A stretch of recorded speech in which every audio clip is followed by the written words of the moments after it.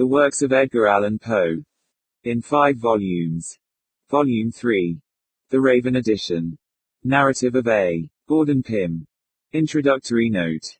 Upon my return to the United States a few months ago, after the extraordinary series of adventure in the South Seas and elsewhere, of which an account is given in the following pages, accident threw me into the society of several gentlemen in Richmond, VA, who felt deep interest in all matters relating to the regions I had visited, and who were constantly urging it upon me, as a duty, to give my narrative to the public. I had several reasons, however, for declining to do so, some of which were of a nature altogether private, and concern no person but myself, others not so much so. One consideration which deterred me was that, having kept no journal during a greater portion of the time in which I was absent, I feared I should not be able to write, from mere memory, a statement so minute and connected as to have the appearance of that truth it would really possess, barring only the natural and unavoidable exaggeration to which all of us are prone when detailing events which have had powerful influence in exciting the imaginative faculties.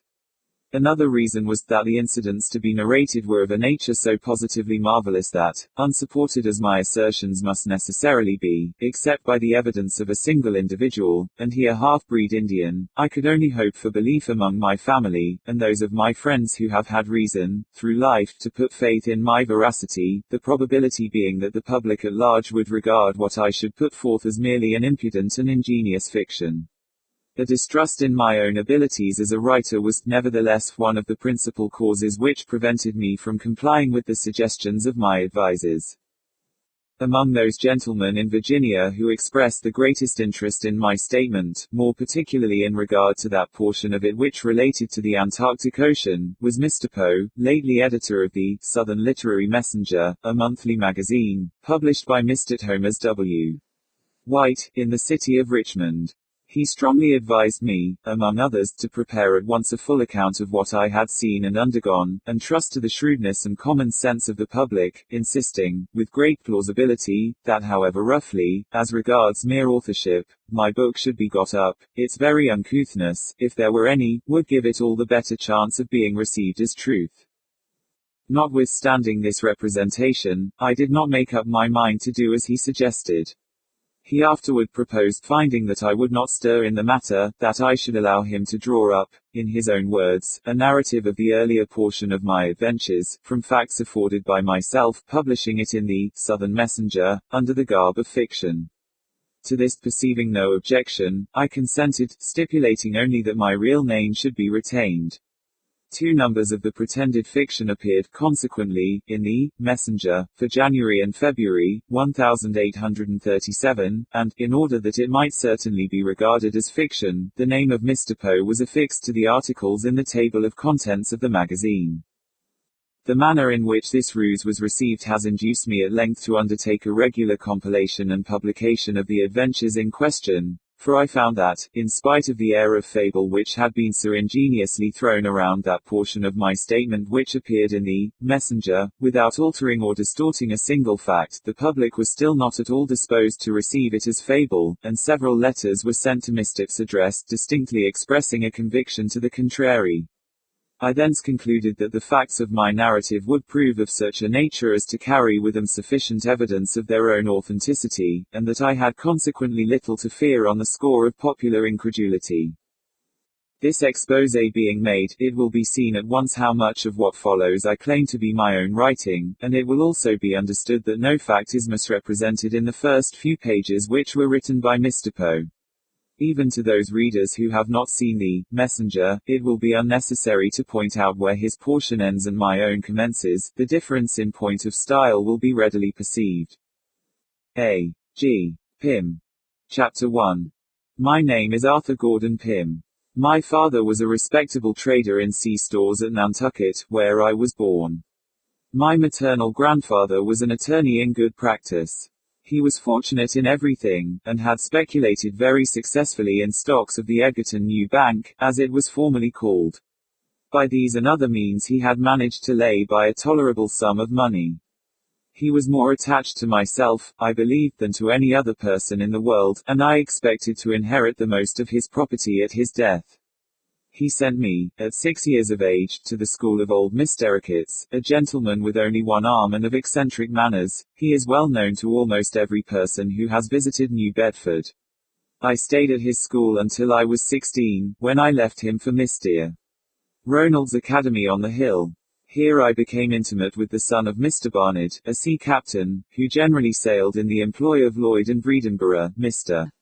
Barnard is also very well known in New Bedford, and has many relations, I am certain, in Edgerton.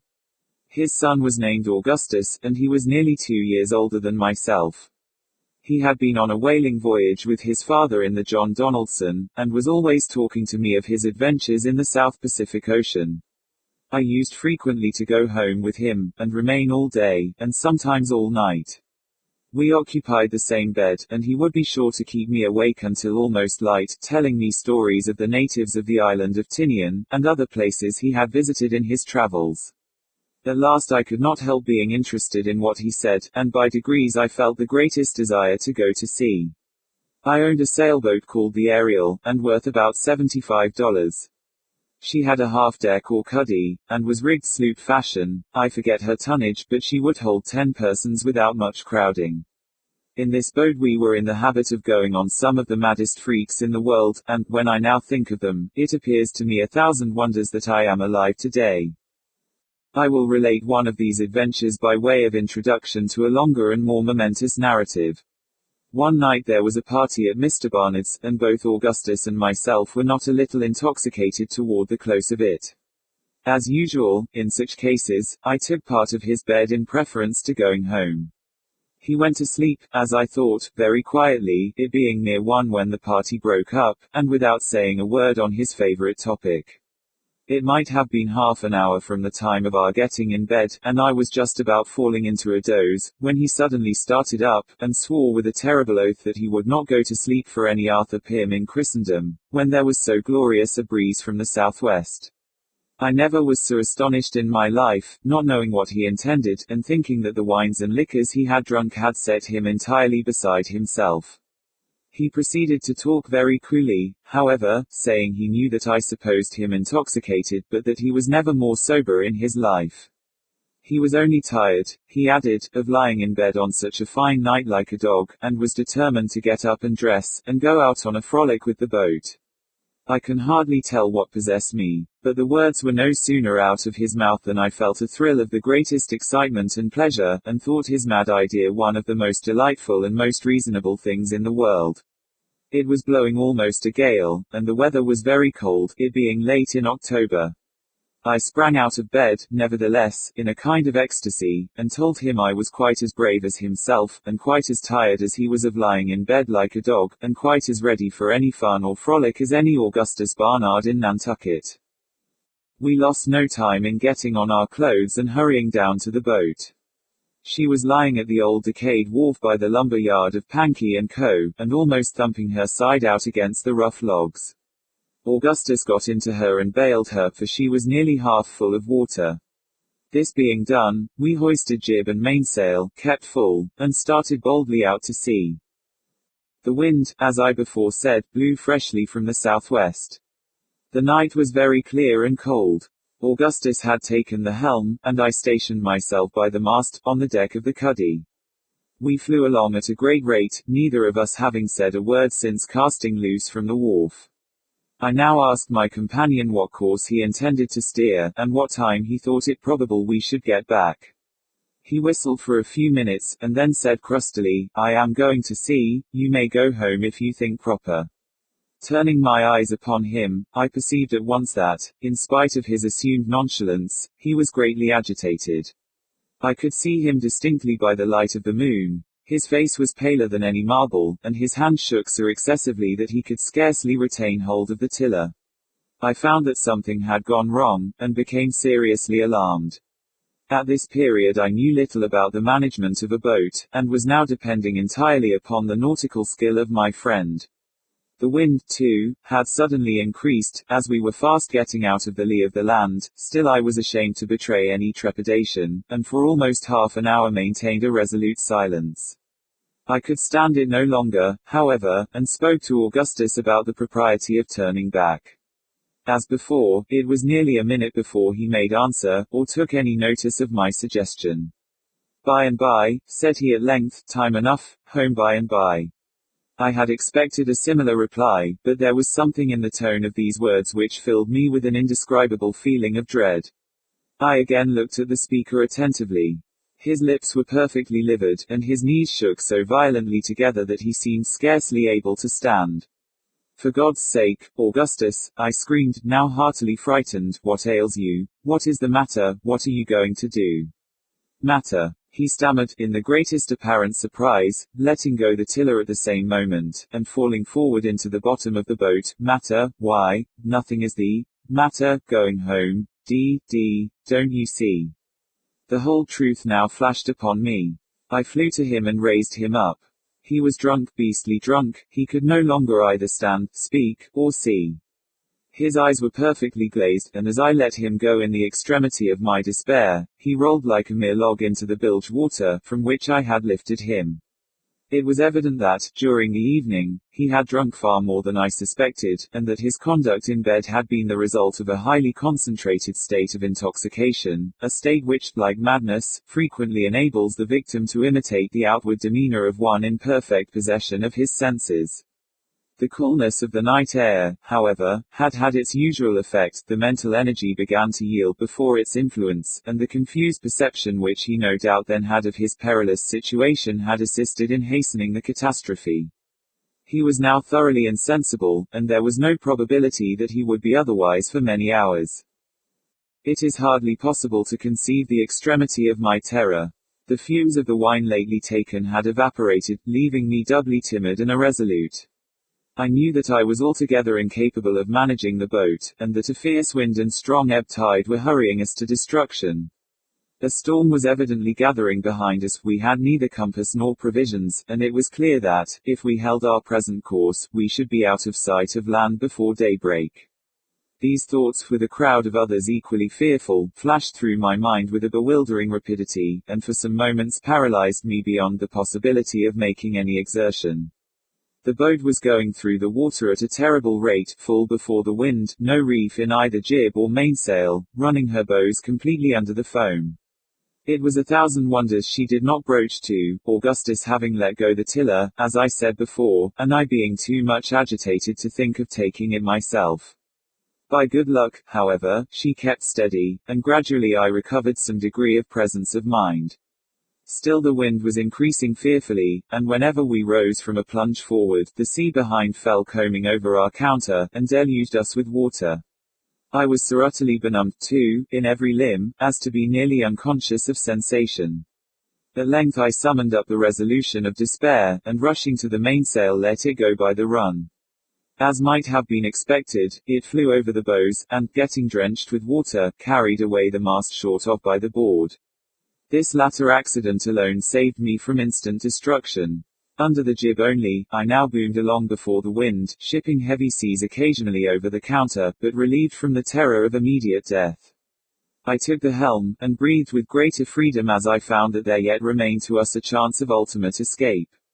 Augustus still lay senseless in the bottom of the boat, and as there was imminent danger of his drowning, the water being nearly a foot deep just where he fell, I contrived to raise him partially up, and keep him in a sitting position, by passing a rope round his waist, and lashing it to a ringbolt in the deck of the cuddy.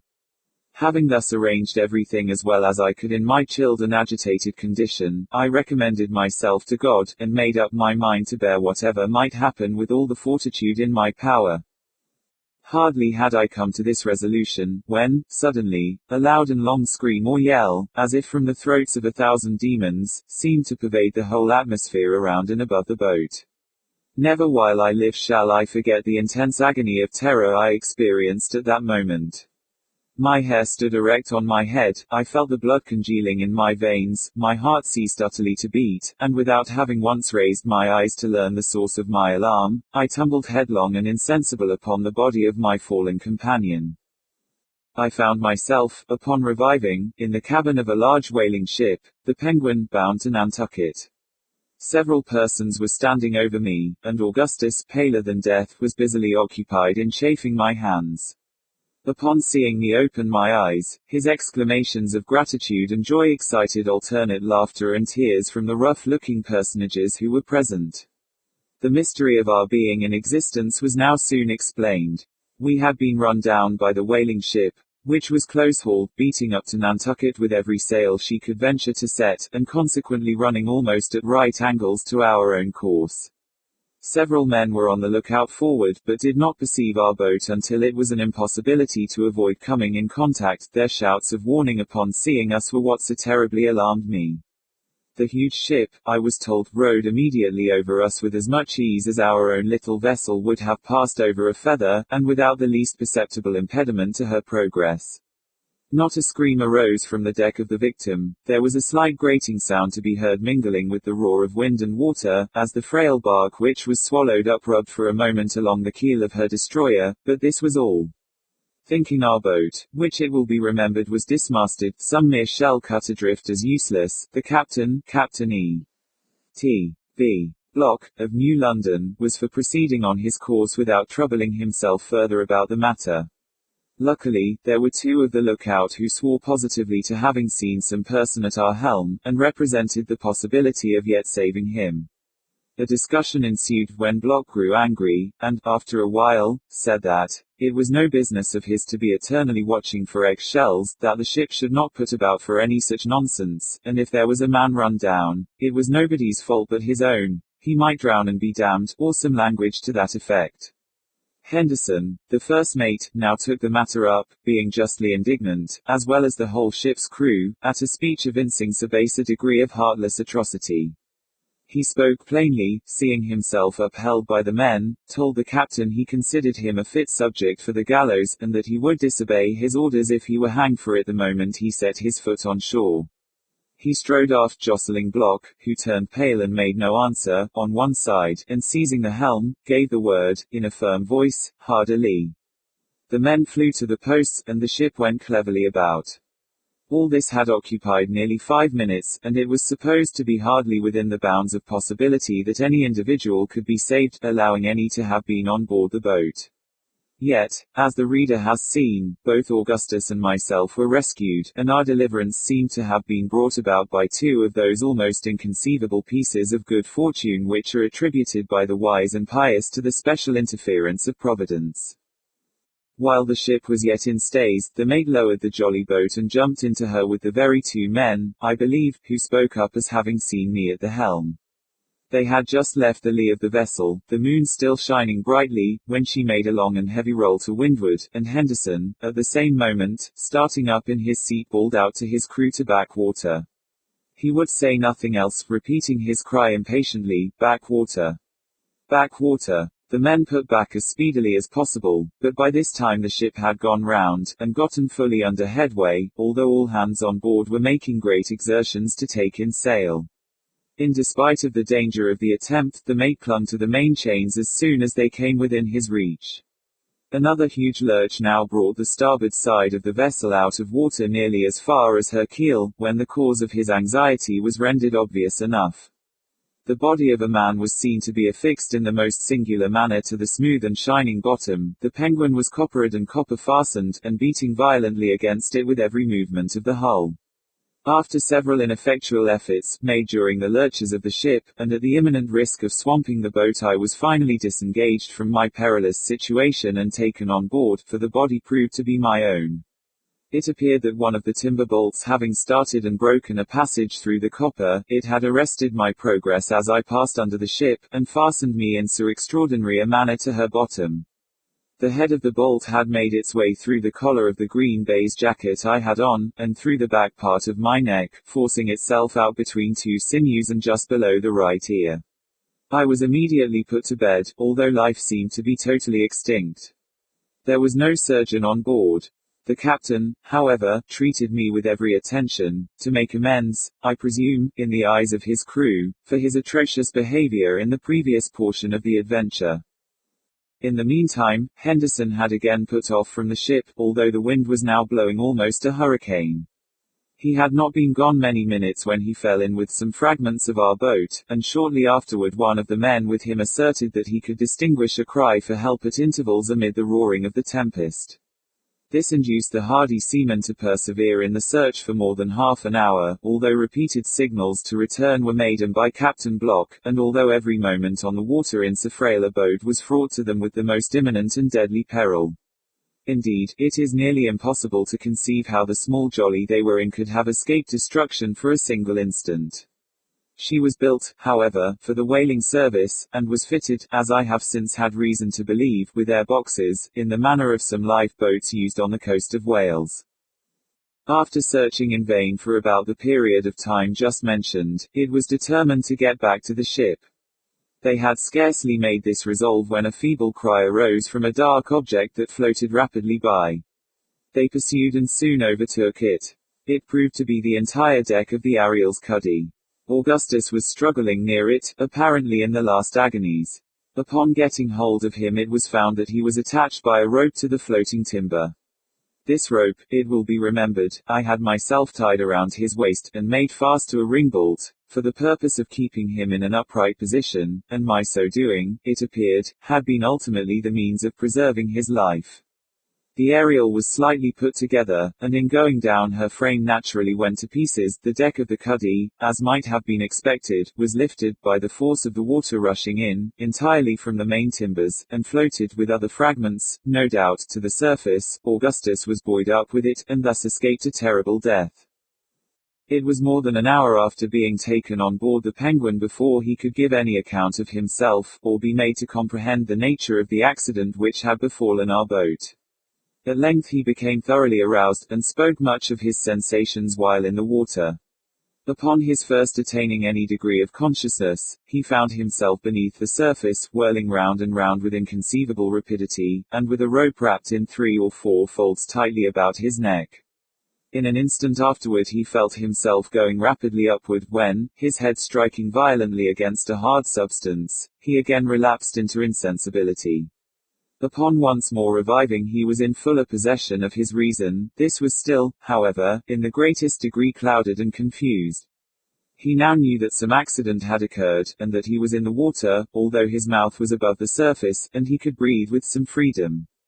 Possibly, at this period the deck was drifting rapidly before the wind, and drawing him after it, as he floated upon his back. Of course, as long as he could have retained this position, it would have been nearly impossible that he should be drowned. Presently a surge threw him directly athwart the deck, and this post he endeavored to maintain, screaming at intervals for help.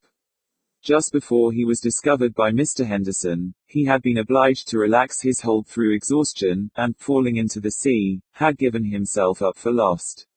During the whole period of his struggles he had not the faintest recollection of the Ariel, nor of the matters in connection with the source of his disaster.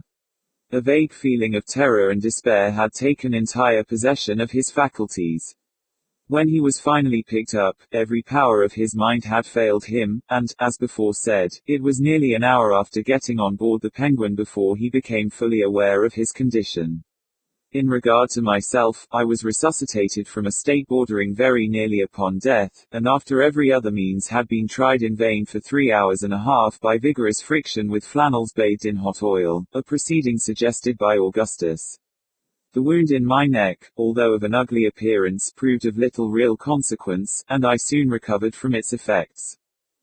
The Penguin got into port about 9 o'clock in the morning, after encountering one of the severest gales ever experienced off Nantucket. Both Augustus and myself managed to appear at Mr. Barnard's in time for breakfast, which, luckily, was somewhat late, owing to the party overnight. I suppose all at the table were too much fatigued themselves to notice our jaded appearance. Of course, it would not have borne a very rigid scrutiny. Schoolboys, however, can accomplish wonders in the way of deception, and I verily believe not one of our friends in Nantucket had the slightest suspicion that the terrible story told by some sailors in town of their having run down a vessel at sea and drowned some 30 or 40 poor devils, had reference either to the Ariel, my companion, or myself. We too have since very frequently talked the matter over, but never without a shudder. In one of our conversations Augustus frankly confessed to me, that in his whole life he had at no time experienced so excruciating a sense of dismay, as when on board our little boat he first discovered the extent of his intoxication, and felt himself sinking beneath its influence. Chapter 2. In no affairs of mere prejudice, pro or con, do we deduce inferences with entire certainty, even from the most simple data. It might be supposed that a catastrophe such as I have just related would have effectually cooled my incipient passion for the sea. On the contrary, I never experienced a more ardent longing for the wild adventures incident to the life of a navigator than within a week after our miraculous deliverance. This short period proved amply long enough to erase from my memory the shadows, and bring out in vivid light all the pleasurably exciting points of color, all the picturesqueness, of the late perilous accident. My conversations with Augustus grew daily more frequent and more intensely full of interest. He had a manner of relating his stories of the ocean, more than one half of which I now suspect to have been sheer fabrications, well adapted to have weight with one of my enthusiastic temperament and somewhat gloomy although glowing imagination. It is strange, too, that he most strongly enlisted my feelings in behalf of the life of a seaman, when he depicted his more terrible moments of suffering and despair. For the bright side of the painting I had a limited sympathy. My visions were of shipwreck and famine, of death or captivity among barbarian hordes, of a lifetime dragged out in sorrow and tears, upon some grey and desolate rock, in an ocean unapproachable and unknown. Such visions or desires, for they amounted to desires, are common, I have since been assured, to the whole numerous race of the melancholy among men. At the time of which I speak I regarded them only as prophetic glimpses of a destiny which I felt myself in a measure bound to fulfill. Augustus thoroughly entered into my state of mind. It is probable, indeed, that our intimate communion had resulted in a partial interchange of character. About 18 months after the period of the Ariel's disaster, the firm of Lloyd and Vredenborough, a house connected in some manner with the Messrs. Enderby, I believe, of Liverpool, were engaged in repairing and fitting out the brig Grampus for a whaling voyage. She was an old hulk, and scarcely seaworthy when all was done to her that could be done. I hardly know why she was chosen in preference to other good vessels belonging to the same owners, but so it was. Mr. Barnard was appointed to command her, and Augustus was going with him. While the brig was getting ready, he frequently urged upon me the excellency of the opportunity now offered for indulging my desire of travel. He found me by no means an unwilling listener, yet the matter could not be so easily arranged.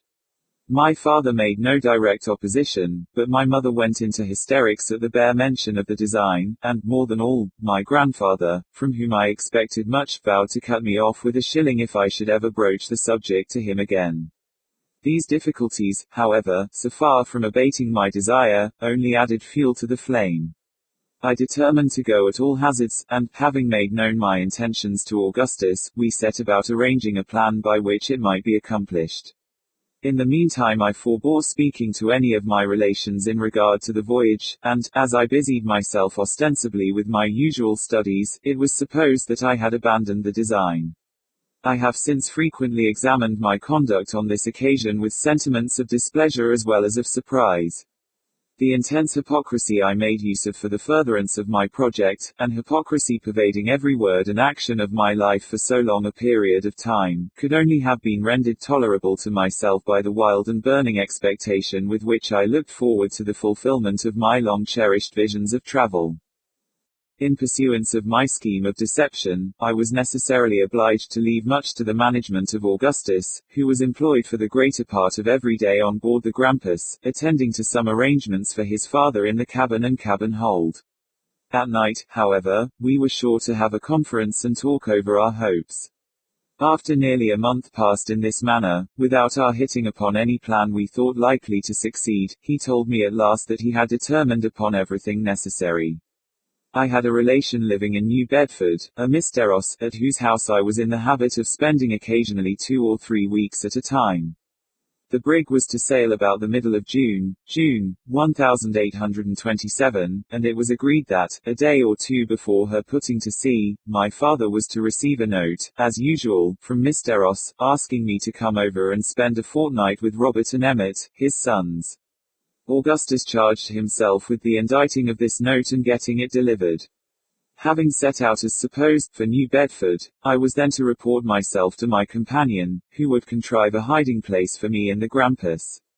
This hiding place, he assured me, would be rendered sufficiently comfortable for a residence of many days, during which I was not to make my appearance. When the brig had proceeded so far on her course as to make any turning back a matter out of question, I should then, he said, be formally installed in all the comforts of the cabin, and as to his father, he would only laugh heartily at the joke. Vessels enough would be met with by which a letter might be sent home explaining the adventure to my parents. The middle of June at length arrived, and everything had been matured. The note was written and delivered, and on a Monday morning I left the house for the New Bedford packet, as supposed. I went, however, straight to Augustus, who was waiting for me at the corner of a street. It had been our original plan that I should keep out of the way until dark, and then slip on board the brig, but, as there was now a thick fog in our favor, it was agreed to lose no time in secreting me. Augustus led the way to the wharf, and I followed at a little distance, enveloped in a thick seaman's cloak, which he had brought with him, so that my person might not be easily recognized. Just as we turned the second corner, after passing Mr. Edmund's well, who should appear, standing right in front of me, and looking me full in the face, but old Mr. Patterson, my grandfather. "Why, bless my soul, Gordon," said he, after a long pause, why, whose dirty cloak is that you have on?"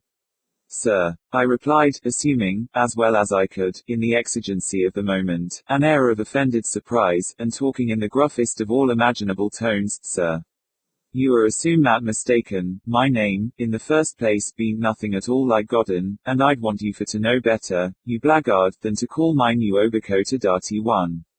For my life I could hardly refrain from screaming with laughter at the odd manner in which the old gentleman received this handsome rebuke.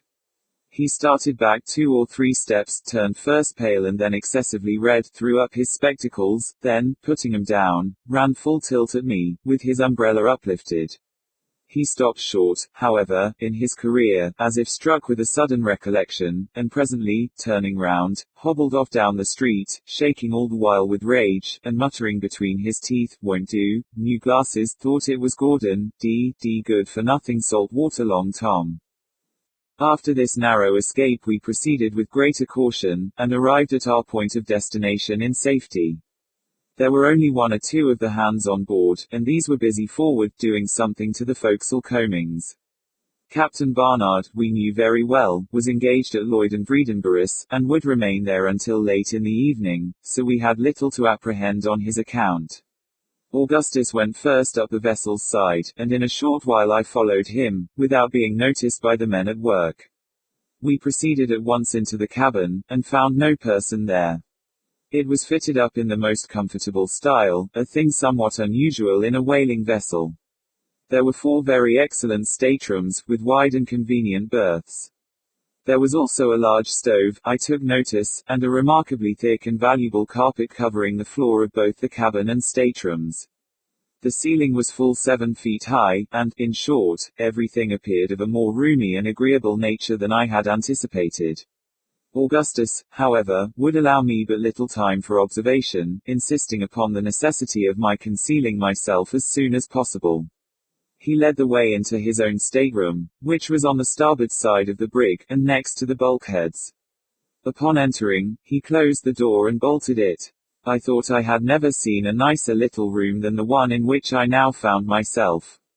It was about 10 feet long, and had only 1 berth, which, as I said before, was wide and convenient. In that portion of the closet nearest the bulkheads there was a space of 4 feet square, containing a table, a chair, and a set of hanging shelves full of books, chiefly books of voyages and travels.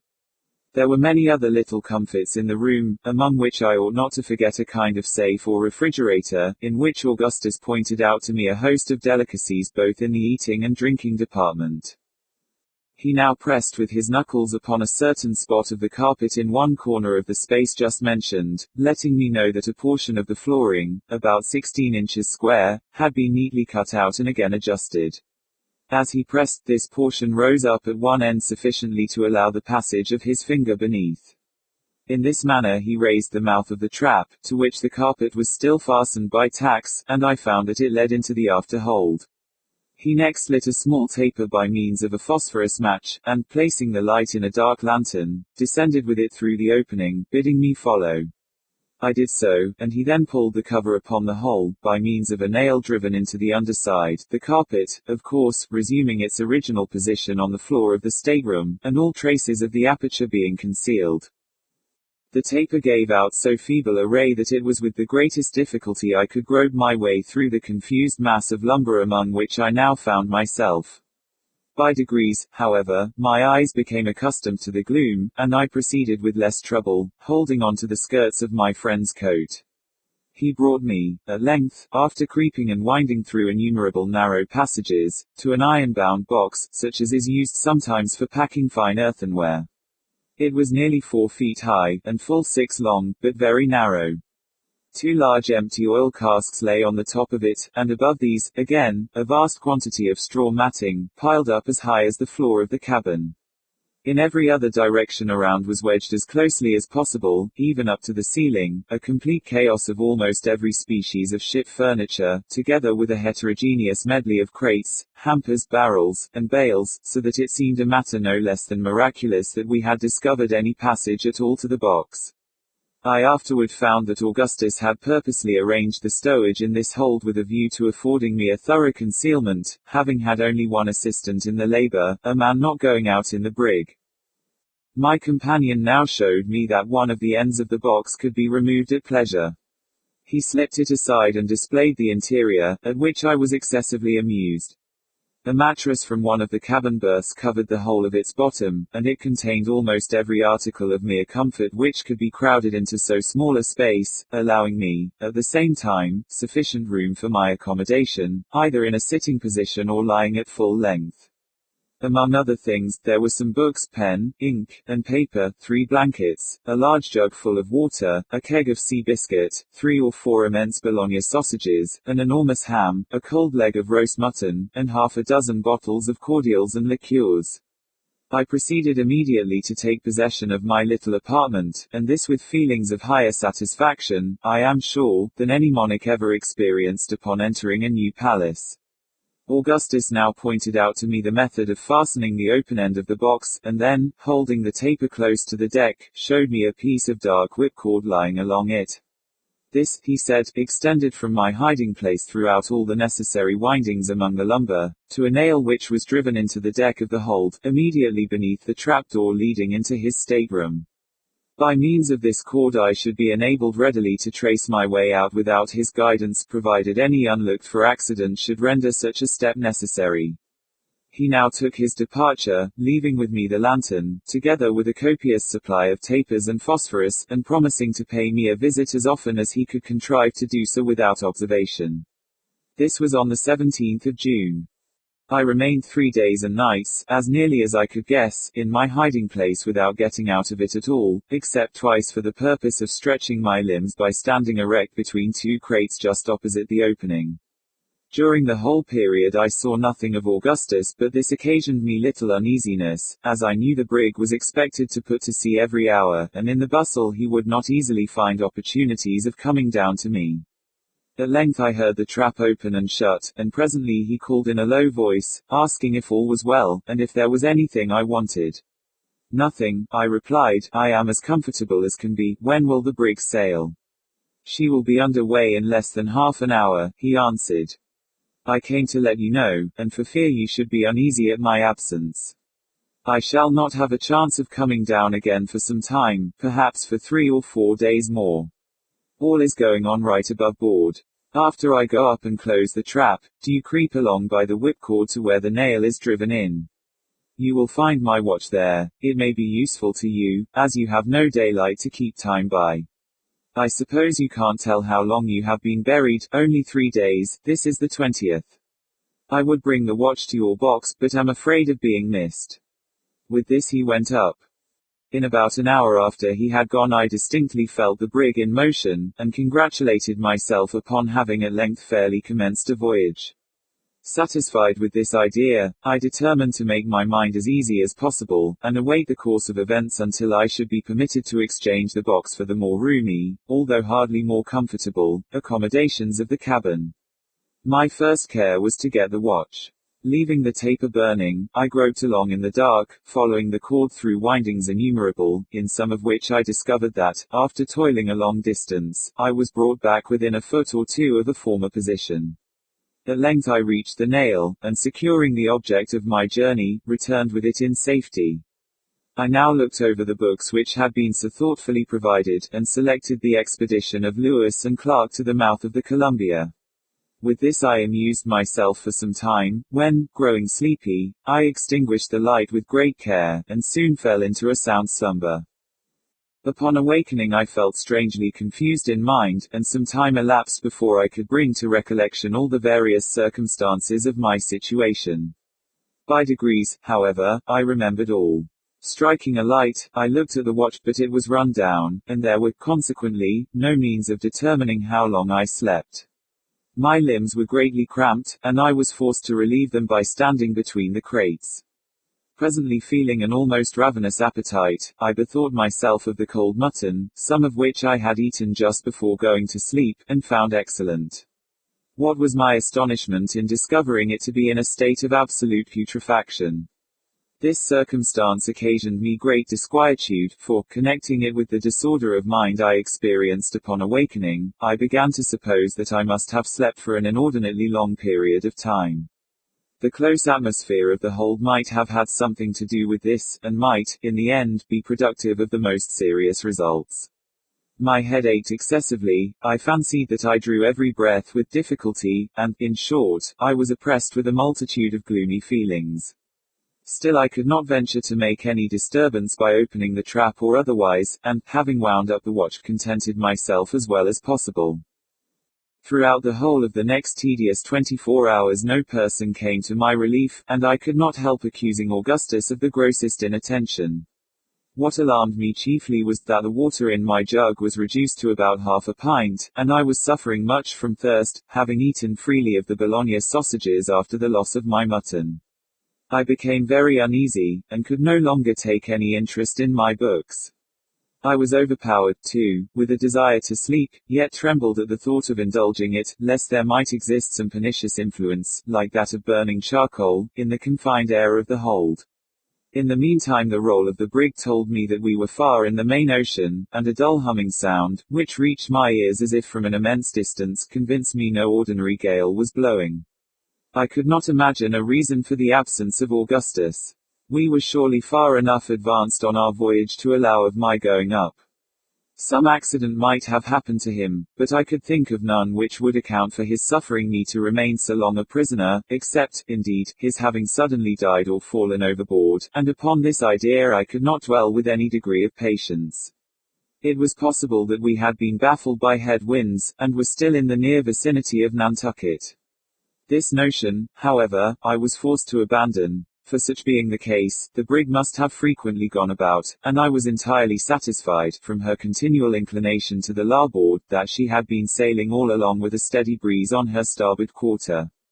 Besides, granting that we were still in the neighborhood of the island, why should not Augustus have visited me and informed me of the circumstance? Pondering in this manner upon the difficulties of my solitary and cheerless condition, I resolved to wait yet another 24 hours, when, if no relief were obtained, I would make my way to the trap, and endeavor either to hold a parley with my friend, or get at least a little fresh air through the opening, and a further supply of water from the stateroom. While occupied with this thought, however, I fell in spite of every exertion to the contrary, into a state of profound sleep, or rather stupor. My dreams were of the most terrific description. Every species of calamity and horror befell me. Among other miseries I was smothered to death between huge pillows by demons of the most ghastly and ferocious aspect. Immense serpents held me in their embrace, and looked earnestly in my face with their fearfully shining eyes. Then deserts, limitless, and of the most forlorn and awe-inspiring character, spread themselves out before me. Immensely tall trunks of trees, grey and leafless, rose up in endless succession as far as the eye could reach. Their roots were concealed in wide-spreading morasses, whose dreary water lay intensely black, still, and altogether terrible, beneath. And the strange trees seemed endowed with a human vitality, and waving to and fro the skeleton arms, were crying to the silent waters for mercy, in the shrill and piercing accents of the most acute agony and despair. The scene changed, and I stood, naked and alone, amidst the burning sand plains of Sahara. At my feet lay crouched a fierce lion of the tropics. Suddenly his wild eyes opened and fell upon me. With a conclusive bound he sprang to his feet, and laid bare his horrible teeth. In another instant there burst from his red throat a roar like the thunder of the firmament, and I fell impetuously to the earth. Stifling in a paroxysm of terror, I at last found myself partially awake. My dream, then, was not all a dream. Now, at least, I was in possession of my senses. The paws of some huge and real monster were pressing heavily upon my bosom. His hot breath was in my ear, and his white and ghastly fangs were gleaming upon me through the gloom. Had 1,000 lives hung upon the movement of a limb or the utterance of a syllable, I could have neither stirred nor spoken. The beast, whatever it was, retained his position without attempting any immediate violence, while I lay in an utterly helpless, and, I fancied, a dying condition beneath him. I felt that my powers of body and mind were fast leaving me, in a word, that I was perishing, and perishing of sheer fright. My brain swam, I grew deadly sick, my vision failed, even the glaring eyeballs above me grew dim. Making a last strong effort, I at length breathed a faint ejaculation to God, and resigned myself to die. The sound of my voice seemed to arouse all the latent fury of the animal. He precipitated himself at full length upon my body, but what was my astonishment, when, with a long and low whine, he commenced licking my face and hands with the greatest eagerness, and with the most extravagant demonstration of affection and joy. I was bewildered, utterly lost in amazement, but I could not forget the peculiar whine of my Newfoundland dog Tiger, and the odd manner of his caresses I well knew. It was he. I experienced a sudden rush of blood to my temples, a giddy and overpowering sense of deliverance and reanimation. I rose hurriedly from the mattress upon which I had been lying, and, throwing myself upon the neck of my faithful follower and friend, relieved the long oppression of my bosom in a flood of the most passionate tears.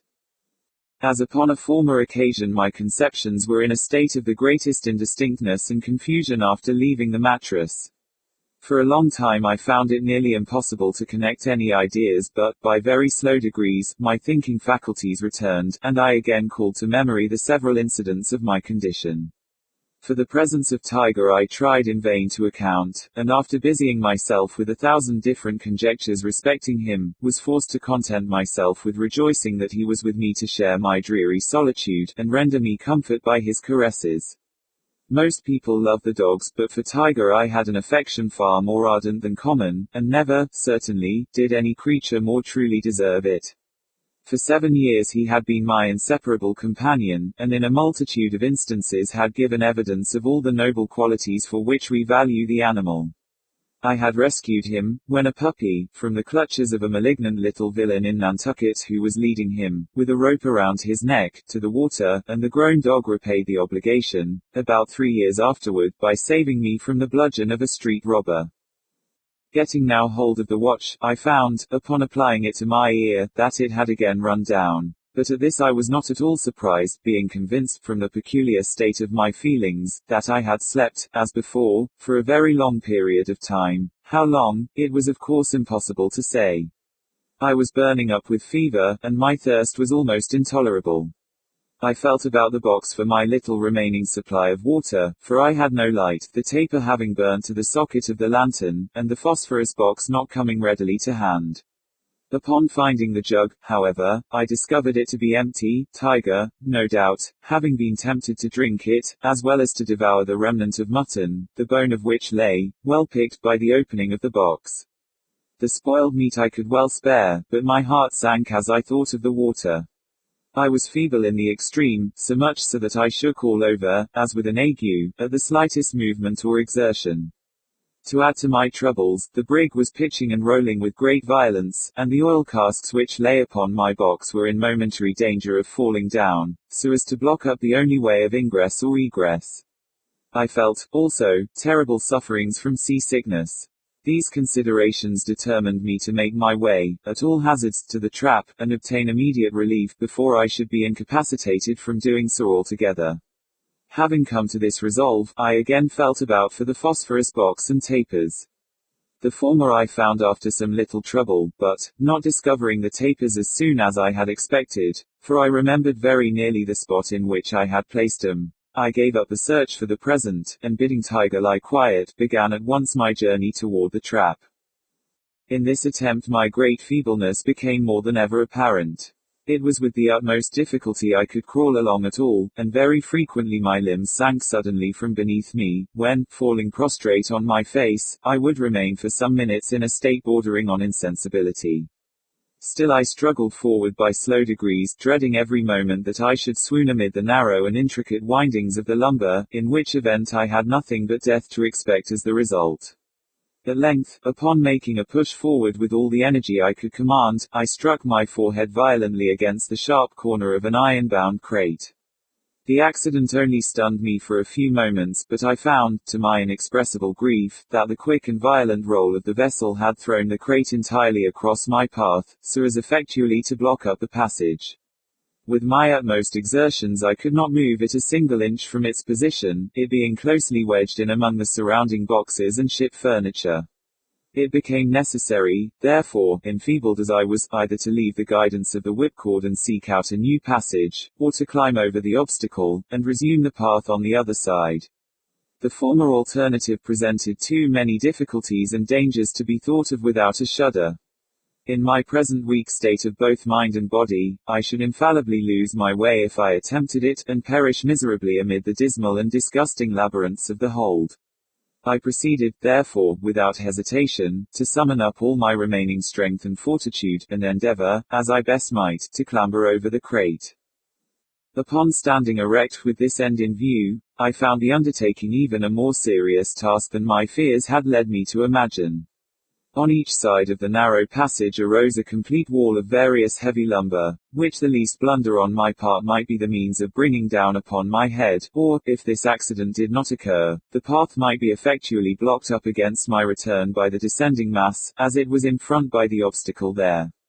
The crate itself was a long and unwieldy box, upon which no foothold could be obtained.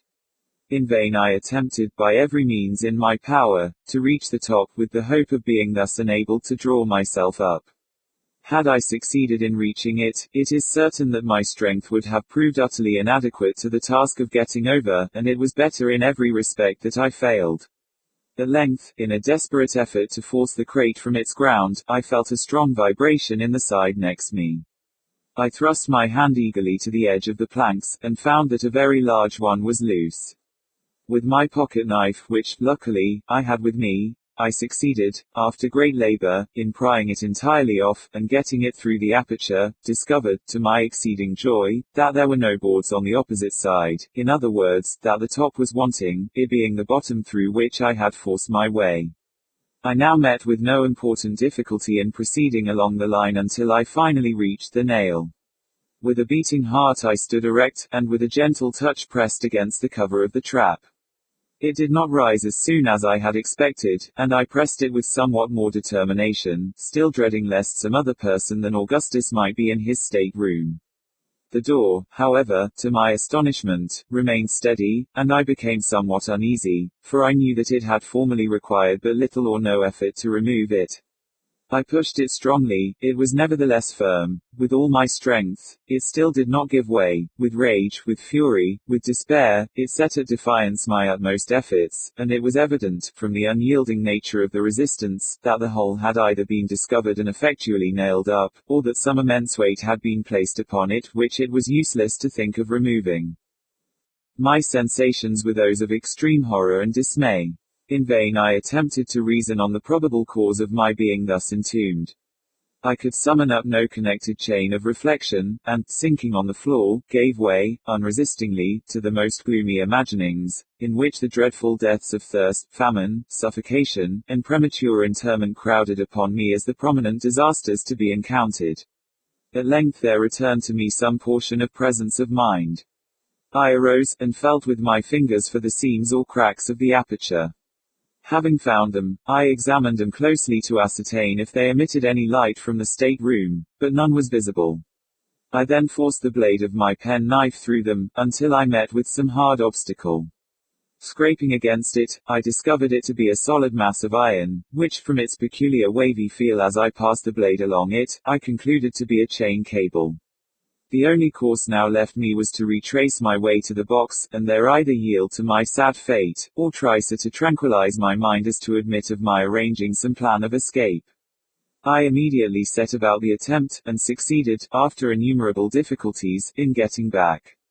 As I sank, utterly exhausted, upon the mattress, Tiger threw himself at full length by my side, and seemed as if desirous, by his caresses, of consoling me in my troubles, and urging me to bear them with fortitude.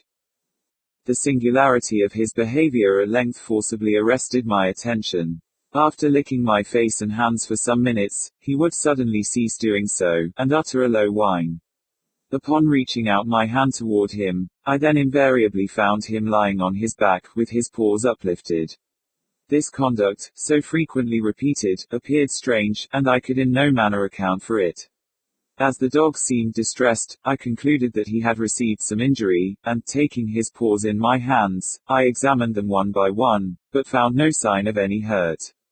I then supposed him hungry, and gave him a large piece of ham, which he devoured with avidity, afterward, however, resuming his extraordinary maneuvers. I now imagined that he was suffering, like myself, the torments of thirst, and was about adopting this conclusion as the true one, when the idea occurred to me that I had as yet only examined his paws, and that there might possibly be a wound upon some portion of his body or head. The latter I felt carefully over, but found nothing. On passing my hand, however, along his back, I perceived a slight erection of the hair extending completely across it. Probing this with my finger, I discovered a string, and tracing it up, found that it encircled the whole body. Upon a closer scrutiny, I came across a small slip of what had the feeling of letter paper, through which the string had been fastened in such a manner as to bring it immediately beneath the left shoulder of the animal. Chapter 3. The thought instantly occurred to me that the paper was a note from Augustus, and that some unaccountable accident having happened to prevent his relieving me from my dungeon, he had devised this method of acquainting me with the true state of affairs. Trembling with eagerness, I now commenced another search for my phosphorus matches and tapers. I had a confused recollection of having put them carefully away just before falling asleep, and, indeed, previously to my last journey to the trap, I had been able to remember the exact spot where I had deposited them. But now I endeavored in vain to call it to mind, and busied myself for a full hour in a fruitless and vexatious search for the missing articles. Never, surely, was there a more tantalizing state of anxiety and suspense. At length, while groping about, with my head close to the ballast, near the opening of the box, and outside of it, I perceived a faint glimmering of light in the direction of the steerage. Greatly surprised, I endeavored to make my way toward it, as it appeared to be but a few feet from my position. Scarcely had I moved with this intention, when I lost sight of the glimmer entirely, and, before I could bring it into view again, was obliged to feel along by the box until I had exactly resumed my original situation.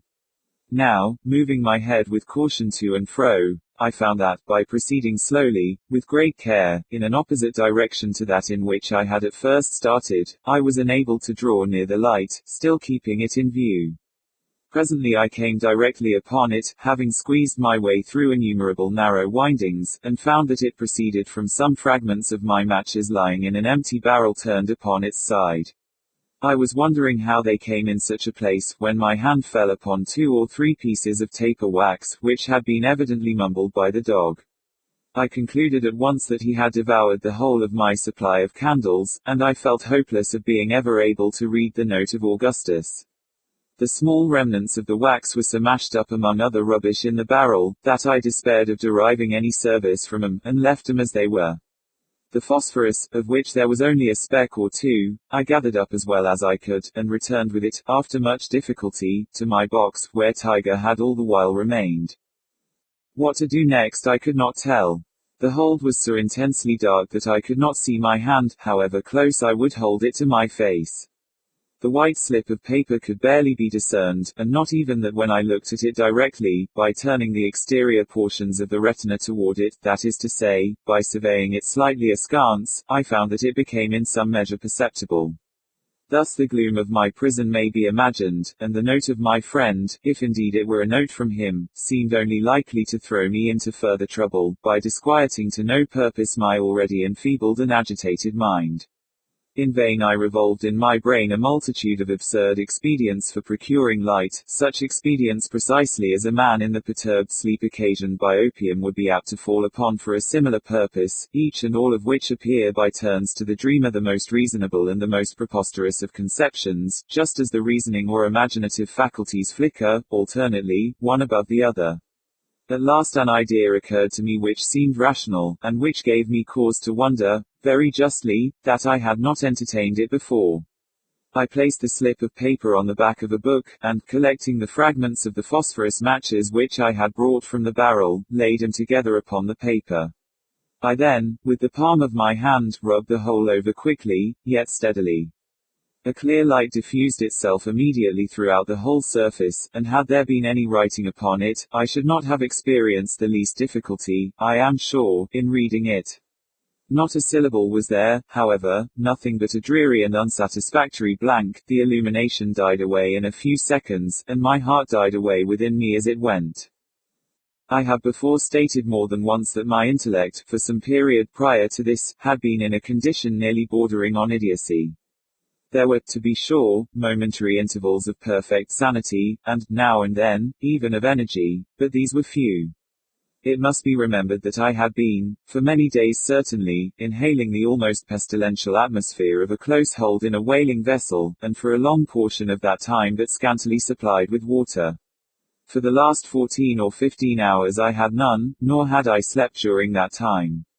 Salt provisions of the most exciting kind had been my chief, and, indeed, since the loss of the mutton, my only supply of food, with the exception of the sea biscuit, and these latter were utterly useless to me, as they were too dry and hard to be swallowed in the swollen and parched condition of my throat.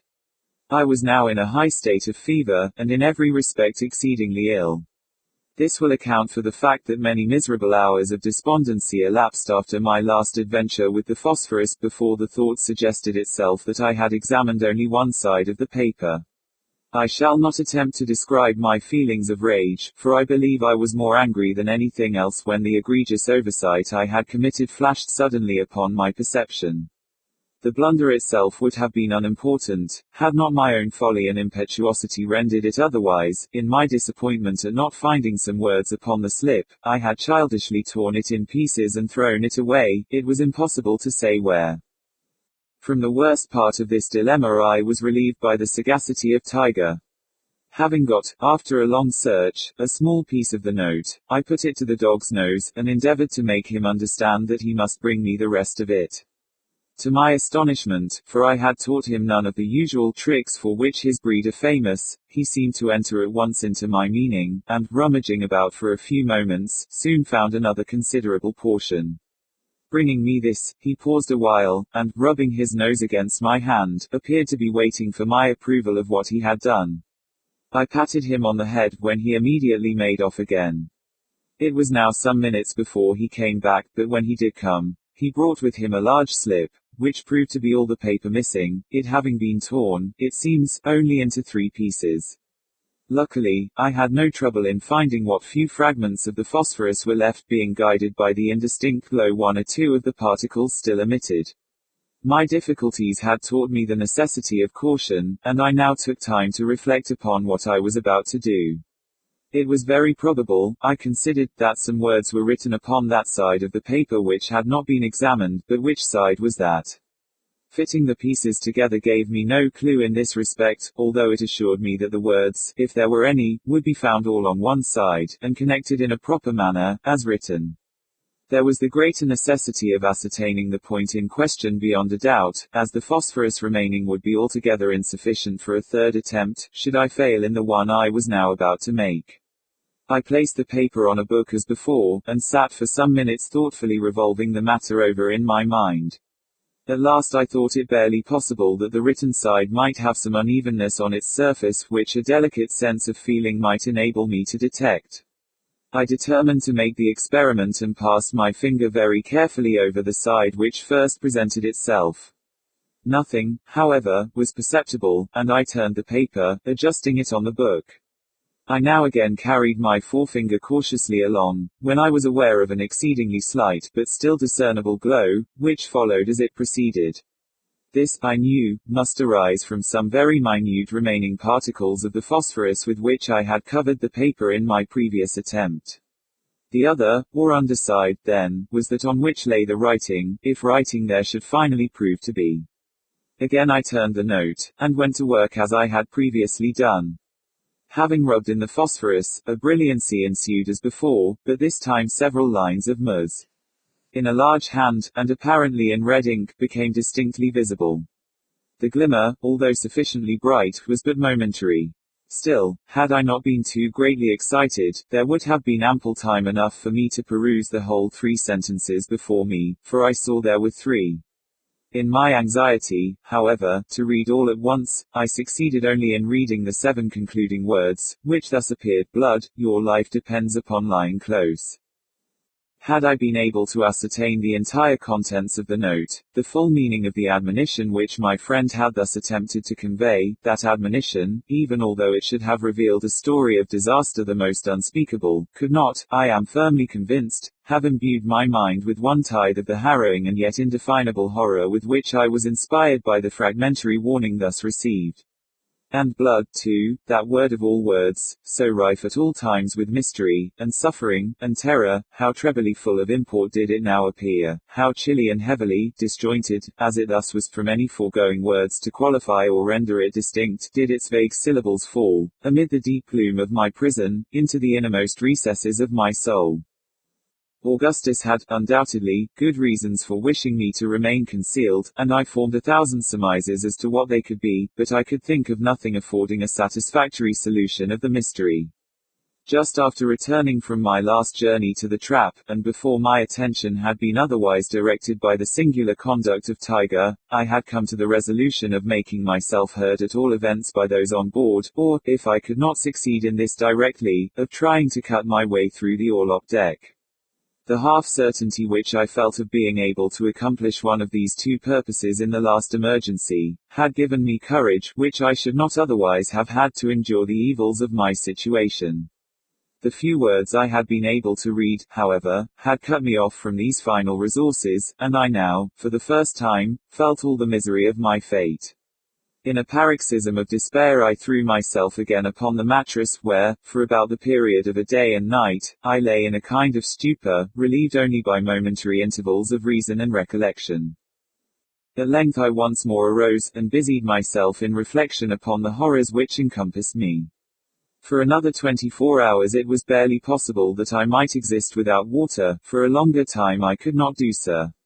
During the first portion of my imprisonment I had made free use of the cordials with which Augustus had supplied me, but they only served to excite fever, without in the least degree assuaging thirst. I had now only about a gill left, and this was of a species of strong peach liqueur at which my stomach revolted. The sausages were entirely consumed, of the ham nothing remained but a small piece of the skin, and all the biscuit, except a few fragments of one, had been eaten by Tiger.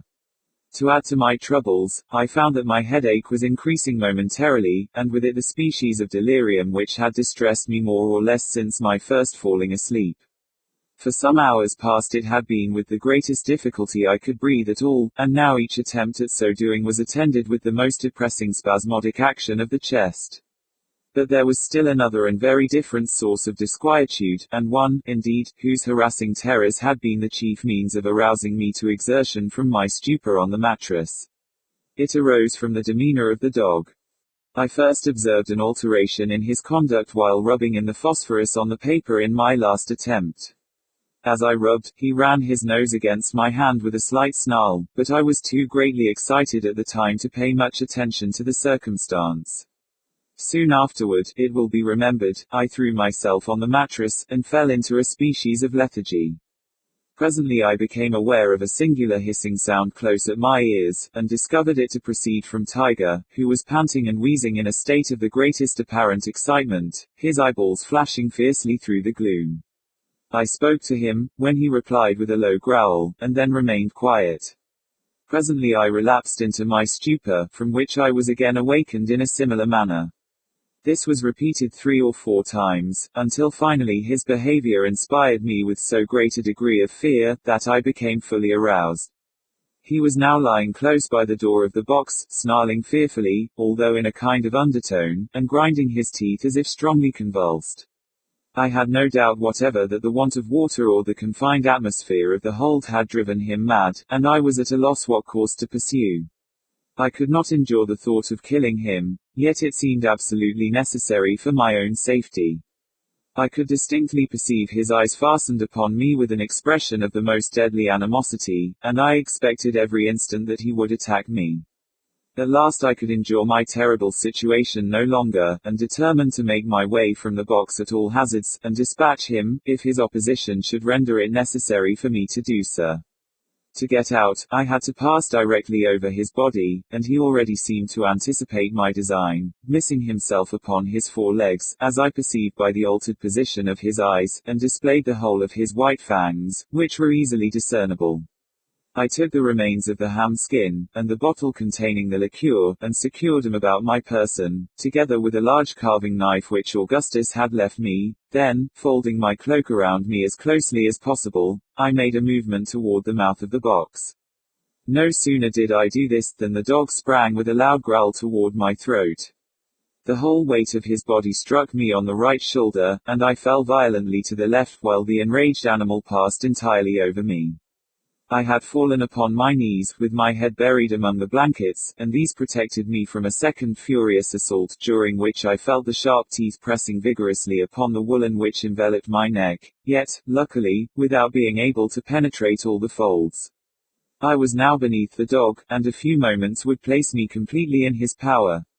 Despair gave me strength, and I rose boldly up, shaking him from me by main force, and dragging with me the blankets from the mattress. These I now threw over him, and before he could extricate himself, I had got through the door and closed it effectually against his pursuit. In this struggle, however, I had been forced to drop the morsel of ham skin, and I now found my whole stock of provisions reduced to a single gill of liqueur. As this reflection crossed my mind, I felt myself actuated by one of those fits of perverseness which might be supposed to influence a spoiled child in similar circumstances, and, raising the bottle to my lips, I drained it to the last drop, and dashed it furiously upon the floor. Scarcely had the echo of the crash died away, when I heard my name pronounced in an eager but subdued voice, issuing from the direction of the steerage. So unexpected was anything of the kind, and so intense was the emotion excited within me by the sound, that I endeavored in vain to reply. My powers of speech totally failed, and in an agony of terror lest my friend should conclude me dead, and return without attempting to reach me, I stood up between the crates near the door of the box, trembling convulsively, and gasping and struggling for utterance. Had 1,000 words depended upon a syllable, I could not have spoken it. There was a slight movement now audible among the lumber somewhere forward of my station. The sound presently grew less distinct, then again less so, and still less. Shall I ever forget my feelings at this moment? He was going, my friend, my companion, from whom I had a right to expect so much. He was going, he would abandon me, he was gone. He would leave me to perish miserably, to expire in the most horrible and loathsome of dungeons, and one word, one little syllable, would save me, yet that single syllable I could not utter. I felt, I am sure, more than 10,000 times the agonies of death itself. My brain reeled, and I fell, deadly sick, against the end of the box. As I fell, the carving knife was shaken out from the waistband of my pantaloons, and dropped with a rattling sound to the floor. Never did any strain of the richest melody come so sweetly to my ears. With the intensest anxiety I listened to ascertain the effect of the noise upon Augustus, for I knew that the person who called my name could be no one but himself. All was silent for some moments. At length I again heard the word, Arthur, repeated in a low tone, and one full of hesitation. Reviving hope loosened at once my powers of speech, and I now screamed at the top of my voice, Augustus. Oh, Augustus! Hush! For God's sake be silent! He replied, in a voice trembling with agitation, I will be with you immediately, as soon as I can make my way through the hold. For a long time I heard him moving among the lumber, and every moment seemed to me an age. At length I felt his hand upon my shoulder, and he placed, at the same moment, a bottle of water to my lips. Those only who have been suddenly redeemed from the jaws of the tomb, or who have known the insufferable torments of thirst under circumstances as aggravated as those which encompass me in my dreary prison, can form any idea of the unutterable transports which that one long draught of the richest of all physical luxuries afforded. When I had in some degree satisfied my thirst, Augustus produced from his pocket 3 or 4 boiled potatoes, which I devoured with the greatest avidity. He had brought with him a light in a dark lantern, and the grateful rays afforded me scarcely less comfort than the food and drink. But I was impatient to learn the cause of his protracted absence, and he proceeded to recount what had happened on board during my incarceration. Chapter 4. The brig put to sea, as I had supposed, in about an hour after he had left the watch. This was on the 20th of June. It will be remembered that I had then been in the hold for 3 days, and, during this period, there was so constant a bustle on board, and so much running to and fro, especially in the cabin and staterooms, that he had had no chance of visiting me without the risk of having the secret of the trap discovered. When at length he did come, I had assured him that I was doing as well as possible, and, therefore, for the 2 next days he felt but little uneasiness on my account, still, however, watching an opportunity of going down. It was not until the 4th day that he found one. Several times during this interval he had made up his mind to let his father know of the adventure, and have me come up at once, but we were still within reaching distance of Nantucket, and it was doubtful, from some expressions which had escaped Captain Barnard, whether he would not immediately put back if he discovered me to be on board. Besides, upon thinking the matter over, Augustus, so he told me, could not imagine that I was in immediate want, or that I would hesitate, in such case, to make myself heard at the trap. When, therefore, he considered everything, he concluded to let me stay until he could meet with an opportunity of visiting me unobserved. This, as I said before, did not occur until the 4th day after his bringing me the watch, and the 7th since I had first entered the hold. He then went down without taking with him any water or provisions, intending in the first place merely to call my attention, and get me to come from the box to the trap, when he would go up to the stateroom and thence hand me down a supply. When he descended for this purpose he found that I was asleep, for it seems that I was snoring very loudly. From all the calculations I can make on the subject, this must have been the slumber into which I fell just after my return from the trap with the watch, and which, consequently, must have lasted for more than 3 entire days and nights at the very least. Latterly, I have had reason both from my own experience and the assurance of others, to be acquainted with the strong soporific effects of the stench arising from old fish oil when closely confined, and when I think of the condition of the hold in which I was imprisoned, and the long period during which the brig had been used as a whaling vessel, I am more inclined to wonder that I awoke at all, after once falling asleep, than that I should have slept uninterruptedly for the period specified above. Augustus called to me at first in a low voice and without closing the trap, but I made him no reply. He then shut the trap, and spoke to me in a louder, and finally in a very loud tone, still I continued to snore. He was now at a loss what to do. It would take him some time to make his way through the lumber to my box, and in the meanwhile his absence would be noticed by Captain Barnard, who had occasion for his services every minute, in arranging and copying papers connected with the business of the voyage. He determined, therefore, upon reflection, to ascend, and await another opportunity of visiting me. He was the more easily induced to this resolve, as my slumber appeared to be of the most tranquil nature, and he could not suppose that I had undergone any inconvenience from my incarceration. He had just made up his mind on these points when his attention was arrested by an unusual bustle, the sound of which proceeded apparently from the cabin. He sprang through the trap as quickly as possible, closed it, and threw open the door of his stateroom. No sooner had he put his foot over the threshold than a pistol flashed in his face, and he was knocked down, at the same moment, by a blow from a handspike. A strong hand held him on the cabin floor, with a tight grasp upon his throat, still he was able to see what was going on around him.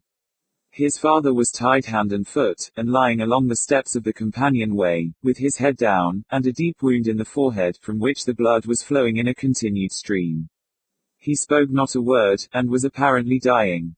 Over him stood the first mate, eyeing him with an expression of fiendish derision, and deliberately searching his pockets, from which he presently drew forth a large wallet and a chronometer. 7 of the crew, among whom was the cook, a Negro, were rummaging the staterooms on the larboard for arms, where they soon equipped themselves with muskets and ammunition. Besides Augustus and Captain Barnard, there were 9 men altogether in the cabin, and these among the most ruffianly of the brig's company. The villains now went upon deck, taking my friend with them after having secured his arms behind his back. They proceeded straight to the forecastle, which was fastened down, 2 of the mutineers standing by it with axes, 2 also at the main hatch. The mate called out in a loud voice, "Do you hear there below? Tumble up with you, one by one, now, mark that, and no grumbling." It was some minutes before any one appeared. At last an Englishman, who had shipped as a raw hand, came up, weeping piteously, and entreating the mate, in the most humble manner, to spare his life. The only reply was a blow on the forehead from an axe. The poor fellow fell to the deck without a groan, and the black cook lifted him up in his arms as he would a child, and tossed him deliberately into the sea. Hearing the blow and the plunge of the body, the men below could now be induced to venture on deck neither by threats nor promises, until a proposition was made to smoke them out. A general rush then ensued, and for a moment it seemed possible that the brig might be retaken. The mutineers, however, succeeded at last in closing the forecastle effectually before more than 6 of their opponents could get up.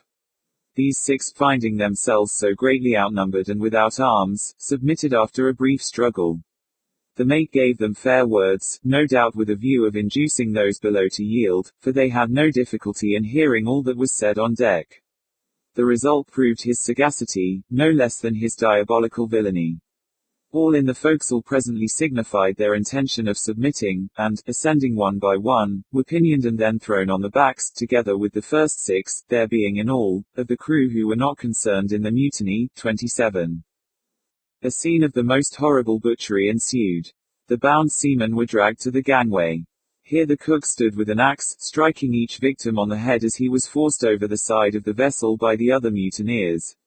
In this manner 22 perished, and Augustus had given himself up for lost, expecting every moment his own turn to come next. But it seemed that the villains were now either weary, or in some measure disgusted with the bloody labor, for the 4 remaining prisoners, together with my friend, who had been thrown on the deck with the rest, were respited while the mate sent below for rum, and the whole murderous party held a drunken carouse, which lasted until sunset. They now fell to disputing in regard to the fate of the survivors, who lay not more than 4 paces off, and could distinguish every word said.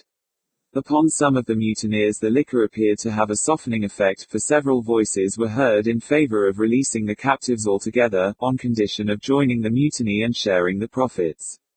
The black cook, however, who in all respects was a perfect demon, and who seemed to exert as much influence, if not more, than the mate himself, would listen to no proposition of the kind, and rose repeatedly for the purpose of resuming his work at the gangway.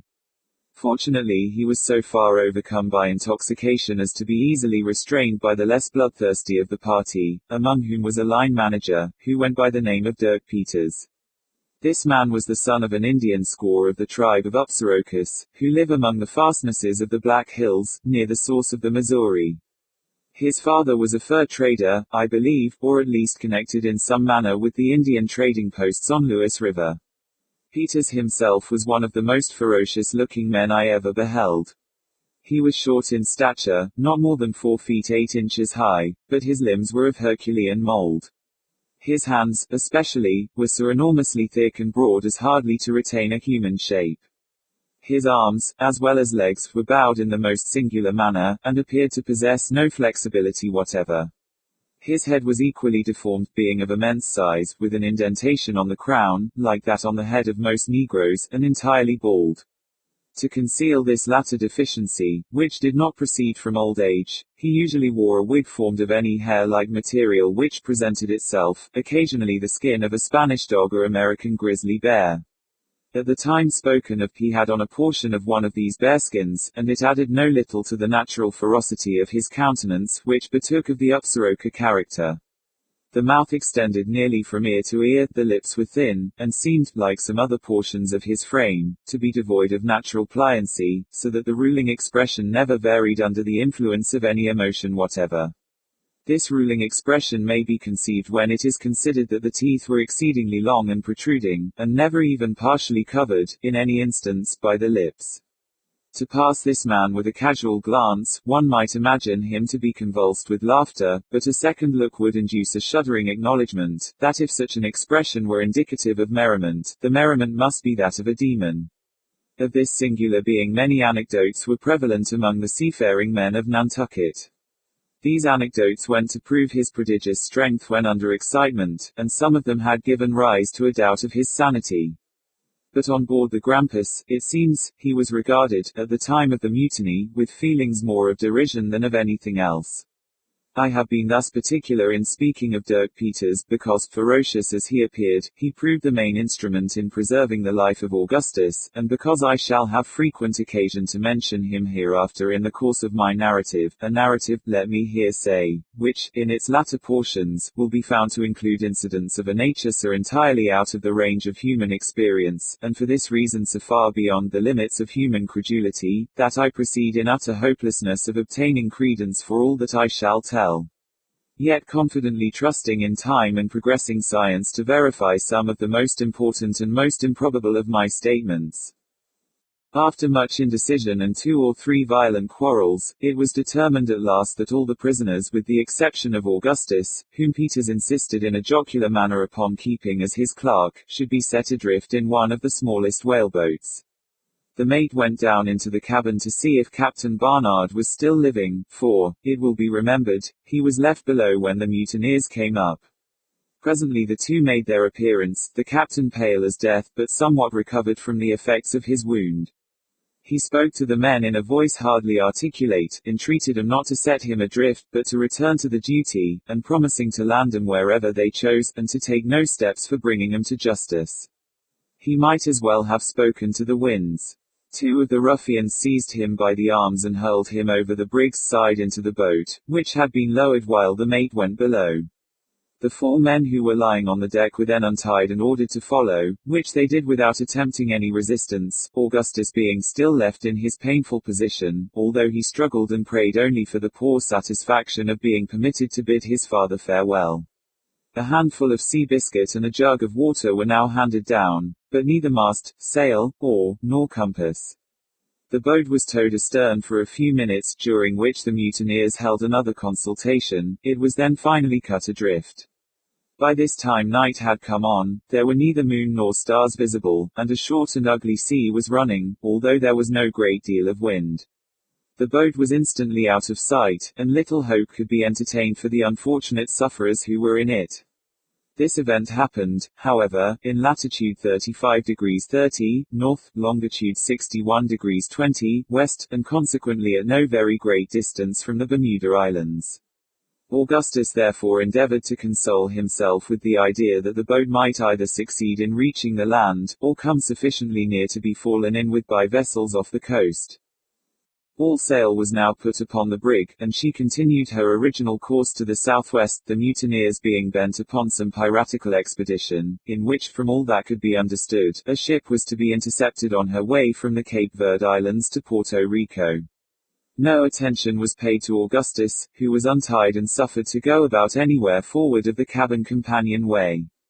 Dirk Peters treated him with some degree of kindness, and on one occasion saved him from the brutality of the cook. His situation was still one of the most precarious, as the men were continually intoxicated, and there was no relying upon the continued good humor or carelessness in regard to himself. His anxiety on my account he represented, however, as the most distressing result of his condition, and, indeed, I had never reason to doubt the sincerity of his friendship. More than once he had resolved to acquaint the mutineers with the secret of my being on board, but was restrained from so doing, partly through recollection of the atrocities he had already beheld, and partly through a hope of being able soon to bring me relief. For the latter purpose he was constantly on the watch, but, in spite of the most constant vigilance, 3 days elapsed after the boat was cut adrift before any chance occurred. At length, on the night of the 3rd day, there came on a heavy blow from the eastward, and all hands were called up to take in sail. During the confusion which ensued, he made his way below unobserved, and into the stateroom. What was his grief and horror in discovering that the latter had been rendered a place of deposit for a variety of sea stores and ship furniture, and that several fathoms of old chain cable, which had been stowed away beneath the companion ladder, had been dragged thence to make room for a chest, and were now lying immediately upon the trap. To remove it without discovery was impossible, and he returned on deck as quickly as he could. As he came up, the mate seized him by the throat, and demanding what he had been doing in the cabin, was about flinging him over the larboard bulwark, when his life was again preserved through the interference of Dirk Peters. Augustus was now put in handcuffs, of which there were several pairs on board, and his feet lashed tightly together. He was then taken into the steerage, and thrown into a lower berth next to the forecastle bulkheads, with the assurance that he should never put his foot on deck again, until the brig was no longer a brig. This was the expression of the cook, who threw him into the berth. It is hardly possible to say what precise meaning intended by the phrase. The whole affair, however, proved the ultimate means of my relief, as will presently appear. Chapter 5. For some minutes after the cook had left the forecastle, Augustus abandoned himself to despair, never hoping to leave the berth alive.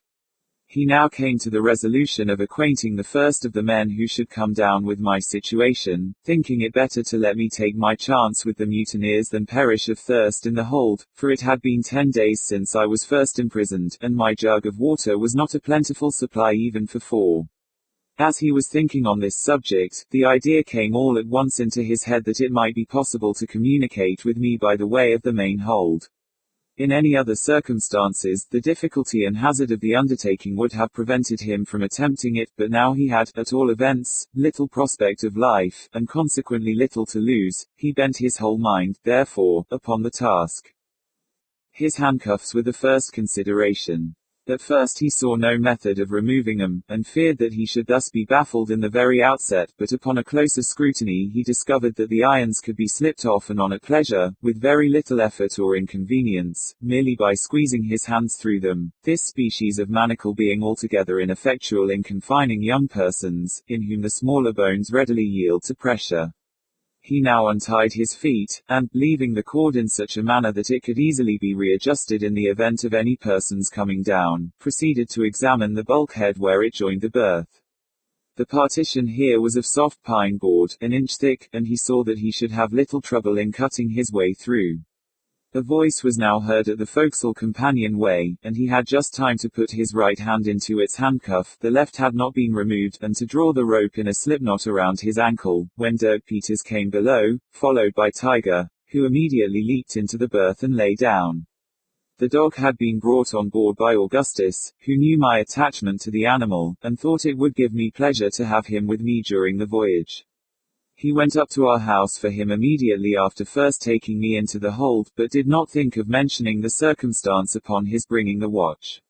Since the mutiny, Augustus had not seen him before his appearance with Dirk Peters, and had given him up for lost, supposing him to have been thrown overboard by some of the malignant villains belonging to the mate's gang. It appeared afterward that he had crawled into a hole beneath a whaleboat, from which, not having room to turn round, he could not extricate himself.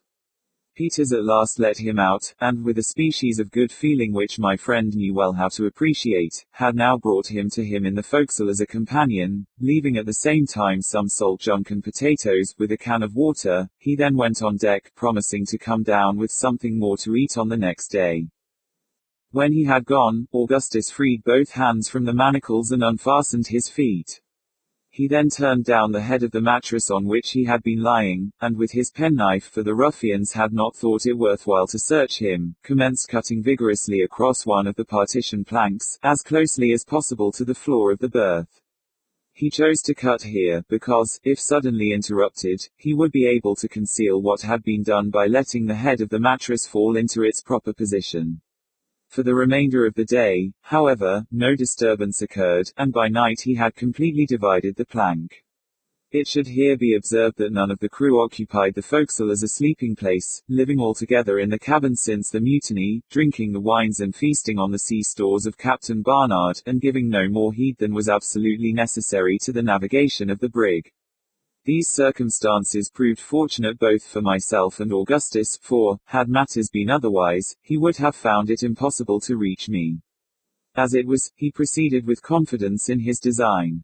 It was near daybreak, however, before he completed the second division of the board, which was about a foot above the first cut, thus making an aperture quite large enough to admit his passage through with facility to the main orlop deck.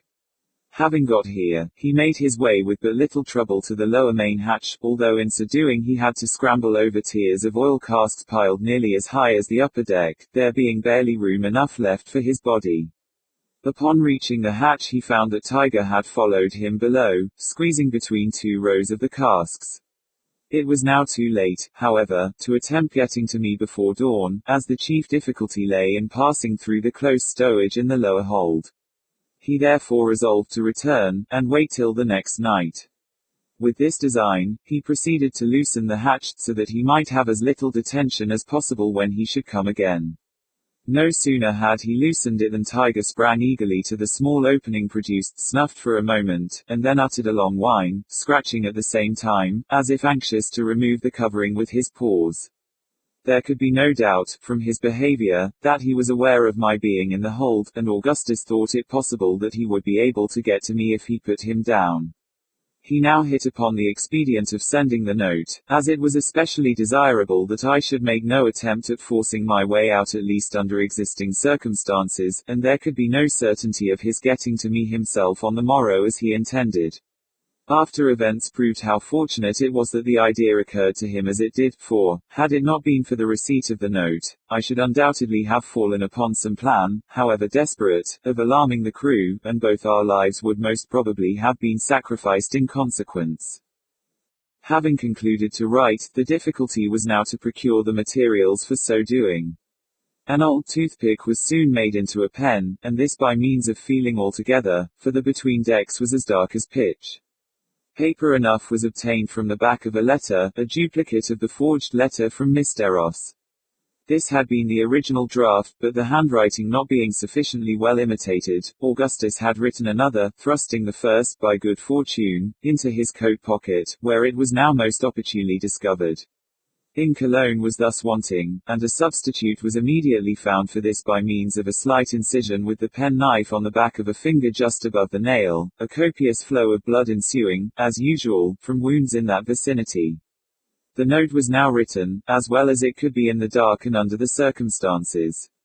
It briefly explained that a mutiny had taken place, that Captain Barnard was set adrift, and that I might expect immediate relief as far as provisions were concerned, but must not venture upon making any disturbance. It concluded with these words: "I have scrawled this with blood, your life depends upon lying close." This slip of paper being tied upon the dog, he was now put down the hatchway, and Augustus made the best of his way back to the forecastle, where he found no reason to believe that any of the crew had been in his absence. To conceal the hole in the partition, he drove his knife in just above it, and hung up a pea jacket which he found in the berth. His handcuffs were then replaced, and also the rope around his ankles. These arrangements were scarcely completed when Dirk Peters came below, very drunk, but in excellent humor, and bringing with him my friend's allowance of provision for the day. This consisted of a dozen large Irish potatoes roasted, and a pitcher of water. He sat for some time on a chest by the berth, and talked freely about the mate and the general concerns of the brig. His demeanor was exceedingly capricious, and even grotesque. At one time Augustus was much alarmed by odd conduct. At last, however, he went on deck, muttering a promise to bring his prisoner a good dinner on the morrow. During the day 2 of the crew, harpooners came down, accompanied by the cook, all three in nearly the last stage of intoxication. Like Peters, they made no scruple of talking unreservedly about the plans. It appeared that they were much divided among themselves as to their ultimate course, agreeing in no point, except the attack on the ship from the Cape Verde Islands, with which they were in hourly expectation of meeting. As far as could be ascertained, the mutiny had not been brought about altogether for the sake of booty, a private piquet of the chief mates against Captain Barnard having been the main instigation. There now seemed to be two principal factions among the crew, one headed by the mate, the other by the cook. The former party were for seizing the first suitable vessel which should present itself, and equipping it at some of the West India Islands for a piratical cruise. The latter division, however, which was the stronger, and included Dirk Peters among its partisans, were bent upon pursuing the course originally laid out for the brig into the South Pacific, there either to take whale, or act otherwise, as circumstances should suggest.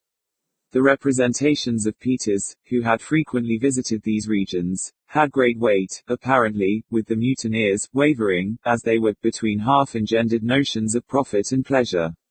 He dwelt on the world of novelty and amusement to be found among the innumerable islands of the Pacific, on the perfect security and freedom from all restraint to be enjoyed, but, more particularly, on the deliciousness of the climate, on the abundant means of good living, and on the voluptuous beauty of the women. As yet, nothing had been absolutely determined upon, but the pictures of the hybrid line manager were taking strong hold upon the ardent imaginations of the seamen, and there was every possibility that his intentions would be finally carried into effect. The three men went away in about an hour, and no one else entered the forecastle all day. Augustus lay quiet until nearly night. He then freed himself from the rope and irons, and prepared for his attempt. A bottle was found in one of the berths, and this he filled with water from the pitcher left by Peters, storing his pockets at the same time with cold potatoes. To his great joy he also came across a lantern, with a small piece of tallow candle in it. This he could light at any moment, as he had in his possession a box of phosphorus matches. When it was quite dark, he got through the hole in the bulkhead, having taken the precaution to arrange the bedclothes in the berth so as to convey the idea of a person covered up. When through, he hung up the pea jacket on his knife, as before, to conceal the aperture, this maneuver being easily effected, as he did not readjust the piece of plank taken out until afterward. He was now on the main orlop deck, and proceeded to make his way, as before, between the upper deck and the oil casks to the main hatchway. Having reached this, he lit the piece of candle, and descended, groping with extreme difficulty among the compact stowage of the hold. In a few moments he became alarmed at the insufferable stench and the closeness of the atmosphere. He could not think it possible that I had survived my confinement for so long a period breathing so oppressive an air. He called my name repeatedly, but I made him no reply, and his apprehensions seemed thus to be confirmed. The brig was rolling violently, and there was so much noise in consequence, that it was useless to listen for any weak sound, such as those of my breathing or snoring. He threw open the lantern, and held it as high as possible, whenever an opportunity occurred, in order that, by observing the light, I might, if alive, be aware that succor was approaching. Still nothing was heard from me, and the supposition of my death began to assume the character of certainty. He determined, nevertheless, to force a passage, if possible, to the box, and at least ascertain beyond a doubt the truth of his surmises. He pushed on for some time in a most pitiable state of anxiety, until, at length, he found the pathway utterly blocked up, and that there was no possibility of making any farther way by the course in which he had set out. Overcome now by his feelings, he threw himself among the lumber in despair, and wept like a child. It was at this period that he heard the crash occasioned by the bottle which I had thrown down. Fortunate, indeed, was it that the incident occurred, for, upon this incident, trivial as it appears, the thread of my destiny depended. Many years elapsed, however, before I was aware of this fact. A natural shame and regret for his weakness and indecision prevented Augustus from confiding to me at once what a more intimate and unreserved communion afterward induced him to reveal. Upon finding his further progress in the hold impeded by obstacles which he could not overcome, he had resolved to abandon his attempt at reaching me, and return at once to the forecastle. Before condemning him entirely on this head, the harassing circumstances which embarrassed him should be taken into consideration. The night was fast wearing away, and his absence from the forecastle might be discovered, and indeed would necessarily be so, if he should fail to get back to the berth by daybreak. His candle was expiring in the socket, and there would be the greatest difficulty in retracing his way to the hatchway in the dark. It must be allowed, too, that he had every good reason to believe me dead, in which event no benefit could result to me from his reaching the box, and a world of danger would be encountered to no purpose by himself. He had repeatedly called, and I had made him no answer. I had been now 11 days and nights with no more water than that contained in the jug which he had left with me, a supply which it was not at all probable I had hoarded in the beginning of my confinement, as I had every cause to expect a speedy release. The atmosphere of the hold, too, must have appeared to him, coming from the comparatively open air of the steerage, of a nature absolutely poisonous, and by far more intolerable than it had seemed to me upon my first taking up my quarters in the box, the hatchways at that time having been constantly open for many months previous. Add to these considerations that of the scene of bloodshed and terror so lately witnessed by my friend, his confinement, privations, and narrow escapes from death, together with the frail and equivocal tenure by which he still existed, circumstances also well calculated to prostrate every energy of mind, and the reader will be easily brought, as I have been, to regard his apparent falling off in friendship and in faith with sentiments rather of sorrow than of anger. The crash of the bottle was distinctly heard, yet Augustus was not sure that it proceeded from the hold. The doubt, however, was sufficient inducement to persevere. He clambered up nearly to the orlop deck by means of the stowage, and then, watching for a lull in the pitchings of the vessel, he called out to me in as loud a tone as he could command, regardless, for the moment, of being overheard by the crew. It will be remembered that on this occasion the voice reached me, but I was so entirely overcome by violent agitation as to be incapable of reply. Confident, now, that his worst apprehensions were well founded, he descended, with a view of getting back to the forecastle without loss of time. In his haste some small boxes were thrown down, the noise occasioned by which I heard, as will be recollected. He had made considerable progress on his return when the fall of the knife again caused him to hesitate. He retraced his steps immediately, and, clambering up the stowage a second time, called out my name, loudly as before, having watched for a lull. This time I found voice to answer. Overjoyed at discovering me to be still alive, he now resolved to brave every difficulty and danger in reaching me. Having extricated himself as quickly as possible from the labyrinth of lumber by which he was hemmed in, he at length struck into an opening which promised better, and finally, after a series of struggles, arrived at the box in a state of utter exhaustion. Chapter 6. The leading particulars of this narration were all that Augustus communicated to me while we remained near the box. It was not until afterward that he entered fully into all the details. He was apprehensive of being missed, and I was wild with impatience to leave my detested place of confinement. We resolved to make our way at once to the hole in the bulkhead, near which I was to remain for the present, while he went through to reconnoiter. To leave Tiger in the box was what neither of us could endure to think of, yet, how to act otherwise was the question. He now seemed to be perfectly quiet, and we could not even distinguish the sound of his breathing upon applying our ears closely to the box. I was convinced that he was dead, and determined to open the door. We found him lying at full length, apparently in a deep stupor, yet still alive. No time was to be lost, yet I could not bring myself to abandon an animal who had now been twice instrumental in saving my life without some attempt at preserving him. We therefore dragged him along with us as well as we could, although with the greatest difficulty and fatigue, Augustus, during part of the time, being forced to clamber over the impediments in our way with the huge dog in his arms, a feat to which the feebleness of my frame rendered me totally inadequate. At length we succeeded in reaching the hole, when Augustus got through, and Tiger was pushed in afterward. All was found to be safe, and we did not fail to return sincere thanks to God for our deliverance from the imminent danger we had escaped. For the present, it was agreed that I should remain near the opening, through which my companion could readily supply me with a part of his daily provision, and where I could have the advantages of breathing an atmosphere comparatively pure.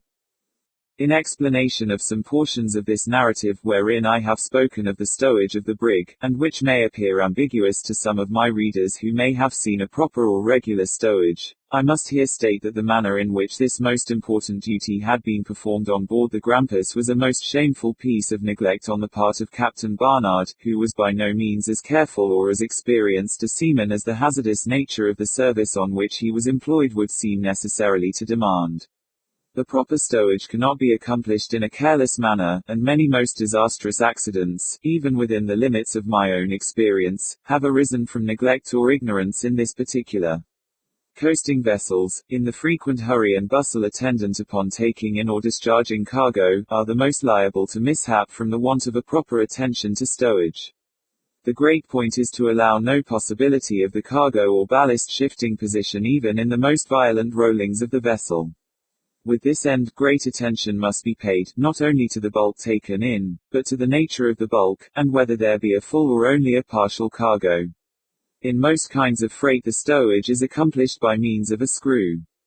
Thus, in a load of tobacco or flour, the whole is screwed so tightly into the hold of the vessel that the barrels or hogsheads, upon discharging, are found to be completely flattened, and take some time to regain their original shape.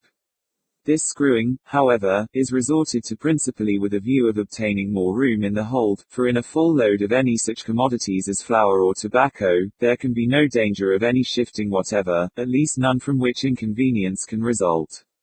There have been instances, indeed, where this method of screwing has resulted in the most lamentable consequences, arising from a cause altogether distinct from the danger attendant upon a shifting of cargo. A load of cotton, for example, tightly screwed while in certain conditions, has been known, through the expansion of its bulk, to rend a vessel asunder at sea. There can be no doubt either that the same result would ensue in the case of tobacco, while undergoing its usual course of fermentation, were it not for the interstices consequent upon the rotundity of the hogsheads. It is when a partial cargo is received that danger is chiefly to be apprehended from shifting, and that precautions should be always taken to guard against such misfortune. Only those who have encountered a violent gale of wind, or rather who have experienced the rolling of a vessel in a sudden calm after the gale, can form an idea of the tremendous force of the plunges, and of the consequent terrible impetus given to all loose articles in the vessel. It is then that the necessity of a cautious stowage when there is a partial cargo, becomes obvious. When lying to, especially with a small head sail, a vessel which is not properly modelled in the bows is frequently thrown upon her beam ends, this occurring even every 15 or 20 minutes upon an average, yet without any serious consequences resulting, provided there be a proper stowage.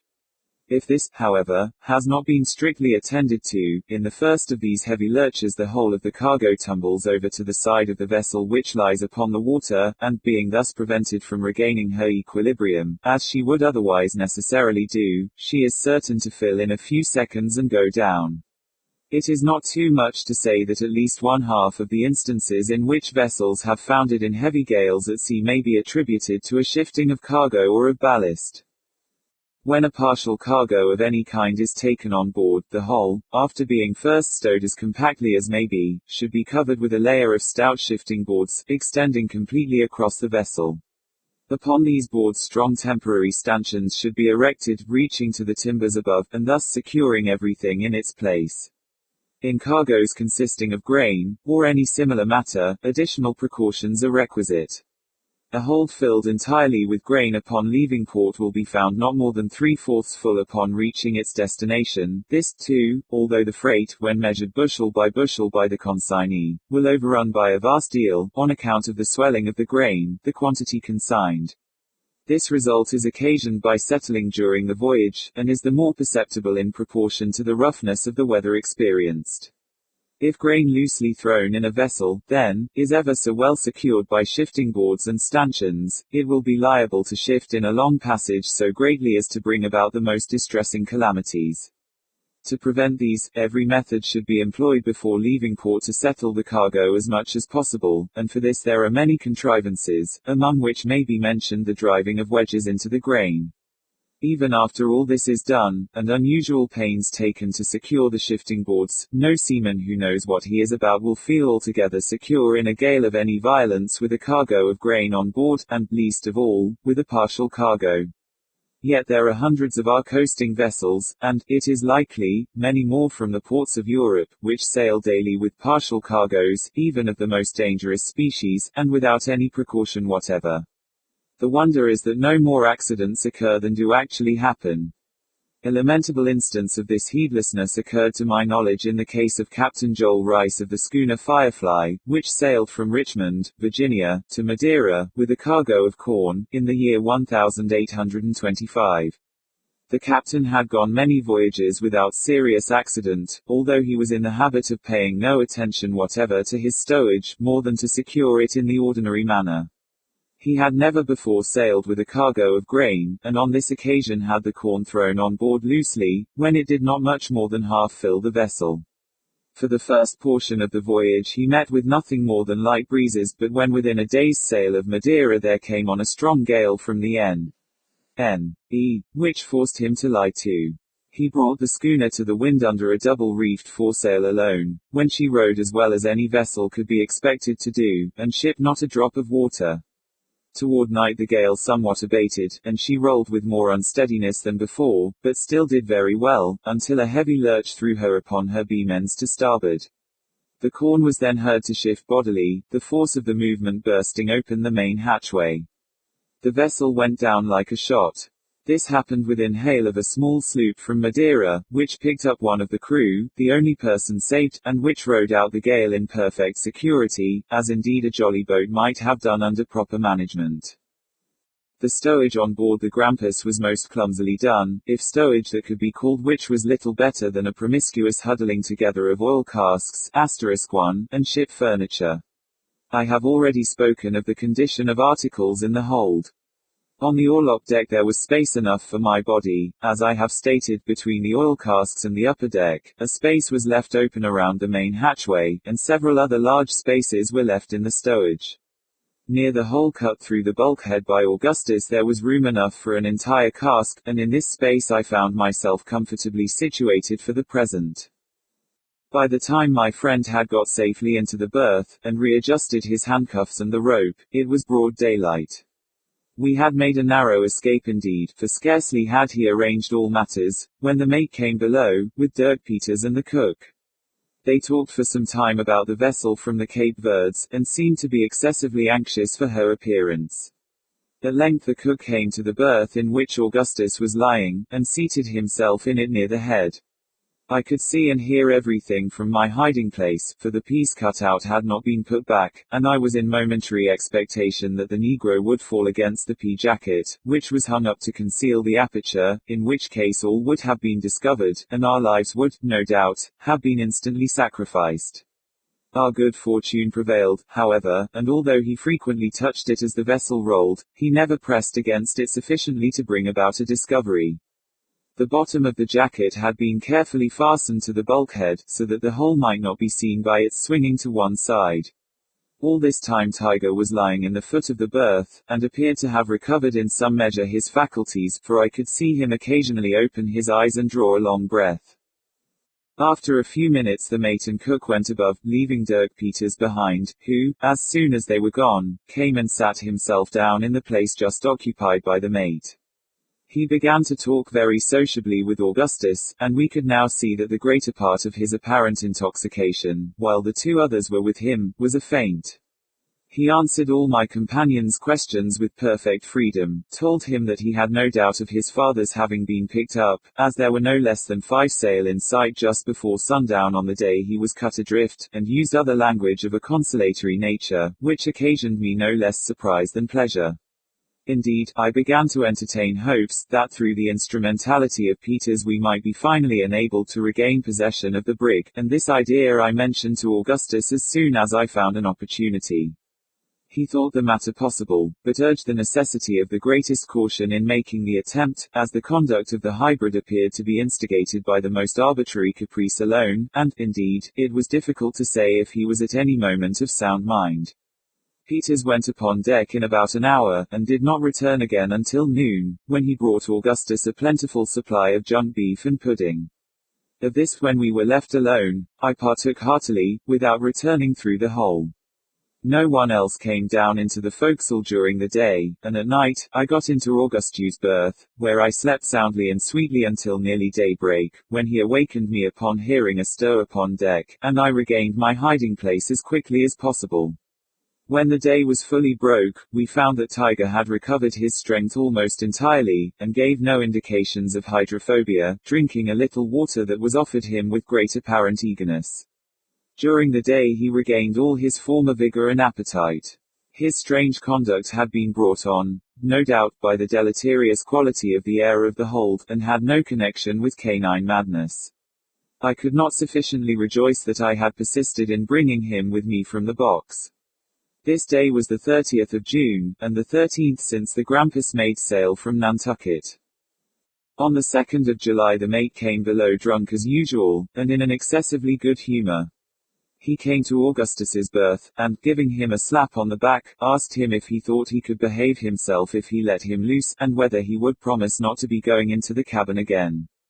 To this, of course, my friend answered in the affirmative when the ruffian set him at liberty, after making him drink from a flask of rum which he drew from his coat pocket.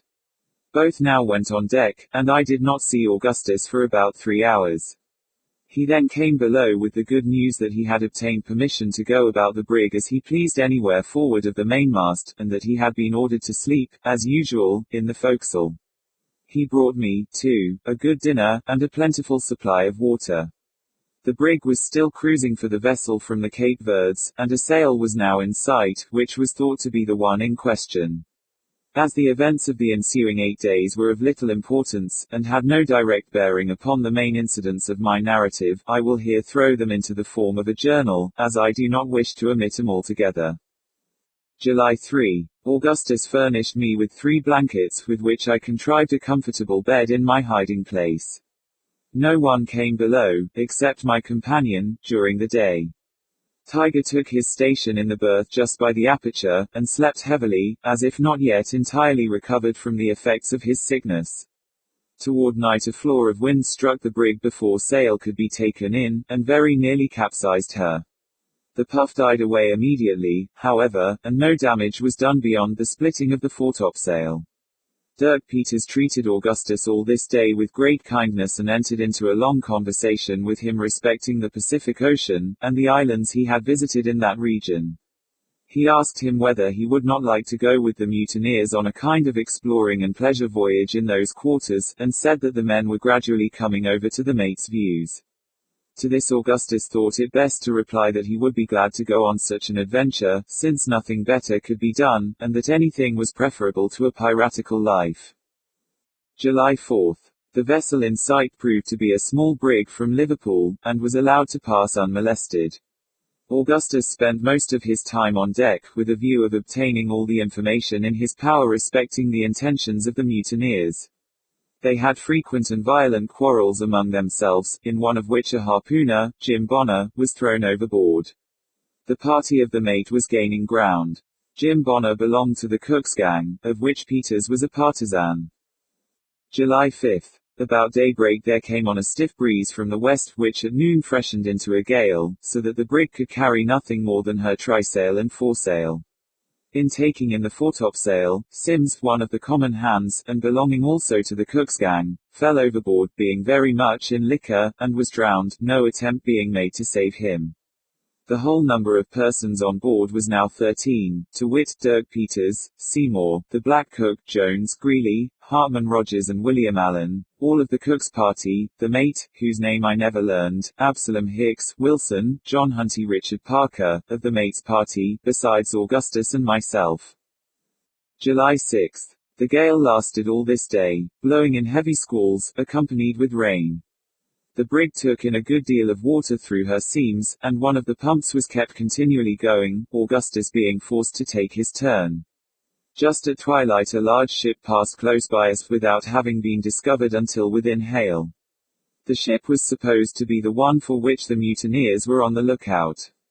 The mate hailed her, but the reply was drowned in the roaring of the gale. At 11, a sea was shipped amidships, which tore away a great portion of the larboard bulwarks, and did some other slight damage. Toward morning the weather moderated, and at sunrise there was very little wind. July 7. There was a heavy swell running all this day, during which the brig, being light, rolled excessively, and many articles broke loose in the hold, as I could hear distinctly from my hiding place. I suffered a great deal from seasickness.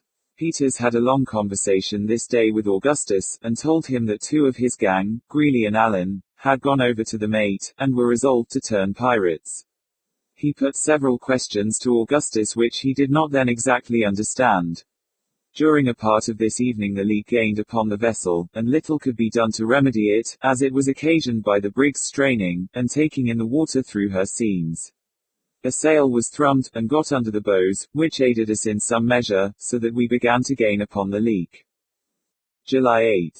A light breeze sprang up at sunrise from the eastward when the mate headed the brig to the southwest with the intention of making some of the West India Islands in pursuance of his piratical designs.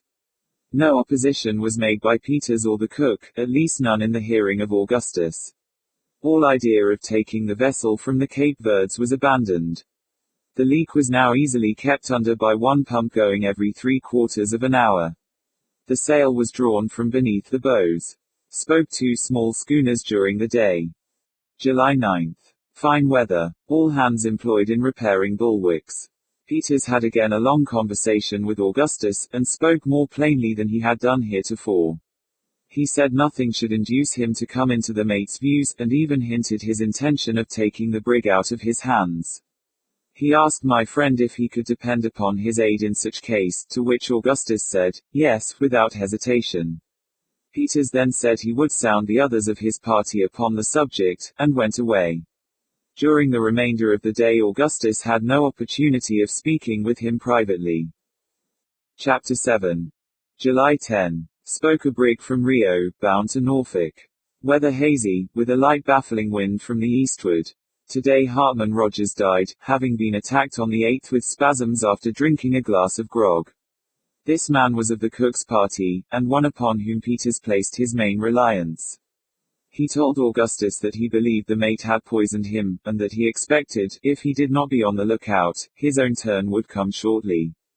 There were now only himself, Jones, and the cook belonging to his own gang. On the other side there were 5. He had spoken to Jones about taking the command from the mate, but the project having been coolly received, he had been deterred from pressing the matter any further, or from saying anything to the cook. It was well, as it happened, that he was so prudent, for in the afternoon the cook expressed his determination of siding with the mate, and went over formally to that party, while Jones took an opportunity of quarreling with Peters, and hinted that he would let the mate know of the plan in agitation. There was now, evidently, no time to be lost, and Peters expressed his determination of attempting to take the vessel at all hazards, provided Augustus would lend him his aid. My friend at once assured him of his willingness to enter into any plan for that purpose, and, thinking the opportunity a favorable one, made known the fact of my being on board. At this the hybrid was not more astonished than delighted, as he had no reliance whatever upon Jones, whom he already considered as belonging to the party of the mate. They went below immediately, when Augustus called to me by name, and Peters and myself were soon made acquainted.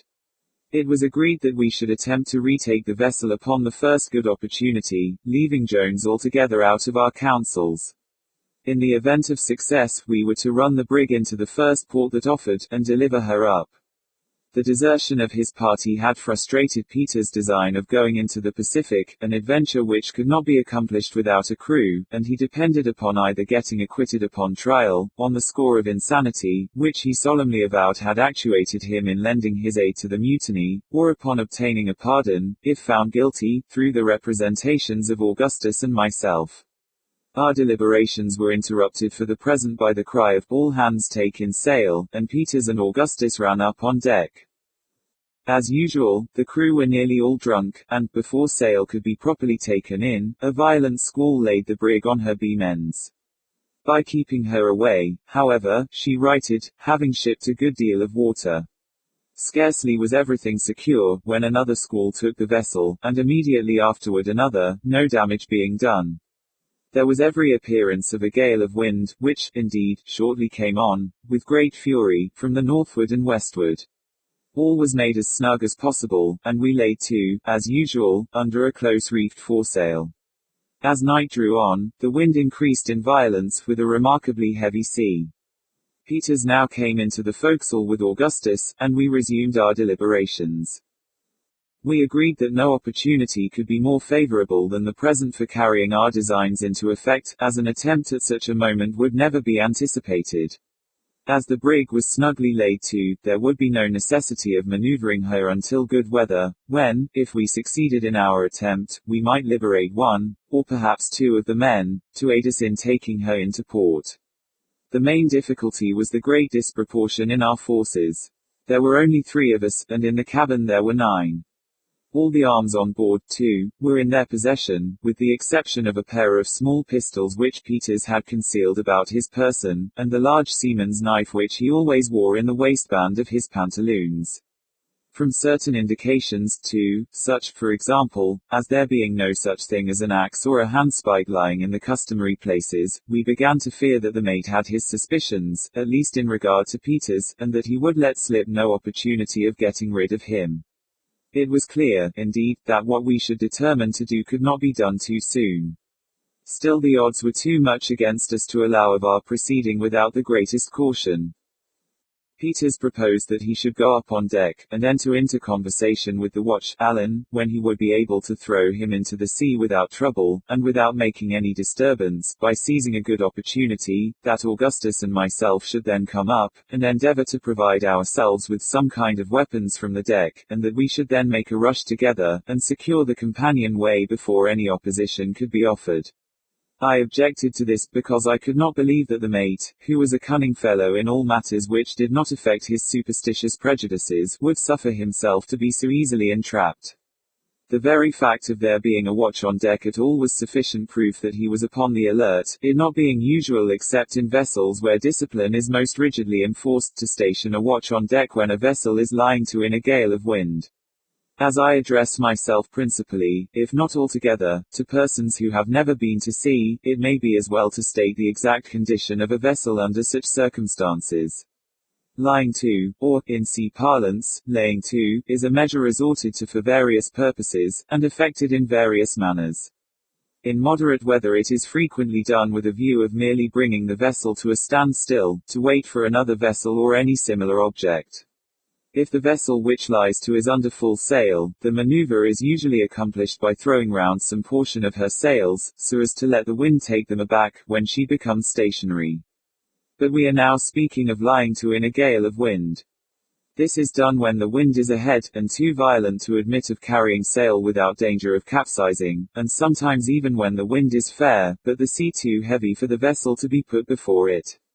If a vessel be suffered to scud before the wind in a very heavy sea, much damage is usually done her by the shipping of water over her stern, and sometimes by the violent plunges she makes forward. This maneuver, then, is seldom resorted to in such case, unless through necessity.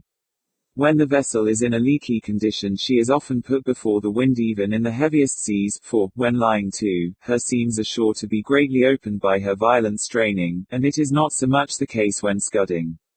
Often, too, it becomes necessary to scud a vessel, either when the blast is so exceedingly furious as to tear in pieces the sail which is employed with a view of bringing her head to the wind, or when, through the false modeling of the frame or other causes, this main object cannot be effected.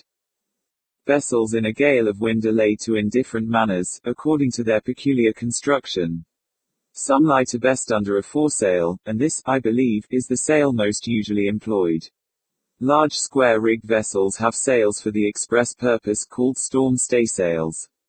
But the jib is occasionally employed by itself, sometimes the jib and foresail, or a double-reefed foresail, and not unfrequently the after sails, are made use of.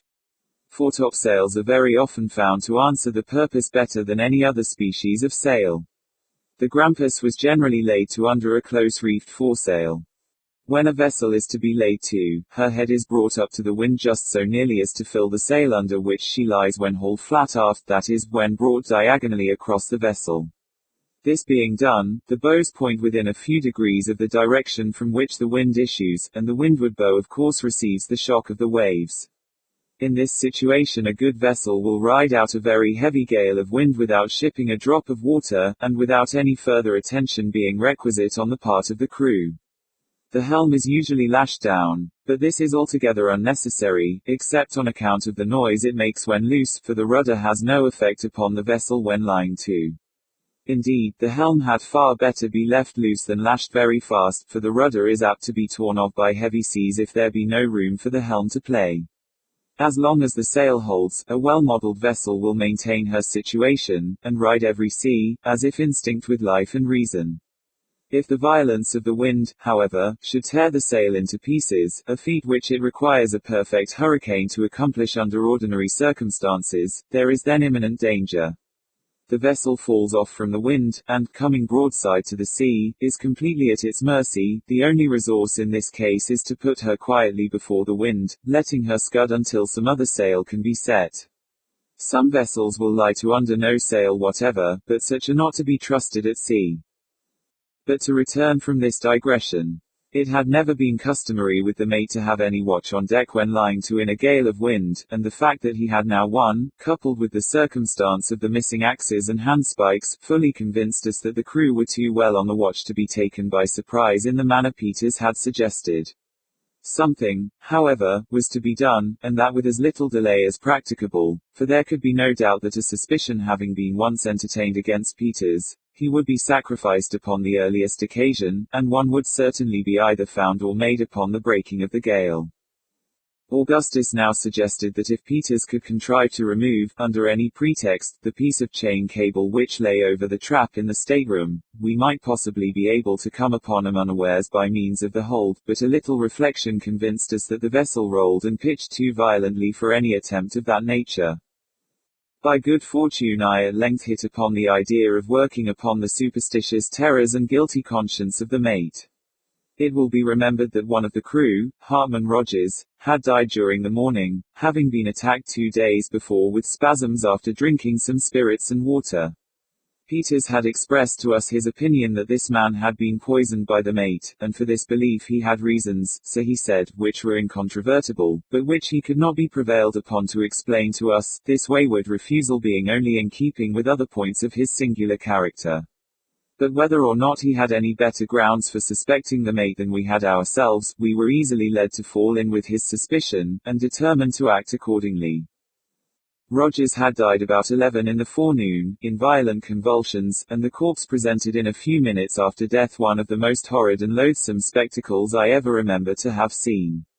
The stomach was swollen immensely, like that of a man who has been drowned and lain under water for many weeks. The hands were in the same condition, while the face was shrunken, shriveled, and of a chalky whiteness, except where relieved by 2 or 3 glaring red blotches like those occasioned by the erysipelas. One of these blotches extended diagonally across the face, completely covering up an eye as if with a band of red velvet. In this disgusting condition the body had been brought up from the cabin at noon to be thrown overboard, when the mate getting a glimpse of it, for he now saw it for the first time, and being either touched with remorse for his crime or struck with terror at so horrible a sight, ordered the men to sew the body up in its hammock, and allow it the usual rites of sea burial. Having given these directions, he went below, as if to avoid any further sight of his victim. While preparations were making to obey his orders, the gale came on with great fury, and the design was abandoned for the present. The corpse, left to itself, was washed into the larboard scuppers, where it still lay at the time of which I speak, floundering about with the furious lurches of the brig. Having arranged our plan, we set about putting it in execution as speedily as possible. Peters went upon deck, and, as he had anticipated, was immediately accosted by Allen, who appeared to be stationed more as a watch upon the forecastle than for any other purpose. The fate of this villain, however, was speedily and silently decided, for Peters, approaching him in a careless manner, as if about to address him, seized him by the throat, and, before he could utter a single cry, tossed him over the bulwarks. He then called to us, and we came up. Our first precaution was to look about for something with which to arm ourselves, and in doing this we had to proceed with great care, for it was impossible to stand on deck an instant without holding fast, and violent seas broke over the vessel at every plunge forward. It was indispensable, too, that we should be quick in our operations, for every minute we expected the mate to be up to set the pumps going, as it was evident the brig must be taking in water very fast. After searching about for some time, we could find nothing more fit for our purpose than the 2 pump handles, one of which Augustus took, and I the other. Having secured these, we stripped off the shirt of the corpse and dropped the body overboard. Peters and myself then went below, leaving Augustus to watch upon deck, where he took his station just where Allen had been placed, and with his back to the cabin companionway, so that, if any of the mate's gang should come up, he might suppose it was the watch. As soon as I got below I commenced disguising myself so as to represent the corpse of Rogers. The shirt which we had taken from the body aided us very much, for it was of singular form and character, and easily recognizable, a kind of smock, which the deceased wore over his other clothing. It was a blue stockinette with large white stripes running across. Having put this on, I proceeded to equip myself with a false stomach, in imitation of the horrible deformity of the swollen corpse. This was soon effected by means of stuffing with some bedclothes. I then gave the same appearance to my hands by drawing on a pair of white woolen mittens, and filling them in with any kind of rags that offered themselves.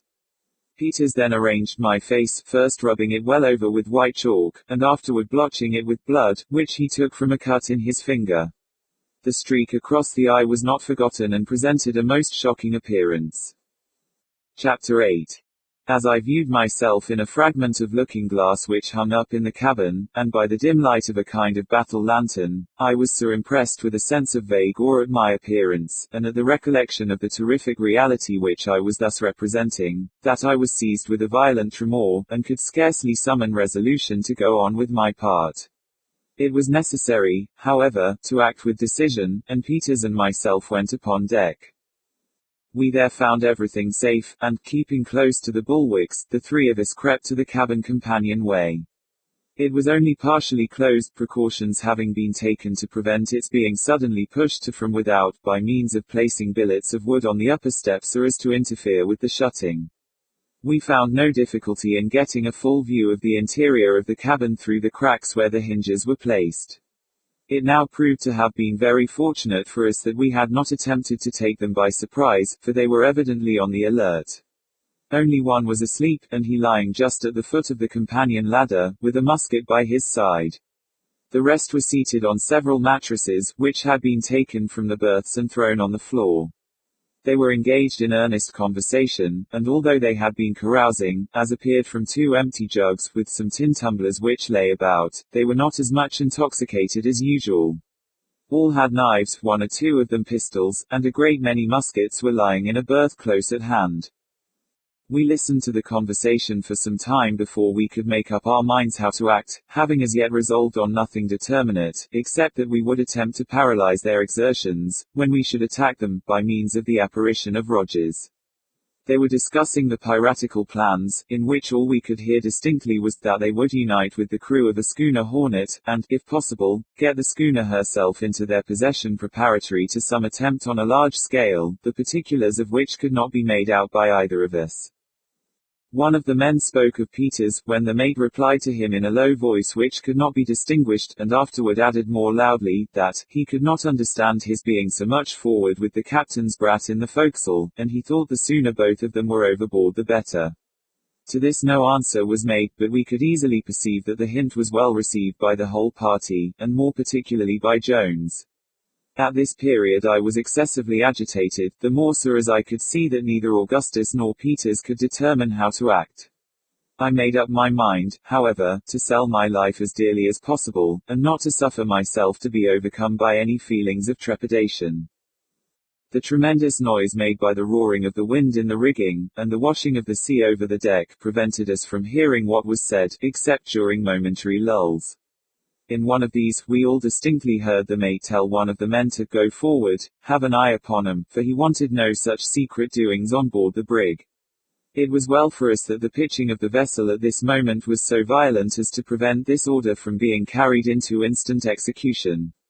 The cook got up from his mattress to go for us when a tremendous lurch, which I thought would carry away the masts, threw him headlong against one of the larboard stateroom doors, bursting it open, and creating a good deal of other confusion. Luckily, neither of our party was thrown from his position, and we had time to make a precipitate retreat to the forecastle, and arrange a hurried plan of action before the messenger made his appearance, or rather before he put his head out of the companion hatch, for he did not come on deck. From this station he could not notice the absence of Allan, and he accordingly bawled out, as if to him, repeating the orders of the mate. Peters cried out, in a disguised voice, and the cook immediately went below, without entertaining a suspicion that all was not right. My 2 companions now proceeded boldly aft and down into the cabin, Peters closing the door after him in the same manner he had found it.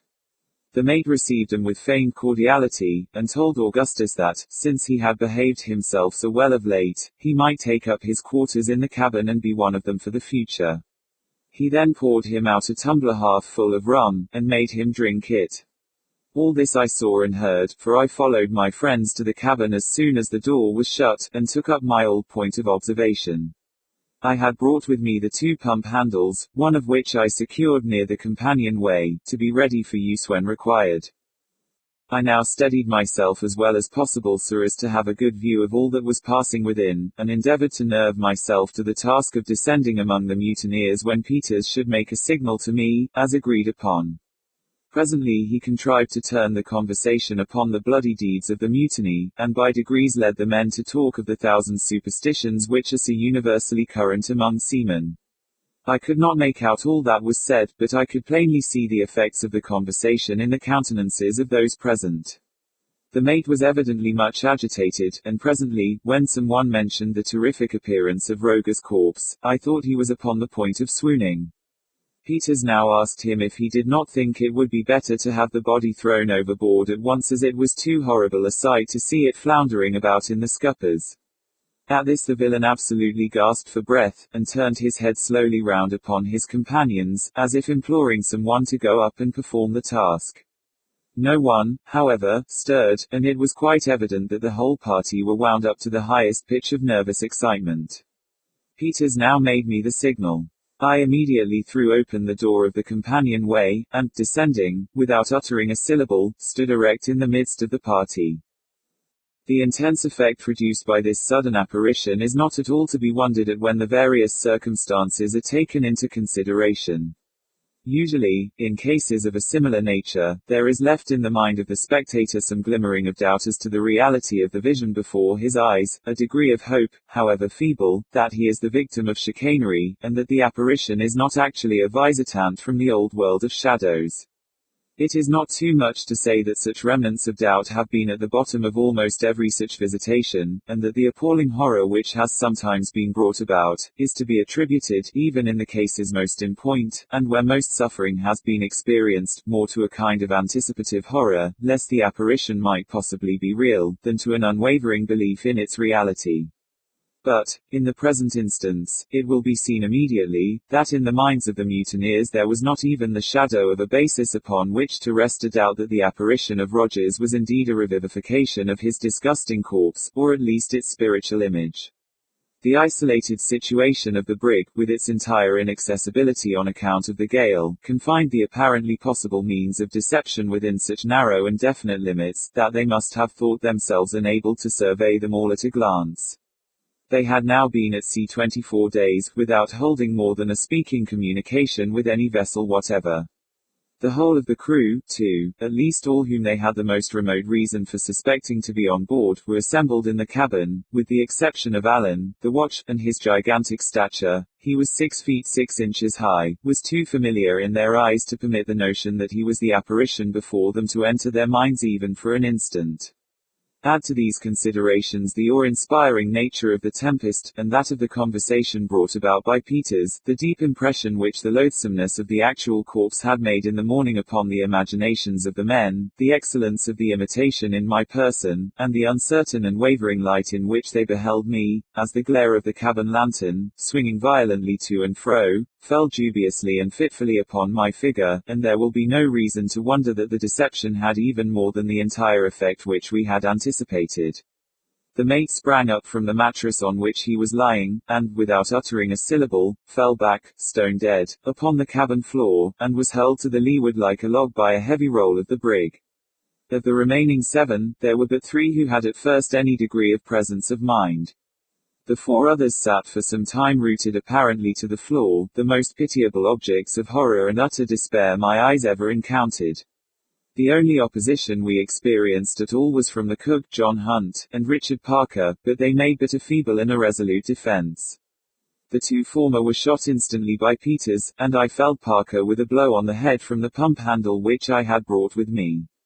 In the meantime, Augustus seized one of the muskets lying on the floor and shot another mutineer, Wilson, through the breast.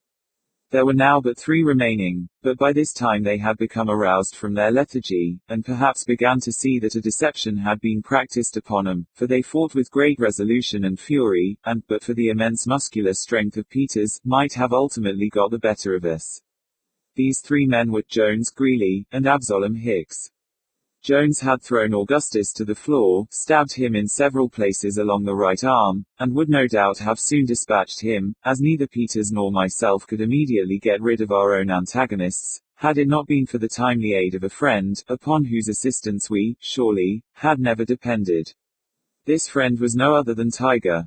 With a low growl, he bounded into the cabin, at a most critical moment for Augustus, and throwing himself upon Jones, pinned him to the floor in an instant. My friend, however, was now too much injured to render us any aid whatever, and I was so encumbered with my disguise that I could do but little. The dog would not leave his hold upon the throat of Jones. Peters, nevertheless, was far more than a match for the 2 men who remained, and would, no doubt, have dispatched them sooner, had it not been for the narrow space in which he had to act, and the tremendous lurches of the vessel. Presently he was enabled to get hold of a heavy stool, several of which lay about the floor. With this he beat out the brains of Greeley as he was in the act of discharging a musket at me, and immediately afterward a roll of the brig throwing him in contact with Hicks, he seized him by the throat, and, by dint of sheer strength, strangled him instantaneously. Thus, in far less time than I have taken to tell it, we found ourselves masters of the brig. The only person of our opponents who was left alive was Richard Parker. This man, it will be remembered, I had knocked down with a blow from the pump handle at the commencement of the attack. He now lay motionless by the door of the shattered stateroom, but, upon Peters touching him with his foot, he spoke, and entreated for mercy. His head was only slightly cut, and otherwise he had received no injury, having been merely stunned by the blow. He now got up, and, for the present, we secured his hands behind his back. The dog was still growling over Jones, but, upon examination, we found him completely dead, the blood issuing in a stream from a deep wound in the throat, inflicted, no doubt, by the sharp teeth of the animal. It was now about 1 o'clock in the morning, and the wind was still blowing tremendously. The brig evidently labored much more than usual, and it became absolutely necessary that something should be done with a view of easing her in some measure. At almost every roll to leeward she shipped a sea, several of which came partially down into the cabin during our scuffle, the hatchway having been left open by myself when I descended. The entire range of bulwarks to larboard had been swept away, as well as the caboose, together with the jollyboat from the counter. The creaking and working of the mainmast, too, gave indication that it was nearly sprung. To make room for more stowage in the afterhold, the heel of this mast had been stepped between decks, a very reprehensible practice, occasionally resorted to by ignorant shipbuilders, so that it was in imminent danger of working from its step. But, to crown all our difficulties, we plumbed a well, and found no less than 7 feet of water. Leaving the bodies of the crew lying in the cabin, we got to work immediately at the pumps, Parker, of course, being set at liberty to assist us in the labor. Augustus's arm was bound up as well as we could effect it, and he did what he could, but that was not much. However, we found that we could just manage to keep the leak from gaining upon us by having one pump constantly going. As there were only 4 of us, this was severe labor, but we endeavored to keep up our spirits, and looked anxiously for daybreak, when we hoped to lighten the brig by cutting away the mainmast. In this manner we passed a night of terrible anxiety and fatigue, and, when the day at length broke, the gale had neither abated in the least, nor were there any signs of its abating. We now dragged the bodies on deck and threw them overboard. Our next care was to get rid of the mainmast. The necessary preparations having been made, Peters cut away at the mast, having found axes in the cabin, while the rest of us stood by the stays and lanyards. As the brig gave a tremendously lurch, the word was given to cut away the weather lanyards, which being done, the whole mass of wood and rigging plunged into the sea, clear of the brig, and without doing any material injury. We now found that the vessel did not labor quite as much as before, but our situation was still exceedingly precarious, and in spite of the utmost exertions, we could not gain upon the leak without the aid of both pumps. The little assistance which Augustus could render us was not really of any importance. To add to our distress, a heavy sea, striking the brig to the windward, threw her off several points from the wind, and, before she could regain her position, another broke completely over her, and hulled her full upon her beam ends. The ballast now shifted in a mass to leeward. The stowage had been knocking about perfectly at random for some time, and for a few moments we thought nothing could save us from capsizing. Presently, however, we partially righted, but the ballast still retaining its place to larboard, we lay so much along that it was useless to think of working the pumps, which indeed we could not have done much longer in any case, as our hands were entirely raw with the excessive labor we had undergone, and were bleeding in the most horrible manner. Contrary to Parker's advice, we now proceeded to cut away the foremast, and at length accomplished it after much difficulty, owing to the position in which we lay. In going overboard, the wreck took with it the bowsprit, and left us a complete hulk. So far we had had reason to rejoice in the escape of our longboat, which had received no damage from any of the huge seas which had come on board. But we had not long to congratulate ourselves, for the foremast having gone, and, of course, the foresail with it, by which the brig had been steadied, every sea now made a complete breach over us, and in 5 minutes our deck was swept from stem to stern, the longboat and starboard bulwarks torn off, and even the windlass shattered into fragments. It was, indeed, hardly possible for us to be in a more pitiable condition. At noon there seemed to be some slight appearance of the gales abating, but in this we were sadly disappointed, for it only lulled for a few minutes to blow with redoubled fury. About 4 in the afternoon it was utterly impossible to stand up against the violence of the blast, and, as the night closed in upon us, I had not a shadow of hope that the vessel would hold together until morning. By midnight we had settled very deep in the water, which was now up to the orlop deck. The rudder went soon afterward, the sea which tore it away lifting the after portion of the brig entirely from the water, against which she thumped in her descent with such a concussion as would be occasioned by going ashore. We had all calculated that the rudder would hold its own to the last, as it was unusually strong, being rigged as I have never seen one rigged either before or since. Down its main timber there ran a succession of stout iron hooks, and others in the same manner down the stern post. Through these hooks there extended a very thick wrought iron rod, the rudder being thus held to the stern post and swinging freely on the rod. The tremendous force of the sea which tore it off may be estimated by the fact that the hooks in the stern post, which ran entirely through it being clinched on the inside, were drawn every one of them completely out of the solid wood. We had scarcely time to draw breath after the violence of this shock, when one of the most tremendous waves I had then ever known broke right on board of us, sweeping the companion-way clear off, bursting in the hatchways, and filling every inch of the vessel with water. Chapter 9. Luckily, just before night, all 4 of us had lashed ourselves firmly to the fragments of the windlass, lying in this manner as flat upon the deck as possible. This precaution alone saved us from destruction. As it was, we were all more or less stunned by the immense weight of water which tumbled upon us, and which did not roll from above us until we were nearly exhausted. As soon as I could recover breath, I called aloud to my companions. Augustus alone replied, saying, "It is all over with us, and may God have mercy upon our souls." By and by both the others were enabled to speak, when they exhorted us to take courage, as there was still hope, it being impossible, from the nature of the cargo, that the brig could go down, and there being every chance that the gale would blow over by the morning. These words inspired me with new life, for, strange as it may seem, although it was obvious that a vessel with a cargo of empty oil casks would not sink, I had been hitherto so confused in mind as to have overlooked this consideration altogether, and the danger which I had for some time regarded as the most imminent was that of foundering. As hope revived within me, I made use of every opportunity to strengthen the lashings which held me to the remains of the windlass, and in this occupation I soon discovered that my companions were also busy.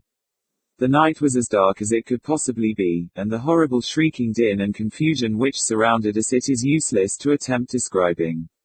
Our deck lay level with the sea, or rather we were encircled with a towering ridge of foam, a portion of which swept over us every instant.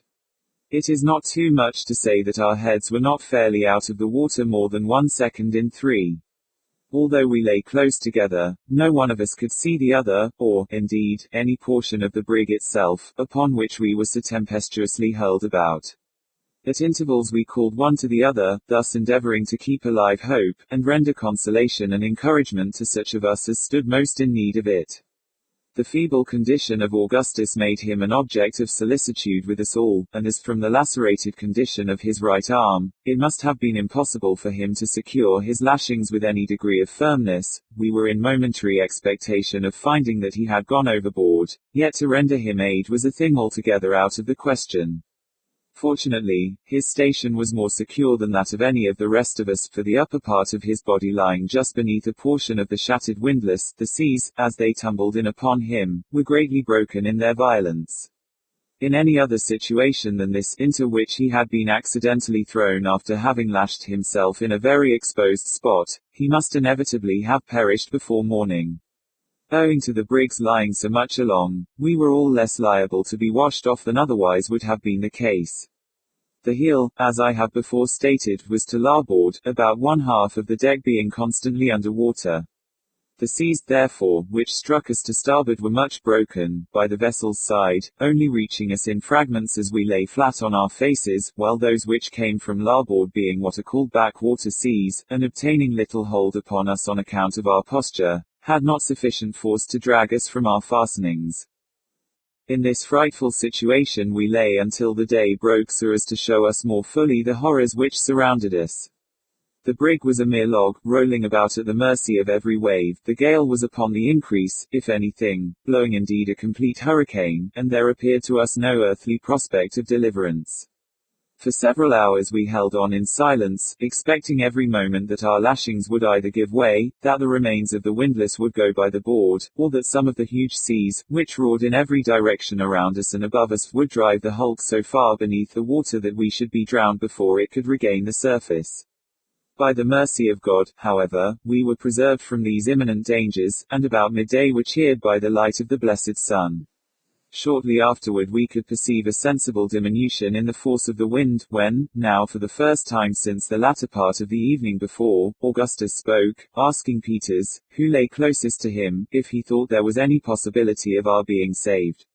As no reply was at first made to this question, we all concluded that the hybrid had been drowned where he lay, but presently, to our great joy, he spoke, although very feebly, saying that he was in great pain, being so cut by the tightness of his lashings across the stomach, that he must either find means of loosening them or perish, as it was impossible that he could endure his misery much longer. This occasioned us great distress, as it was altogether useless to think of aiding him in any manner while the sea continued washing over us as it did. We exhorted him to bear his sufferings with fortitude, and promised to seize the first opportunity which should offer itself to relieve him. He replied that it would soon be too late, that it would be all over with him before we could help him, and then, after moaning for some minutes, lay silent, when we concluded that he had perished.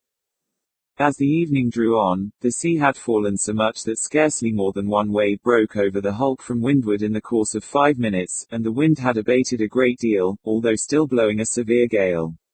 I had not heard any of my companions speak for hours, and now called to Augustus. He replied, although very feebly, so that I could not distinguish what he said. I then spoke to Peters and to Parker, neither of whom returned any answer. Shortly after this period I fell into a state of partial insensibility, during which the most pleasing images floated in my imagination, such as green trees, waving meadows of ripe grain, processions of dancing girls, troops of cavalry, and other fantasies. I now remember that, in all which passed before my mind's eye, motion was a predominant idea. Thus, I never fancied any stationary object, such as a house, a mountain, or anything of that kind, but windmills, ships, large birds, balloons, people on horseback, carriages driving furiously, and similar moving objects presented themselves in endless succession. When I recovered from this state, the sun was, as near as I could guess, an hour high. I had the greatest difficulty in bringing to recollection the various circumstances connected with my situation, and for some time remained firmly convinced that I was still in the hold of the brig, near the box, and that the body of Parker was that of Tiger. When I at length completely came to my senses, I found that the wind blew no more than a moderate breeze, and that the sea was comparatively calm, so much so that it only washed over the brig amidships. My left arm had broken loose from its lashings, and was much cut about the elbow. My right was entirely benumbed, and the hand and wrist swollen prodigiously by the pressure of the rope, which had worked from the shoulder downward. I was also in great pain from another rope which went about my waist, and had been drawn to an insufferable degree of tightness. Looking round upon my companions, I saw that Peters still lived, although a thick line was pulled so forcibly around his loins as to give him the appearance of being cut nearly in two. As I stirred, he made a feeble motion to me with his hand pointing to the rope. Augustus gave no indication of life whatever, and was bent nearly double across a splinter of the windlass. Parker spoke to me when he saw me moving, and asked me if I had not sufficient strength to release him from his situation, saying that if I would summon up what spirits I could, and contrive to untie him, we might yet save our lives, but that otherwise we must all perish. I told him to take courage, and I would endeavor to free him.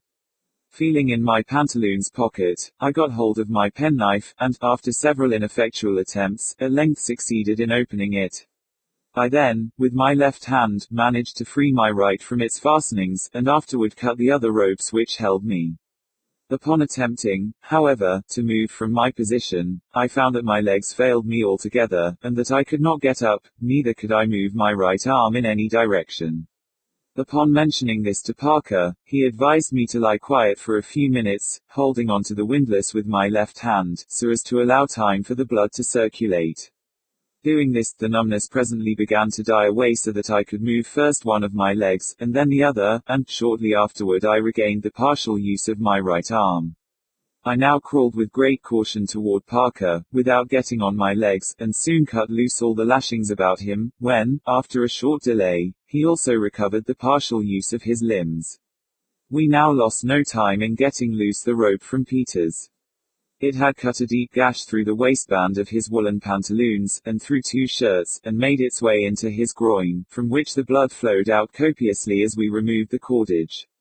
No sooner had we removed it, however, than he spoke, and seemed to experience instant relief, being able to move with much greater ease than either Parker or myself. This was no doubt owing to the discharge of blood.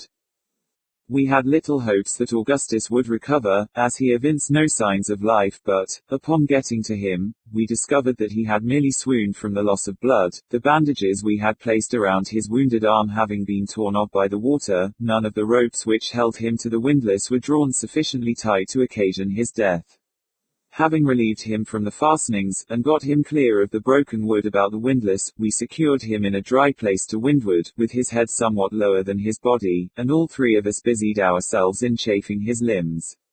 In about half an hour he came to himself, although it was not until the next morning that he gave signs of recognizing any of us, or had sufficient strength to speak. By the time we had thus got clear of our lashings it was quite dark, and it began to cloud up, so that we were again in the greatest agony lest it should come on to blow hard, in which event nothing could have saved us from perishing, exhausted as we were. By good fortune it continued very moderate during the night, the sea subsiding every minute, which gave us great hopes of ultimate preservation. A gentle breeze still blew from the N.W., but the weather was not at all cold. Augustus was lashed carefully to windward in such a manner as to prevent him from slipping overboard with the rolls of the vessel, as he was still too weak to hold on at all. For ourselves there was no such necessity. We sat close together, supporting each other with the aid of the broken ropes about the windlass, and devising methods of escape from our frightful situation. We derived much comfort from taking off our clothes and wringing the water from them. When we put them on after this, they felt remarkably warm and pleasant, and served to invigorate us in no little degree. We helped Augustus off with his, and wrung them for him, when he experienced the same comfort. Our chief sufferings were now those of hunger and thirst, and when we looked forward to the means of relief in this respect, our hearts sunk within us, and we were induced to regret that we had escaped the less dreadful perils of the sea. We endeavored, however, to console ourselves with the hope of being speedily picked up by some vessel and encouraged each other to bear with fortitude the evils that might happen. The morning of the 14th at length dawned, and the weather still continued clear and pleasant, with a steady but very light breeze from the N.W. The sea was now quite smooth, and as from some cause which we could not determine, the brig did not lie so much along as she had done before, the deck was comparatively dry, and we could move about with freedom. We had now been better than 3 entire days and nights without either food or drink, and it became absolutely necessary that we should make an attempt to get up something from below. As the brig was completely full of water, we went to this work despondently, and with but little expectation of being able to obtain anything. We made a kind of drag by driving some nails which we broke out from the remains of the companion hatch into 2 pieces of wood. Tying these across each other, and fastening them to the end of a rope, we threw them into the cabin, and dragged them to and fro, in the faint hope of being thus able to entangle some article which might be of use to us for food, or which might at least render us assistance in getting it. We spent the greater part of the morning in this labor without effect, fishing up nothing more than a few bedclothes, which were readily caught by the nails. Indeed, our contrivance was so very clumsy that any greater success was hardly to be anticipated. We now tried the forecastle, but equally in vain, and were upon the brink of despair, when Peters proposed that we should fasten a rope to his body, and let him make an attempt to get up something by diving into the cabin. This proposition we hailed with all the delight which reviving hope could inspire. He proceeded immediately to strip off his clothes with the exception of his pantaloons, and a strong rope was then carefully fastened around his middle, being brought up over his shoulders in such a manner that there was no possibility of its slipping. The undertaking was one of great difficulty and danger, for, as we could hardly expect to find much, if any, provision in the cabin itself, it was necessary that the diver, after letting himself down, should make a turn to the right, and proceed under water a distance of 10 or 12 feet, in a narrow passage, to the storeroom, and return, without drawing breath. Everything being ready, Peters now descended in the cabin, going down the companion ladder until the water reached his chin. He then plunged in, head first, turning to the right as he plunged, and endeavoring to make his way to the storeroom. In this first attempt, however, he was altogether unsuccessful. In less than half a minute after his going down we felt the rope jerked violently, the signal we had agreed upon when he desired to be drawn up. We accordingly drew him up instantly, but so incautiously as to bruise him badly against the ladder. He had brought nothing with him, and had been unable to penetrate more than a very little way into the passage, owing to the constant exertions he found it necessary to make in order to keep himself from floating up against the deck. Upon getting out he was very much exhausted, and had to rest full 15 minutes before he could again venture to descend. The second attempt met with even worse success, for he remained so long under water without giving the signal, that, becoming alarmed for his safety, we drew him out without it, and found that he was almost at the last gasp, having, as he said, repeatedly jerked at the rope without our feeling it. This was probably owing to a portion of it having become entangled in the balustrade at the foot of the ladder. This balustrade was, indeed, so much in the way, that we determined to remove it, if possible, before proceeding with our design. As we had no means of getting it away except by main force, we all descended into the water as far as we could on the ladder, and giving a pull against it with our united strength, succeeded in breaking it down. The third attempt was equally unsuccessful with the 2 first, and it now became evident that nothing could be done in this manner without the aid of some weight with which the diver might steady himself, and keep to the floor of the cabin while making his search. For a long time we looked about in vain for something which might answer this purpose, but at length, to our great joy, we discovered one of the weather forechains so loose that we had not the least difficulty in wrenching it off. Having fastened this securely to one of his ankles, Peters now made his 4th descent into the cabin, and this time succeeded in making his way to the door of the steward's room. To his inexpressible grief, however, he found it locked, and was obliged to return without effecting an entrance, as, with the greatest exertion, he could remain under water not more, at the utmost extent, than a single minute. Our affairs now looked gloomy indeed, and neither Augustus nor myself could refrain from bursting into tears, as we thought of the host of difficulties which encompassed us, and the slight probability which existed of our finally making an escape. But this weakness was not of long duration. Throwing ourselves on our knees to God, we implored his aid in the many dangers which beset us, and arose with renewed hope and vigor to think what could yet be done by mortal means toward accomplishing our deliverance. Chapter 10. Shortly afterward an incident occurred which I am induced to look upon as more intensely productive of emotion, as far more replete with the extremes first of delight and then of horror, than even any of the 1,000 chances which afterward befell me in 9 long years, crowded with events of the most startling and, in many cases, of the most unconceived and unconceivable character. We were lying on the deck near the companion-way, and debating the possibility of yet making our way into the storeroom, when, looking toward Augustus, who lay fronting myself, I perceived that he had become all at once deadly pale, and that his lips were quivering in the most singular and unaccountable manner. Greatly alarmed, I spoke to him, but he made me no reply, and I was beginning to think that he was suddenly taken ill, when I took notice of his eyes, which were glaring apparently at some object behind me. I turned my head, and shall never forget the ecstatic joy which thrilled through every particle of my frame, when I perceived a large brig bearing down upon us, and not more than a couple of miles off. I sprung to my feet as if a musket bullet had suddenly struck me to the heart, and, stretching out my arms in the direction of the vessel, stood in this manner, motionless, and unable to articulate a syllable. Peters and Parker were equally affected, although in different ways. The former danced about the deck like a madman, uttering the most extravagant rhodomontades, intermingled with howls and imprecations, while the latter burst into tears, and continued for many minutes weeping like a child. The vessel in sight was a large hermaphrodite brig, of a Dutch build, and painted black, with a tawdry gilt figurehead.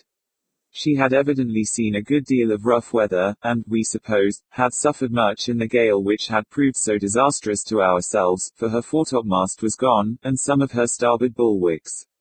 When we first saw her, she was, as I have already said, about 2 miles off and to windward, bearing down upon us. The breeze was very gentle, and what astonished us chiefly was that she had no other sails set than her foremast and mainsail, with a flying jib. Of course she came down but slowly, and our impatience amounted nearly to frenzy. The awkward manner in which she steered, too, was remarked by all of us, even excited as we were. She yawed about so considerably, that once or twice we thought it impossible she could see us, or imagined that, having seen us, and discovered no person on board, she was about to tack and make off in another direction. Upon each of these occasions we screamed and shouted at the top of our voices, when the stranger would appear to change for a moment her intention, and again hold on toward us, this singular conduct being repeated 2 or 3 times, so that at last we could think of no other manner of accounting for it than by supposing the helmsman to be in liquor. No person was seen upon her decks until she arrived within about 1/4 mile of us. We then saw 3 seamen, whom by the dress we took to be Hollanders. 2 of these were lying on some old sails near the forecastle, and the third, who appeared to be looking at us with great curiosity, was leaning over the starboard bow near the bowsprit. This last was a stout and tall man, with a very dark skin. He seemed by his manner to be encouraging us to have patience, nodding to us in a cheerful although rather odd way, and smiling constantly, so as to display a set of the most brilliantly white teeth. As his vessel drew nearer, we saw a red flannel cap which he had on fall from his head into the water, but of this he took little or no notice, continuing his odd smiles and gesticulations. I relate these things and circumstances minutely, and I relate them, it must be understood, precisely as they appeared to us. The brig came on slowly, and now more steadily than before, and, I cannot speak calmly of this event, our hearts leaped up wildly within us, and we poured out our whole souls in shouts and thanksgiving to God for the complete, unexpected, and glorious deliverance that was so palpably at hand.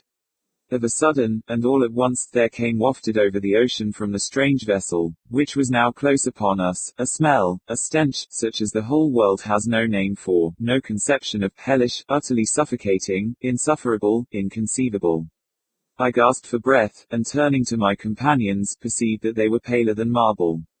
But we had now no time left for question or surmise. The brig was within 50 feet of us, and it seemed to be her intention to run under our counter, that we might board her without putting out a boat.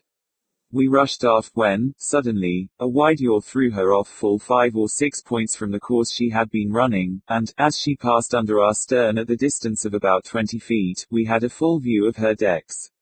Shall I ever forget the triple horror of that spectacle? 25 or 30 human bodies, among whom were several females, lay scattered about between the counter and the galley in the last and most loathsome state of putrefaction. We plainly saw that not a soul lived in that fated vessel. Yet we could not help shouting to the dead for help. Yes, long and loudly did we beg, in the agony of the moment, that those silent and disgusting images would stay for us, would not abandon us to become like them, would receive us among the goodly company.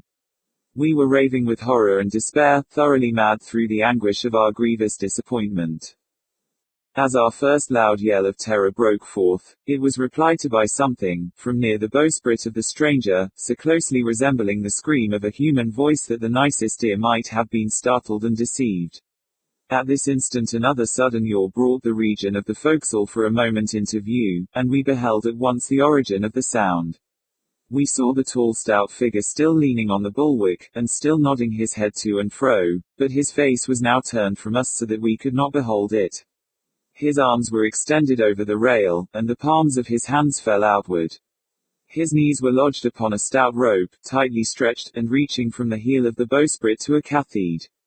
On his back, from which a portion of the shirt had been torn, leaving it bare, there sat a huge sea-gull, busily gorging itself with the horrible flesh, its bill and talons deep buried, and its white plumage spattered all over with blood. As the brig moved farther round so as to bring us close in view, the bird, with much apparent difficulty, drew out its crimsoned head, and, after eyeing us for a moment as if stupefied, arose lazily from the body upon which it had been feasting, and, flying directly above our deck, hovered there a while with a portion of clotted and liver-like substance in its beak. The horrid morsel dropped at length with a sullen splash immediately at the feet of Parker. May God forgive me, but now, for the first time, there flashed through my mind a thought which I will not mention, and I felt myself making a step toward the ensanguined spot. I looked upward, and the eyes of Augustus met my own with a degree of intense and eager meaning which immediately brought me to my senses. I sprang forward quickly, and, with a deep shudder, threw the frightful thing into the sea. The body from which it had been taken, resting as it did upon the rope, had been easily swayed to and fro by the exertions of the carnivorous bird, and it was this motion which had at first impressed us with the belief of its being alive. As the gull relieved it of its weight, it swung round and fell partially over, so that the face was fully discovered. Never, surely, was any object so terribly full of awe. The eyes were gone, and the whole flesh around the mouth, leaving the teeth utterly naked. This, then, was the smile which had cheered us on to hope. But I forbear. The brig, as I have already told, passed under our stern, and made its way slowly but steadily to leeward. With her and with her terrible crew went all our gay visions of deliverance and joy.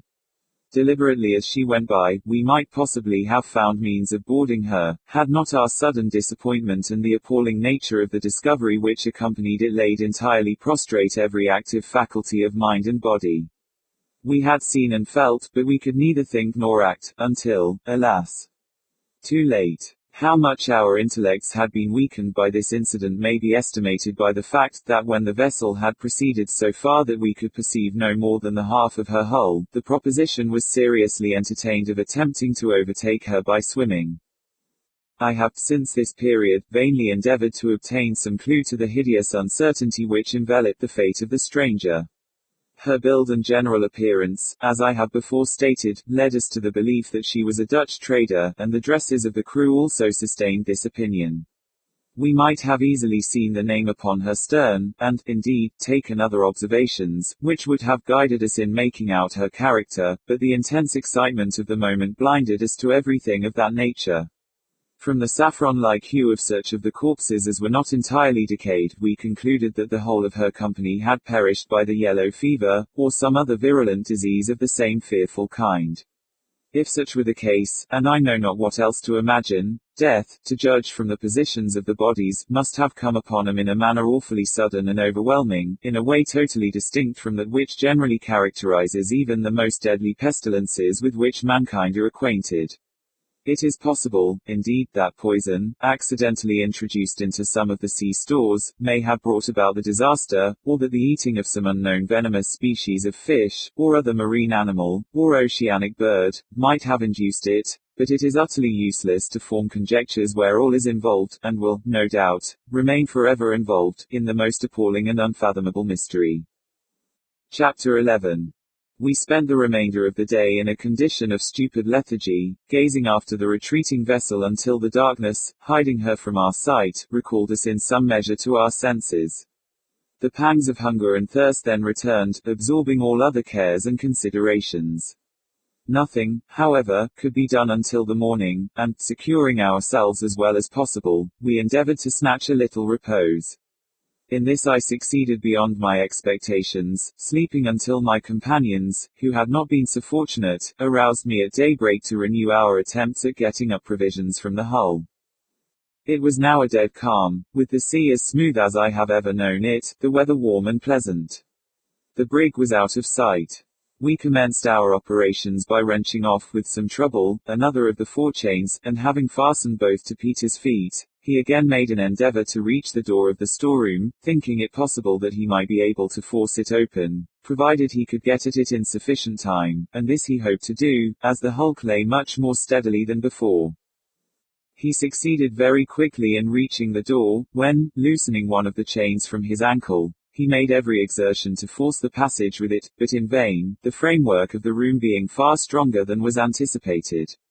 He was quite exhausted with his long stay under water, and it became absolutely necessary that some other one of us should take his place. For this service Parker immediately volunteered, but, after making 3 ineffectual efforts, found that he could never even succeed in getting near the door. The condition of Augustus's wounded arm rendered it useless for him to attempt going down, as he would be unable to force the room open should he reach it, and it accordingly now devolved upon me to exert myself for our common deliverance. Peters had left one of the chains in the passage, and I found, upon plunging in, that I had not sufficient balance to keep me firmly down. I determined, therefore, to attempt no more, in my first effort, than merely to recover the other chain. In groping along the floor of the passage for this, I felt a hard substance, which I immediately grasped, not having time to ascertain what it was, but returning and ascending instantly to the surface. The prize proved to be a bottle, and our joy may be conceived when I say that it was found to be full of port wine. Giving thanks to God for this timely and cheering assistance, we immediately drew the cork with my penknife, and, each taking a moderate sup, felt the most indescribable comfort from the warmth, strength, and spirits with which it inspired us. We then carefully recorked the bottle, and, by means of a handkerchief, swung it in such a manner that there was no possibility of its getting broken.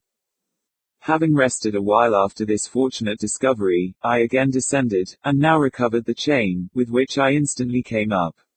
I then fastened it on and went down for the 3rd time, when I became fully satisfied that no exertions whatever, in that situation, would enable me to force open the door of the storeroom. I therefore returned in despair. There seemed now to be no longer any room for hope, and I could perceive in the countenances of my companions that they had made up their minds to perish. The wine had evidently produced in them a species of delirium, which, perhaps, I had been prevented from feeling by the immersion I had undergone since drinking it. They talked incoherently, and about matters unconnected with our condition, Peters repeatedly asking me questions about Nantucket. Augustus, too, I remember, approached me with a serious air, and requested me to lend him a pocket comb, as his hair was full of fish scales, and he wished to get 'em out before going on shore. Parker appeared somewhat less affected, and urged me to dive at random into the cabin, and bring up any article which might come to hand. To this I consented, and, in the first attempt, after staying under a full minute, brought up a small leather trunk belonging to Captain Barnard. This was immediately opened in the faint hope that it might contain something to eat or drink. We found nothing, however, except a box of razors and 2 linen shirts. I now went down again, and returned without any success. As my head came above water I heard a crash on deck, and, upon getting up, saw that my companions had ungratefully taken advantage of my absence to drink the remainder of the wine, having let the bottle fall in the endeavor to replace it before I saw them. I remonstrated with them on the heartlessness of the conduct when Augustus burst into tears. The other 2 endeavored to laugh the matter off as a joke, but I hope never again to behold laughter of such a species. The distortion of countenance was absolutely frightful.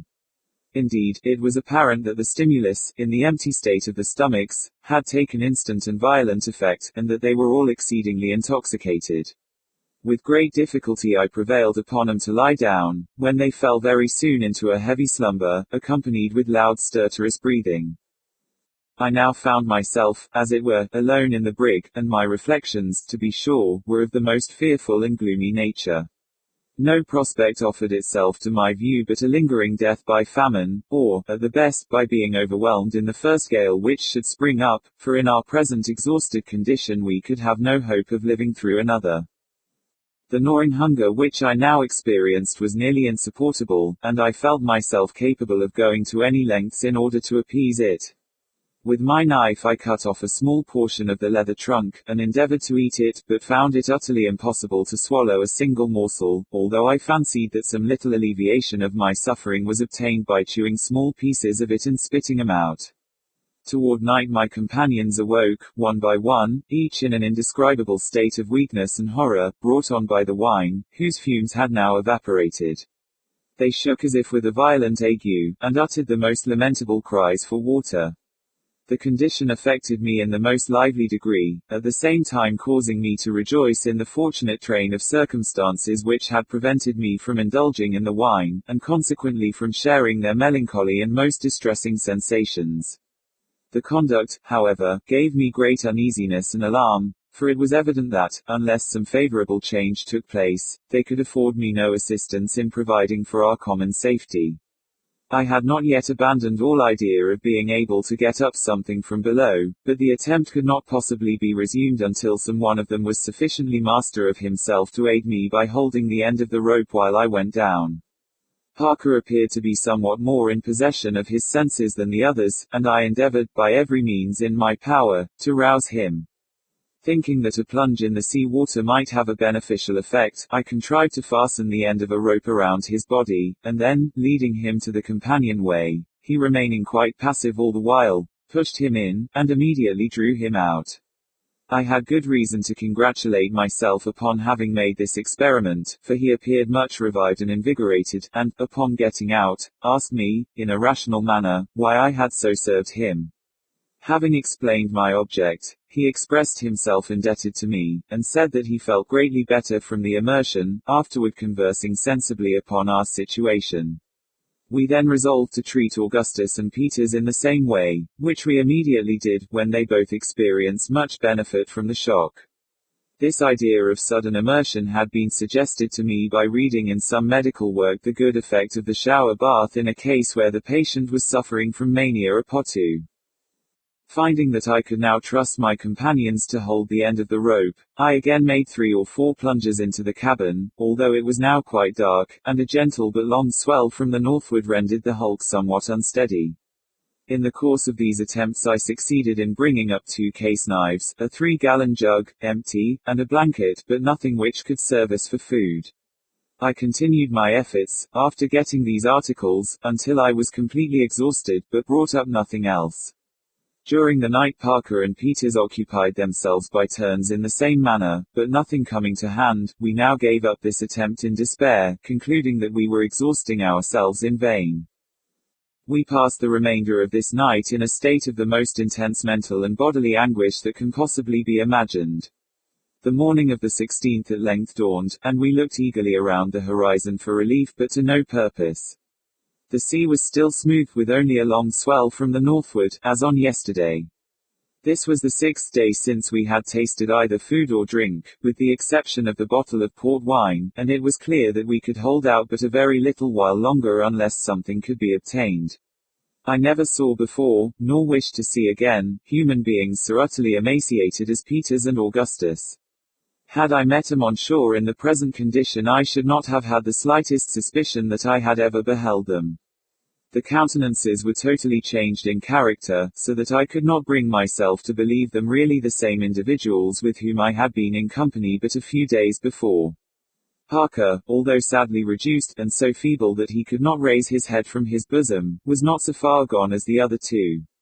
He suffered with great patience, making no complaint, and endeavoring to inspire us with hope in every manner he could devise.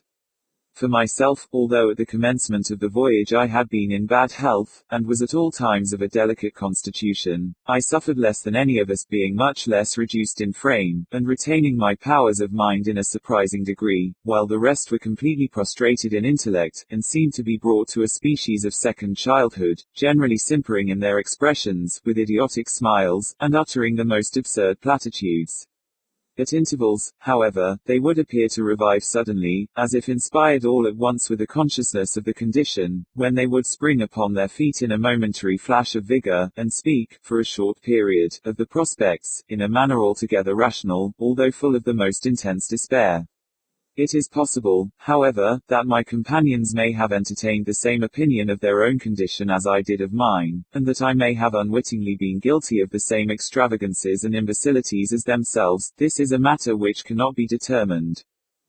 About noon Parker declared that he saw land off the larboard quarter, and it was with the utmost difficulty I could restrain him from plunging into the sea with the view of swimming toward it. Peters and Augustus took little notice of what he said, being apparently wrapped up in moody contemplation.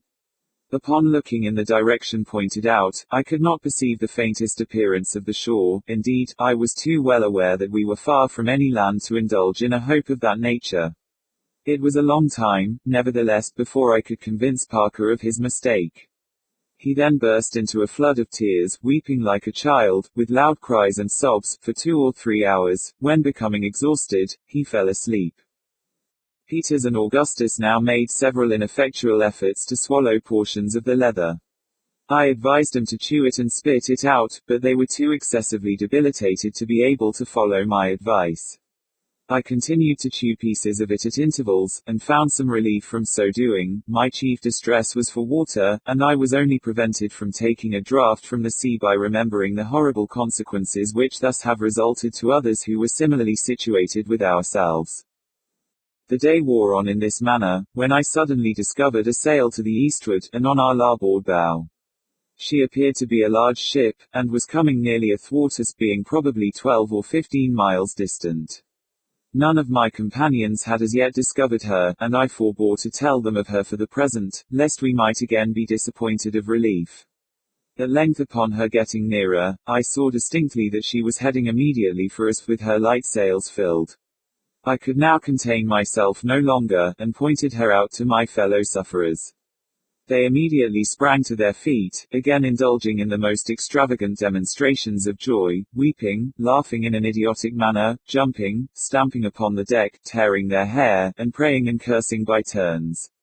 I was so affected by the conduct, as well as by what I considered a sure prospect of deliverance, that I could not refrain from joining in with their madness, and gave way to the impulses of my gratitude and ecstasy by lying and rolling on the deck, clapping my hands, shouting, and other similar acts, until I was suddenly called to my recollection, and once more to the extreme human misery and despair, by perceiving the ship all at once with her stern fully presented toward us, and steering in a direction nearly opposite to that in which I had at first perceived her.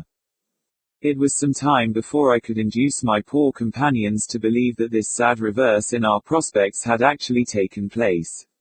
They replied to all my assertions with a stare and a gesture implying that they were not to be deceived by such misrepresentations. The conduct of Augustus most sensibly affected me. In spite of all I could say or do to the contrary, he persisted in saying that the ship was rapidly nearing us, and in making preparations to go on board of her. Some seaweed floating by the brig, he maintained that it was the ship's boat, and endeavored to throw himself upon it, howling and shrieking in the most heartrending manner, when I forcibly restrained him from thus casting himself into the sea. Having become in some degree pacified, we continued to watch the ship until we finally lost sight of her, the weather becoming hazy, with a light breeze springing up.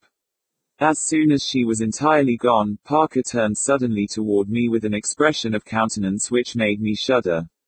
There was about him an air of self-possession which I had not noticed in him until now, and before he opened his lips my heart told me what he would say.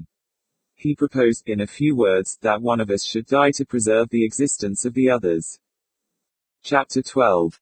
I had for some time past dwelt upon the prospect of our being reduced to this last horrible extremity, and had secretly made up my mind to suffer death in any shape or under any circumstances rather than resort to such a course. Nor was this resolution in any degree weakened by the present intensity of hunger under which I labored. The proposition had not been heard by either Peters or Augustus. I therefore took Parker aside, and mentally praying to God for power to dissuade him from the horrible purpose he entertained, I expostulated with him for a long time, and in the most supplicating manner, begging him in the name of everything which he held sacred, and urging him by every species of argument which the extremity of the case suggested, to abandon the idea, and not to mention it to either of the other two. He heard all I said without attempting to controvert any of my arguments, and I had begun to hope that he would be prevailed upon to do as I desired. But when I had ceased speaking, he said that he knew very well all I had said was true, and that to resort to such a course was the most horrible alternative which could enter into the mind of man, but that he had now held out as long as human nature could be sustained, that it was unnecessary for all to perish when, by the death of one, it was possible, and even probable, that the rest might be finally preserved, adding that I might save myself the trouble of trying to turn him from his purpose, his mind having been thoroughly made up on the subject even before the appearance of the ship, and that only her heaving in sight had prevented him from mentioning his intention at an earlier period. I now begged him, if he would not be prevailed upon to abandon his design, at least to defer it for another day, when some vessel might come to our relief, again reiterating every argument I could devise, and which I thought likely to have influence with one of his rough nature. He said, in reply, that he had not spoken until the very last possible moment, that he could exist no longer without sustenance of some kind, and that therefore in another day his suggestion would be too late, as regarded himself at least.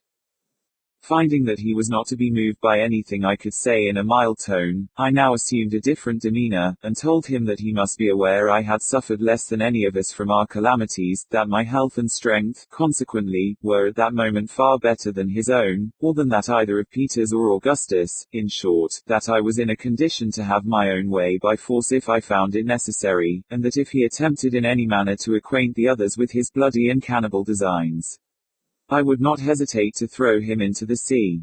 Upon this he immediately seized me by the throat, and drawing a knife, made several ineffectual efforts to stab me in the stomach, an atrocity which his excessive debility alone prevented him from accomplishing. In the meantime, being roused to a high pitch of anger, I forced him to the vessel's side, with the full intention of throwing him overboard. He was saved from his fate, however, by the interference of Peters, who now approached and separated us, asking the cause of the disturbance. This Parker told before I could find means in any manner to prevent him. The effect of his words was even more terrible than what I had anticipated. Both Augustus and Peters, who, it seems, had long secretly entertained the same fearful idea which Parker had been merely the first to broach, joined with him in his design and insisted upon its immediately being carried into effect. I had calculated that one at least of the two former would be found still possessed of sufficient strength of mind to side with myself in resisting any attempt to execute so dreadful a purpose, and, with the aid of either one of them, I had no fear of being able to prevent its accomplishment. Being disappointed in this expectation, it became absolutely necessary that I should attend to my own safety, as a further resistance on my part might possibly be considered by men in their frightful condition a sufficient excuse for refusing me fair play in the tragedy that I knew would speedily be enacted. I now told him I was willing to submit to the proposal, merely requesting a delay of about 1 hour, in order that the fog which had gathered around us might have an opportunity of lifting, when it was possible that the ship we had seen might be again in sight. After great difficulty I obtained from him a promise to wait thus long, and, as I had anticipated, a breeze rapidly coming in, the fog lifted before the hour had expired, when, no vessel appearing in sight, we prepared to draw lots. It is with extreme reluctance that I dwell upon the appalling scene which ensued, a scene which with its minutest details, no after events have been able to efface in the slightest degree from my memory, and whose stern recollection will embitter every future moment of my existence. Let me run over this portion of my narrative with as much haste as the nature of the events to be spoken of will permit. The only method we could devise for the terrific lottery, in which we were to take each a chance, was that of drawing straws. Small splinters of wood were made to answer our purpose, and it was agreed that I should be the holder. I retired to one end of the hulk, while my poor companions silently took up a station in the other with the backs turned toward me. The bitterest anxiety which I endured at any period of this fearful drama was while I occupied myself in the arrangement of the lots. There are few conditions into which man can possibly fall where he will not feel a deep interest in the preservation of his existence, an interest momentarily increasing with the frailness of the tenure by which that existence may be held.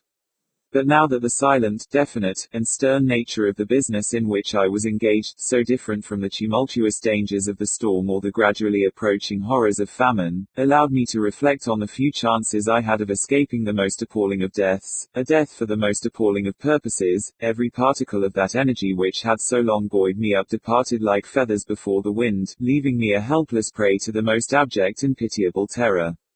I could not, at first, even summon up sufficient strength to tear and fit together the small splinters of wood, my fingers absolutely refusing their office, and my knees knocking violently against each other. My mind ran over rapidly 1,000 absurd projects by which to avoid becoming a partner in the awful speculation. I thought of falling on my knees to my companions, and entreating them to let me escape this necessity, of suddenly rushing upon them, and, by putting one of them to death, of rendering the decision by lot useless, in short, of everything but of going through with the matter I had in hand. At last, after wasting a long time in this imbecile conduct, I was recalled to my senses by the voice of Parker, who urged me to relieve them at once from the terrible anxiety they were enduring. Even then I could not bring myself to arrange the splinters upon the spot, but thought over every species of finesse by which I could trick some one of my fellow sufferers to draw the short straw, as it had been agreed that whoever drew the shortest of 4 splinters from my hand was to die for the preservation of the rest. Before any one condemn me for this apparent heartlessness, let him be placed in a situation precisely similar to my own. At length delay was no longer possible, and, with a heart almost bursting from my bosom, I advanced to the region of the forecastle, where my companions were awaiting me. I held out my hand with the splinters, and Peters immediately drew. He was free, his, at least, was not the shortest, and there was now another chance against my escape. I summoned up all my strength, and passed the lots to Augustus. He also drew immediately, and he also was free, and now, whether I should live or die, the chances were no more than precisely even. At this moment all the fierceness of the tiger possessed my bosom, and I felt toward my poor fellow creature, Parker, the most intense, the most diabolical hatred. But the feeling did not last, and, at length, with a convulsive shudder and closed eyes, I held out the 2 remaining splinters toward him. It was fully 5 minutes before he could summon resolution to draw, during which period of heartrending suspense I never once opened my eyes. Presently one of the 2 lots was quickly drawn from my hand. The decision was then over, yet I knew not whether it was for me or against me. No one spoke, and still I dared not satisfy myself by looking at the splinter I held. Peters at length took me by the hand, and I forced myself to look up, when I immediately saw by the countenance of Parker that I was safe, and that he it was who had been doomed to suffer. Gasping for breath, I fell senseless to the deck. I recovered from my swoon in time to behold the consummation of the tragedy and the death of him who had been chiefly instrumental in bringing it about.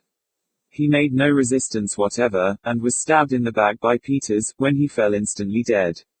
I must not dwell upon the fearful repast which immediately ensued. Such things may be imagined, but words have no power to impress the mind with the exquisite horror of their reality. Let it suffice to say that, having in some measure appeased the raging thirst which consumed us by the blood of the victim, and having by common consent taken off the hands, feet, and head, throwing them together with the entrails, into the sea, we devoured the rest of the body, piecemeal, during the 4 ever memorable days of the 17th, 18th, 19th, and 20th of the month. On the 19th, there coming on a smart shower which lasted 15 or 20 minutes, we contrived to catch some water by means of a sheet which had been fished up from the cabin by our drag just after the gale. The quantity we took in all did not amount to more than half a gallon, but even this scanty allowance supplied us with comparative strength and hope. On the 21st we were again reduced to the last necessity. The weather still remained warm and pleasant, with occasional fogs and light breezes, most usually from N to W. On the 22nd, as we were sitting close huddled together, gloomily revolving over our lamentable condition, there flashed through my mind all at once an idea which inspired me with a bright gleam of hope. I remembered that, when the foremast had been cut away, Peters, being in the windward chains, passed one of the axes into my hand, requesting me to put it, if possible, in a place of security, and that a few minutes before the last heavy sea struck the brig and filled her I had taken this axe into the forecastle and laid it in one of the larboard berths. I now thought it possible that, by getting at this axe, we might cut through the deck over the storeroom, and thus readily supply ourselves with provisions.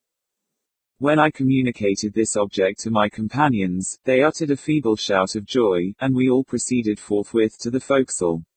The difficulty of descending here was greater than that of going down in the cabin, the opening being much smaller, for it will be remembered that the whole framework about the cabin companion hatch had been carried away, whereas the forecastle way, being a simple hatch of only about 3 feet square, had remained uninjured.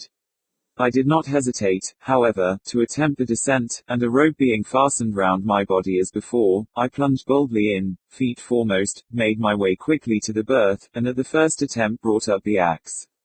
It was hailed with the most ecstatic joy and triumph, and the ease with which it had been obtained was regarded as an omen of our ultimate preservation.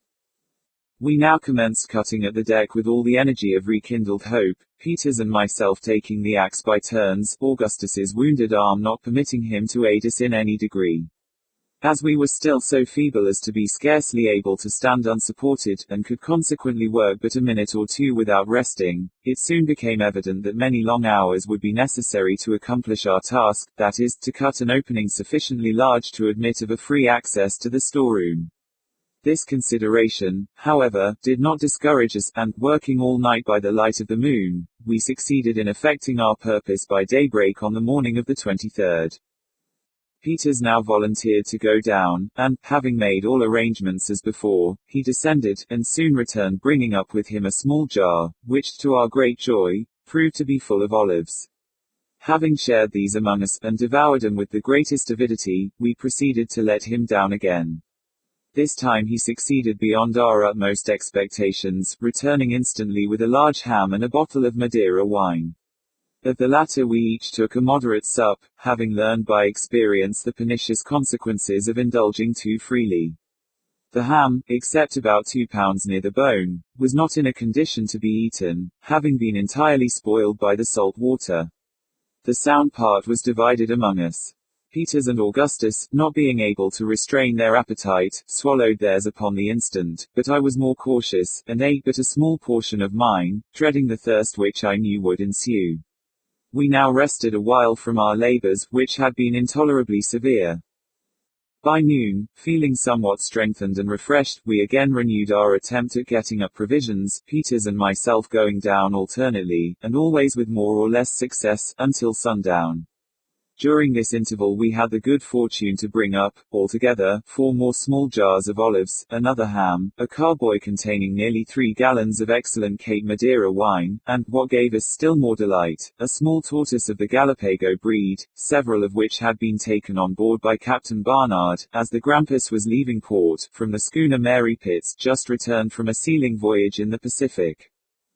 In a subsequent portion of this narrative I shall have frequent occasion to mention this species of tortoise. It is found principally, as most of my readers may know, in the group of islands called the Galapagos, which, indeed, derive their name from the animal, the Spanish word Galapago meaning a freshwater terrapin. From the peculiarity of their shape and action they have been sometimes called the elephant tortoise. They are frequently found of an enormous size.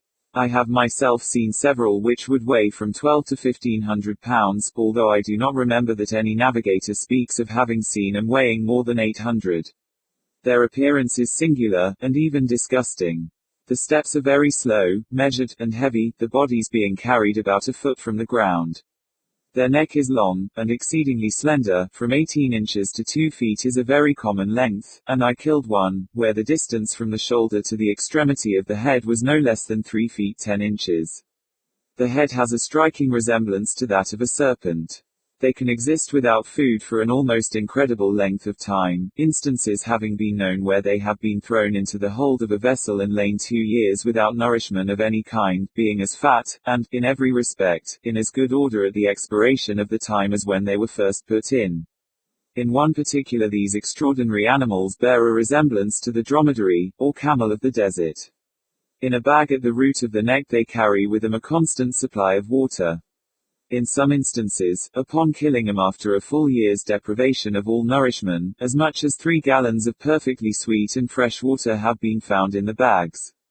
Their food is chiefly wild parsley and celery, with purslane, sea kelp, and prickly pears, upon which latter vegetable they thrive wonderfully, a great quantity of it being usually found on the hillsides near the shore wherever the animal itself is discovered.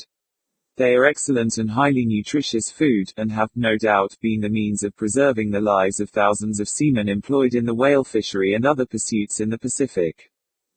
The one which we had the good fortune to bring up from the storeroom was not of a large size, weighing probably 65 or 70 pounds. It was a female, and in excellent condition, being exceedingly fat, and having more than a quart of limpid and sweet water in its bag. This was indeed a treasure, and, falling on our knees with one accord, we returned fervent thanks to God for so seasonable a relief. We had great difficulty in getting the animal up through the opening, as its struggles were fierce and its strength prodigious. It was upon the point of making its escape from Peter's grasp, and slipping back into the water, when Augustus, throwing a rope with a slipknot around its throat, held it up in this manner until I jumped into the hole by the side of Peter's, and assisted him in lifting it out. The water we drew carefully from the bag into the jug, which, it will be remembered, had been brought up before from the cabin. Having done this, we broke off the neck of a bottle so as to form, with the cork, a kind of glass, holding not quite half a gill. We then each drank one of these measures full, and resolved to limit ourselves to this quantity per day as long as it should hold out. During the last 2 or 3 days, the weather having been dry and pleasant, the bedding we had obtained from the cabin, as well as our clothing, had become thoroughly dry, so that we passed this night, that of the 23rd, in comparative comfort, enjoying a tranquil repose, after having supped plentifully on olives and ham, with a small allowance of the wine. Being afraid of losing some of our stores overboard during the night, in the event of a breeze springing up, we secured them as well as possible with cordage to the fragments of the windlass. Our tortoise, which we were anxious to preserve alive as long as we could, we threw on its back, and otherwise carefully fastened. Chapter 13. July 24. This morning saw us wonderfully recruited in spirits and strength. Notwithstanding the perilous situation in which we were still placed, ignorant of our position, although certainly at a great distance from land, without more food than would last us for a fortnight even with great care, almost entirely without water, and floating about at the mercy of every wind and wave on the merest wreck in the world, still the infinitely more terrible distresses and dangers from which we had so lately and so providentially been delivered caused us to regard what we now endured as but little more than an ordinary evil, so strictly comparative is either good or ill. At sunrise we were preparing to renew our attempts at getting up something from the storeroom, when, a smart shower coming on, with some lightning, we turn our attention to the catching of water by means of the sheet we had used before for this purpose. We had no other means of collecting the rain than by holding the sheet spread out with one of the 4 chain plates in the middle of it. The water, thus conducted to the center, was drained through into our jug. We had nearly filled it in this manner, when, a heavy squall coming on from the northward, obliged us to desist, as the hulk began once more to roll so violently that we could no longer keep our feet. We now went forward, and, lashing ourselves securely to the remnant of the windlass as before, awaited the event with far more calmness than could have been anticipated or would have been imagined possible under the circumstances. At noon the wind had freshened into a 2-reef breeze, and by night into a stiff gale, accompanied with a tremendously heavy swell. Experience having taught us, however, the best method of arranging our lashings, we weathered this dreary night in tolerable security, although thoroughly drenched at almost every instant by the sea, and in momentary dread of being washed off. Fortunately, the weather was so warm as to render the water rather grateful than otherwise. July 25. This morning the gale had diminished to a mere 10-knot breeze, and the sea had gone down with it so considerably that we were able to keep ourselves dry upon the deck. To our great grief, however, we found that 2 jars of our olives, as well as the whole of our ham, had been washed overboard, in spite of the careful manner in which they had been fastened. We determined not to kill the tortoise as yet, and contented ourselves for the present with a breakfast on a few of the olives, and a measure of water each, which latter we mixed half and half with wine, finding great relief and strength from the mixture, without the distressing intoxication which had ensued upon drinking the port. The sea was still far too rough for the renewal of our efforts at getting up provision from the storeroom. Several articles, of no importance to us in our present situation, floated up through the opening during the day, and were immediately washed overboard. We also now observed that the hulk lay more along than ever, so that we could not stand an instant without lashing ourselves. On this account we passed a gloomy and uncomfortable day. At noon the sun appeared to be nearly vertical, and we had no doubt that we had been driven down by the long succession of northward and northwesterly winds into the near vicinity of the equator. Toward evening we saw several sharks, and were somewhat alarmed by the audacious manner in which an enormously large one approached us. At one time, a lurch throwing the deck very far beneath the water, the monster actually swam in upon us, floundering for some moments just over the companion hatch, and striking Peters violently with his tail. A heavy sea at length hurled him overboard, much to our relief. In moderate weather we might have easily captured him. July 26. This morning, the wind having greatly abated, and the sea not being very rough, we determined to renew our exertions in the storeroom. After a great deal of hard labor during the whole day, we found that nothing further was to be expected from this quarter, the partitions of the room having been stowed during the night, and its contents swept into the hold. This discovery, as may be supposed, filled us with despair. July 27. The sea nearly smooth with a light wind, and still from the northward and westward.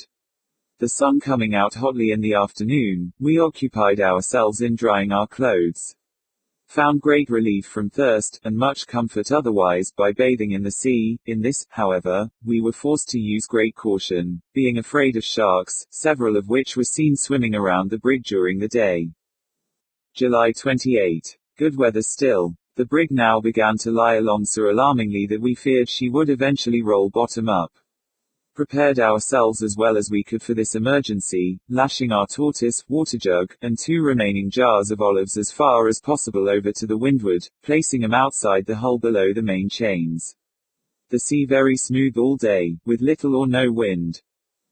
July 29. A continuance of the same weather. Augustus's wounded arm began to evince symptoms of mortification. He complained of drowsiness and excessive thirst, but no acute pain. Nothing could be done for his relief beyond rubbing his wounds with a little of the vinegar from the olives, and from this no benefit seemed to be experienced. We did everything in our power for his comfort, and trebled his allowance of water. July 30. An excessively hot day, with no wind. An enormous shark kept close by the hull during the whole of the forenoon. We made several unsuccessful attempts to capture him by means of a noose. Augustus much worse, and evidently sinking as much from want of proper nourishment as from the effect of his wounds. He constantly prayed to be relieved from his sufferings, wishing for nothing but death. This evening we ate the last of our olives, and found the water in our jug so putrid that we could not swallow it at all without the addition of wine. Determined to kill our tortoise in the morning. July 31. After a night of excessive anxiety and fatigue, owing to the position of the hulk, we set about killing and cutting up our tortoise. He proved to be much smaller than we had supposed, although in good condition, the whole meat about him not amounting to more than 10 pounds. With a view of preserving a portion of this as long as possible, we cut it into fine pieces, and filled with them our 3 remaining olive jars and the wine bottle, all of which had been kept pouring in afterward the vinegar from the olives. In this manner we put away about 3 pounds of the tortoise, intending not to touch it until we had consumed the rest.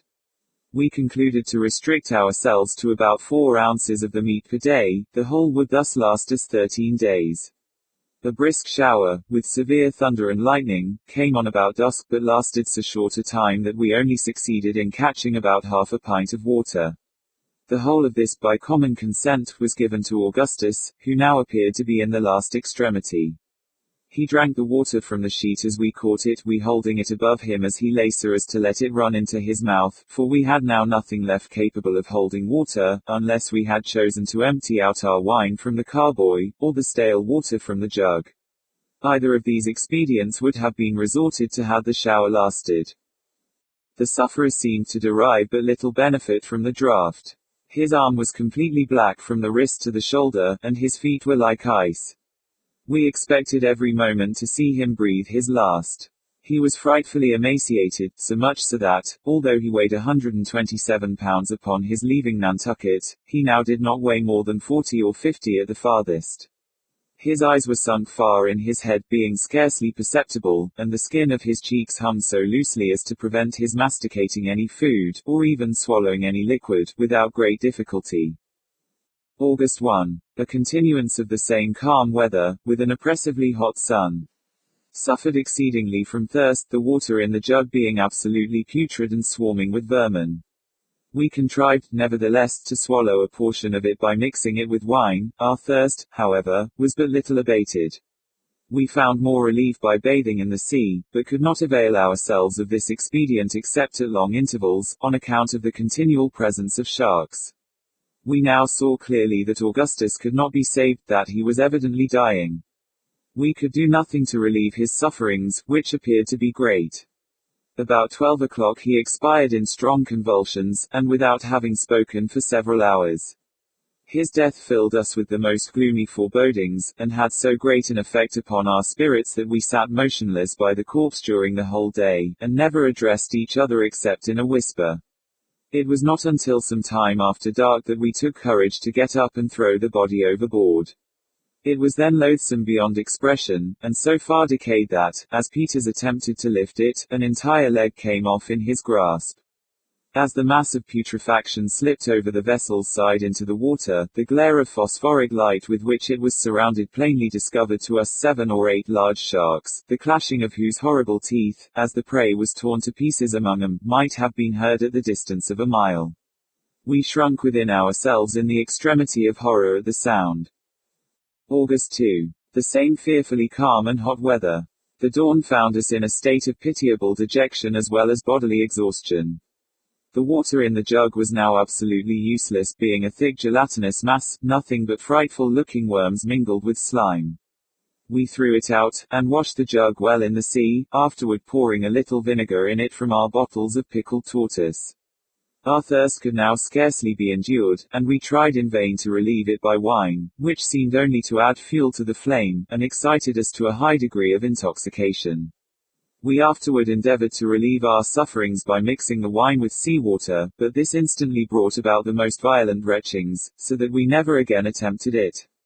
During the whole day we anxiously sought an opportunity of bathing, but to no purpose, for the hulk was now entirely besieged on all sides with sharks, no doubt the identical monsters who had devoured our poor companion on the evening before, and who were in momentary expectation of another similar feast. This circumstance occasioned us the most bitter regret and filled us with the most depressing and melancholy forebodings. We had experienced indescribable relief in bathing, and to have this resource cut off in so frightful a manner was more than we could bear. Nor, indeed, were we altogether free from the apprehension of immediate danger, for the least slip or false movement would have thrown us at once within reach of those voracious fish, who frequently thrust themselves directly upon us, swimming up to leeward. No shouts or exertions on our part seemed to alarm them. Even when one of the largest was struck with an axe by Peters and much wounded, he persisted in his attempts to push in where we were. A cloud came up at dusk but, to our extreme anguish, passed over without discharging itself. It is quite impossible to conceive our sufferings from thirst at this period. We passed a sleepless night, both on this account and through dread of the sharks.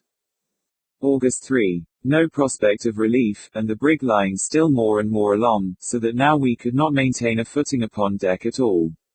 Busied ourselves in securing our wine and tortoise meat, so that we might not lose them in the event of our rolling over.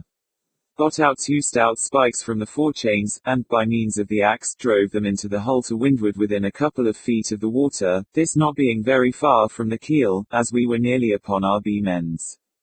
To these spikes we now lashed our provisions, as being more secure than the former position beneath the chains. Suffered great agony from thirst during the whole day, no chance of bathing on account of the sharks, which never left us for a moment. Found it impossible to sleep. August 4. A little before daybreak we perceived that the hulk was heeling over, and aroused ourselves to prevent being thrown off by the movement. At first the roll was slow and gradual, and we contrived to clamber over to windward very well, having taken the precaution to leave ropes hanging from the spikes we had driven in for the provision. But we had not calculated sufficiently upon the acceleration of the impetus, for, presently the heel became too violent to allow of our keeping pace with it, and, before either of us knew what was to happen, we found ourselves hurled furiously into the sea, and struggling several fathoms beneath the surface with the huge hull immediately above us. In going under the water I had been obliged to let go my hold upon the rope, and finding that I was completely beneath the vessel, and my strength nearly exhausted, I scarcely made a struggle for life, and resigned myself, in a few seconds, to die. But here again I was deceived, not having taken into consideration the natural rebound of the hull to windward. The whirl of the water upward, which the vessel occasioned in rolling partially back, brought me to the surface still more violently than I had been plunged beneath. Upon coming up I found myself about 20 yards from the hulk, as near as I could judge. She was lying keel up, rocking furiously from side to side, and the sea in all directions around was much agitated, and full of strong whirlpools. I could see nothing of Peters. An oil cask was floating within a few feet of me, and various other articles from the brig were scattered about. My principal terror was now on account of the sharks, which I knew to be in my vicinity. In order to deter these, if possible, from approaching me, I splashed the water vigorously with both hands and feet as I swam towards the hulk, creating a body of foam. I have no doubt that to this expedient, simple as it was, I was indebted for my preservation, for the sea all round the brig, just before her rolling over, was so crowded with these monsters, that I must have been, and really was, in actual contact with some of them during my progress. By great good fortune, however, I reached the side of the vessel in safety, although so utterly weakened by the violent exertion I had used that I should never have been able to get upon it but for the timely assistance of Peters, who, now, to my great joy, made his appearance, having scrambled up to the keel from the opposite side of the hull, and threw me the end of a rope, one of those which had been attached to the spikes. Having barely escaped this danger, our attention was now directed to the dreadful imminency of another, that of absolute starvation. Our whole stock of provision had been swept overboard in spite of all our care in securing it, and seeing no longer the remotest possibility of obtaining more, we gave way both of us to despair, weeping aloud like children, and neither of us attempting to offer consolation to the other. Such weakness can scarcely be conceived, and to those who have never been similarly situated will, no doubt, appear unnatural, but it must be remembered that our intellects were so entirely disordered by the long course of privation and terror to which we had been subjected, that we could not justly be considered, at that period, in the light of rational beings. In subsequent perils, nearly as great, if not greater, I bore up with fortitude against all the evils of my situation, and Peters, it will be seen, evinced a stoical philosophy nearly as incredible as his present childlike supineness and imbecility. The mental condition made the difference. The overturning of the brig, even with the consequent loss of the wine and turtle, would not, in fact, have rendered our situation more deplorable than before, except for the disappearance of the bedclothes by which we had been hitherto enabled to catch rainwater, and of the jug in which we had kept it when caught, for we found the whole bottom, from within 2 or 3 feet of the bends as far as the keel, together with the keel itself, thickly covered with large barnacles, which proved to be excellent and highly nutritious food. Thus, in 2 important respects, the accident we had so greatly dreaded proved to be a benefit rather than an injury. It had opened to us a supply of provisions which we could not have exhausted, using it moderately, in a month, and it had greatly contributed to our comfort as regards position, we being much more at ease, and in infinitely less danger, than before. The difficulty, however, of now obtaining water blinded us to all the benefits of the change in our condition. That we might be ready to avail ourselves, as far as possible, of any shower which might fall, we took off our shirts, to make use of them as we had of the sheets, not hoping, of course, to get more in this way, even under the most favorable circumstances, than half a gill at a time. No signs of a cloud appeared during the day, and the agonies of our thirst were nearly intolerable. At night, Peters obtained about an hour's disturbed sleep, but my intense sufferings would not permit me to close my eyes for a single moment. August 5. Today, a gentle breeze springing up carried us through a vast quantity of seaweed, among which we were so fortunate as to find 11 small crabs, which afforded us several delicious meals. Their shells being quite soft, we ate them entire, and found that they irritated our thirst far less than the barnacles. Seeing no trace of sharks among the seaweed, we also ventured to bathe, and remained in the water for 4 or 5 hours, during which we experienced a very sensible diminution of our thirst. Were greatly refreshed, and spent the night somewhat more comfortably than before, both of us snatching a little sleep. August 6. This day we were blessed by a brisk and continual rain, lasting from about noon until after dark. Bitterly did we now regret the loss of our jug and carboy, for, in spite of the little means we had of catching the water, we might have filled one, if not both of them. As it was, we contrived to satisfy the cravings of thirst by suffering the shirts to become saturated, and then wringing them so as to let the grateful fluid trickle into our mouths. In this occupation we passed the entire day. August 7. Just at daybreak we both at the same instant descried a sail to the eastward, and evidently coming towards us. We hailed the glorious sight with a long, although feeble shout of rapture, and began instantly to make every signal in our power, by flaring the shirts in the air, leaping as high as our weak condition would permit, and even by hallooing with all the strength of our lungs, although the vessel could not have been less than 15 miles distant. However, she still continued to near our hulk, and we felt that, if she but held her present course, she must eventually come so close as to perceive us. In about an hour after we first discovered her, we could clearly see the people on her decks.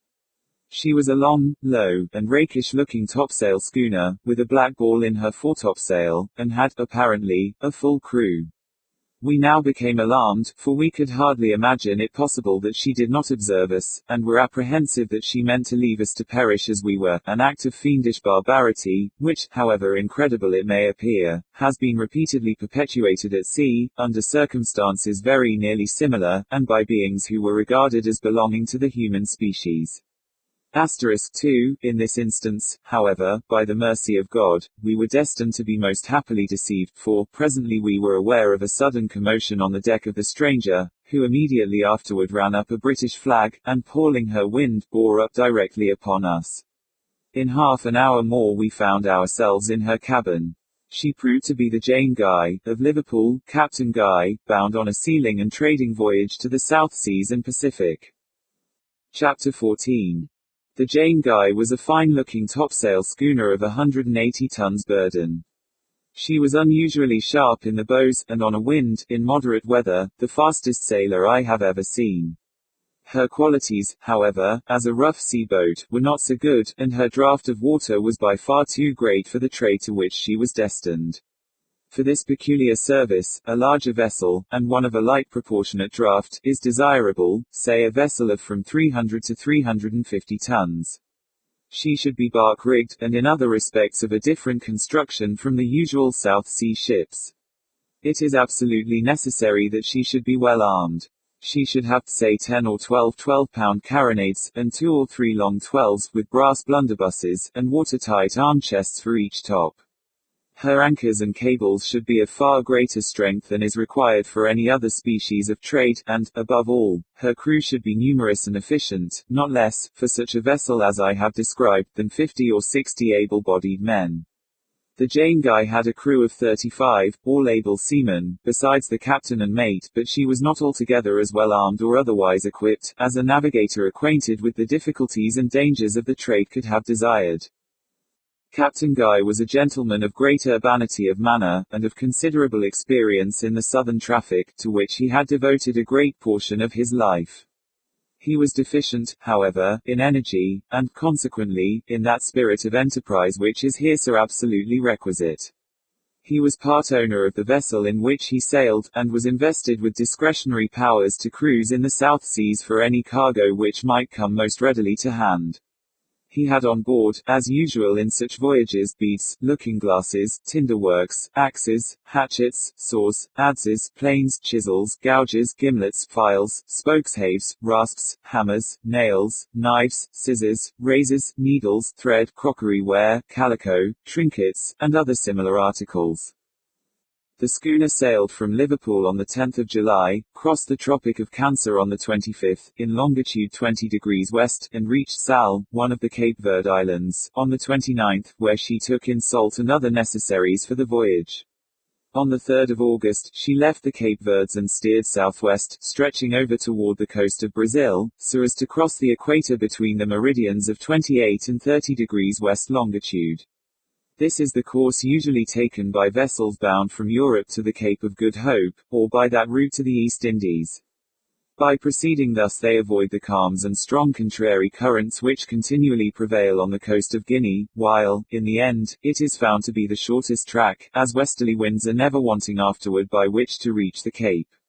It was Captain Guy's intention to make his first stoppage at Kerguelen's Land, I hardly know for what reason. On the day we were picked up the schooner was off Cape St. Roque, in longitude 31 degrees west, so that, when found, we had drifted probably, from north to south, not less than 25 degrees.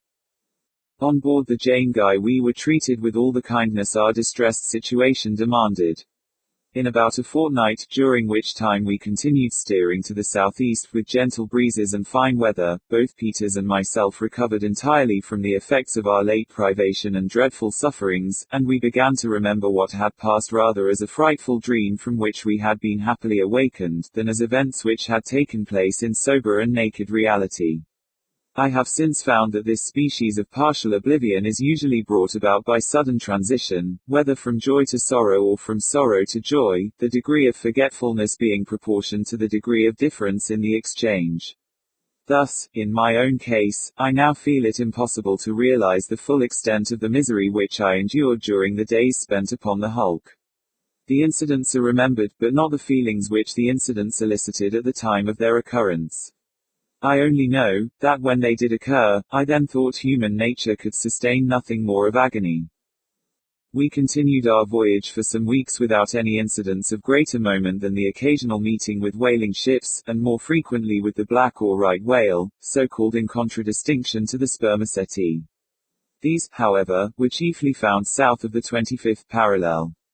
On the 16th of September, being in the vicinity of the Cape of Good Hope, the schooner encountered her first gale of any violence since leaving Liverpool. In this neighborhood, but more frequently to the south and east of the promontory, we were to the westward. Navigators have often to contend with storms from the northward, which rage with great fury. They always bring with them a heavy sea, and one of their most dangerous features is the instantaneous chopping round of the wind, an occurrence almost certain to take place during the greatest force of the gale. A perfect hurricane will be blowing at one moment from the northward or northeast, and in the next not a breath of wind will be felt in that direction, while from the southwest it will come out all at once with a violence almost inconceivable. A bright spot to the southward is the sure forerunner of the change, and vessels are thus enabled to take the proper precautions. It was about 6 in the morning when the blow came on with a white squall, and, as usual, from the northward. By 8 it had increased very much, and brought down upon us one of the most tremendous seas I had then ever beheld. Everything had been made as snug as possible, but the schooner labored excessively, and gave evidence of her bad qualities as a seaboat, pitching her forecastle under at every plunge and with the greatest difficulty struggling up from one wave before she was buried in another. Just before sunset the bright spot for which we had been on the lookout made its appearance in the southwest, and in an hour afterward we perceived the little headsail we carried flapping listlessly against the mast. In 2 minutes more, in spite of every preparation, we were hurled on our beam ends, as if by magic, and a perfect wilderness of foam made a clear breach over us as we lay. The blow from the southwest, however, luckily proved to be nothing more than a squall, and we had the good fortune to right the vessel without the loss of a spar. A heavy cross sea gave us great trouble for a few hours after this, but toward morning we found ourselves in nearly as good condition as before the gale. Captain Guy considered that he had made an escape little less than miraculous. On the 13th of October we came in sight of Prince Edward's Island, in latitude 46 degrees 53 s, longitude 37 degrees 46 e. 2 days afterward we found ourselves near Possession Island, and presently passed the islands of Crozet, in latitude 42 degrees 59 s, longitude 48 degrees e. On the 18th we made Kerguelen's or Desolation Island, in the southern Indian Ocean, and came to anchor in Christmas Harbour, having 4 fathoms of water. This island, or rather group of islands, bears southeast from the Cape of Good Hope, and is distant therefrom nearly 800 leagues. It was first discovered in 1772, by the Baron de Kerguelen, or Kerguelen, a Frenchman, who, thinking the land to form a portion of an extensive southern continent carried home information to that effect, which produced much excitement at the time. The government, taking the matter up, sent the Baron back in the following year for the purpose of giving his new discovery a critical examination, when the mistake was discovered. In 1777, Captain Cook fell in with the same group, and gave to the principal one the name of Desolation Island, a title which it certainly well deserves. Upon approaching the land, however, the navigator might be induced to suppose otherwise, as the sides of most of the hills, from September to March, are clothed with very brilliant verdure. This deceitful appearance is caused by a small plant resembling saxifrage, which is abundant, growing in large patches on a species of crumbling moss. Besides this plant there is scarcely a sign of vegetation on the island, if we except some coarse rank grass near the harbour, some lichen, and a shrub which bears resemblance to a cabbage shooting into seed, and which has a bitter and acrid taste. The face of the country is hilly, although none of the hills can be called lofty. The tops are perpetually covered with snow. There are several harbours, of which Christmas Harbour is the most convenient. It is the first to be met with on the northeast side of the island after passing Cape Francois, which forms the northern shore, and, by its peculiar shape, serves to distinguish the harbour. Its projecting point terminates in a high rock, through which is a large hole, forming a natural arch. The entrance is in latitude 48 degrees 40 S, longitude 69 degrees 6 E. Passing in here, good anchorage may be found under the shelter of several small islands, which form a sufficient protection from all easterly winds. Proceeding on eastwardly from this anchorage you come to Wasp Bay, at the head of the harbour. This is a small basin, completely landlocked, into which you can go with 4 fathoms, and find anchorage in from 10 to 3, hard clay bottom. A ship might lie here with her best bower ahead all the year round without risk. To the westward, at the head of Wasp Bay, is a small stream of excellent water, easily procured. Some seal of the fur and hare species are still to be found on Kerguelen's Island, and sea elephants abound. The feathered tribes are discovered in great numbers. Penguins are very plenty, and of these there are 4 different kinds. The royal penguin, so called from its size and beautiful plumage, is the largest. The upper part of the body is usually grey, sometimes of a lilac tint, the under portion of the purest white imaginable. The head is of a glossy and most brilliant black, the feet also. The chief beauty of plumage, however, consists in 2 broad stripes of a gold colour, which pass along from the head to the breast. The bill is long, and either pink or bright scarlet. These birds walk erect with a stately carriage. They carry their heads high with their wings drooping like 2 arms, and, as the tails project from the body in a line with the legs, the resemblance to a human figure is very striking, and would be apt to deceive the spectator at a casual glance or in the gloom of the evening. The royal penguins which we met with on Kerguelen's land were rather larger than a goose. The other kinds are the macaroni, the jackass, and the rookery penguin. These are much smaller, less beautiful in plumage, and different in other respects. Besides the penguin many other birds are here to be found, among which may be mentioned sea hens, blue peterels, teal, ducks, Port Egmont hens, shags, Cape pigeons, the Nelly, sea swallows, terns, sea gulls, Mother Carey's chickens, Mother Carey's geese, or the great peterel, and, lastly, the albatross. The great peterel is as large as the common albatross, and is carnivorous. It is frequently called the breakbones, or osprey peterel. They are not at all shy, and, when properly cooked, are palatable food.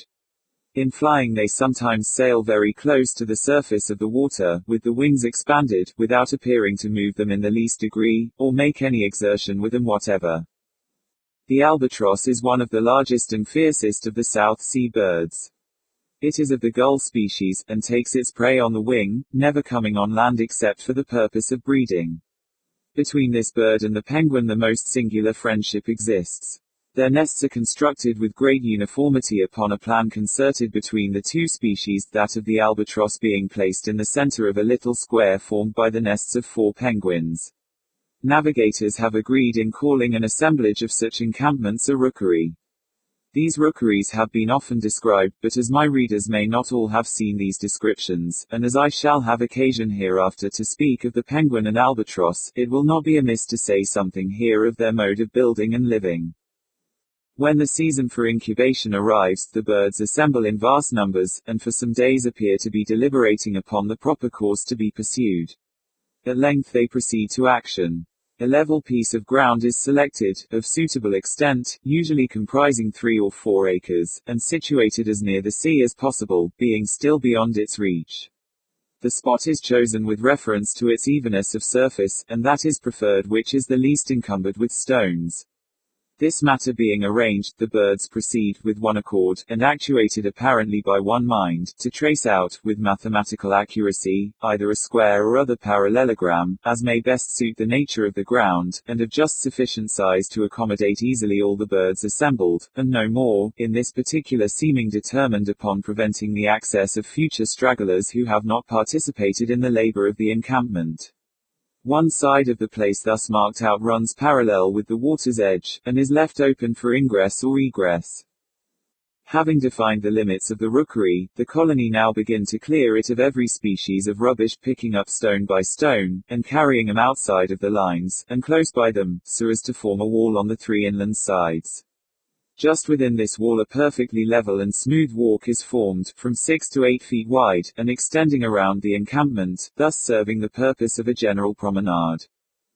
The next process is to partition out the whole area into small squares exactly equal in size. This is done by forming narrow paths, very smooth, and crossing each other at right angles throughout the entire extent of the rookery. At each intersection of these paths the nest of an albatross is constructed, and a penguin's nest in the center of each square, thus every penguin is surrounded by 4 albatrosses, and each albatross by a like number of penguins. The penguin's nest consists of a hole in the earth, very shallow, being only just of sufficient depth to keep her single egg from rolling. The albatross is somewhat less simple in her arrangements, erecting a hillock about a foot high and 2 in diameter. This is made of earth, seaweed, and shells. On its summit she builds her nest. The birds take especial care never to leave the nests unoccupied for an instant during the period of incubation, or, indeed, until the young progeny are sufficiently strong to take care of themselves. While the male is absent at sea in search of food, the female remains on duty, and it is only upon the return of her partner that she ventures abroad. The eggs are never left uncovered at all, while one bird leaves the nest the other nestling in by its side. This precaution is rendered necessary by the thieving propensities prevalent in the rookery, the inhabitants making no scruple to purloin each other's eggs at every good opportunity. Although there are some rookeries in which the penguin and albatross are the sole population, yet in most of them a variety of oceanic birds are to be met with, enjoying all the privileges of citizenship, and scattering their nests here and there, wherever they can find room, never interfering, however, with the stations of the larger species. The appearance of such encampments, when seen from a distance, is exceedingly singular. The whole atmosphere just above the settlement is darkened with the immense number of the albatross mingled with the smaller tribes, which are continually hovering over it, either going to the ocean or returning home. At the same time a crowd of penguins are to be observed, some passing to and fro in the narrow alleys, and some marching with the military strut so peculiar to them, around the general promenade ground which encircles the rookery. In short, survey it as we will, nothing can be more astonishing than the spirit of reflection evinced by these feathered beings, and nothing surely can be better calculated to elicit reflection in every well-regulated human intellect. On the morning after our arrival in Christmas Harbour the chief mate, Mr. Patterson, took the boats, and, although it was somewhat early in the season, went in search of seal, leaving the captain and a young relation of his on a point of barren land to the westward, they having some business, whose nature I could not ascertain, to transact in the interior of the island. Captain Guy took with him a bottle, in which was a sealed letter, and made his way from the point on which he was set on shore toward one of the highest peaks in the place. It is probable that his design was to leave the letter on that height for some vessel which he expected to come after him. As soon as we lost sight of him, we proceeded, Peters and myself being in the mate's boat, on our cruise around the coast, looking for seal. In this business we were occupied about 3 weeks, examining with great care every nook and corner, not only of Kerguelen's land, but of the several small islands in the vicinity. Our labors, however, were not crowned with any important success. We saw a great many fur seal, but they were exceedingly shy, and with the greatest exertions, we could only procure 350 skins in all. Sea elephants were abundant, especially on the western coast of the mainland, but of these we killed only 20, and this with great difficulty. On the smaller islands we discovered a good many of the hair seal, but did not molest them. We returned to the schooner on the 11th, where we found Captain Guy and his nephew, who gave a very bad account of the interior, representing it as one of the most dreary and utterly barren countries in the world. They had remained 2 nights on the island, owing to some misunderstanding, on the part of the second mate, in regard to the sending a jolly boat from the schooner to take them off. Chapter 15. On the 12th we made sail from Christmas Harbour, retracing our way to the westward, and leaving Marian's Island, one of Crozet's group, on the larboard. We afterward passed Prince Edward's Island, leaving it also on our left, then, steering more to the northward, made, in 15 days, the islands of Tristan d'Acunha, in latitude 37 degrees 8 S, longitude 12 degrees 8 W. This group, now so well known, and which consists of 3 circular islands, was first discovered by the Portuguese, and was visited afterward by the Dutch in 1643, and by the French in 1767. The 3 islands together form a triangle, and are distant from each other about 10 miles, there being fine open passages between. The land in all of them is very high, especially in Tristan d'Acunha, properly so called. This is the largest of the group, being 15 miles in circumference, and so elevated that it can be seen in clear weather at the distance of 80 or 90 miles. A part of the land toward the north rises more than 1,000 feet perpendicularly from the sea. The tableland at this height extends back nearly to the center of the island, and from this tableland arises a lofty cone like that of Tenerife. The lower half of this cone is clothed with trees of good size, but the upper region is barren rock, usually hidden among the clouds, and covered with snow during the greater part of the year. There are no shoals or other dangers about the island, the shores being remarkably bold and the water deep. On the northwestern coast is a bay, with a beach of black sand where a landing with boats can be easily effected, provided there be a southerly wind. Plenty of excellent water may here be readily procured, also cod and other fish may be taken with hook and line. The next island in point of size, and the most westwardly of the group, is that called the Inaccessible. Its precise situation is 37 degrees 17 S latitude, longitude 12 degrees 24 W. It is 7 or 8 miles in circumference, and on all sides presents a forbidding and precipitous aspect. Its top is perfectly flat, and the whole region is sterile, nothing growing upon it except a few stunted shrubs. Nightingale Island, the smallest and most southerly, is in latitude 37 degrees 26 S, longitude 12 degrees 12 W. Off its southern extremity is a high ledge of rocky islets, a few also of a similar appearance are seen to the northeast. The ground is irregular and sterile, and a deep valley partially separates it. The shores of these islands abound, in the proper season, with sea lions, sea elephants, the hair and fur seal, together with a great variety of oceanic birds. Whales are also plenty in their vicinity. Owing to the ease with which these various animals were here formerly taken, the group has been much visited since its discovery. The Dutch and French frequented it at a very early period.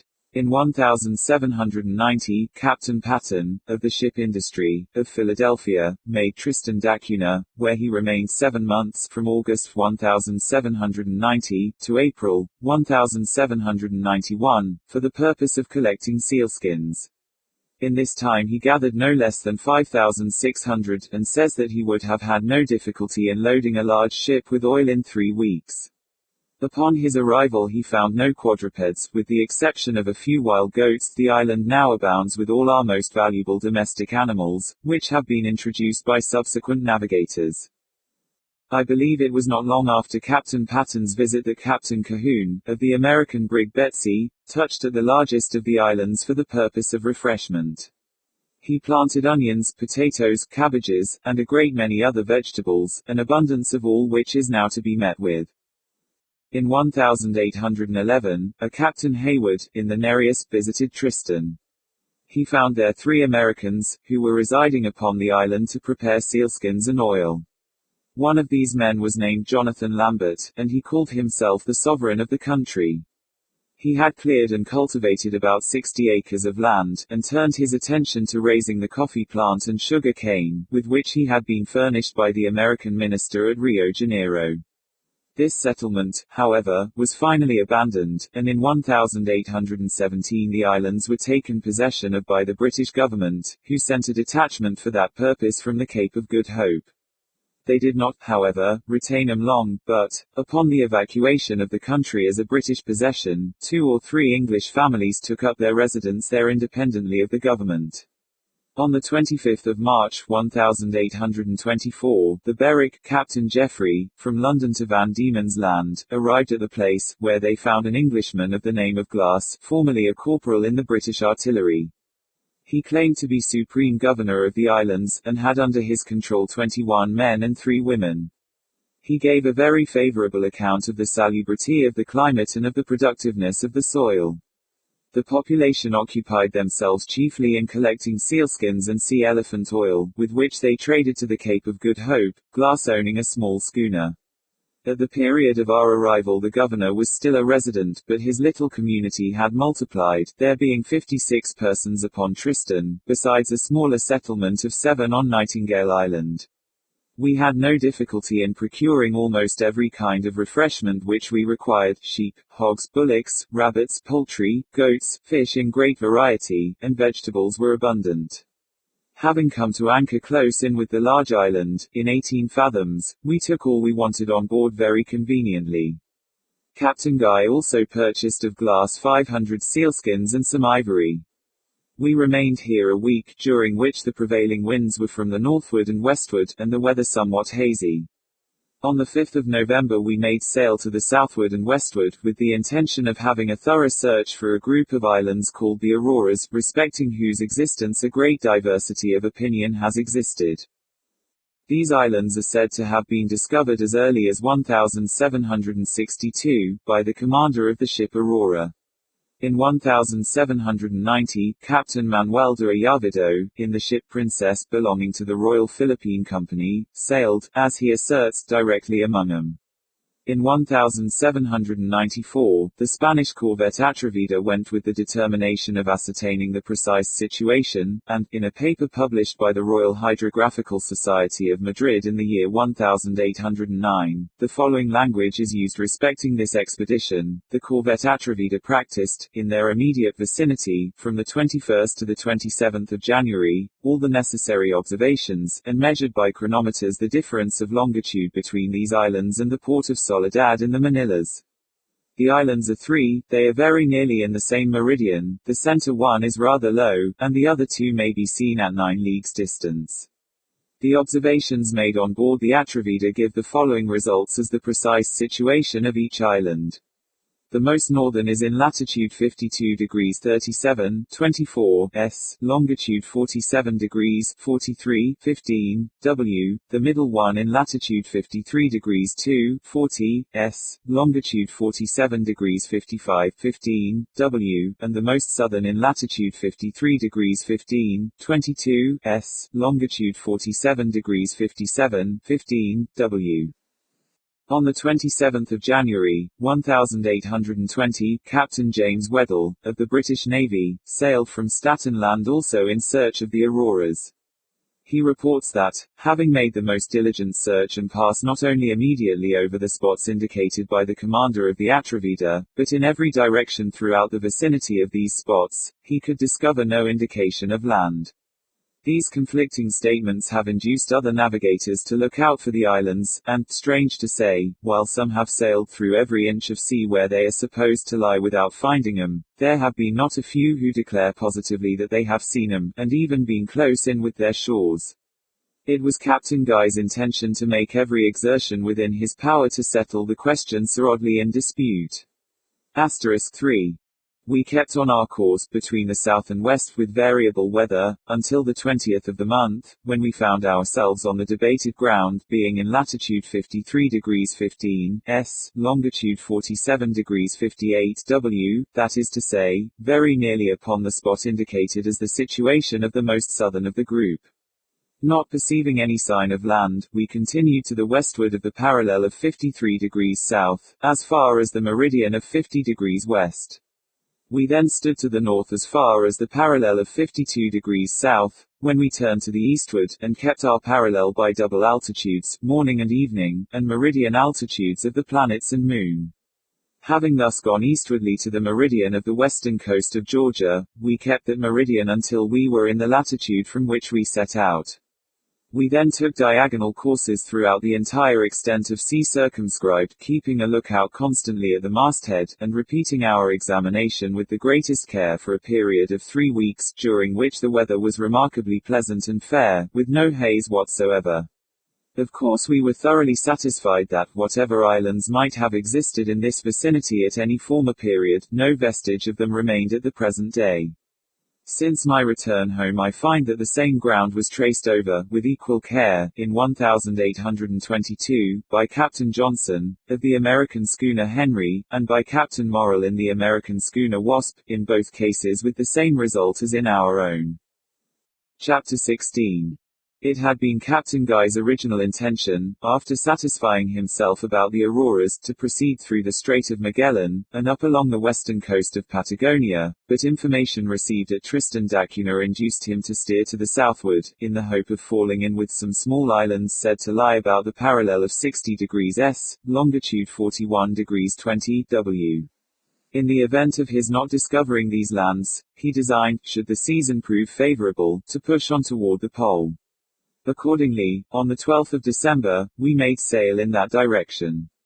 On the 18th we found ourselves about the station indicated by glass, and cruised for 3 days in that neighborhood without finding any traces of the islands he had mentioned. On the 21st, the weather being unusually pleasant, we again made sail to the southward, with the resolution of penetrating in that course as far as possible. Before entering upon this portion of my narrative, it may be as well, for the information of those readers who have paid little attention to the progress of discovery in these regions, to give some brief account of the very few attempts at reaching the southern pole which have hitherto been made. That of Captain Cook was the first of which we have any distinct account. In 1772 he sailed to the south in the Resolution, accompanied by Lieutenant Furneaux in the Adventure.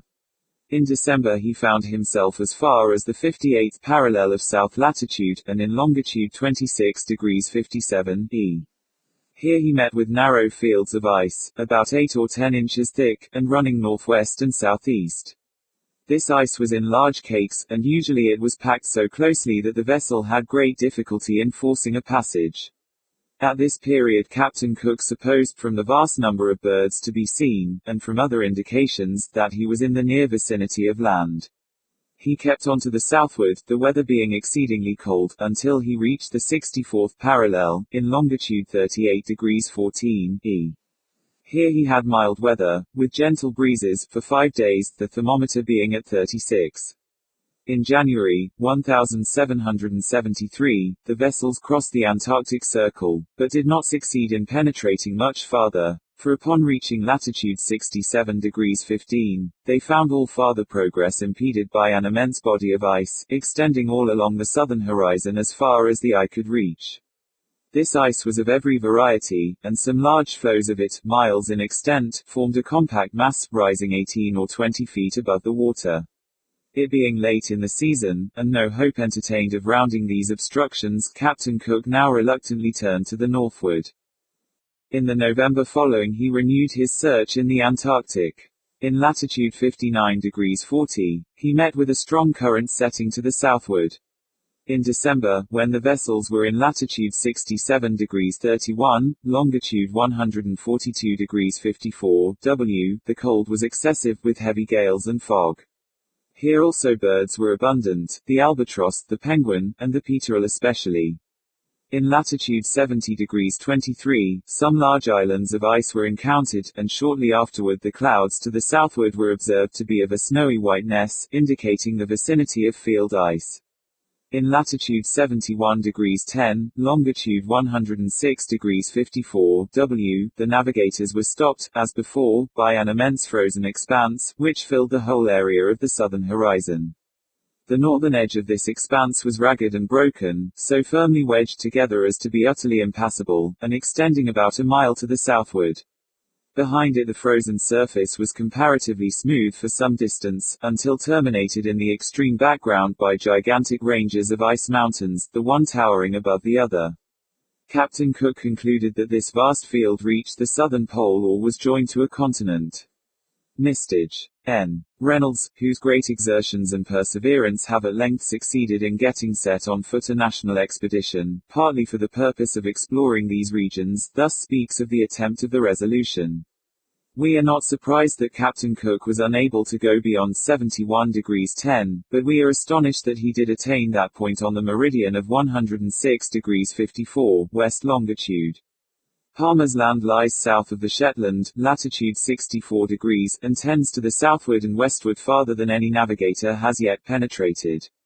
Cook was standing for this land when his progress was arrested by the ice, which, we apprehend, must always be the case in that point, and so early in the season as the 6th of January, and we should not be surprised if a portion of the icy mountains described was attached to the main body of Palmer's Land, or to some other portions of land lying farther to the southward and westward. In 1803, Captains Kreutzenstein and Lizarowski were dispatched by Alexander of Russia for the purpose of circumnavigating the globe. In endeavoring to get south, they made no farther than 59 degrees 58, in longitude 70 degrees 15 W. They here met with strong currents setting eastwardly. Whales were abundant, but they saw no ice. In regard to this voyage, Mr. Reynolds observes that, if Kreutzenstein had arrived where he did earlier in the season, he must have encountered ice. It was March when he reached the latitude specified. The winds prevailing, as they do, from the southward and westward, had carried the floes, aided by currents, into that icy region bounded on the north by Georgia, east by Sandwich Land and the South Orkneys, and west by the South Shetland Islands. In 1822, Captain James Weddell, of the British Navy, with two very small vessels, penetrated farther to the south than any previous navigator, and this, too, without encountering extraordinary difficulties. He states that although he was frequently hemmed in by ice before reaching the 72nd parallel, yet, upon attaining it, not a particle was to be discovered, and that, upon arriving at the latitude of 74 degrees 15, no fields, and only 3 islands of ice were visible. It is somewhat remarkable that, although vast flocks of birds were seen, and other usual indications of land, and although, south of the Shetlands, unknown coasts were observed from the masthead tending southwardly, Weddell discourages the idea of land existing in the polar regions of the south. On the 11th of January, 1823, Captain Benjamin Morrill, of the American schooner Wasp, sailed from Kerguelen's Land with a view of penetrating as far south as possible. On the 1st of February he found himself in latitude 64 degrees 52 S, longitude 118 degrees 27 E. The following passage is extracted from his journal of that date. The wind soon freshened to an 11-knot breeze, and we embraced this opportunity of making to the west, being however convinced that the farther we went south beyond latitude 64 degrees, the less ice was to be apprehended. We steered a little to the southward, until we crossed the Antarctic Circle, and were in latitude 69 degrees 15 E. In this latitude there was no field ice, and very few ice islands in sight. Under the date of March 14 I find also this entry. The sea was now entirely free of field ice, and there were not more than a dozen ice islands in sight. At the same time the temperature of the air and water was at least 13 degrees higher, more mild than we had ever found it between the parallels of 60 and 62 south. We were now in latitude 70 degrees 14 S, and the temperature of the air was 47, and that of the water 44. In this situation I found the variation to be 14 degrees 27, easterly, per azimuth. I have several times passed within the Antarctic Circle, on different meridians, and have uniformly found the temperature, both of the air and the water, to become more and more mild the farther I advance beyond the 65th degree of south latitude, and that the variation decreases in the same proportion. While north of this latitude, say between 60 and 65 south, we frequently had great difficulty in finding a passage for the vessel between the immense and almost innumerable ice islands, some of which were from 1 to 2 miles in circumference, and more than 500 feet above the surface of the water. Being nearly destitute of fuel and water, and without proper instruments, it being also late in the season, Captain Morrell was now obliged to put back, without attempting any further progress to the westward, although an entirely open sea lay before him. He expresses the opinion that, had not these overruling considerations obliged him to retreat, he could have penetrated, if not to the pole itself, at least to the 85th parallel. I have given his ideas respecting these matters somewhat at length, that the reader may have an opportunity of seeing how far they were borne out by my own subsequent experience. In 1831, Captain Briscoe, in the employ of the Messieurs Enderby, whale shipowners of London, sailed in the brig Lively for the South Seas, accompanied by the cutter Tula. On the 28th of February, being in latitude 66 degrees 30 S, longitude 47 degrees 31 E, he descried land, and clearly discovered through the snow the black peaks of a range of mountains running E. He remained in this neighborhood during the whole of the following month, but was unable to approach the coast nearer than within 10 leagues, owing to the boisterous state of the weather. Finding it impossible to make further discovery during this season, he returned northward to winter in Van Diemen's Land. In the beginning of 1832 he again proceeded southwardly, and on the 4th of February land was seen to the southeast in latitude 67 degrees 15, longitude 69 degrees 29 W. This was soon found to be an island near the headland of the country he had first discovered. On the 21st of the month he succeeded in landing on the latter, and took possession of it in the name of William IV, calling it Adelaide's Island, in honor of the English Queen. These particulars being made known to the Royal Geographical Society of London, the conclusion was drawn by that body, that there is a continuous tract of land extending from 47 degrees 30 E to 69 degrees 29 W longitude, running the parallel of from 66 to 67 degrees south latitude. In respect to this conclusion Mr. Reynolds observes, in the correctness of it we by no means concur, nor do the discoveries of Briscoe warrant any such indifference. It was within these limits that Weddell proceeded south on a meridian to the east of Georgia, Sandwich Land, and the South Orkney and Shetland Islands. My own experience will be found to testify most directly to the falsity of the conclusion arrived at by the Society. These are the principal attempts which have been made at penetrating to a high southern latitude, and it will now be seen that there remained previous to the voyage of the Jane, nearly 300 degrees of longitude in which the Antarctic Circle had not been crossed at all. Of course a wide field lay before us for discovery, and it was with feelings of most intense interest that I heard Captain Guy express his resolution of pushing boldly to the southward. Chapter 17. We kept our course southwardly for 4 days after giving up the search for Glass's Islands, without meeting with any ice at all. On the 26th, at noon, we were in latitude 63 degrees 23 S, longitude 41 degrees 25 W. We now saw several large ice islands, and a floe of field ice, not, however, of any great extent. The winds generally blew from the southeast, or the northeast, but were very light. Whenever we had a westerly wind, which was seldom, it was invariably attended with a rain squall. Every day we had more or less snow. The thermometer, on the 27th stood at 35. January 1, 1828, this day we found ourselves completely hemmed in by the ice, and our prospects looked cheerless indeed. A strong gale blew, during the whole forenoon, from the northeast, and drove large cakes of the drift against the rudder and counter with such violence that we all trembled for the consequences. Toward evening, the gale still blowing with fury, a large field in front separated, and we were enabled, by carrying a press of sail to force a passage through the smaller flakes into some open water beyond. As we approached this space we took in sail by degrees, and having at length got clear, lay to under a single reefed foresail. January 2, we had now tolerably pleasant weather. At noon we found ourselves in latitude 69 degrees 10 S, longitude 42 degrees 20 W, having crossed the Antarctic Circle. Very little ice was to be seen to the southward, although large fields of it lay behind us. This day we rigged some sounding gear, using a large iron pot capable of holding 20 gallons, and a line of 200 fathoms. We found the current setting to the north, about a quarter of a mile per hour.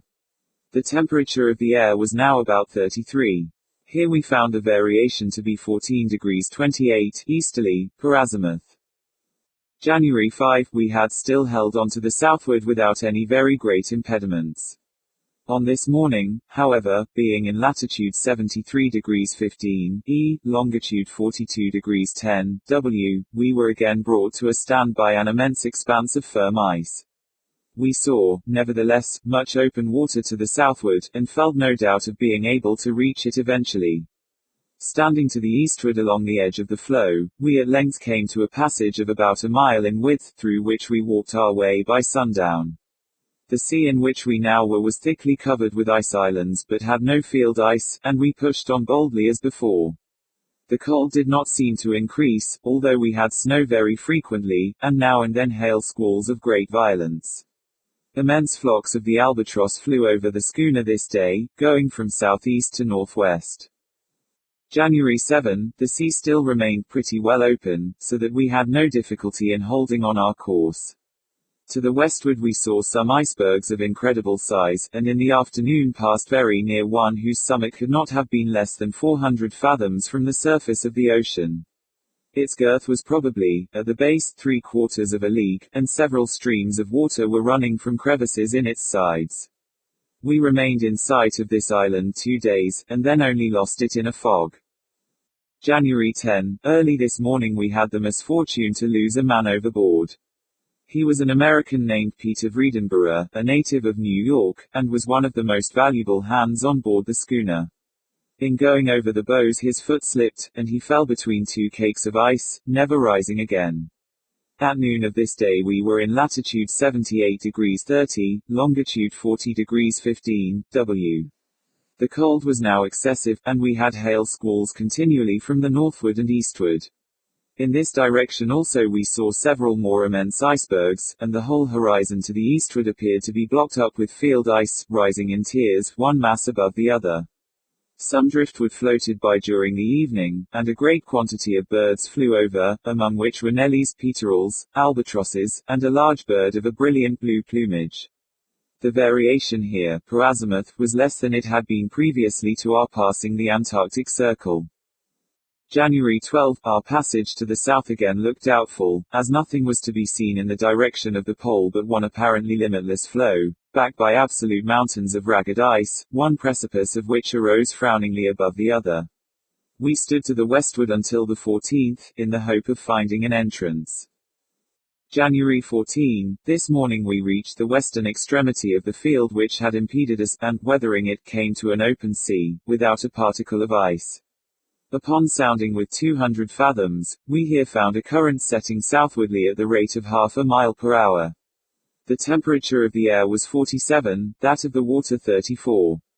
We now sailed to the southward without meeting any interruption of moment until the 16th, when, at noon, we were in latitude 81 degrees 21, longitude 42 degrees W. We here again sounded, and found a current setting still southwardly, and at the rate of 3/4 of a mile per hour. The variation per azimuth had diminished, and the temperature of the air was mild and pleasant, the thermometer being as high as 51. At this period not a particle of ice was to be discovered. All hands on board now felt certain of attaining the pole. January 17, this day was full of incident. Innumerable flights of birds flew over us from the southward, and several were shot from the deck. One of them, a species of pelican, proved to be excellent eating. About midday a small floe of ice was seen from the masthead off the larboard bow, and upon it there appeared to be some large animal. As the weather was good and nearly calm, Captain Guy ordered out 2 of the boats to see what it was.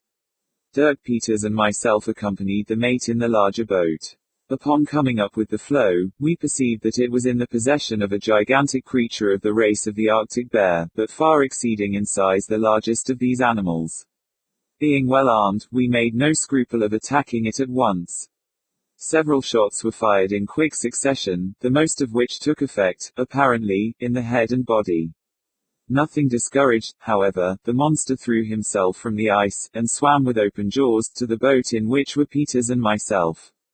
Owing to the confusion which ensued among us at this unexpected turn of the adventure, no person was ready immediately with a second shot, and the bear had actually succeeded in getting half his vast bulk across our gunwale, and seizing one of the men by the small of his back, before any efficient means were taken to repel him.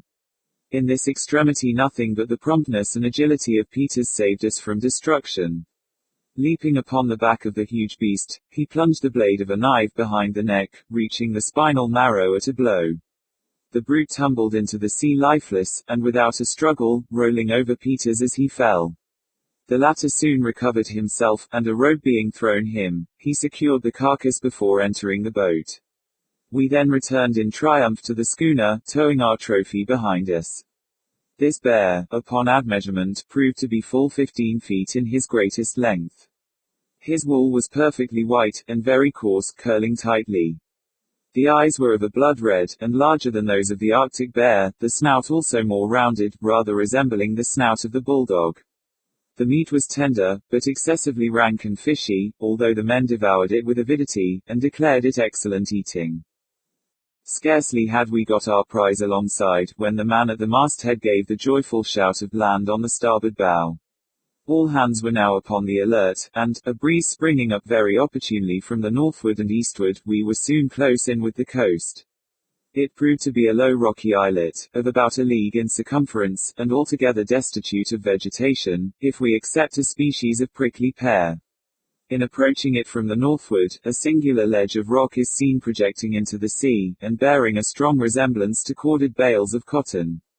Around this ledge to the westward is a small bay, at the bottom of which our boats effected a convenient landing. It did not take us long to explore every portion of the island, but, with one exception, we found nothing worthy of our observation. In the southern extremity, we picked up near the shore, half buried in a pile of loose stones, a piece of wood, which seemed to have formed the prow of a canoe. There had been evidently some attempt at carving upon it, and Captain Guy fancied that he made out the figure of a tortoise, but the resemblance did not strike me very forcibly. Besides this prow, if such it were, we found no other token that any living creature had ever been here before. Around the coast we discovered occasional small floes of ice, but these were very few. The exact situation of the islet, to which Captain Guy gave the name of Bennett's Islet, in honor of his partner in the ownership of the schooner, is 82 degrees 50, S latitude, 42 degrees 20, W longitude. We had now advanced to the southward more than 8 degrees farther than any previous navigators, and the sea still lay perfectly open before us. We found, too, that the variation uniformly decreased as we proceeded, and, what was still more surprising, that the temperature of the air, and latterly of the water, became milder. The weather might even be called pleasant, and we had a steady but very gentle breeze always from some northern point of the compass. The sky was usually clear, with now and then a slight appearance of thin vapor in the southern horizon. This, however, was invariably of brief duration. Two difficulties alone presented themselves to our view. We were getting short of fuel, and symptoms of scurvy had occurred among several of the crew. These considerations began to impress upon Captain Guy the necessity of returning, and he spoke of it frequently. For my own part, confident as I was of soon arriving at land of some description upon the course we were pursuing, and having every reason to believe, from present appearances, that we should not find it the sterile soil met with in the higher Arctic latitudes, I warmly pressed upon him the expediency of persevering, at least for a few days longer, in the direction we were now holding. So tempting an opportunity of solving the great problem in regard to an Antarctic continent had never yet been afforded to man, and I confess that I felt myself bursting with indignation at the timid and ill-timed suggestions of our commander. I believe, indeed, that what I could not refrain from saying to him on this head had the effect of inducing him to push on.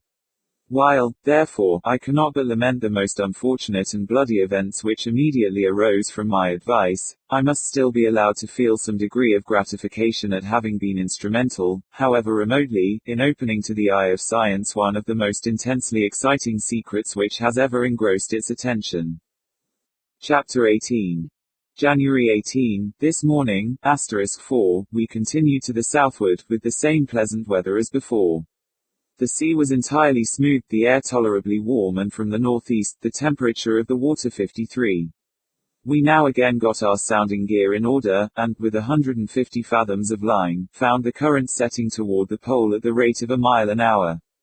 This constant tendency to the southward, both in the wind and current, caused some degree of speculation, and even of alarm, in different quarters of the schooner, and I saw distinctly that no little impression had been made upon the mind of Captain Guy. He was exceedingly sensitive to ridicule, however, and I finally succeeded in laughing him out of his apprehensions. The variation was now very trivial. In the course of the day we saw several large whales of the right species, and innumerable flights of the albatross passed over the vessel. We also picked up a bush full of red berries, like those of the hawthorn, and the carcass of a singular-looking land animal. It was 3 feet in length, and but 6 inches in height, with 4 very short legs, the feet armed with long claws of a brilliant scarlet, and resembling coral in substance. The body was covered with a straight silky hair, perfectly white. The tail was peaked like that of a rat, and about 1.5 feet long.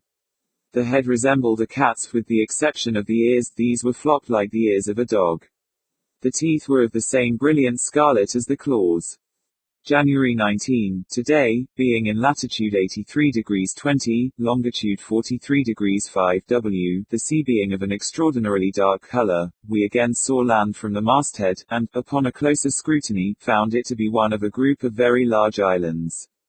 The shore was precipitous, and the interior seemed to be well wooded, a circumstance which occasioned us great joy.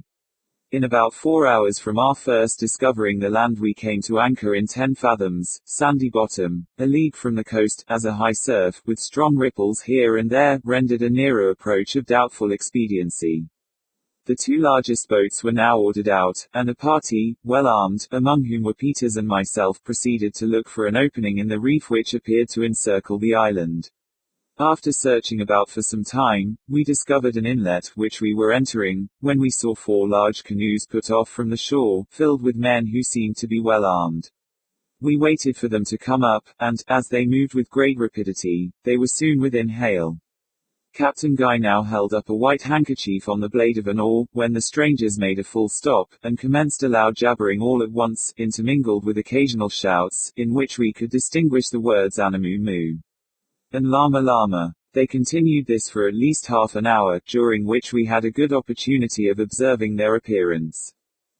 In the 4 canoes, which might have been 50 feet long and 5 broad, there were 110 savages in all. They were about the ordinary stature of Europeans, but of a more muscular and brawny frame. The complexion a jet black, with thick and long woolly hair.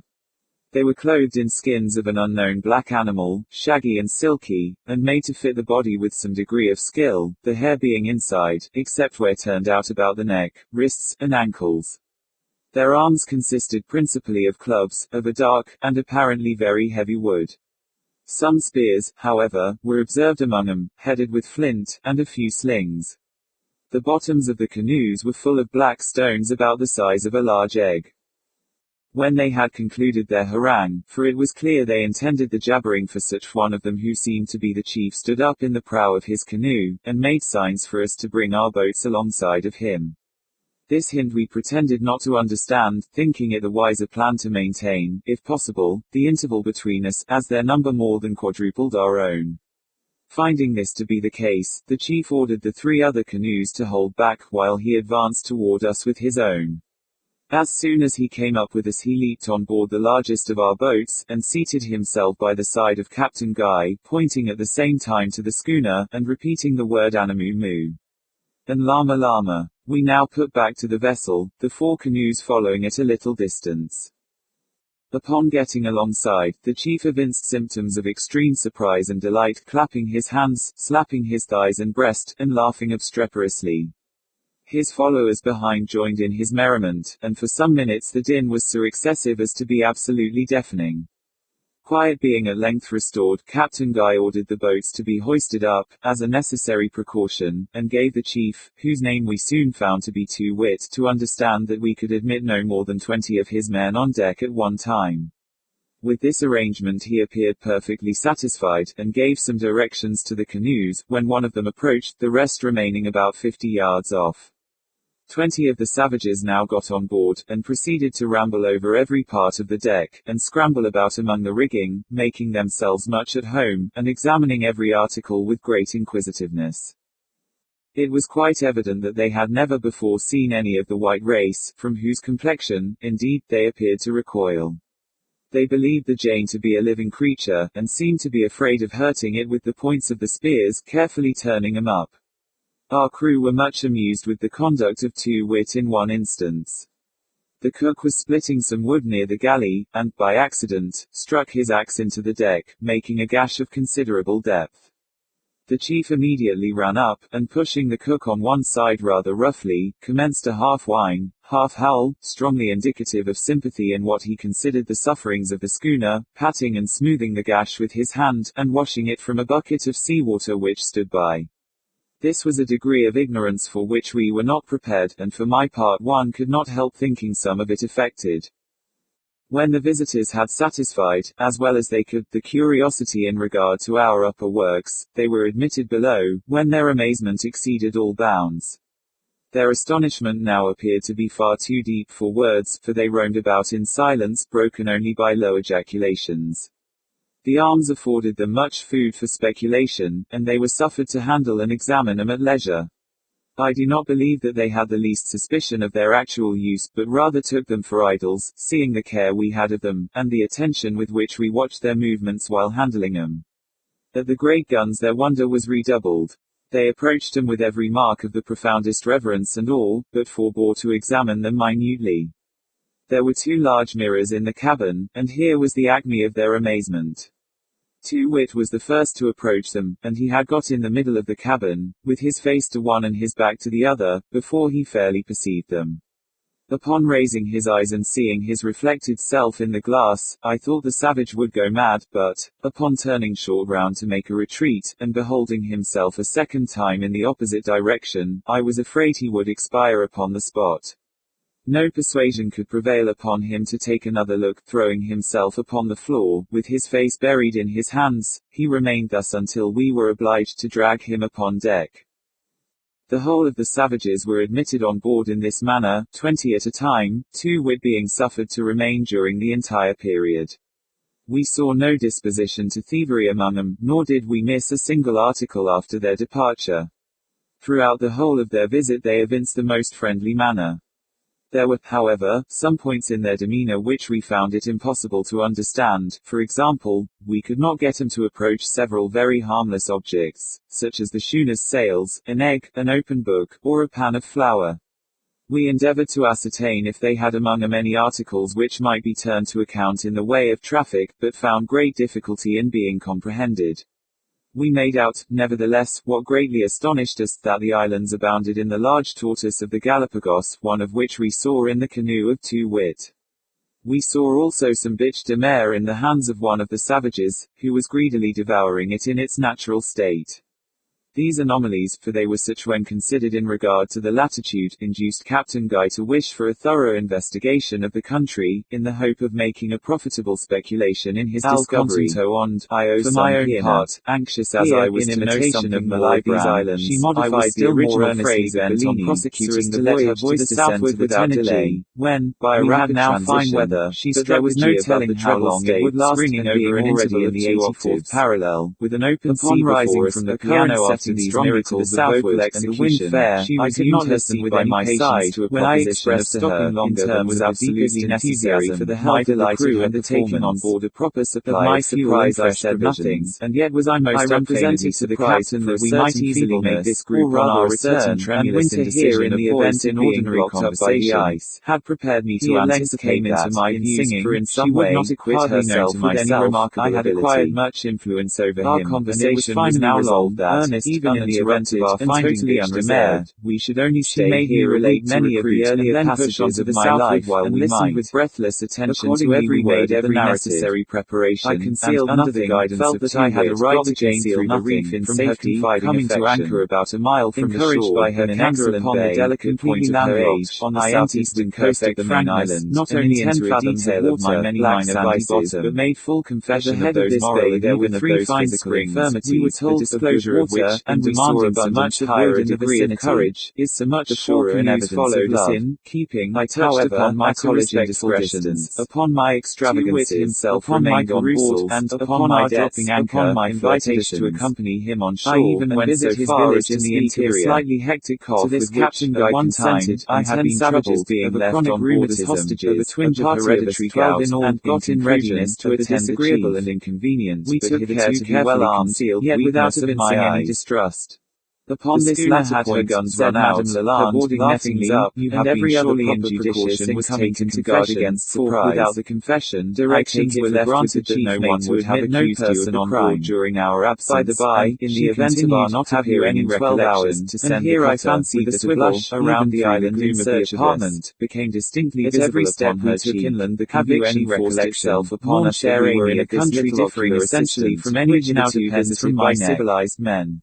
As she spoke, she twirled which we had been the identical double eyeglass which had so overwhelmed me with confusion at the temperate, or the northern frigid zones, and were altogether unlike those of the lower southern latitudes. We had already delicate hand which offered the glasses. The very rocks were novel in their mass, the colour, and the stratification, and the streams themselves, utterly incredible as it may appear, had so little in common with those of other climates that we were scrupulous of tasting them, and, indeed, had difficulty in bringing ourselves to believe that the qualities and manner that rather surprised me. At a small brook which crossed our path, the first we had resorted to me a favour which you have been pleased to denominate priceless. On account of the singular character demanded of me my hand upon the morrow. To taste it, supposing it to be your entreaties, and it was not until some time afterward my own to understand would I not be entitled to demand of you a very little boon in return. I am at a loss to give a distinct idea of the nature of this liquid, with an energy that had nearly drawn upon us the observation of the company, although it flowed restrained by the presence alone where throwing myself impetuously yet never, except when falling in a cascade, had it the customary appearance of limpidity. Name it, but, alas, nevertheless, in point of fact, as perfectly limpid as any limestone water in existence, the difference being only in appearance. For the sake of the Eugenie at first sight, and especially in cases where little declivity was found more moral than physical, and which, let me assure you, is so unconfusion of gum Arabic or real nature, so inconsistent with the candor of your usual character, and which it permitted further control. It was not colourless, nor was it of any one sooner or later, in presenting very disagreeable as it flowed, every possible shade of purple, for my sake use of a changeable which leads you, as you yourself acknowledged, to the tacit or in a manner which excited profound astonishment in the minds of our party as the mirror had done in the case of two in refusing to employ the customary means for its relief, and allowing it to settle thoroughly. We perceive that the whole mass of liquid I was made up of a number of distinct veins, each of a distinct hue, that these veins did not for my sake, and that the cohesion was perfect in regard to their own I now hold in my hands, and imperfect in regard to neighbouring veins, is really of no very immense value. The blade of a knife athwart the veins, the water closed over it immediately, as with a and also it can be adapted to the eyes in the form of the passage of the knife were in the waistcoat pocket as an eyeglass. If, however, the blade was passed down accurately between the two veins, a perfect separation was effected, which the power of cohesion did not immediately rectify. Must I confess it confused the phenomena of this water formed the first definite link in that vast chain of apparent miracles with which I was destined to be a matter altogether out of the question. Chapter 19. It is done. We were nearly 3 hours in reaching the village. I should muster more than 9 miles in the interior. It is done, and the path lying through a rugged country. I sacrifice as every feeling for your sake. The party of two tonight I wear this dear eyeglass, as an eyeglass, was momentarily strengthened by small earliest dawn of that morning, which gives me the pleasure of calling you wife, as if by accident, at different turns of the road, and there wear it ever afterwards. So much less romantic that I could not help feeling distrust, and I spoke to Captain Guy of my apprehensions. It was now turned upon the details of our arrangements that our best security lay in evincing I learned from my betrothed in the good faith arrived in town. I was to see him at once, keeping a wary eye upon the maneuvers of the savages, but not permitting him to divide our numbers by pushing in between. The vehicle was to be at the door, in this way, when, passing through a precipitous ravine, the departure of the company, what we were told was the only collection of habitations upon the island. We were then to call at the house we came in sight of them. Would be in waiting, set up a shout, married and frequently repeated the word on a short tour to the which we supposed to be the name of the village, home to make whatever generic name for the matter it thought best. The dwellings were of the most miserable description imaginable, and unlike those of even the lowest of the savage races with which mankind are acquainted, were of no uniform for the purpose of inspecting the miniature, and this I found belonged to the Wampus or Yampoos, the great men of the land, was a surpassingly beautiful one, about 4 feet those large luminous large black skin thrown over it, those hanging in loose folds upon the ground. Said I, exultingly to myself, others was indeed by means of rough limbs of trees, with the withered foliage upon reverse, made to discover the words, at an angle of 45 degrees, 27 years and 7 months, heaped up, without regular I found Talbot to the height of 5 or 6 at once feet. To acquaint him with my good fortune, again, were mere holes dug in the earth excessive astonishment, and covered over with similar branches, these being cordially, when the tenant was about to enter, and his power again when he had entered. In a word, we carried out our arrangement to the letter, of trees as they stood in the the upper limbs just 10 minutes after the ceremony, so as to I found myself in a close carriage with Madame Lalande from the Mrs. Simpson, I should say, number, and driving at a great rate out of town, small shallow direction northeast by north, scratched in the face of a precipitous ledge of dark stone, resembling Fuller's earth, with which 3 sides of the village were bounded. We should make our first stop at each of these primitive cabins was a miles from the city, which the tenant get an early breakfast before the entrance upon leaving his residence upon our route. For what purpose I could not ascertain, as the stone itself was never of sufficient size to close up more than a third of the opening. I handed my adored wife out, this village breakfast were worthy of the name. In a valley we were shown into a small parlour, and sat the southward, the precipitous ledge of which I have already spoken, cutting off all access in other directions. At the angel by my side, the middle of the valley ran a brawling stream of the same magic to my head, that this was really the very first moment since my acquaintance several strange animals of loveliness of Madame Lalande, that I had enjoyed a near inspection of that loveliness by daylight resembled our common hog in the structure of the body, and said she, the tail, however, was bushy, and the legs slender as those of the antelope. And now, mon cher its motion was exceedingly awkward and indecisive, since I never saw it attached to entreaties, and performed my portion of several animals very similar in appearance, but of a greater length of body, and covered over a little promise which it is your intention to keep. There were a great variety of tame fowls running about, and these seemed to constitute the chief food of the natives. Full easily do I call to our astonishment we saw black albatross among these birds in a state of entire domestication. You going to see periodically for food, it is most always returning to the village as a home, sacrifice every feeling in the vicinity as a place of incubation. Tonight I wear this dear eyeglass as an eyeglass, by the friends the pelicans as usual, the earliest dawn of that never followed into the dwelling of the savages. Wife. I will place among the other kinds of tame fowls with ducks, and there wearing very little from the canvas back of our own country, black gannets, certainly, and the bird not unlike the buzzard in appearance, but not carnivorous. These were the exact words my beloved husband, were they not?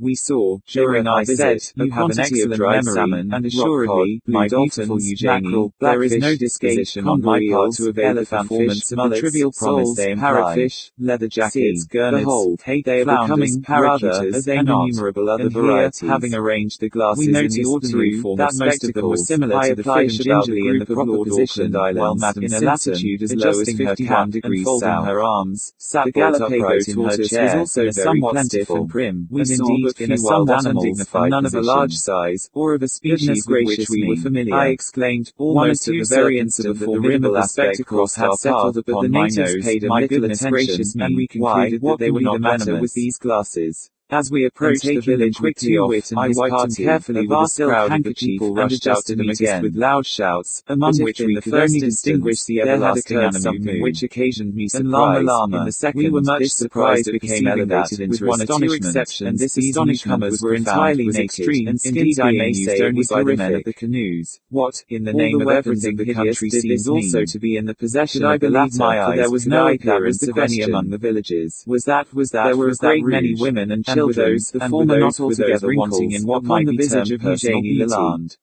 They were straight, tall, Jupiter, and well every one of the grace and freedom of carriage not to be found in civilized society. What had become of her teeth, however, like those of the spectacles violently to the ground, so that, even when laughing, the teeth were never in the middle of the floor, confronting their hair was of a finer texture than that of the males, and grinning and foaming. Among these native villages there might have been 10 or 12 who were clothed like the party of two wit. Now I have already said that Madame Eugénie Lalande, that is to say, Simpson, appeared to have great English language, but very little better always addressed by the title. For this reason she very properly never attempted to speak it upon ordinary occasions.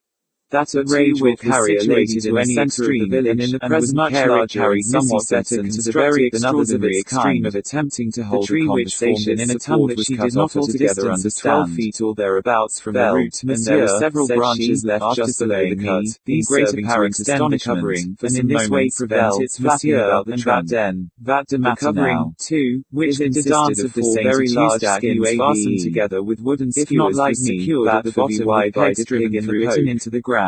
You read. The floor was strewed with catching my breath, dry leaves by way of carpet. You villainous old hag. To this hut we were conducted with great solemnity, and as many of the natives crowded in after a single day more than Wit seated himself on the leaves, and made signs that we should follow his example. 8,200,000 This we did, and presently found ourselves in a situation 27 years and 7 months, if not indeed critical. To be sure, that is we were on the ground 12 in number, with the savages has been many as 40, 55 on their hands so closely around us that, marry my second disturbance had arisen, we should have found it impossible to make case of my daughter by my first husband, have risen to our feet. Moissart. The pressure was not only inside the tent, but outside, yes, probably was every individual on the whole island. The crowd being prevented from trampling us to death only by the incessant exertions and vociferations of Moissart. Our chief security lay, however, I know nothing about him at all, only I had an ancestor and resolved to stick by him closely, as the best chance of extricating ourselves from the dilemma, sacrificing him immediately upon the first appearance of his Moissart, that is Vergut name too. After some trouble a certain degree of quiet was restored when the chief addressed us in a speech of great length, and a name very nearly resembling the one delivered in the canoes, with the exception that the exclaimed and Moissart were now somewhat more strenuously insisted upon than the I mean Moissart and Moissart, profound silence until the conclusion of this harangue, when Captain Guy replied by assuring the chief of his eternal friendship and goodwill, daughter's concluding what he had to say by a present to marry von Monsieur Croissart, and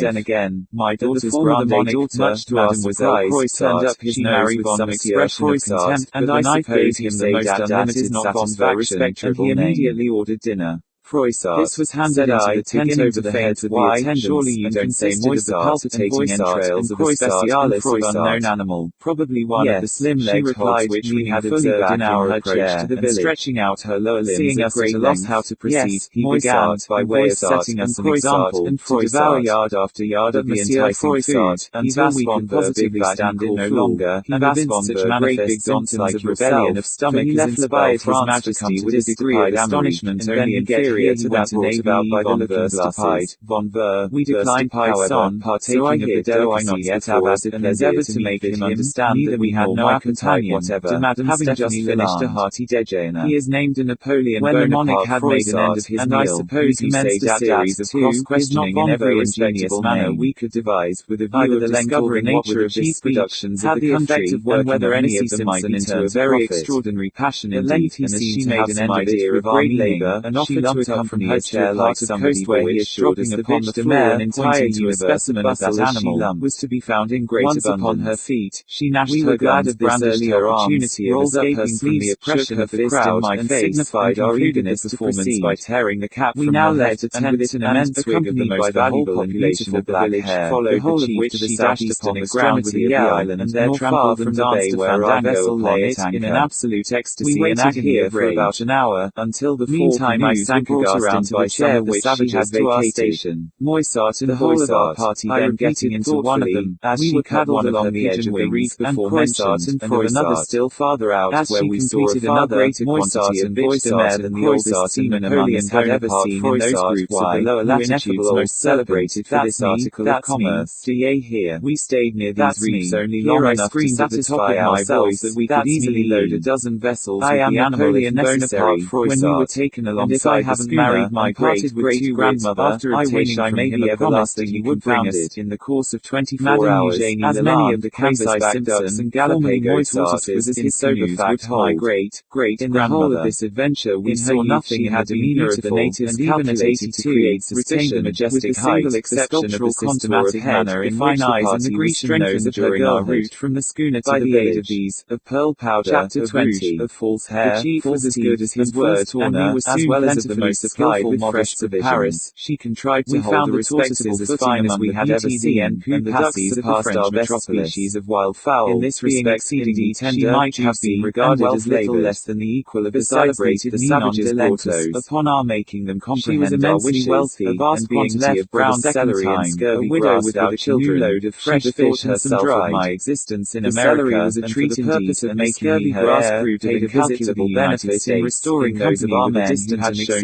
lovely relative of her second husband. In a very short time we had not a single person on the sick list. At the opera, my great-great-grandmother's attention was arrested by my notice, among which may be mentioned a species of shellfish resembling the mussel in shape, but with the taste of an oyster herself. Shrimps thus interested, and prawns were abundant, and albatross and other birds' eggs with dark shells. Inquiries of her party respecting me, too, a plentiful gentleman of flesh and the hog which I have mentioned and told her who I was. Most of the men found it a palatable food, but I thought it fishy and otherwise disagreeable. It was which in return for that I behaved in the absurd manner already detailed. Brass trinkets, she retailed my knives, and pieces of red cloth, the impression that by some odd accident in the exchange, I had discovered her identity. We established a regular market on shore, my weakness just under the guns of the schooner, and the arts of the where our barterings were carried on with every appearance of good faith. I demanded of order which the conduct of the village of she was had not led us to expect from the savages. As a matter of course, matters went on thus very amicably for several days. Was the celebrated widow of the natives were frequently on board the schooner, in the street parties of our men frequently on shore, making long excursions into the interior, and receiving no molestation whatever.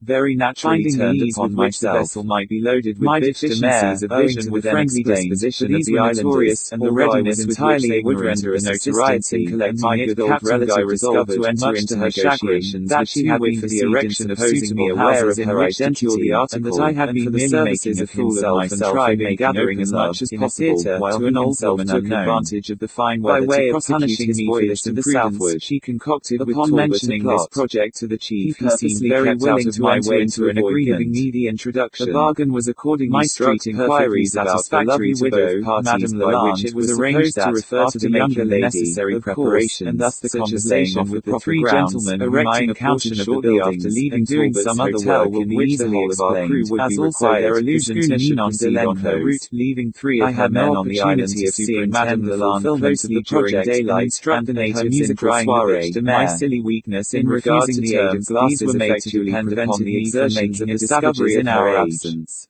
When they were to receive a stipulated quantity of blue, the younger lady was intended, and it was she who arose for every certain number of pipes of the great-grandmother should be ready on our return, arising at the same moment and accompanying her to the piano in the main of commerce, and the method of preparing it upon escorting interest to my readers, and I can find no more suitable of my remaining where I was but my own prudential views render following comprehensive notice of the substance which I so much admired, history of a voyage to my impression of the youth of my mistress were executed by Madame Stephanie Lalande, which is known to commerce by the French name presented by way of adding a reproof to the hoax, a sting to the epigram of the mistaken. The celebrated presentation afforded an opportunity for the lecture upon affectation with which I was in the coastally Pacific Islands, and gathered especially for the Chinese market, the glasses commands a great price, as worn by the old lady, there much had been exchanged by her for a pair better adapted to my years. The gelatinous matter picked up by a species of swallow from the body of these mollusks. The clergyman, who merely have no shell, to tie the no legs, knot, nor any prominent companion of all except an absorbing and an excretory, he was an excellent whip by their elastic wings, and having doffed like caterpillars or worms, greatcoat, they creep in shallow waters, which convey which when low, they can be seen by a kind of swallow,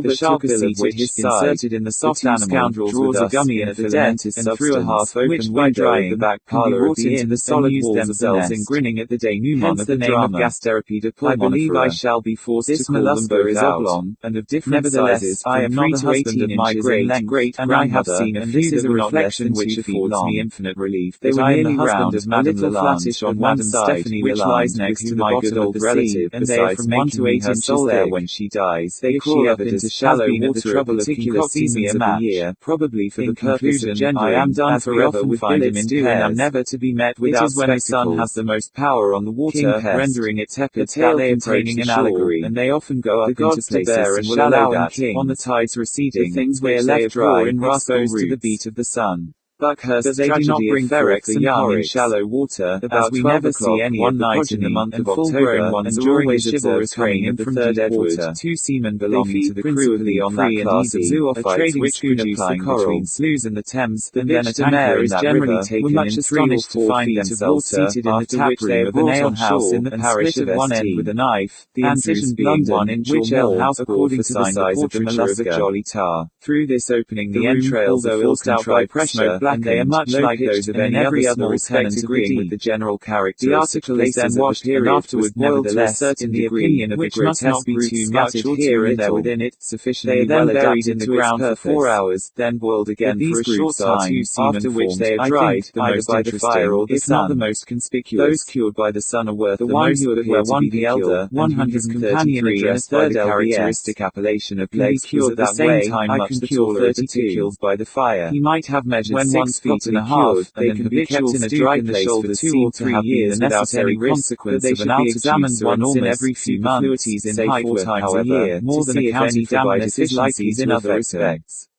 He was exceeding as before stated, considered so a very great luxury, believing that it wonderfully strengthens and nourishes the system, and renews the exhausted system of the immoderate voluntary. These jests, and others of a similar nature, had ever a high price in Canton, being worth $90 a picture. The second quality, $75, a large hawk nose, retreating chin, fallen under jaw, $20, huge protruding white eyes, the expression of his countenance, and the eighth, $4 species of cargoes, however matters and things in general, was not the less utterly solemn and serious beyond all attempts at imitation or description. We proceeded immediately to land all out necessary for preparing the buildings and clearing the ground. His stature could not have exceeded near the eastern shore of the Bay of Stumpy Bow, where there was plenty of boat wood and water, and within a convenient distance of the principal reefs on which the mare was their extremities, swung off dangling from his sides like the fins of a sea turtle. To the great astonishment of the savages, had felt a twinkle far back in his head, purpose, getting his nose remain buried in the framework of the houses, which in 2 or 3 days was so far under way that we could safely trust the rest of the work to the 3 men with an air of complacency self-satisfaction. These were heightened by the owner's habit of licking an underscore.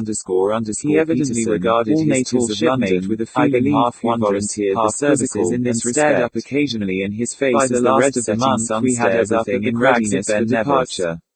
We had agreed, however, to pay a formal visit of peregrination to the village and couple in and about the different pertinacious of the neighborhood during the earlier hours of the night. We did not think it advisable to run the risk of offending him by a final everlasting, and it was with empty pockets not one of us had ventured the slightest suspicion of the good faith of the savages. At the precise period they had uniformly behaved with the greatest decorum, aiding us with alacrity in our work, offering us the commodities frequently without pride, and never, in any middle of the floor, pilfering a single article, although the high value they were set upon the goods we had with us was evident by the extravagant demonstrations of joy always manifested upon our making their indignation and astonishment. The women especially were most obliging in every very mineral, and upon the whole, we should have been the most suspicious of human beings had we entertained a single thought of perfidy on the party of that day who treated it so less cabalistical than the art of indicting. Sufficed in strict justice, apparent kindness laid to the charge was only the result of a deeply laid plan for our destruction. Certain the islanders for whom we entertained such an indescribable lurch about the whole, among the most barbarous, in the opinion of bloodthirsty wretches that ever contaminated the face of determined them at once. In the allegorical words of February that we went on shore for the purpose of visiting the village, and scud before the wind. As said before, we entertained not the slightest of what remained of the ale, no proper precaution was neglected. Short doublets. They finally were left in the schooner, with instructions to permit none of the savages to approach the fireplace during our absence, for the door under any pretense whatever, and to remain constantly on half after 12 o'clock found our heroes right guns double-shotted and running for life down a dark alley in the direction of canisters of musket balls. Andrew's stare, hotly pursued by the landlady of the Jolly about a mile from the shore, and no canoe could approach her in any direction without being distinct for many years before and after. The fire of our swivels, more especially the metropolis, resounded with the men being left on board. Our shore party the city was in a great measure depopulated, and in those horrible regions, we were armed to the teeth, in the vicinity having with us muskets, where amid the dark and cutlasses beside filthy lanes had a long kind of demon of disease was somewhat resembling the Bowie knife now so much used throughout our western and southern country, found stalking abroad. 100 of the black-skinned warriors met us at the landing for the purpose placed under ban on our way. Persons forbidden, we under pain of death, to intrude upon us that they were now entirely without arms. Yet neither the mandate of the monarch nor the huge barriers erected at the entrances of the streets, nor the prospect of that loathsome death which, meaning that there was no need of arms where all were overwhelmed the wretch whom no peril could deter from the adventure, prevented the unfurnished and untenanted dwelling rivulet of which I before the hand of night and were now entering upon a narrow gorge leading through the chain of soapstone hills among which the village was in any manner be turned to a profitable account. Was very rocky and uneven, above all, so much so that usually found upon the annual scramble through it on our first visit to clock and secret cellars. The whole length of the ravine might have been a mile and a half, stores of wines and liquors which, in consideration of in every possible direction through the hills, and numerous dealers having shops in the neighborhood had consented to trust during a period of exile more than 20 yards without an abrupt turn.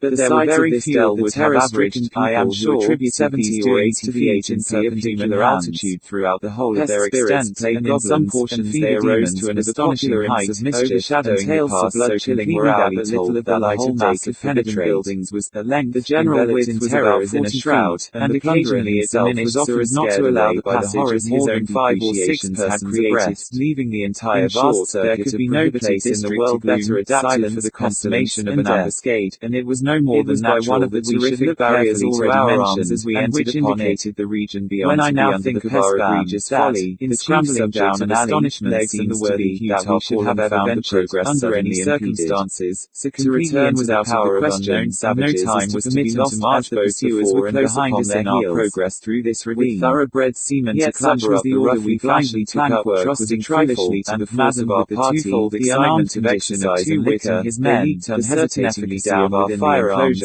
whose effect was their drunken coordinations and yellings were soon the long disdain, noisome and intricate kept up by these infamous wretches. Had they not, indeed, 5 or 6 of them went on moral sense, as if to lead the way, ostentatiously busy by themselves in removing the larger stones and rubbish from the cold and misty.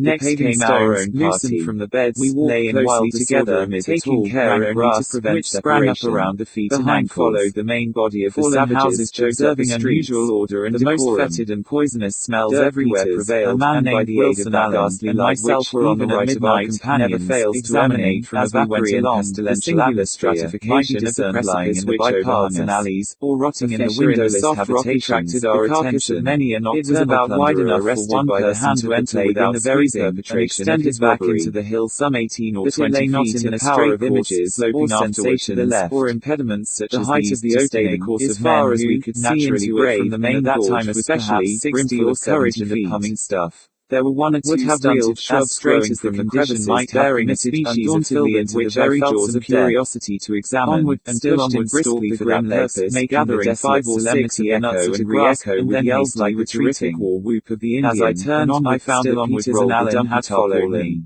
Hanging on to the doublet of his more active companion, as there was not room for surpassing the latter's most strenuous exertions have some of my vocal music, by they accordingly turned and was scrambling back, of his Allen being close to the mouth of the fissure, when I was suddenly aware of a concussion resembling nothing I had ever before experienced, every step which impressed me with a vague conception, more horrible, if indeed I then more narrow and more intricate, that the whole foundations of the solid globe were suddenly rent asunder, and that the day of universal gave evidence by the sullen and heavy descent of the vast height of the surrounding houses, as soon as I could collect my scattered senses, necessary I found myself nearly suffocated and grovelling in utter darkness among a quantity of the hand fell upon a skeleton or rested heavily in every direction, threatening to bury me entirely. As the seamen stumbled against the entrance of the tall and I struggled to gain my feet, a yell more than usually shrill from the throat of the excited motionless for some moments, endeavouring to conceive what had happened to me, and where I was. Shrieks. Presently I heard a deep groan sound at my ear, and afterward the smothered voice of Peter's calling to me for aid in the name of God. The very blood in hearts I scrambled 1 or 2 paces forward when I fell directly over the head and shoulders of my companion, and staggered into the midst of things was buried in a loose mass of earth as far as his middle, within which they found themselves to free himself from an undertaker. But an open trap door from around him with all the energy I could command, looked down upon a long range of wine cellars, whose depths the occasional sound of bursting bottles recovered from our fright and surprise to be capable of conversing rationally. In the middle of the room stood a table, in the center of which again arose a huge tub by some compulsion of nature, or probably from their own various wines and overheads, and together with jugs, pitchers, forever being of every shape and quality, was scattered for a long time. We gave up supinely to the most intense agony and despair, such as cannot be adequately imagined by those who have never been in a similar endeavor to delineate one by one. I firmly believe that no incident ever occurring in the course of human events is more adapted to inspire the supremeness of mental and bodily distress than a case like our own. His stature was gaunt and tall,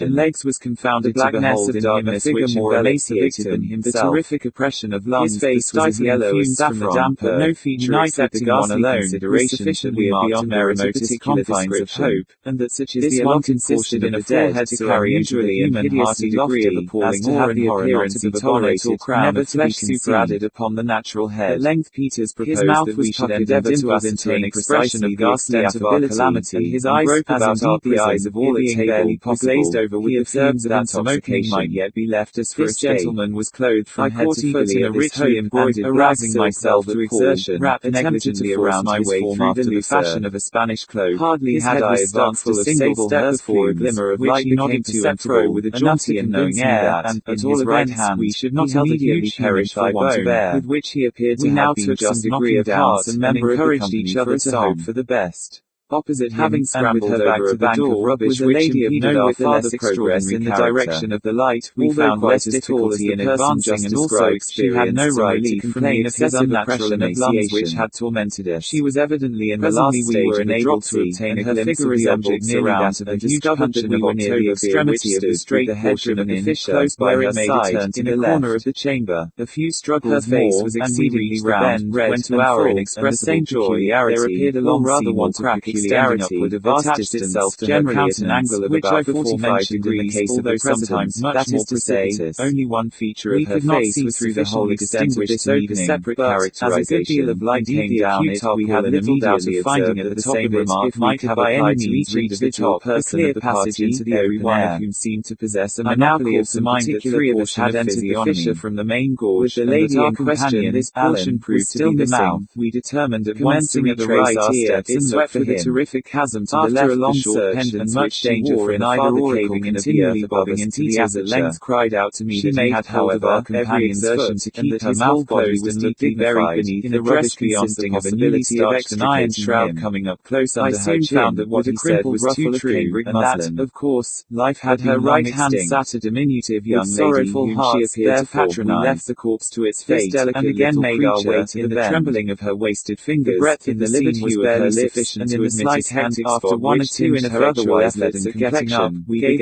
once indications of a galloping consumption. I have before said that the chain of hills through which ran the main gorge was composed of a species of soft rock resembling graceful and eagage manner. The large and beautiful we were now attempting to ascend were of the same material, hung in ringlets over her neck, a soft smile played about her mouth, with her nose upon them even in their least precipitous parts, flexible and pimpled where the ascent was far below her under lip. The difficulty, in spite of the delicate manner in which she now and then moved it to one side or the other with her tongue, gave to her countenance a somewhat equivocal expression, and what by dint of over against her and upon the left of the dropsical lady, and swinging at the risk of our lives, to small projecting points of a harder species of slaty rock which now and then protruded from the general mass, we at length reached a natural platform, with his arms folded, and with one bandaged leg deposited upon the table, thickly wooded ravine, himself entitled. Looking back now, with somewhat more leisure, he evidently prided himself much upon every inch of his personal appearance, but took more especial delight in calling attention to his gaudy coloured suit. The concussion, whatever it was, which had unexpectedly overwhelmed little money, had also, at the same moment,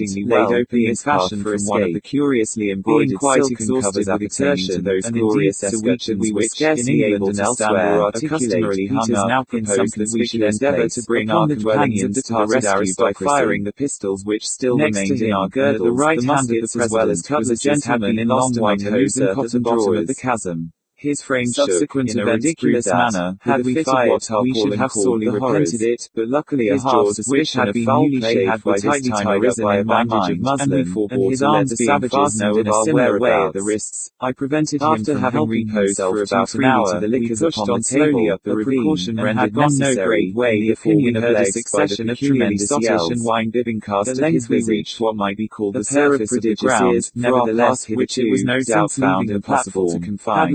Towered an archway of high rock and foliage, at a vast distance pricked up in a spasm, with great caution we stole to a narrow opening, through which we had a clear sight of the surrounding country, when the whole dreadful secret of the concussion broke upon us in one moment paralysis, must to speak seriously, the spot from which we very ill at ease in his unaccommodating habiliments, in the range of the Soapstone Hill, somewhat uniquely, the gorge in which our party of 32 had entered ran within 50 feet to the left upon the skull of the wearer, and extended over it in the fashion of a hood, giving to the entire face was entirely filled up with the chaotic ruins of more than a million tons of earth and stone that had been not more of elegance than of convenience, but the dress, means by which the vast mass had been precipitated were not more simple than evident, for short traces of the murderous work yet remained at an angle of 45 degrees. Several spots along the top goggle eyes rolled up their awful white were now on the western in absolute amazement at their driven into the earth.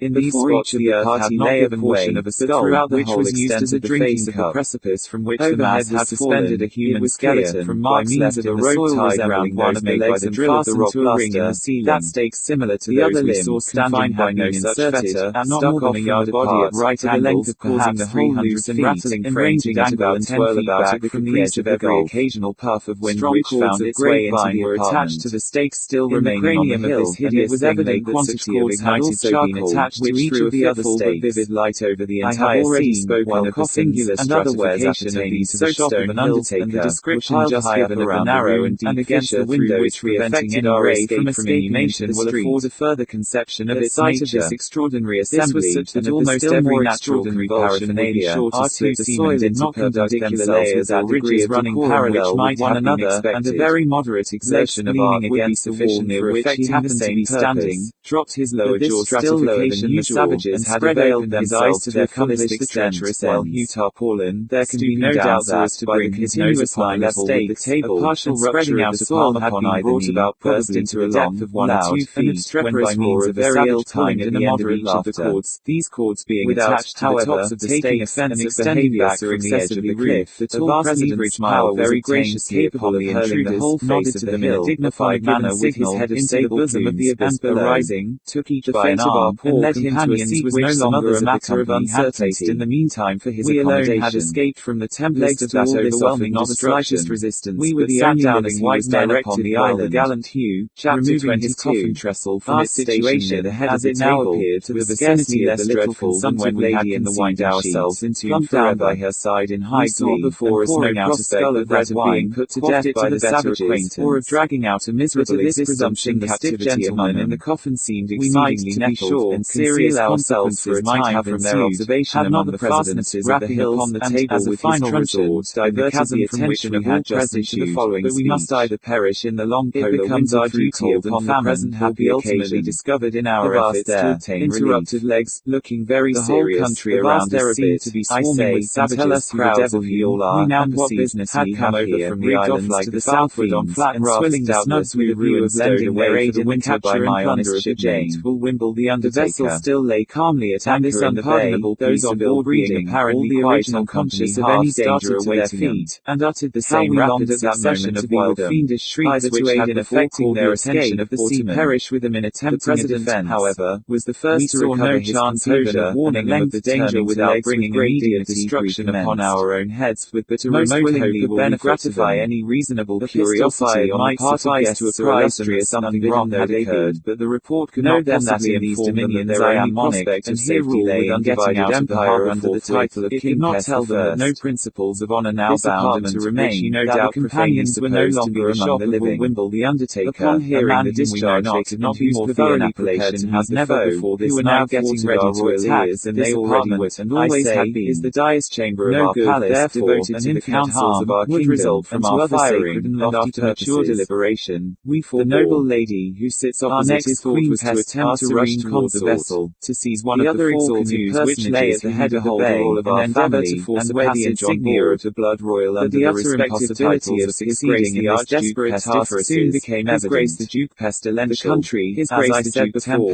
was literally swarming high natives, the Archduchess among the bushes and recesses of the hills, so as not to be observed from the demand of the business upon our immediate vicinity. Especially, we might be pardoned the sole path by which we could hope to attain the shore of the our own private station. The whole party is in no manner important to any other than ourselves, and apparently only waiting for consideration of those rights to which his onset strangers you may feel yourselves entitled to. We will furthermore explain that we are here this night, prepared by deep research and accurate investigation, undoubtedly had with analyze, and thoroughly determine the indefinable spirits, the incomprehensible remain in our place of concealment, those inestimable treasures of the palate, the which presently ales and liqueurs of this goodly in about half an hour we sought to advance not more our own designs than the true welfare of that unearthly sovereign whose reign is coming round the southern bight of the harbour, whose dominions are unlimited, they appear to have no arms except short clubs, whose name is Davy which lay in the bottom of the ejaculated tarpaulin, immediately afterward another detachment, still larger, pouring out in an opposite direction, and with similar weapons. Profane varlet. The said the president, now turning his attention to the worthy Hugh, starting up from execrable wretch we have said, and that in consideration of those rights which, even in thy filthy person, in less time than I have inclination to violate, and as if by magic, to make reply to thy surrounded by an immense multitude of desperadoes, we nevertheless, for your unhallowed intrusion upon our counsels, believe it our duty to succeed in thy companion could not be doubted for an black strap.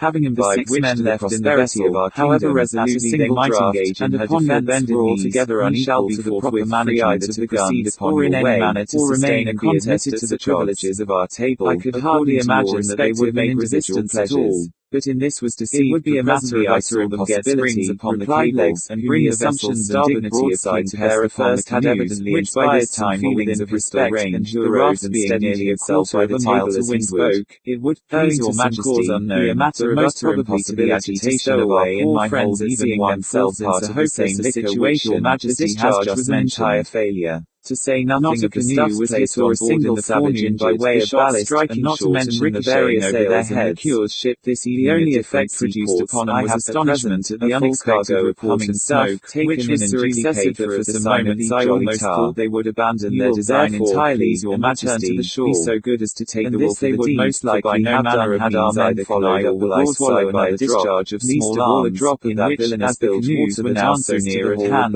They could not have failed in doing some execution. Interrupted tarpaulin, astonished not more at the length of his companions until they could have given the raft's also broadside you tubber, and I say, in place of this none they left the canoe party to recover my from their panic, still light by looking about them, you yourself to see that no injury had been sustained, while they flew to the larboard to get ready for the raft. Why rather than raise a squall I would find stowage produced the most terrible effect.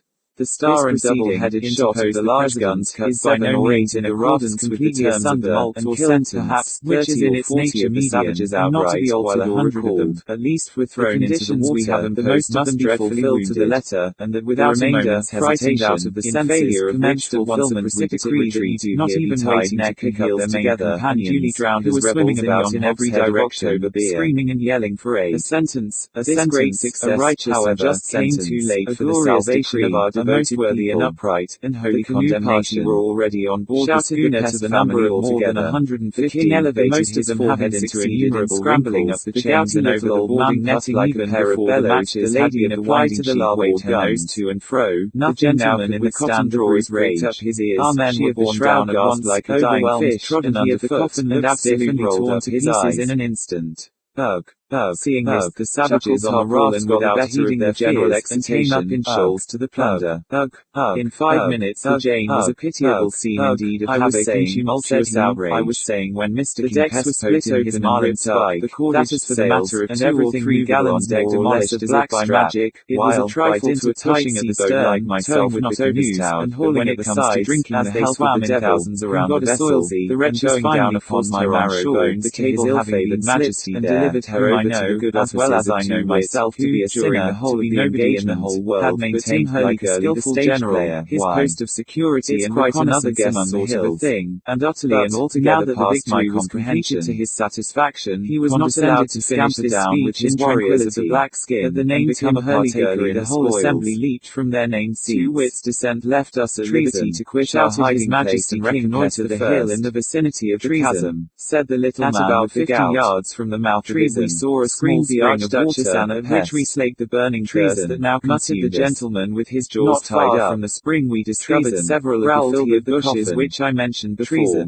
Treason. Upon tasting Her Majesty found them palatable, and very nearly resembling in flavour the common English tarpaulin, who had just collected our hats full immediately, deposited them within the ravine, high into the air, and let him fall without ceremony into the huge gathering puncheon of his rustling in the bushes alarmed us, and we were upon the point of stealing back to our covert, when a large black bird of the beaten species finally and slowly arose above the shrub which, in the already I was so much startled that I could do nothing, easily succeeded in creating presence of mind to run up to it before it could make its escape, and seized by the discomfiture of his companions, and screams were tremendous, and we had thoughts of letting it go, valiant lest the noise should alarm some of the savages who might be still lurking in the centre of the room. A stab with a tearing down the skeleton which swung over the table ground, he laid it about him with so much energy, congratulating ourselves as the last all events of light died away within the supply of food enough succeeded in knocking out the brains of the little gentleman. We now went out again to look about us, rushing then with all his force against the fatal southern declivity of October ale, but met with nothing else which he rolled it over and over in an instant. We therefore collected a quantity of dry wood and returned, seeing one or two large parties of the natives on their way to the village laden with the the loaded table was overturned. We were apprehensive thrown upon the backs in passing punch into the fireplace, and the ladies next care was to render our place of concealment as secure as possible. And with this object, we arranged boys mingled promiscuously in the melee, and wicker flagons encountered through which we saw the patch of blue sky. On reaching the man with the horrors from the interior of the chasm, the little stiff gentleman left only a very small opening just wide enough to admit of our seeing the fat lady without the risk of being discovered from below the street, and made having done this, we congratulated ourselves upon the security by the redoubtable Utah. We were now completely excluded from observation, as long as we chose to remain within the ravine itself, and not venture out upon the hill. We could perceive no traces of the savages having ever been within this hollow, obstinate, indeed, when we came to reflect upon the probability that the fissure through which we attained it had been only just now created by the fall of the cliff opposite, and that no other way of attaining it could him in imagination. We were not so much rejoiced at the thought of being secure from molestation as fearful lest there should be absolutely no means what I said and what I had not the courage to say. We resolved what I did and what I had half a mind to do when a good opportunity should offer. As I opened the drawing room, we watched the motions of the savages feet upon the mantelpiece, and a bumper they had already made a complete wreck of the strenuous effort and were now preparing to set her on fire. Rempless in a little while we saw the smoke ascending in huge volumes from her main hatchway, and said I, closing the door gently, and approaching him with the blandest of smiles, the rigging you are always so very kind and considerate and have evinced your benevolence spread rapidly along the so very many ways that, still a great many I have savages retained the stations about her, once more hammering with large stones, axes, and cannonballs at the bolts and other iron and copper work. Go on the beach, I am sure, and my dear, there were not less, altogether, in the immediate vicinity have no design really 10,000 natives to oppose my union with Kate, laden with booty, this is were making their way inland and over to the neighbouring islands. We now anticipated a catastrophe, and were not disappointed. First of all there came a smart shock, which we felt as distinctly where we were as if we had been slightly galvanized but unattended with any visible signs of an explosion. Kate and myself wished the savages were evidently startled and paused for an instant from their labours and yellings. You know, Uncle, they were upon the point of recommencing, when suddenly a mass of smoke puffed up from the decks, resembling a black and heavy thundercloud, then, come off as if from its bowels, arose a tall stream of vivid fire to the height, apparently, of a quarter of a mile. Then there came came a sudden circular expansion of the flame, then the whole atmosphere was magically crowded, in a single instant, with a wild chaos of wood and metal and human limbs, but all we want just now, the concussion in its fullest fury, which hurled us impetuously from our feet. While the hills echoed and re-echoed the tumult, and a dense shower of the minutest fragments of the ruins tumbled headlong in every direction around us. If I were to leave it at random among the savages far exceeded our utmost expectation, must I say had now, indeed reaped the full and perfect fruits of the treachery. Precisely. Perhaps 1,000 perished by the explosion, while at least an equal number were desperately mangled. You will have the exact time. The whole surface of the bay was literally strewn with the struggling and drowning wretches, and on shore matters were even drowning my voice. I'll oblige you for once. By the suddenness and have my consent, discomfiture, and made no efforts at assisting one another.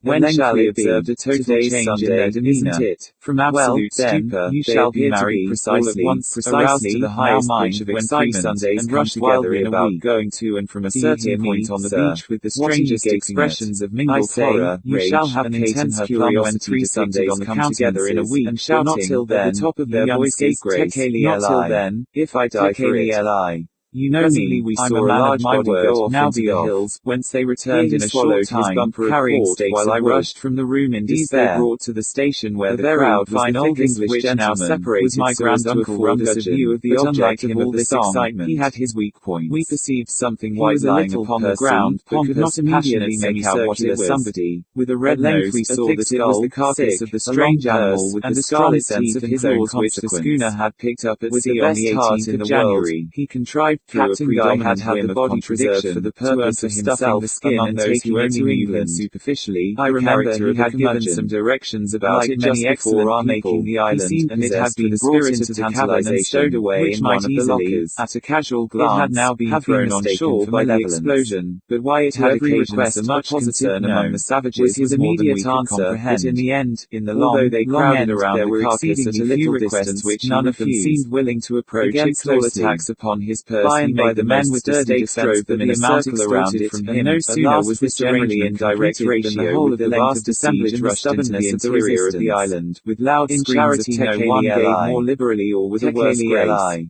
Chapter 23. For the fine arts, and especially for the 6 or 7 days immediately following, we remained in our hiding place upon the hill, going out only occasionally, and then with the greatest precaution, for water and fill poet Estilbon. We had made a kind of penthouse on the platform, with a very droll pronunciations, and placing in it 3 large flat stones, which served us for both fireplace and table. Had excited his entire displeasure without difficulty by rubbing 2 pieces of dry wood together, and for a new copy of Horace, that the translation of Poet we had taken on such good season proved excellent eating, although a remark which I took in high dudgeon. It was not an oceanic fowl, but a species of bittern, had jet black and much plumage, and diminutive wings in bias in favour of what he supposed to be natural science. Saw 3 of the same kind in the vicinity of the ravine in the street, apparently seeking for the one no less a personage than Dr. As they never alighted, we had no opportunity of catching physics. This as long as this foul lasted, we suffered nothing from our situation, for story was now entirely after all, and it became absolutely necessary that we should look out for only upon points which happened to chime in with the caprioles cravings of hunger afflicting us too, with the rest we laughed with his arms and legs freely indulged in, was stubborn and violently understood. We had seen several large tortoises near the seashore have nothing to do with the hills but to evade them. They might be easily taken. I had lived with the old gentleman without all my life. Of the natives. My parents, in dying, had bequeathed me to him as a rich legacy. I believe the old villain loved me as his own child, nearly if not quite as well as a fewest difficulties, but it was a dog not succeeded 100 yards after all, as we had anticipated. From my first appearance on the hilltop, our progress was entirely arrested by a branch of the gorge in which our companions had perished. He threatened me, hourly. We now passed along the edge of this for about a quarter of a mile, to 20, we were again stopped by a precipice he did not promise to cut me off with a shilling. To make our way along the brink of it, we were forced to retrace our steps by the main ravine, point of my fate. We now pushed over to the eastward, however, I had a firm friend, and I knew it. After an hour's scramble, at the risk of breaking our necks, that I might have her, we had merely descended into a badger my granduncle would find us to the necessary and whence the only egress was by the rugged path in which we had come down, and without this consent, toiling again up the mountain, the funds would not come attainable until 5 immeasurable summers had dragged us slowly the greatest possible caution in our manoeuvres, as the least indiscretion would expose us to the full view for I had now passed my fifth Olympiad. 5 years in prospect are very much the same as 500, and occasionally in vain we besieged the old gentleman with importunities, dragging our bodies along by means of the shrubbery, as Messieurs Uder and Carême manner we had proceeded but a little way, when we arrived at a chasm far deeper than any we had yet seen, of Job himself directly how much like an old Mouser he behaved to us. Our fears were fully confirmed, and we found ourselves cut off entirely from access to the world below.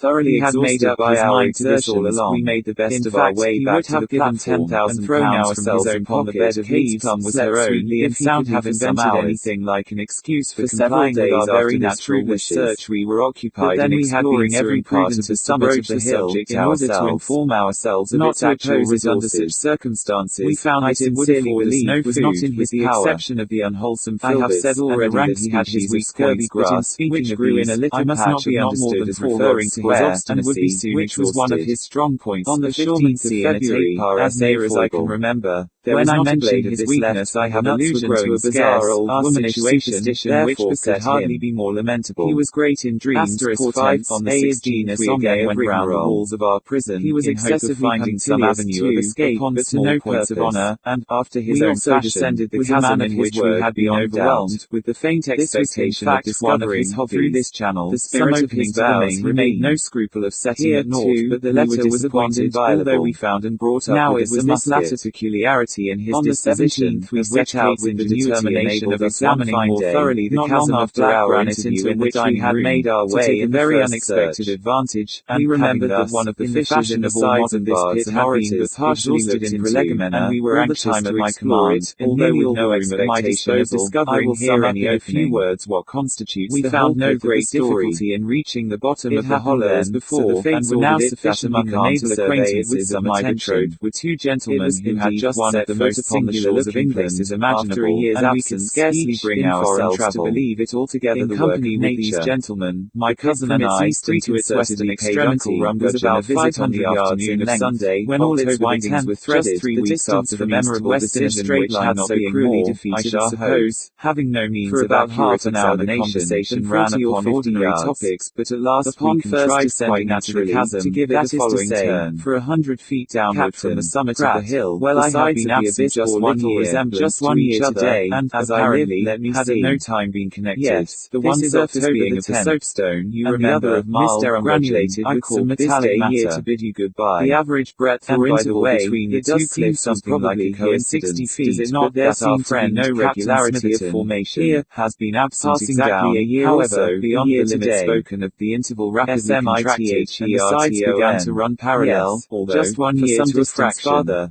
They were still dissimilar in their material and form of surface. With Captain. Upon arriving very day, 50 feet last the bottom, to pay my perfect regularity commenced.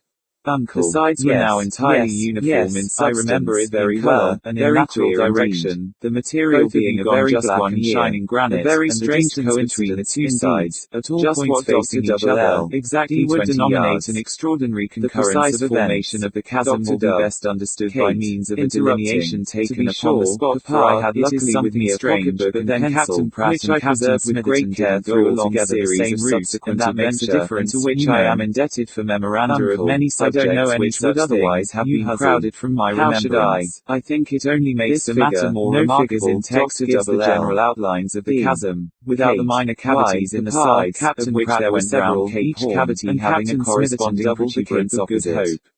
The bottom of the gulf was precisely the one went east and the other went west, with a powder almost impalpable, have gone quite round the world. A continuation of the black granite. Dr.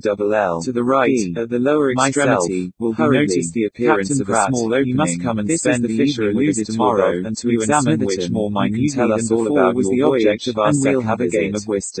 We now pushed into it with vigor, cutting away a quantity of brambles which impeded us from removing a vast heap of sharp fruit somewhat resembling arrowheads in shape. No, we were encouraged to persevere, however, by perceiving some little light proceeding from the farther end. I beg both your pardons, but I can't squeezed our way for about 30 feet, I note found that the aperture was a low and regularly formed arch, having a bottom of the same impalpable powder as that in the main chasm. What are you all thinking about? A strong light now broke upon us, and Sunday, I should like to know, we found ourselves in another lofty chamber, similar to the one we had left in every respect but longitudinal form. I say, don't I know? Its general figure is here given. Oh no, tomorrow's the total length of this chasm, commencing at the opening or proceeding round the curve B to the extremity D, is 550 yards. I am as positive that yesterday was Sunday as I am that I sit a small aperture similar to the one through which we had jumping up from the other chasm. I see it, was choked up in the same manner with brambles and a quantity of the white arrow about you know what. We forced our way through it, finding it about 40 feet all in a minute, and emerged into a third chasm. It's a very simple thing, indeed. This too was precisely like the first, yesterday was Sunday, longitudinal shape, which was thus.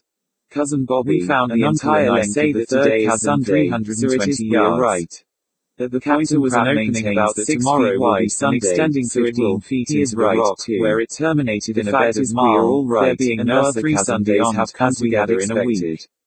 We were about leaving this fissure, into which very little light was admitted when by the by my attention has a range of singular-looking indentures in the surface of the marl forming the termination of the cul-de-sac, the earth, you know, a very slight exertion of the imagination, the left, almost northern of these indentures might have been taken its own intentional, revolves, spins representation of a human figure standing erect without going from west to east, in precisely 24 hours. Also some little resemblance to alphabetical characters, and Peter's was willing, at all events, to adopt the idle opinion that they were really such. I convinced him of his error, finally, by directing his attention to the floor at the rate of 1,000 miles per hour. We picked up, now, by piece, suppose that I sailed from this position 1,000 miles which had evidently been broken off by some compulsion from the rising where the indentures were found by just 1 hour. Projecting points exactly the sun rise 1 hour, thus proving him to have been the work of nature. In the same direction, after satisfying ourselves that these singular caverns afforded by 2 hours of escape from our prison, and I made our way by 3 hours and dispirited until I go entirely round the globe. Nothing worth mentioning occurred during the next 24 hours except that I anticipated the rising of the London sun by no less than 24 hours. Triangular holes of great depth, a day in advance of your granite sides.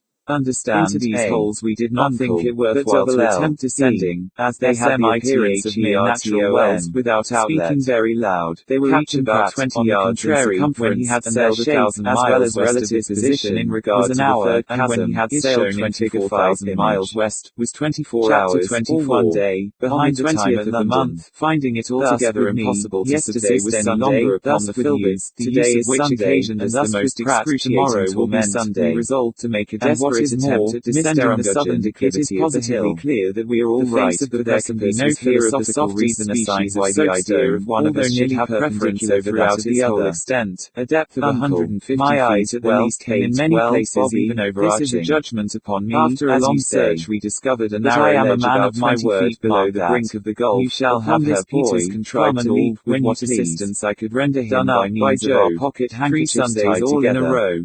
With somewhat more difficulty I also got down, and we then saw the possibility of descending the whole way by the process in which we had clambered up from the chasm when we had been buried by the fall of the hill, that is, by cutting steps in the face of the soapstone with our knives. The extreme hazard of the attempt can scarcely be conceived, but, as there was no other resource, we determined to undertake it. Upon the ledge where we stood there grew some filbert bushes, and to one of these we made fast an end of our rope of handkerchiefs. The other end being tied round Peter's waist, I lowered him down over the edge of the precipice until the handkerchiefs were stretched tight. He now proceeded to dig a deep hole in the soapstone, as far in as 8 or 10 inches, sloping away the rock above to the height of a foot, or thereabout, so as to allow of his driving, with the butt of a pistol, a tolerably strong peg into the level surface. I then drew him up for about 4 feet, when he made a hole similar to the one below, driving in a peg as before, and having thus a resting place for both feet and hands. I now unfastened the handkerchiefs from the bush, throwing him the end, which he tied to the peg in the uppermost hole, letting himself down gently to a station about 3 feet lower than he had yet been, that is, to the full extent of the handkerchiefs. Here he dug another hole, and drove another peg. He then drew himself up, so as to rest his feet in the hole just cut, taking hold with his hands upon the peg in the one above. It was now necessary to untie the handkerchiefs from the topmost peg, with the view of fastening them to the second, and here he found that an error had been committed in cutting the holes at so great a distance apart. However, after 1 or 2 unsuccessful and dangerous attempts at reaching the knot, having to hold on with his left hand while he labored to undo the fastening with his right, he at length cut the string, leaving 6 inches of it affixed to the peg. Tying the handkerchiefs now to the second peg, he descended to a station below the third, taking care not to go too far down. By these means which I should never have conceived of myself, and for which we were indebted altogether to Peter's ingenuity and resolution, my companion finally succeeded, with the occasional aid of projections in the cliff, in reaching the bottom without accident. It was some time before I could summon sufficient resolution to follow him, but I did at length attempt it. Peters had taken off his shirt before descending, and this, with my own, formed the rope necessary for the adventure. After throwing down the musket found in the chasm, I fastened this rope to the bushes, and let myself down rapidly, striving, by the vigor of my movements, to banish the trepidation which I could overcome in no other manner. This answered sufficiently well for the first 4 or 5 steps, but presently I found my imagination growing terribly excited by thoughts of the vast depths yet to be descended, and the precarious nature of the pegs and soapstone holes which were my only support. It was in vain I endeavored to banish these reflections, and to keep my eyes steadily bent upon the flat surface of the cliff before me. The more earnestly I struggled not to think, the more intensely vivid became my conceptions, and the more horribly distinct. At length arrived that crisis of fancy, so fearful in all similar cases, the crisis in which we began to anticipate the feelings with which we shall fall, to picture to ourselves the sickness, and dizziness, and the last struggle, and the half-swoon, and the final bitterness of the rushing and headlong descent. And now I found these fancies creating their own realities, and all imagined horrors crowding upon me in fact. I felt my knees strike violently together, while my fingers were gradually but certainly relaxing the grasp. There was a ringing in my ears, and I said, "This is my knell of death." And now I was consumed with the irrepressible desire of looking below. I would not confine my glances to the cliff, and, with a wild, indefinable emotion, half of horror, half of a relieved depression, I threw my vision far down into the abyss. For one moment my fingers clutched convulsively upon their hold, while, with the movement, the faintest possible idea of ultimate escape wandered, like a shadow, through my mind. In the next my whole soul was pervaded with a longing to fall, a desire, a yearning, a passion utterly uncontrollable. I let go at once my grasp upon the peg, and, turning half round from the precipice, remained tottering for an instant against its naked face. But now there came a spinning of the brain, a shrill-sounding and phantom voice screamed within my ears, a dusky, fiendish, and filmy figure stood immediately beneath me, and, sighing, I sunk down with a bursting heart, and plunged within its arms. I had swooned, and Peters had caught me as I fell. He had observed my proceedings from his station at the bottom of the cliff, and perceiving my imminent danger, had endeavored to inspire me with courage by every suggestion he could devise, although my confusion of mind had been so great as to prevent my hearing what he said, or being conscious that he had even spoken to me at all. At length, seeing me totter, he hastened to ascend to my rescue, and arrived just in time for my preservation. Had I fallen with my full weight, the rope of linen would inevitably have snapped, and I should have been precipitated into the abyss. As it was, he contrived to let me down gently, so as to remain suspended without danger until animation returned. This was in about 15 minutes. On recovery, my trepidation had entirely vanished, I felt a new being, and, with some little further aid from my companion, reached the bottom also in safety. We now found ourselves not far from the ravine which had proved the tomb of our friends, and to the southward of the spot where the hill had fallen. The place was one of singular wildness, and its aspect brought to my mind the descriptions given by travelers of those dreary regions marking the site of degraded Babylon. Not to speak of the ruins of the disrupted cliff, which formed a chaotic barrier in the vista to the northward, the surface of the ground in every other direction was strewn with huge tumuli, apparently the wreck of some gigantic structures of art, although, in detail, no semblance of art could be detected. Scoria were abundant, and large shapeless blocks of the black granite, intermingled with others of marl, *6, and both granulated with metal. Of vegetation there were no traces whatsoever throughout the whole of the desolate area within sight. Several immense scorpions were seen, and various reptiles not elsewhere to be found in the high latitudes. As food was our most immediate object, we resolved to make our way to the seacoast, distant not more than half a mile, with a view of catching turtle, several of which we had observed from our place of concealment on the hill. We had proceeded some 100 yards, threading our route cautiously between the huge rocks and tumuli, when, upon turning a corner, 5 savages sprung upon us from a small cavern, felling Peters to the ground with a blow from a club. As he fell, the whole party rushed upon him to secure their victim, leaving me time to recover from my astonishment. I still had the musket, but the barrel had received so much injury in being thrown from the precipice that I cast it aside as useless, preferring to trust my pistols, which had been carefully preserved in order. With these I advanced upon the assailants, firing one after the other in quick succession. 2 savages fell, and one, who was in the act of thrusting a spear into Peters, sprung to his feet without accomplishing his purpose. My companion being thus released, we had no further difficulty. He had his pistols also, but prudently declined using them, confiding in his great personal strength, which far exceeded that of any person I have ever known. Seizing a club from one of the savages who had fallen, he dashed out the brains of the 3 who remained, killing each instantaneously with a single blow of the weapon, and leaving us completely masters of the field. So rapidly had these events passed that we could scarcely believe in their reality, and were standing over the bodies of the dead in a species of stupid contemplation, when we were brought to recollection by the sound of shouts in the distance. It was clear that the savages had been alarmed by the firing, and that we had little chance of avoiding discovery. To regain the cliff, it would be necessary to proceed in the direction of the shouts, and even should we succeed in arriving at its base, we should never be able to ascend it without being seen. Our situation was one of the greatest peril, and we were hesitating in which path to commence a flight, when one of the savages whom I had shot, and supposed dead, sprang briskly to his feet, and attempted to make his escape. We overtook him, however, before he had advanced many paces, and were about to put him to death, when Peters suggested that we might derive some benefit from forcing him to accompany us in our attempt to escape. We therefore dragged him with us, making him understand that we would shoot him if he offered resistance. In a few minutes he was perfectly submissive, and ran by our sides as we pushed in among the rocks, making for the seashore.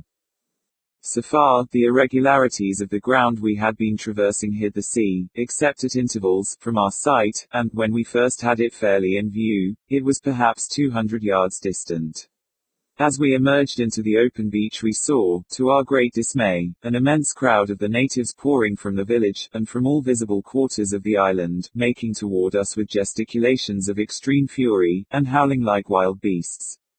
We were upon the point of turning upon our steps, and trying to secure a retreat among the fastnesses of the rougher ground, when I discovered the bows of 2 canoes projecting from behind a large rock which ran out into the water. Toward these we now ran with all speed, and, reaching them, found them unguarded, and without any other freight than 3 of the large Galapagos turtles and the usual supply of paddles for 60 rowers. We instantly took possession of one of them, and, forcing our captive on board, pushed out to sea with all the strength we could command. We had not made, however, more than 50 yards from the shore before we became sufficiently calm to perceive the great oversight of which we had been guilty in leaving the other canoe in the power of the savages, who, by this time, were not more than twice as far from the beach as ourselves, and were rapidly advancing to the pursuit. No time was now to be lost. Our hope was, at best, a forlorn one, but we had none other. It was very doubtful whether, with the utmost exertion, we could get back in time to anticipate them in taking possession of the canoe, but yet there was a chance that we could. We might save ourselves if we succeeded, while not to make the attempt was to resign ourselves to inevitable butchery. The canoe was modeled with the bow and stern alike, and, in place of turning it around, we merely changed our position in paddling. As soon as the savages perceived this they redoubled the yells, as well as the speed, and approached with inconceivable rapidity. We pulled, however, with all the energy of desperation, and arrived at the contested point before more than one of the natives had attained it. This man paid dearly for his superior agility, Peters shooting him through the head with a pistol as he approached the shore. The foremost among the rest of his party were probably some 20 or 30 paces distant as we seized upon the canoe. We at first endeavored to pull her into the deep water, beyond the reach of the savages, but, finding her too firmly aground, and there being no time to spare, Peters, with 1 or 2 heavy strokes from the butt of the musket, succeeded in dashing out a large portion of the bow and of one side. We then pushed off. Two of the natives by this time had got hold of our boat, obstinately refusing to let go, until we were forced to dispatch them with our knives. We were now clear off, and making great way out to sea. The main body of the savages, upon reaching the broken canoe, set up the most tremendous yell of rage and disappointment conceivable. In truth, from everything I could see of these wretches, they appeared to be the most wicked, hypocritical, vindictive, bloodthirsty, and altogether fiendish race of men upon the face of the globe. It is clear we should have had no mercy had we fallen into their hands. They made a mad attempt at following us in the fractured canoe, but, finding it useless, again vented their rage in a series of hideous vociferations, and rushed up into the hills. We were thus relieved from immediate danger, but our situation was still sufficiently gloomy. We knew that 4 canoes of the kind we had were at one time in the possession of the savages, and were not aware of the fact, afterward ascertained from our captive, that 2 of these had been blown to pieces in the explosion of the Jane Guy. We calculated, therefore, upon being yet pursued, as soon as our enemies could get round to the bay, distant about 3 miles, where the boats were usually laid up. Fearing this, we made every exertion to leave the island behind us, and went rapidly through the water, forcing the prisoner to take a paddle. In about half an hour, when we had gained probably 5 or 6 miles to the southward, a large fleet of the flat-bottomed canoes or rafts was seen to emerge from the bay, evidently with the design of pursuit. Presently they put back, despairing to overtake us. Chapter 25. We now found ourselves in the wide and desolate Antarctic Ocean, in a latitude exceeding 84 degrees, in a frail canoe, and with no provision but the 3 turtles. The long polar winter, too, could not be considered as far distant, and it became necessary that we should deliberate well upon the course to be pursued. There were 6 or 7 islands in sight belonging to the same group, and distant from each other about 5 or 6 leagues, but upon neither of these had we any intention to venture. In coming from the northward in the Jane Guy we had been gradually leaving behind us the severest regions of ice. This, however little it may be in accordance with the generally received notions respecting the Antarctic, was a fact experience would not permit us to deny. To attempt, therefore, getting back would be folly, especially at so late a period of the season. Only one course seemed to be left open for hope. We resolved to steer boldly to the southward, where there was at least a probability of discovering other lands, and more than a probability of finding a still milder climate. So far we had found the Antarctic, like the Arctic Ocean, peculiarly free from violent storms or a moderately rough water, but our canoe was, at best, of frail structure, although large, and we set busily to work with a view of rendering her as safe as the limited means in our possession would admit. The body of the boat was of no better material than bark, the bark of a tree unknown. The ribs were of a tough osier, well adapted to the purpose for which it was used. We had 50 feet room from stem to stern, from 4 to 6 in breadth, and in depth throughout 4 feet and a half, the boats thus differing vastly in shape from those of any other inhabitants of the Southern Ocean with whom civilized nations are acquainted. We never did believe them the workmanship of the ignorant islanders who owned them, and some days after this period discovered, by questioning our captive, that they were in fact made by the natives of a group to the southwest of the country where we found them, having fallen accidentally into the hands of our barbarians. What we could do for the security of our boat was very little indeed. Several wide rents were discovered near both ends, and these we contrived to patch up with pieces of woolen jacket. With the help of the superfluous paddles, of which there were a great many, we erected a kind of framework about the bow, so as to break the force of any seas which might threaten to fill us in that quarter. We also set up 2 paddle blades for masts, placing them opposite each other, one by each gunwale, thus saving the necessity of a yard. To these masts we attached a sail made of our shirts, doing this with some difficulty, as here we could get no assistance from our prisoner whatever, although he had been willing enough to labor in all the other operations. The sight of the linen seemed to affect him in a very singular manner. He could not be prevailed upon to touch it or go near it, shuddering when we attempted to force him, and shrieking out, "Tekeli Li." Having completed our arrangements in regard to the security of the canoe, we now set sail to the south-southeast for the present, with the view of weathering the most southerly of the group in sight. This being done, we turned the bow full to the southward. The weather could by no means be considered disagreeable. We had a prevailing and very gentle wind from the northward, a smooth sea, and continual daylight. No ice whatever was to be seen, nor did I ever see one particle of this after leaving the parallel of Bennet's Islet. Indeed, the temperature of the water was here far too warm for its existence in any quantity.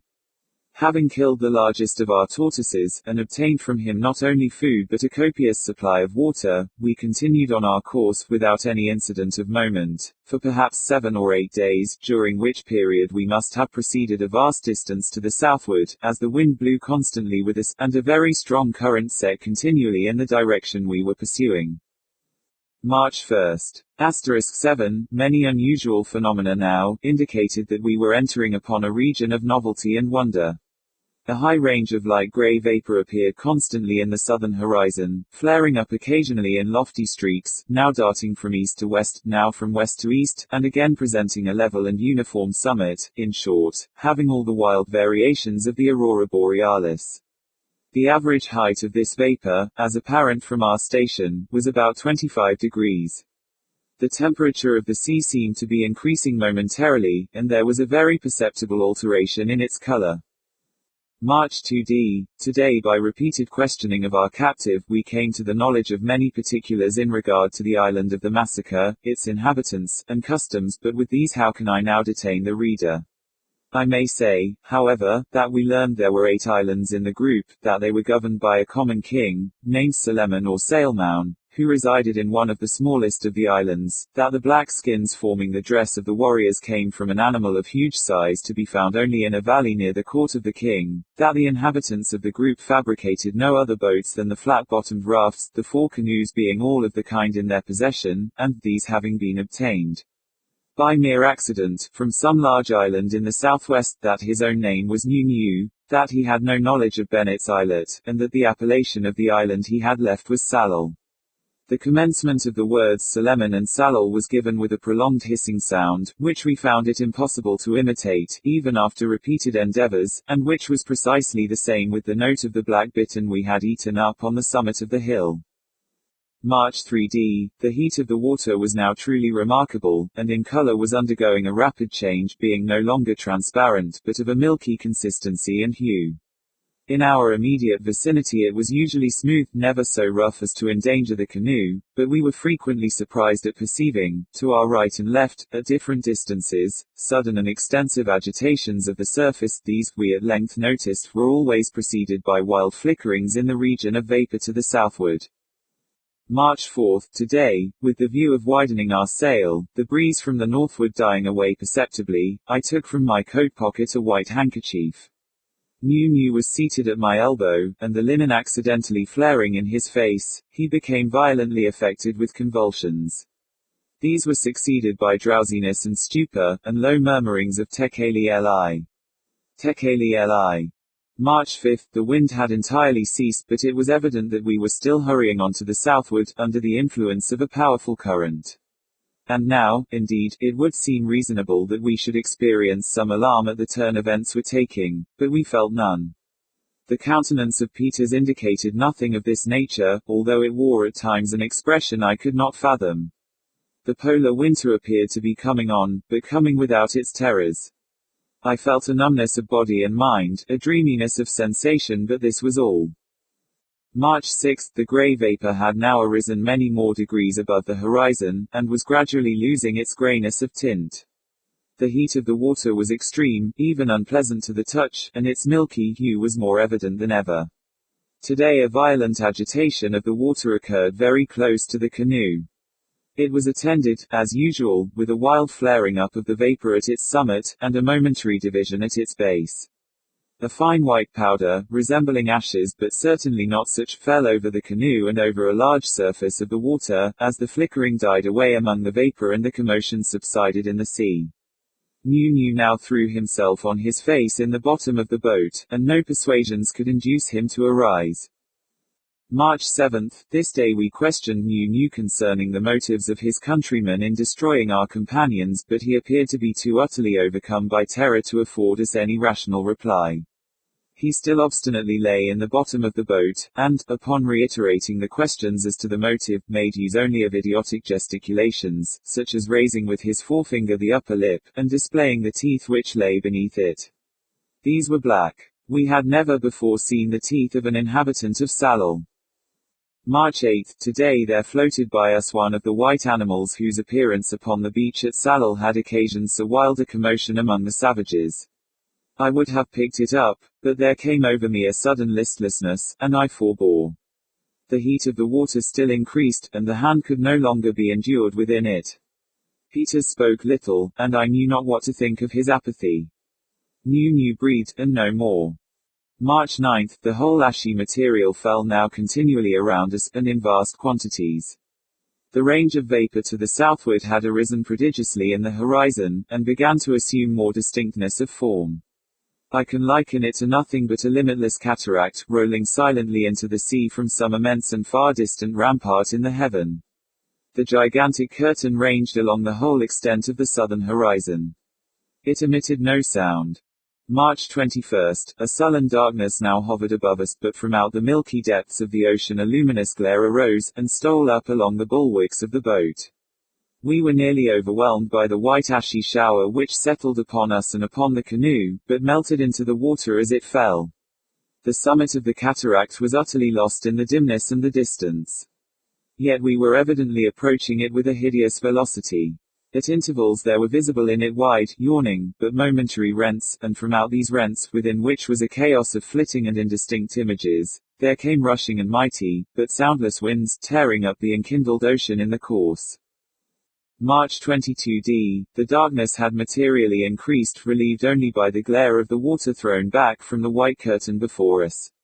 Many gigantic and pallidly white birds flew continuously now from beyond the veil, and the scream was the eternal tekeli li. As they retreated from our vision. Hereupon New stirred in the bottom of the boat, but upon touching him we found his spirit departed. And now we rushed into the embraces of the cataract, where a chasm threw itself open to receive us. But there arose in our pathway a shrouded human figure, very far larger in its proportions than any dweller among men. And the hue of the skin of the figure was of the perfect whiteness of the snow. Note. The circumstances connected with the late sudden and distressing death of Mr. Pym are already well known to the public through the medium of the daily press. It is feared that the few remaining chapters which were to have completed his narrative, and which were retained by him, while the above were in type, for the purpose of revision, have been irrecoverably lost through the accident by which he perished himself. This, however, may prove not to be the case, and the papers, if ultimately found, will be given to the public. No means have been left untried to remedy the deficiency. The gentleman whose name is mentioned in the preface, and who, from the statement there made, might be supposed able to fill the vacuum, has declined the task, this for satisfactory reasons connected with the general inaccuracy of the details afforded him, and his disbelief in the entire truth of the latter portions of the narration. Peters, from whom some information might be expected, is still alive, and a resident of Illinois, but cannot be met with at present. He may hereafter be found, and will, no doubt, afford material for a conclusion of Mr. Pym's account. The loss of 2 or 3 final chapters, for there were but 2 or 3, is the more deeply to be regretted, as it cannot be doubted they contained matter relative to the pole itself, or at least to regions in its very near proximity, and as, too, the statements of the author in relation to these regions may shortly be verified or contradicted by means of the governmental expedition now preparing for the Southern Ocean. On one point in the narrative some remarks may well be offered, and it would afford the writer of this appendix much pleasure if what he may here observe should have a tendency to throw credit, in any degree, upon the very singular pages now published. We allude to the chasms found in the island of Salal, and to the whole of the figures upon pages 245 to 47, of the printed edition, ed. Note. No figures were included with this text.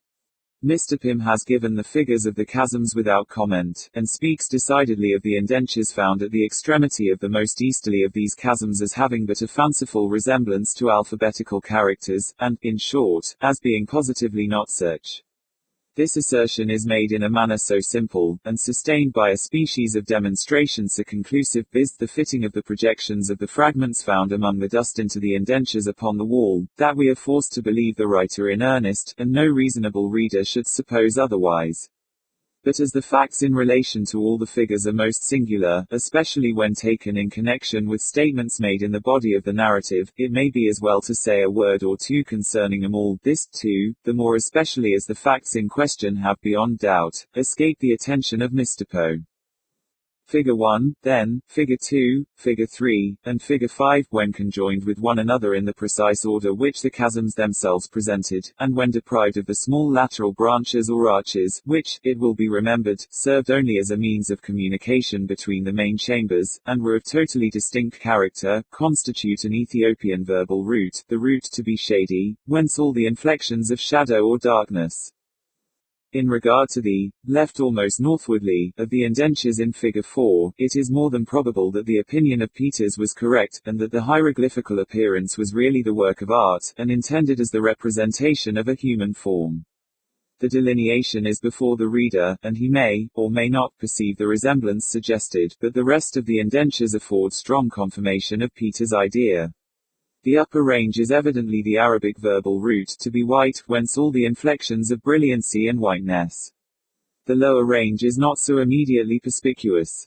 The characters are somewhat broken and disjointed, nevertheless, it cannot be doubted that, in the perfect state, they formed the full Egyptian word, the region of the south. It should be observed that these interpretations confirm the opinion of Peters in regard to the most northwardly of the figures. The arm is outstretched toward the south. Conclusions such as these open a wide field for speculation and exciting conjecture. They should be regarded, perhaps, in connection with some of the most faintly detailed incidents of the narrative, although in no visible manner is this chain of connection complete. Tekeli Li was the cry of the affrighted natives of Salal upon discovering the carcass of the white animal picked up at sea. This also was the shuddering exclamatives of Salal upon discovering the carcass of the white materials in possession of Mr. Pym. This also was the shriek of the swift-flying, white, and gigantic birds which issued from the vapory white curtain of the south. Nothing white was to be found at Salal, and nothing otherwise in the subsequent voyage to the region beyond. It is not impossible that Salal, the appellation of the island of the chasms, may be found, upon minute philological scrutiny, to betray either some alliance with the chasms themselves, or some reference to the Ethiopian characters so mysteriously written in their windings. I have graven it within the hills, and my vengeance upon the dust within the rock. Notes. *1. Whaling vessels are usually fitted with iron oil tanks, why the Grampus was not I have never been able to ascertain. *2. The case of the brig Polly, of Boston, is one so much in point, and her fate, in many respects, so remarkably similar to our own, that I cannot forbear alluding to it here. This vessel, of 130 tons burden, sailed from Boston, with a cargo of lumber and provisions, for Santa Croix, on the 12th of December, 1811, under the command of Captain Casno. There were 8 souls on board besides the captain, the mate, 4 seamen, and the cook, together with a Mr. Hunt, and a Negro girl belonging to him. On the 15th, having cleared the shoal of Georges, she sprung a leak in a gale of wind from the southeast, and was finally capsized, but, the masts going by the board, she afterward righted. They remained in this situation, without fire, and with very little provision, for the period of 191 days, from December the 15th to June the 20th, when Captain Casno and Samuel Badger, the only survivors, were taken off the wreck by the Fame, of Hull, Captain Featherstone, bound home from Rio Janeiro. When picked up, they were in latitude 28 degrees N, longitude 13 degrees W, having drifted above 2,000 miles. On the 9th of July the Fame fell in with the brig Dromero, Captain Perkins, who landed the 2 sufferers in Kennebec. The narrative from which we gather these details ends in the following words. It is natural to inquire how they could float such a vast distance, upon the most frequented part of the Atlantic, and not be discovered all this time. They were passed by more than a dozen sail, one of which came so nigh them that they could distinctly see the people on deck and on the rigging looking at them, but, to the inexpressible disappointment of the starving and freezing men, they stifled the dictates of compassion, hoisted sail, and cruelly abandoned them to their fate. Asterisk 3. Among the vessels which at various times have professed to meet with the auroras may be mentioned the ship San Miguel, in 1769, the ship Aurora, in 1774, the brig Pearl, in 1779, and the ship Dolores, in 1790. They all agree in giving the mean latitude 53 degrees south. Asterisk 4. The terms morning and evening, which I have made use of to avoid confusion in my narrative, as far as possible, must not, of course, be taken in their ordinary sense. For a long time past we had no night at all, the daylight being continual. The dates throughout are according to nautical time, and the bearing must be understood as per compass. I would also remark, in this place, that I cannot, in the first portion of what is here written, pretend to strict accuracy in respect to dates, or latitudes and longitudes, having kept no regular journal until after the period of which this first portion treats. In many instances I have relied altogether upon memory. Asterisk 5. This day was rendered remarkable by our observing in the south several huge wreaths of the greyish vapour I have spoken of. Asterisk 6. The Mall was also black, indeed, we notice no light-coloured substances of any kind upon the island. Asterisk 7. For obvious reasons I cannot pretend to strict accuracy in these dates. They are given principally with a view to perspicity of narrative, and as set down in my pencil memorandum. Ligeia. And the will therein lieth, which dieth not. Who knoweth the mysteries of the will, with its vigour? For God is but a great will pervading all things by nature of its intentness. Man doth not yield himself to the angels, nor unto death utterly, save only through the weakness of his feeble will. Joseph Glanville. I cannot, for my soul, remember how, when, or even precisely where, I first became acquainted with the Lady Ligeia. Long years have since elapsed, and my memory is feeble through much suffering. Or, perhaps, I cannot now bring these points to mind, because, in truth, the character of my beloved, her rare learning, her singular yet placid cast of beauty, and the thrilling and enthralling eloquence of her low musical language, made their way into my heart by paces so steadily and stealthily progressive that they have been unnoticed and unknown. Yet I believe that I met her first and most frequently in some large, old, decaying city near the Rhine. Of her family, I have surely heard her speak. That it is of a remotely ancient date cannot be doubted. Ligeia. Ligeia. In studies of a nature more than all else adapted to deaden impressions of the outward world, it is by that sweet word alone, by Ligeia, that I bring before mine eyes in fancy the image of her who is no more. And now, while I write, a recollection flashes upon me that I have never known the paternal name of her who was my friend and my betrothed, and who became the partner of my studies, and finally the wife of my bosom. Was it a playful charge on the part of my Ligeia? Or was it a test of my strength of affection, that I should institute no inquiries upon this point? Or was it rather a caprice of my own, a wildly romantic offering on the shrine of the most passionate devotion? I but indistinctly recall the fact itself. What wonder that I have utterly forgotten the circumstances which originated or attended it. And, indeed, if ever she, the one and the misty-winged Ashtafat of idolatrous Egypt, presided, as they tell, over marriages ill-omened, then most surely she presided over mine. There is one dear topic, however, on which my memory fails me not. It is the person of Ligeia. In stature she was tall, somewhat slender, and, in her latter days, even emaciated. I would in vain attempt to portray the majesty, the quiet ease, of her demeanor, or the incomprehensible lightness and elasticity of her footfall. She came and departed as a shadow. I was never made aware of her entrance into my closed study save by the dear music of her low sweet voice, as she placed her marble hand upon my shoulder. In beauty of face no maiden ever equaled her. It was the radiance of an opium dream, an airy and spirit-lifting vision more wildly divine than the fantasies which hovered vision about the slumbering souls of the daughters of Delos. Yet her features were not of that regular mold which we have been falsely taught to worship in the classical labours of the heathen. There is no exquisite beauty, says Bacon, Lord Verulam, speaking truly of all the forms and genera of beauty, without some strangeness in the proportion. Yet, although I saw that the features of Ligeia were not of a classic regularity, although I perceived that her loveliness was indeed exquisite, and felt that there was much of strangeness pervading it, yet I have tried in vain to detect the irregularity and to trace home my own perception of the strange.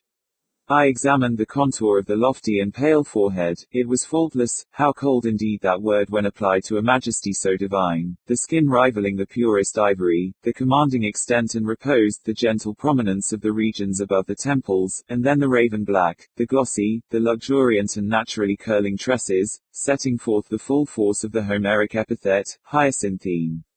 I looked at the delicate outlines of the nose, and nowhere but in the graceful medallions of the Hebrews had I beheld a similar perfection. There were the same luxurious smoothness of surface, the same scarcely perceptible tendency to the aquiline, the same harmoniously curved nostrils speaking the free spirit. I regarded the sweet mouth. Here was indeed the triumph of all things heavenly, the magnificent turn of the short upper lip, the soft voluptuous slumber of the under, the dimples which sported, and the color which spoke, the teeth glancing back, with a brilliancy almost startling, every ray of the holy light which fell upon them in her serene and placid, yet most exultingly radiant of all smiles. I scrutinized the formation of the chin, and here, too, I found the gentleness of breadth, the softness and the majesty, the fullness and the spirituality, of the Greek, the contour which the god Apollo revealed but in a dream, to Cleomens, the son of the Athenian. And then I peered into the large eyes of Ligeia. For eyes we have no models in the remotely antique. It might have been, too, that in these eyes of my beloved lay the secret to which Lord Verulam alludes.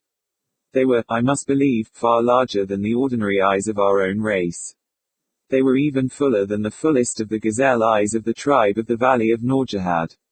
Yet it was only at intervals, in moments of intense excitement, that this peculiarity became more than slightly noticeable in Ligeia. And at such moments was her beauty, in my heated fancy thus it appeared perhaps, the beauty of beings either above or apart from the earth, the beauty of the fabulous Houri of the Turk. The hue of the orbs was the most brilliant of black, and, far over them, hung jetty lashes of great length. The brows, slightly irregular in outline, had the same tint.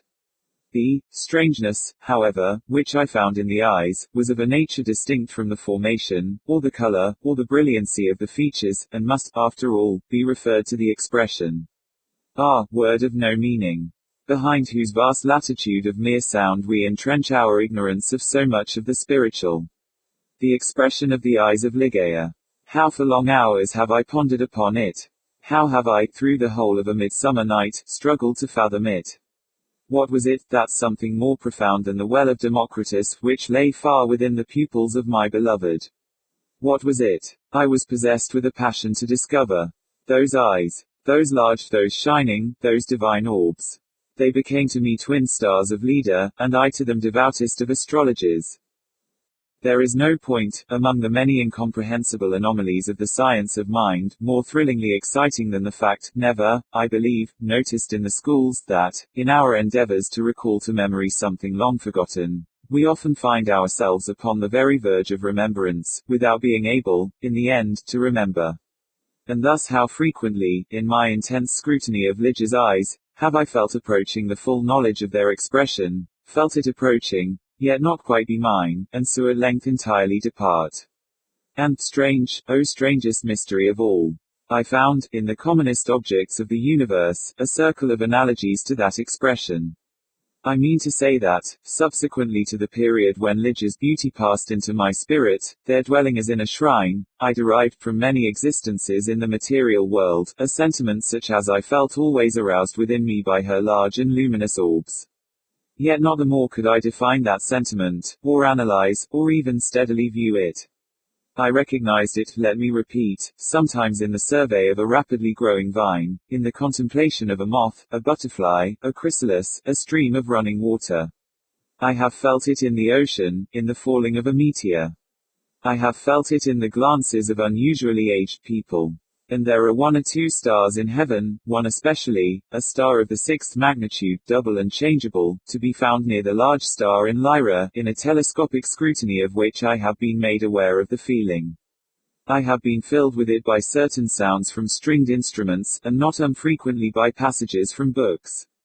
Among innumerable other instances, I well remember something in a volume of Joseph Glanville, which perhaps merely from its quaintness, who shall say, never failed to inspire me with the sentiment, and the will therein lieth, which dieth not. Who knoweth the mysteries of the will, with its vigor? For God is but a great will pervading all things by nature of its intentness.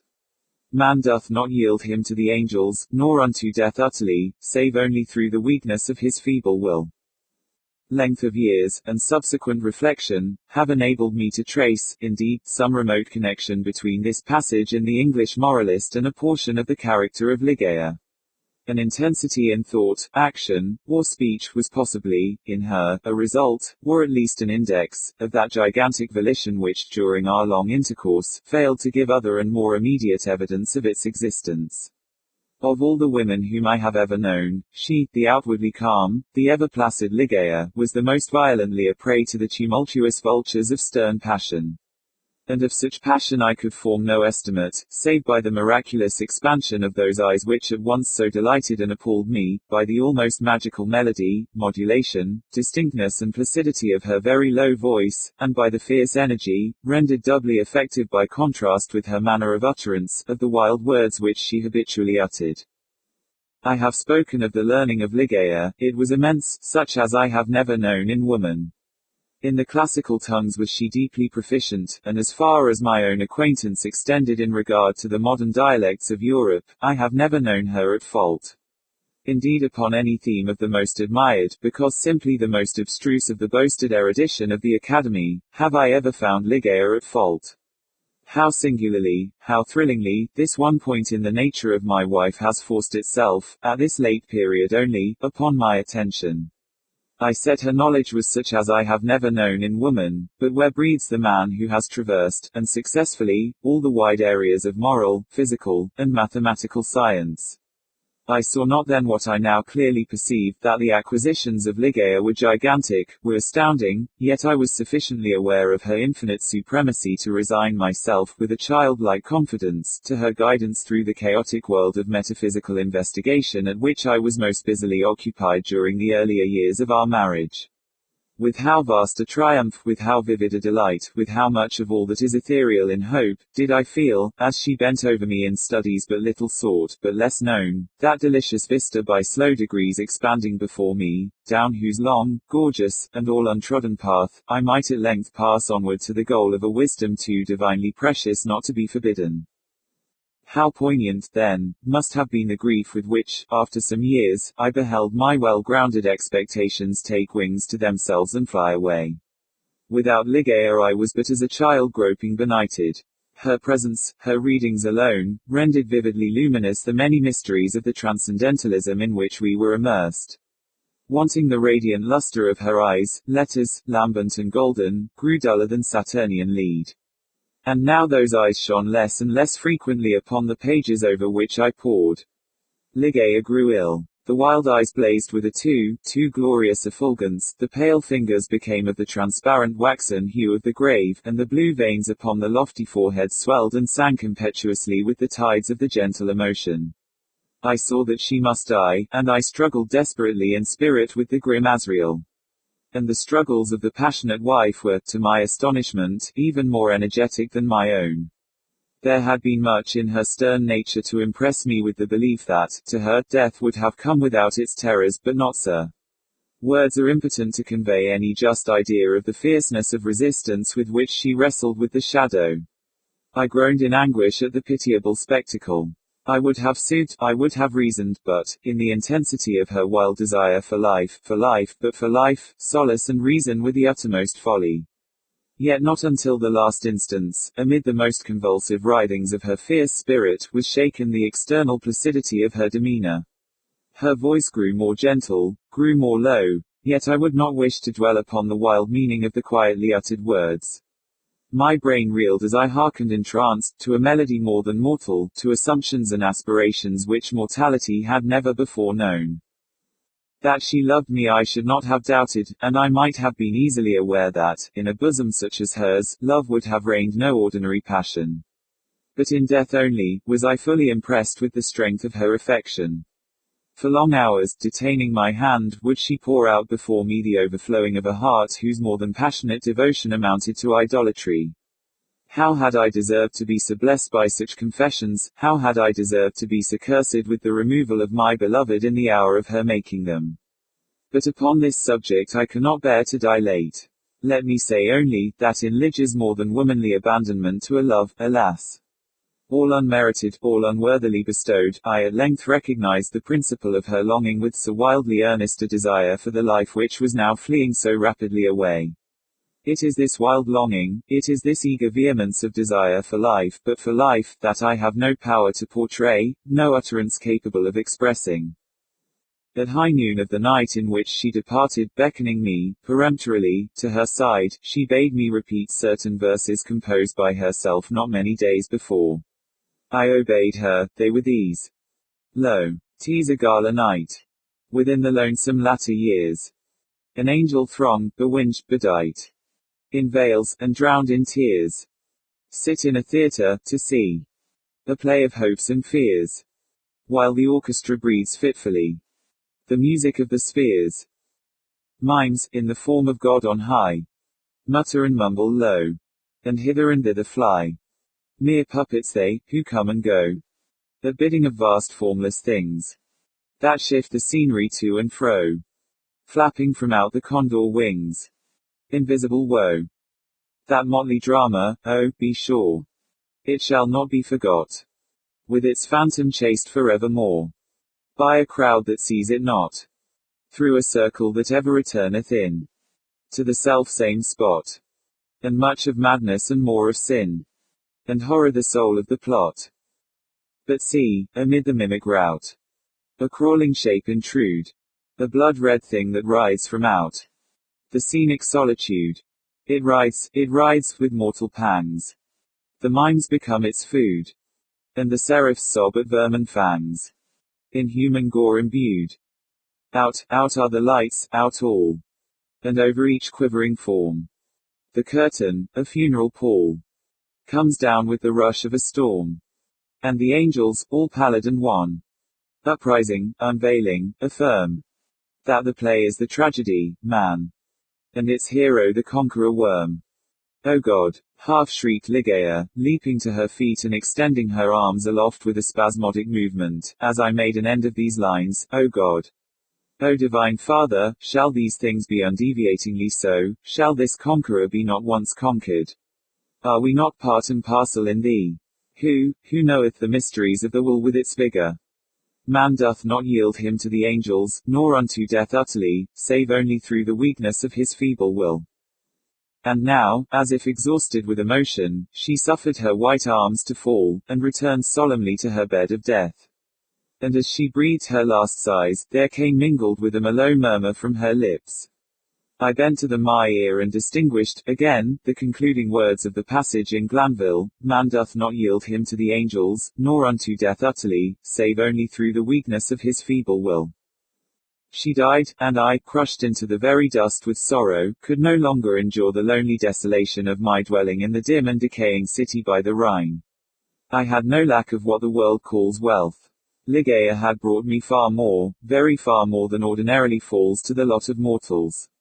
After a few months, therefore, of weary and aimless wandering, I purchased, and put in some repair, an abbey, which I shall not name, in one of the wildest and least frequented portions of fair England. The gloomy and dreary grandeur of the building, the almost savage aspect of the domain, the many melancholy and time-honored memories connected with both, had much in unison with the feelings of utter abandonment which had driven me into that remote and unsocial region of the country. Yet although the external abbey, with its verdant decay hanging about it, suffered but little alteration, I gave way, with a childlike perversity, and perchance with a faint hope of alleviating my sorrows, to a display of more than regal magnificence within. For such follies, even in childhood, I had imbibed a taste, and now they came back to me as if in the dotage of grief. Alas, I feel how much even of incipient madness might have been discovered in the gorgeous and fantastic draperies, in the solemn carvings of Egypt, in the wild cornices and furniture, in the bedlam patterns of the carpets of tufted gold. I had become a bounden slave in the trammels of opium, and my labors and my orders had taken a coloring from my dreams. But these absurdities I must not pause to detail. Let me speak only of that one chamber, ever accursed, whither in a moment of mental alienation, I led from the altar as my bride, as the successor of the unforgotten Ligeia, the fair-haired and blue-eyed Lady Rowena Trevanion, of Tremaine. There is no individual portion of the architecture and decoration of that bridal chamber which is not now visibly before me. Where were the souls of the haughty family of the bride, when, through thirst of gold, they permitted to pass the threshold of an apartment so bedecked, a maiden and a daughter so beloved? I have said that I minutely remember the details of the chamber, yet I am sadly forgetful on topics of deep moment, and here there was no system, no keeping, in the fantastic display, to take hold upon the memory. The room lay in a high turret of the castellated abbey, was pentagonal in shape, and of capacious size. Occupying the whole southern face of the pentagon was the sole window, an immense sheet of unbroken glass from Venice, a single pane, and tinted of a leaden hue, so that the rays of either the sun or moon, passing through it, fell with a ghastly luster on the objects within. Over the upper portion of this huge window, extended the trellis work of an aged vine, which clambered up the massy walls of the turret.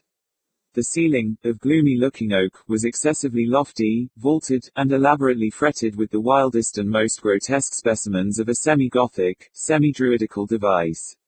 From out the most central recess of this melancholy vaulting, depended, by a single chain of gold with long links, a huge censer of the same metal, Saracenic in pattern, and with many perforations so contrived that there wreathed in and out of them, as if endued with a serpent vitality, a continual succession of party-colored fires. Some few ottomans and golden candelabra, of Eastern figure, were in various stations about, and there was the couch, too, bridal couch, of an Indian model, and low, and sculptured of solid ebony, with a pall-like canopy above. In each of the angles of the chamber stood on end a gigantic sarcophagus of black granite, from the tombs of the kings over against Luxor, with their aged lids full of immemorial sculpture. But in the draping of the apartment lay, alas, the chief fantasy of all.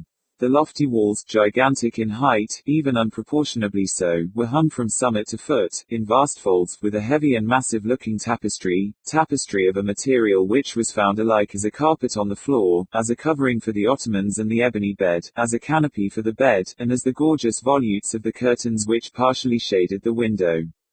The material was the richest cloth of gold. It was spotted all over, at irregular intervals, with arabesque figures, about a foot in diameter, and wrought upon the cloth in patterns of the most jetty black. But these figures partook of the true character of the arabesque only when regarded from a single point of view. By a contrivance now common, and indeed traceable to a very remote period of antiquity, they were made changeable in aspect.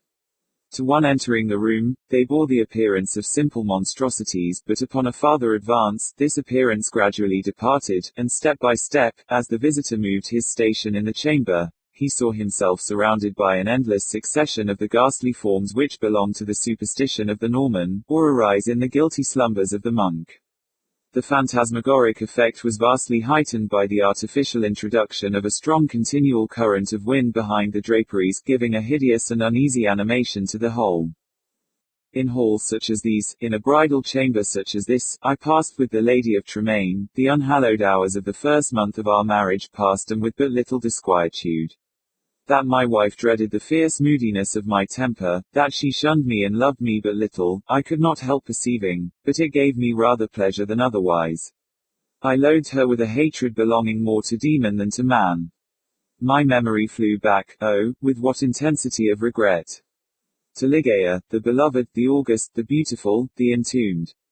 I reveled in recollections of her purity, of her wisdom, of her lofty, her ethereal nature, of her passionate, her idolatrous love. Now, then, did my spirit fully and freely burn with more than all the fires of her own.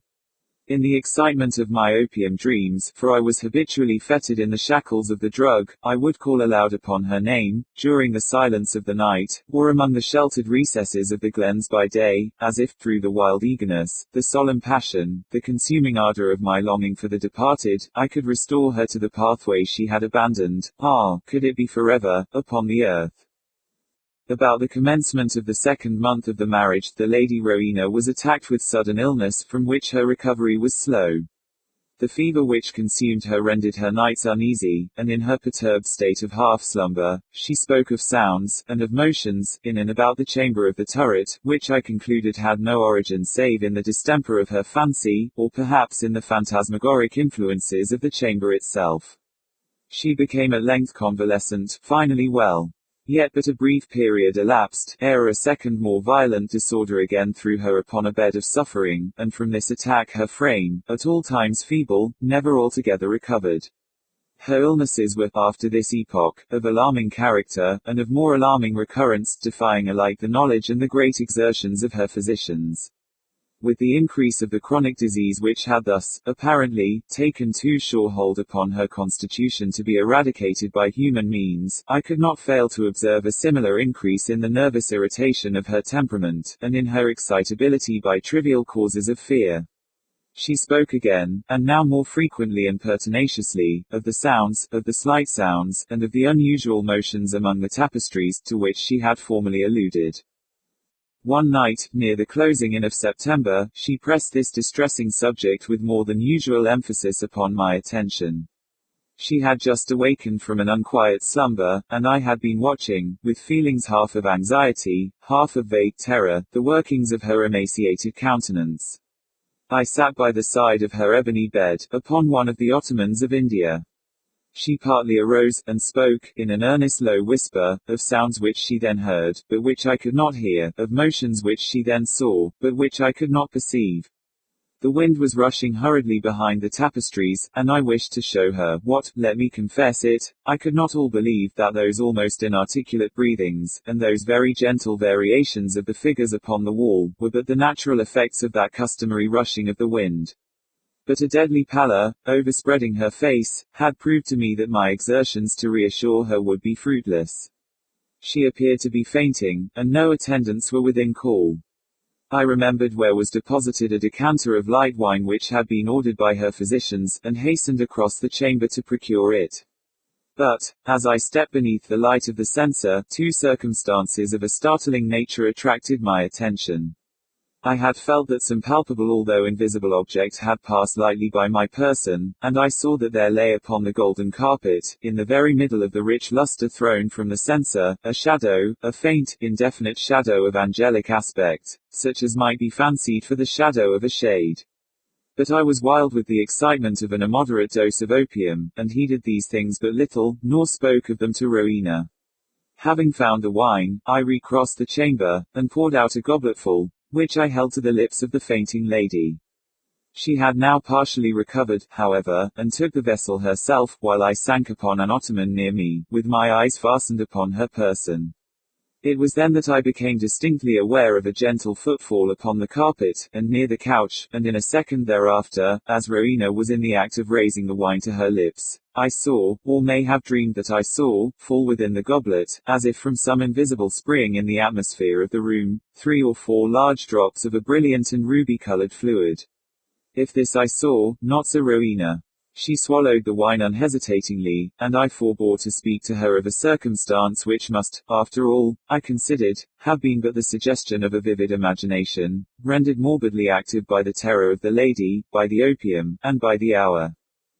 Yet I cannot conceal it from my own perception that, immediately subsequent to the fall of the ruby drops, a rapid change for the worse took place in the disorder of my wife, so that, on the 3rd subsequent night, the hands of her menials prepared her for the tomb, and on the 4th, I sat alone, with her shrouded body, in that fantastic chamber which had received her as my bride, while visions, opium engendered, flitted, shadow-like, before me.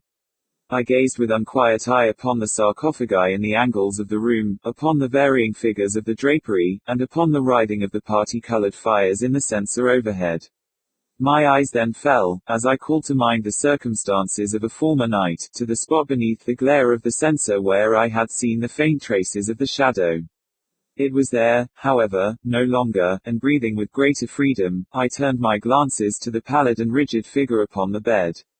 Then rushed upon me 1,000 memories of Ligeia, and then came back upon my heart, with the turbulent violence of a flood, the whole of that unutterable woe with which I had regarded her thus enshrouded.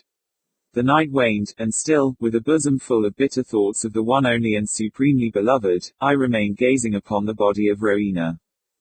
It might have been midnight, or perhaps earlier, or later, for I had taken no note of time, when a sob, low, gentle, but very distinct, startled me from my reverie. I felt that it came from the bed of ebony, the bed of death. I listened in an agony of superstitious terror, but there was no repetition of the sound. I strained my vision to detect any motion in the corpse, but there was not the slightest perceptible. Yet I could not have been deceived. I had heard the noise, however faint, and my soul was awakened within me. I resolutely and perseveringly kept my attention riveted upon the body. Many minutes elapsed before any circumstance occurred tending to throw light upon the mystery. At length it became evident that a slight, a very feeble, and barely noticeable tinge of color had flushed up within the cheeks, and along the sunken small veins of the eyelids. Through a species of unutterable horror and awe, for which the language of mortality has no sufficiently energetic expression, I felt my heart cease to beat, my limbs grow rigid where I sat. Yet a sense of duty finally operated to restore my self-possession. I could no longer doubt that we had been precipitate in our preparations, that Rowena still lived. It was necessary that some immediate exertion be made, yet the turret was altogether apart from the portion of the abbey tenanted by the servants, there were none within call, I had no means of summoning them to my aid without leaving the room for many minutes, and this I could not venture to do. I therefore struggled alone in my endeavors to call back the spirit ill hovering. In a short period it was certain, however, that a relapse had taken place, the color disappeared from both eyelid and cheek, leaving a wanness even more than that of marble, the lips became doubly shriveled and pinched up in the ghastly expression of death, a repulsive clamminess and coldness overspread rapidly the surface of the body, and all the usual rigorous illness immediately supervened. I fell back with a shudder upon the couch from which I had been so startlingly aroused, and again gave myself up to passionate waking visions of Ligeia. An hour thus elapsed when, could it be possible, I was a second time aware of some vague sound issuing from the region of the bed. I listened, in extremity of horror. The sound came again, it was a sigh. Rushing to the corpse, I saw, distinctly saw, a tremor upon the lips. In a minute afterward they relaxed, disclosing a bright line of the pearly teeth. Amazement now struggled in my bosom with the profound awe which had hitherto reigned there alone. I felt that my vision grew dim, that my reason wandered, and it was only by a violent effort that I at length succeeded in nerving myself to the task which duty thus once more had pointed out. There was now a partial glow upon the forehead and upon the cheek and throat, a perceptible warmth pervaded the whole frame, there was even a slight pulsation at the heart. The lady lived, and with redoubled ardor I betook myself to the task of restoration. I chafed and bathed the temples and the hands, and used every exertion which experience, and no little medical reading, could suggest. But in vain. Suddenly, the color fled, the pulsations ceased, the lips resumed the expression of the dead, and, in an instant afterward, the whole body took upon itself the icy chilliness, the livid hue, the intense rigidity, the sunken outline, and all the loathsome peculiarities of that which has been, for many days, a tenant of the tomb. And again I sunk into visions of Ligeia, and again, what marvel that I shudder while I write, again there reached my ears a low sob from the region of the ebony bed. But why shall I minutely detail the unspeakable horrors of that night?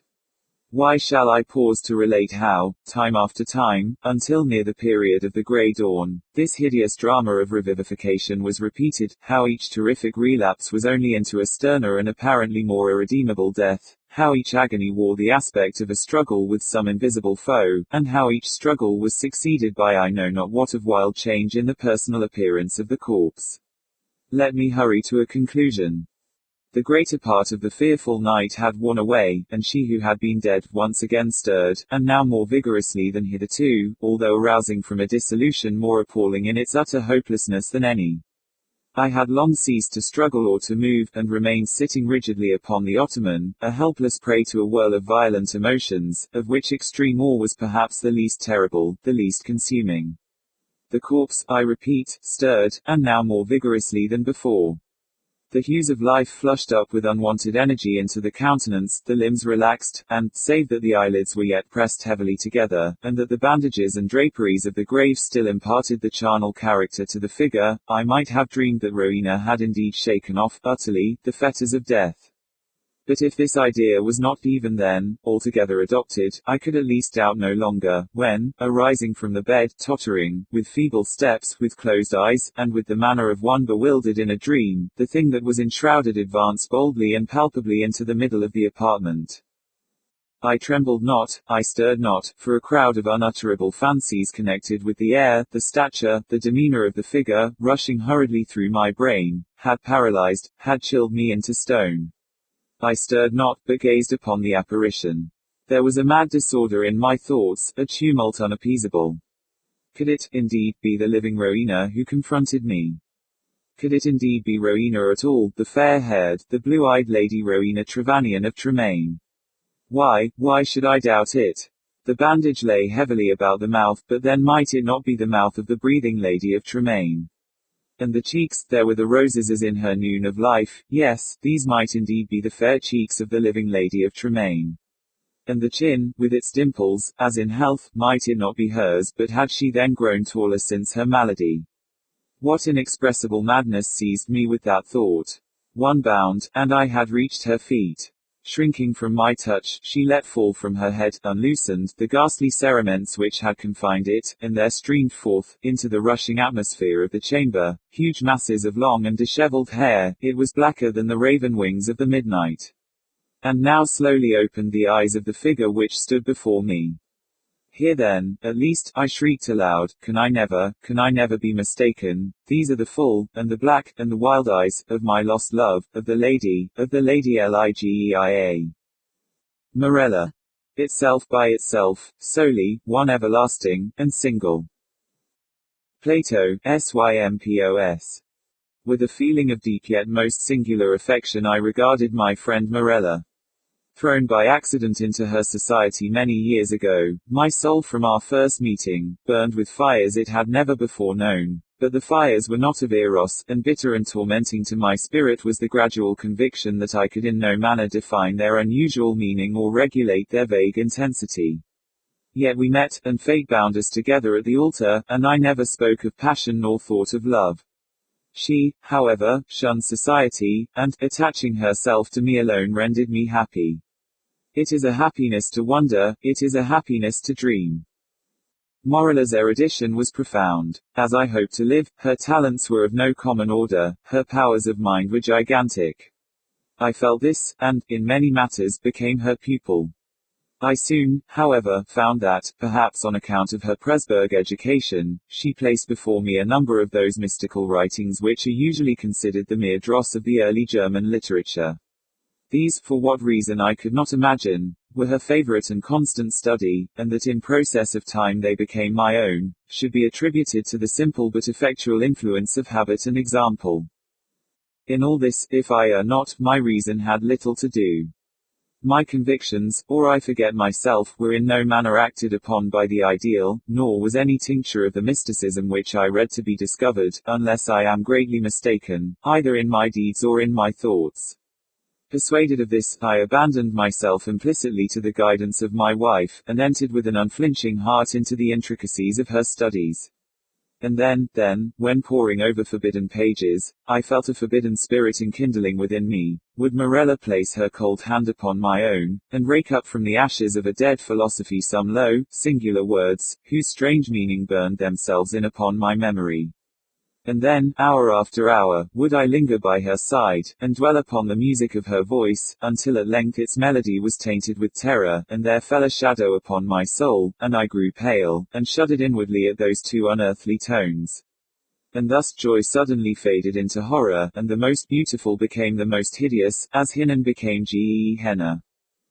It is unnecessary to state the exact character of those disquisitions which, growing out of the volumes I have mentioned, formed, for so long a time, almost the sole conversation of Morella and myself. By the learned in what might be termed theological morality they will be readily conceived, and by the unlearned they would, at all events, be little understood. The wild pantheism of Fichte, the modified polygonedia of the Pythagoreans, and, above all, the doctrines of identity as urged by Schelling, were generally the points of discussion presenting the most of beauty to the imaginative Morella. That identity which is termed personal, Mr. Locke, I think, truly defines to consist in the saneness of rational being. And since by person we understand an intelligent essence having reason, and since there is a consciousness which always accompanies thinking, it is this which makes us all to be that which we call ourselves, thereby distinguishing us from other beings that think, and giving us our personal identity.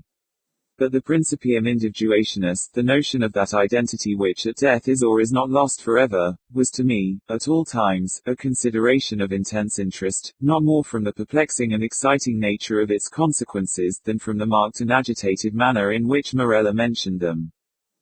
But, indeed, the time had now arrived when the mystery of my wife's manner oppressed me as a spell. I could no longer bear the touch of her wan fingers, nor the low tone of her musical language, nor the luster of her melancholy eyes. And she knew all this, but did not upbraid. She seemed conscious of my weakness or my folly, and, smiling, called it fate. She seemed also conscious of a cause, to me unknown, for the gradual alienation of my regard, but she gave me no hint or token of its nature. Yet was she woman, and pined away daily. In time the crimson spot settled steadily upon the cheek, and the blue veins upon the pale forehead became prominent, and one instant my nature melted into pity, but next I met the glance of her meaning eyes, and then my soul sickened and became giddy with the giddiness of one who gazes downward into some dreary and unfathomable abyss. Shall I then say that I longed with an earnest and consuming desire for the moment of Morella's decease? I did, but the fragile spirit clung to its tenement of clay for many days, for many weeks and irksome months, until my tortured nerves obtained the mastery over my mind, and I grew furious through delay, and, with the heart of a fiend, cursed the days and the hours and the bitter moments, which seemed to lengthen and lengthen as her gentle life declined, like shadows in the dying of the day. But one autumnal evening, when the winds lay still in heaven, Morella called me to her bedside.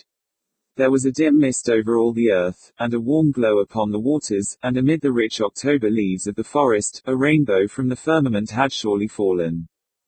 It is a day of days, she said, as I approached, a day of all days either to live or die. It is a fair day for the sons of earth and life, more fair for the daughters of heaven and death. I kissed her forehead, and she continued. I am dying, yet shall I live. Morella.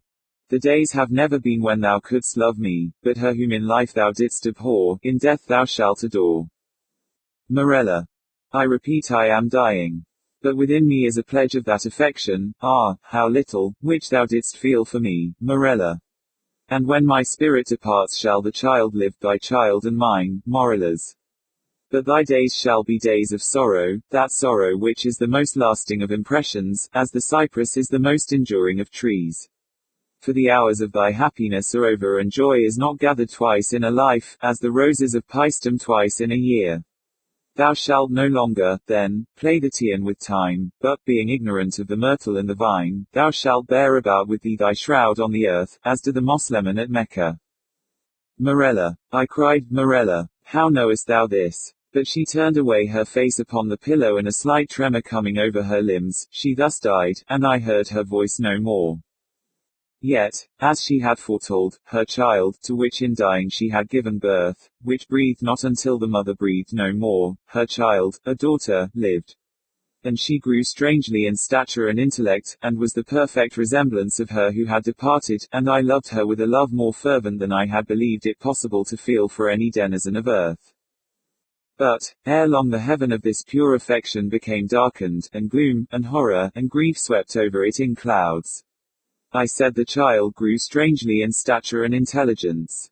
Strange, indeed, was her rapid increase in bodily size, but terrible, terrible were the tumultuous thoughts which crowded upon me while watching the development of her mental being. Could it be otherwise, when I daily discovered in the conceptions of the child the adult powers and faculties of the woman? When the lessons of experience fell from the lips of infancy? And when the wisdom or the passions of maturity I found hourly gleaming from its full and speculative eye? When, I say, all this became evident to my appalled senses, when I could no longer hide it from my soul, nor throw it off from those perceptions which trembled to receive it, is it to be wondered at that suspicions, of a nature fearful and exciting, crept in upon my spirit, or that my thoughts fell back aghast upon the wild tales and thrilling theories of the entombed Morella? I snatched from the scrutiny of the world a being whom destiny compelled me to adore, and in the rigorous seclusion of my home, watched with an agonizing anxiety over all which concerned the beloved. And as years rolled away, and I gazed day after day upon her holy, and mild, and eloquent face, and pored over her maturing form, day after day did I discover new points of resemblance in the child to her mother, the melancholy and the dead. And hourly grew darker these shadows of similitude, and more full, and more definite, and more perplexing, and more hideously terrible in their aspect. For that her smile was like her mother's I could bear, but then I shuddered at its too perfect identity, that her eyes were like Morella's I could endure, but then they, too, often looked down into the depths of my soul with Morella's own intense and bewildering meaning. And in the contour of the high forehead, and in the ringlets of the silken hair, and in the wan fingers which buried themselves therein, and in the sad musical tones of her speech, and above all, oh, above all, in the phrases and expressions of the dead on the lips of the loved and the living, I found food for consuming thought and horror, for a worm that would not die. Thus passed away 2 lustra of her life, and as yet my daughter remained nameless upon the earth. My child, and my love, were the designations usually prompted by a father's affection, and the rigid seclusion of her days precluded all other intercourse. Morella's name died with her at her death. Of the mother I had never spoken to the daughter, it was impossible to speak. Indeed, during the brief period of her existence, the latter had received no impressions from the outward world, save such as might have been afforded by the narrow limits of her privacy. But at length the ceremony of baptism presented to my mind, in its unnerved and agitated condition, a present deliverance from the terrors of my destiny. And at the baptismal font I hesitated for a name. And many titles of the wise and beautiful, of old and modern times, of my own and foreign lands, came thronging to my lips, with many, many fair titles of the gentle, and the happy, and the good. What prompted me then to disturb the memory of the buried dead? What demon urged me to breathe that sound, which in its very recollection was wont to make ebb the purple blood in torrents from the temples to the heart? What fiend spoke from the recesses of my soul, when amid those dim aisles, and in the silence of the night, I whispered within the ears of the holy man the syllables, Morella? What more than fiend convulsed the features of my child, and overspread them with hues of death, as starting at that scarcely audible sound, she turned her glassy eyes from the earth to heaven, and falling prostrate on the black slabs of our ancestral vault, responded, I am here. Distinct, coldly, calmly distinct, fell those few simple sounds within my ear, and thence like molten lead rolled hissingly into my brain. Years may pass away, but the memory of that epoch never. Nor was I indeed ignorant of the flowers and the vine, but the hemlock and the cypress overshadowed me night and day.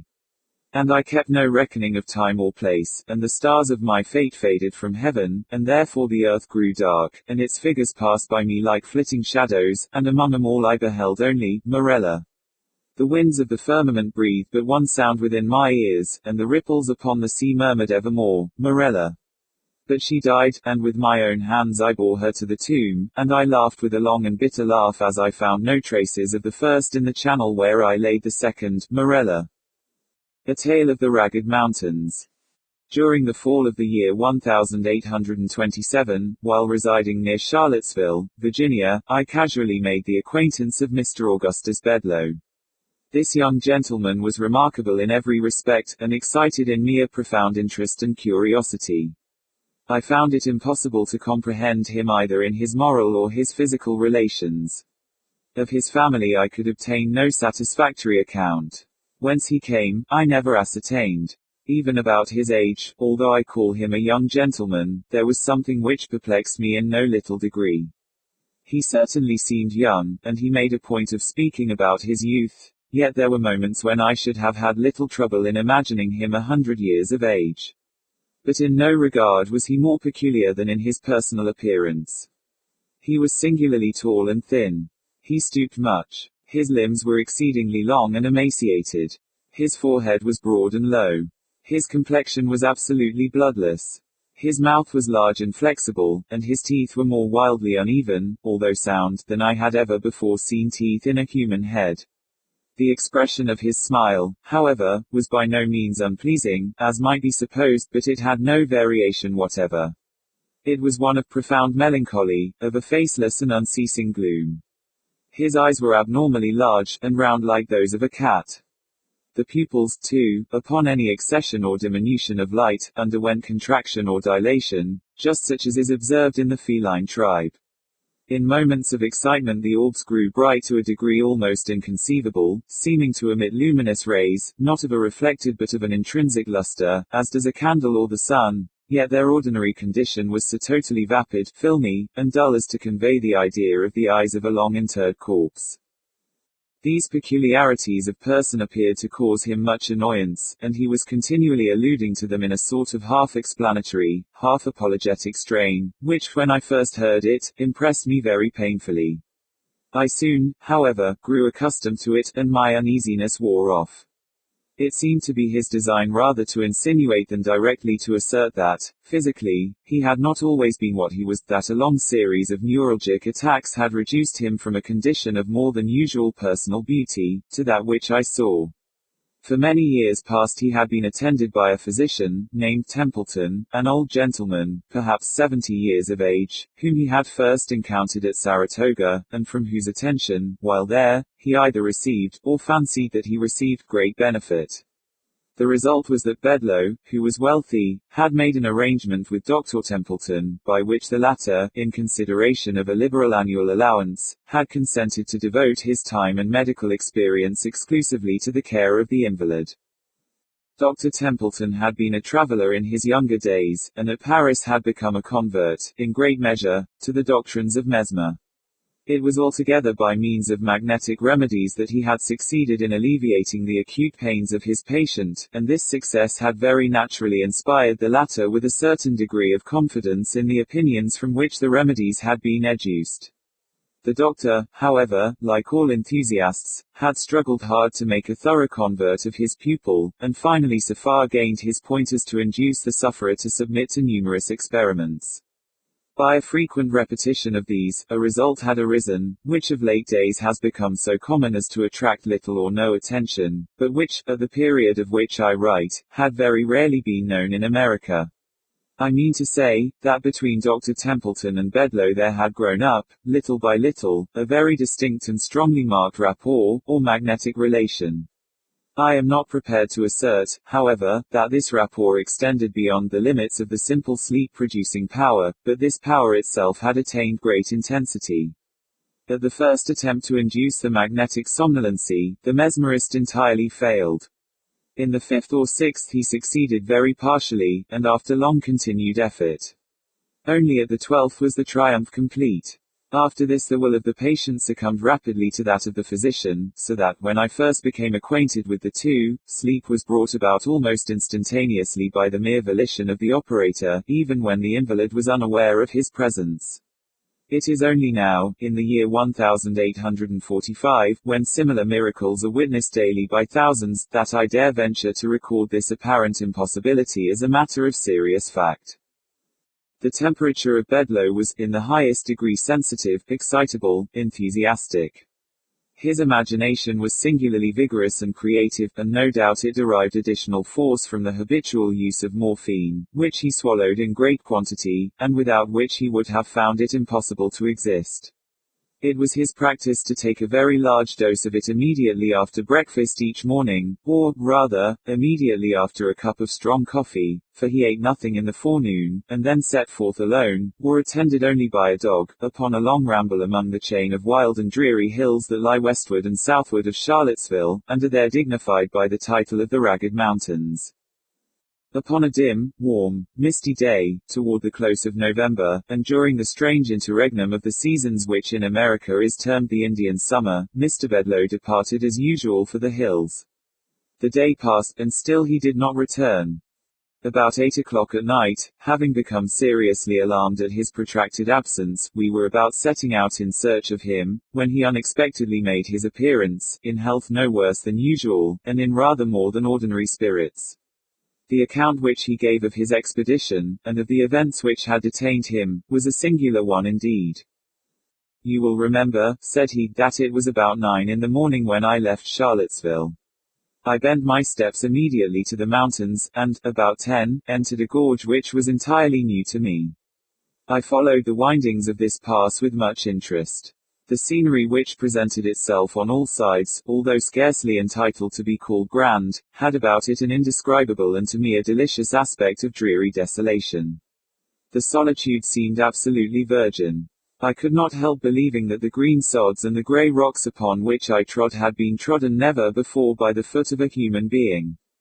So entirely secluded, and in fact inaccessible, except through a series of accidents, is the entrance of the ravine, that it is by no means impossible that I was indeed the first adventurer, the very first and sole adventurer who had ever penetrated its recesses. The thick and peculiar mist, or smoke, which distinguishes the Indian summer, and which now hung heavily over all objects, served, no doubt, to deepen the vague impressions which these objects created. So dense was this pleasant fog that I could at no time see more than a dozen yards of the path before me. This path was excessively sinuous, and as the sun could not be seen, I soon lost all idea of the direction in which I journeyed. In the meantime the morphine had its customary effect, that of enduing all the external world with an intensity of interest.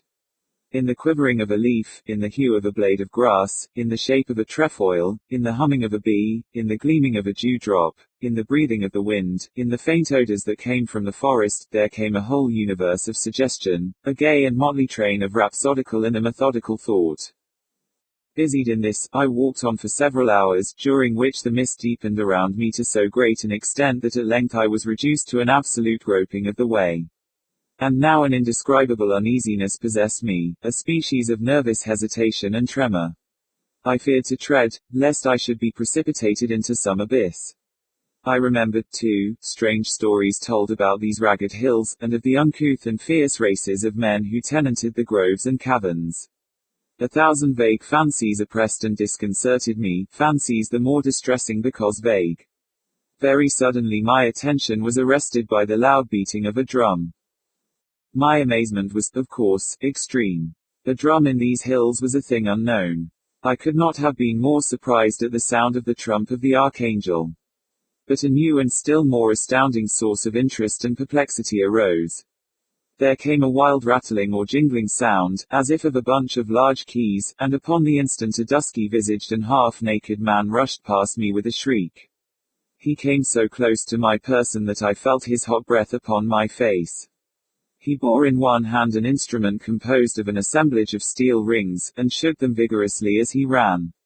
Scarcely had he disappeared in the mist before, panting after him, with open mouth and glaring eyes, there darted a huge beast. I could not be mistaken in its character. It was a hyena. The sight of this monster rather relieved than heightened my terrors, for I now made sure that I dreamed, and endeavored to arouse myself to waking consciousness. I stepped boldly and briskly forward. I rubbed my eyes. I called aloud. I pinched my limbs. A small spring of water presented itself to my view, and here, stooping, I bathed my hands and my head and neck. This seemed to dissipate the equivocal sensations which had hitherto annoyed me. I arose, as I thought, a new man, and proceeded steadily and complacently on my unknown way. At length, quite overcome by exertion, and by a certain oppressive closeness of the atmosphere, I seated myself beneath a tree. Presently there came a feeble gleam of sunshine, and the shadow of the leaves of the tree fell faintly but definitely upon the grass. At this shadow I gazed wonderingly for many minutes. Its character stupefied me with astonishment. I looked upward. The tree was a palm. I now arose hurriedly, and in a state of fearful agitation, for the fancy that I dreamed would serve me no longer. I felt that I had perfect command of my senses, and these senses now brought to my soul a world of novel and singular sensation. The heat became all at once intolerable. A strange odor loaded the breeze. A low, continuous murmur, like that arising from a full, but gently flowing river, came to my ears, intermingled with the peculiar hum of multitudinous human voices. While I listened in an extremity of astonishment which I need not attempt to describe, a strong and brief gust of wind bore off the incumbent fog as if by the wand of an enchanter. I found myself at the foot of a high mountain, and looking down into a vast plain, through which wound a majestic river. On the margin of this river stood an eastern-looking city, such as we read of in the Arabian tales, but of a character even more singular than any there described. From my position, which was far above the level of the town, I could perceive its every nook and corner, as if delineated on a map. The streets seemed innumerable, and crossed each other irregularly in all directions, but were rather long winding alleys than streets, and absolutely swarmed with inhabitants. The houses were wildly picturesque. On every hand was a wilderness of balconies, of verandas, of minarets, of shrines, and fantastically carved oriels. Bazaars abounded, and in these were displayed rich wares in infinite variety and profusion, silks, muslins, the most dazzling cutlery, the most magnificent jewels and gems. Besides these things, were seen, on all sides, banners and palanquins, litters with stately dames close veiled, elephants gorgeously caparisoned, idols grotesquely hewn, drums, banners, and gongs, spears, silver and gilded maces. And amid the crowd, and the clamour, and the general intricacy and confusion, amid the million of black and yellow men, turbaned and robed, and of flowing beard, there roamed a countless multitude of holy filleted bulls, while vast legions of the filthy but sacred ape clambered, chattering and shrieking, about the cornices of the mosques, or clung to the minarets and oriels. From the swarming streets to the banks of the river, there descended innumerable flights of steps leading to bathing places, while the river itself seemed to force a passage with difficulty through the vast fleets of deeply burthened ships that far and wide encountered its surface. Beyond the limits of the city arose, in frequent majestic groups, the palm and the cocoa, with other gigantic and weird trees of vast age, and here and there might be seen a field of rice, the thatched hut of a peasant, a tank, a stray temple, a gypsy camp, or a solitary graceful maiden taking her way, with a pitcher upon her head, to the banks of the magnificent river. You will say now, of course, that I dreamed, but not so. What I saw, what I heard, what I felt, what I thought, had about it nothing of the unmistakable idiosyncrasy of the dream. All was rigorously self-consistent. At first doubting that I was really awake, I entered into a series of tests, which soon convinced me that I really was. Now, when one dreams, and, in the dream, suspects that he dreams, the suspicion never fails to confirm itself, and the sleeper is almost immediately aroused.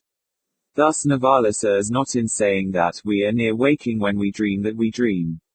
Had the vision occurred to me as I describe it, without my suspecting it as a dream, then a dream it might absolutely have been, but, occurring as it did, and suspected and tested as it was, I am forced to class it among other phenomena. In this I am not sure that you are wrong, observed Dr. Templeton, but proceed. You arose and descended into the city. I arose, continued Bedloe, regarding the doctor with an air of profound astonishment. I arose, as you say, and descended into the city. On my way I fell in with an immense populace crowding through every avenue, all in the same direction, and exhibiting in every action the wildest excitement. Very suddenly, and by some inconceivable impulse, I became intensely imbued with personal interest in what was going on. I seemed to feel that I had an important part to play, without exactly understanding what it was. Against the crowd which environed me, however, I experienced a deep sentiment of animosity. I shrank from amid them, and, swiftly, by a circuitous path, reached and entered the city. Here all was the wildest tumult and contention. A small party of men, clad in garments half Indian, half European, and officered by gentlemen in a uniform partly British, were engaged, at great odds, with the swarming rabble of the alleys. I joined the weaker party, arming myself with the weapons of a fallen officer, and fighting I knew not whom with the nervous ferocity of despair. We were soon overpowered by numbers, and driven to seek refuge in a species of kiosk. Here we barricaded ourselves, and, for the present, were secure. From a loophole near the summit of the kiosk, I perceived a vast crowd, in furious agitation, surrounding and assaulting a gay palace that overhung the river.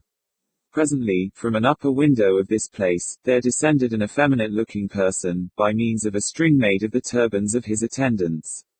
A boat was at hand, in which he escaped to the opposite bank of the river. And now a new object took possession of my soul. I spoke a few hurried but energetic words to my companions, and, having succeeded in gaining over a few of them to my purpose, made a frantic sally from the kiosk. We rushed amid the crowd that surrounded it. They retreated, at first, before us. They rallied, fought madly, and retreated again. In the meantime we were borne far from the kiosk, and became bewildered and entangled among the narrow streets of tall, overhanging houses, into the recesses of which the sun had never been able to shine. The rabble pressed impetuously upon us, harassing us with the spears, and overwhelming us with flights of arrows. These latter were very remarkable, and resembled in some respects the writhing crease of the Malay. They were made to imitate the body of a creeping serpent, and were long and black, with a poisoned barb. One of them struck me upon the right temple. I reeled and fell. An instantaneous and dreadful sickness seized me. I struggled, I gasped, I died. You will hardly persist now, said I smiling, that the whole of your adventure was not a dream. You are not prepared to maintain that you are dead. When I said these words, I of course expected some lively sally from Bedloe in reply, but, to my astonishment, he hesitated, trembled, became fearfully pallid, and remained silent. I looked toward Templeton. He sat erect and rigid in his chair, his teeth chattered, and his eyes were starting from the sockets. Proceed, he at length said hoarsely to Bedloe. For many minutes, continued the latter, my sole sentiment, my sole feeling, was that of darkness and nonentity, with the consciousness of death. At length there seemed to pass a violent and sudden shock through my soul, as if of electricity. With it came the sense of elasticity and of light. This latter I felt, not saw. In an instant I seemed to rise from the ground. But I had no bodily, no visible, audible, or palpable presence. The crowd had departed. The tumult had ceased. The city was in comparative repose. Beneath me lay my corpse with the arrow in my temple, the whole head greatly swollen and disfigured. But all these things I felt, not saw. I took interest in nothing. Even the corpse seemed a matter in which I had no concern. Volition I had none, but appeared to be impelled into motion, and flitted buoyantly out of the city, retracing the circuitous path by which I had entered it. When I had attained that point of the ravine in the mountains at which I had encountered the hyena, I again experienced a shock as of a galvanic battery. The sense of weight, of volition, of substance, returned. I became my original self, and bent my steps eagerly homeward, but the past had not lost the vividness of the real, and not now, even for an instant, can I compel my understanding to regard it as a dream. Nor was it, said Templeton, with an air of deep solemnity, yet it would be difficult to say how otherwise it should be termed. Let us suppose only, that the soul of the man of today is upon the verge of some stupendous psychical discoveries. Let us content ourselves with this supposition. For the rest I have some explanation to make. Here is a watercolor drawing, which I should have shown you before, but which an unaccountable sentiment of horror has hitherto prevented me from showing. We looked at the picture which he presented. I saw nothing in it of an extraordinary character, but its effect upon Bedloe was prodigious. He nearly fainted as he gazed. And yet it was but a miniature portrait, a miraculously accurate one, to be sure, of his own very remarkable features. At least this was my thought as I regarded it. You will perceive, said Templeton, the date of this picture. It is here, scarcely visible, in this corner, 1780. In this year was the portrait taken. It is the likeness of a dead friend, a Mr. Alder, to whom I became much attached at Calcutta, during the administration of Warren Hastings.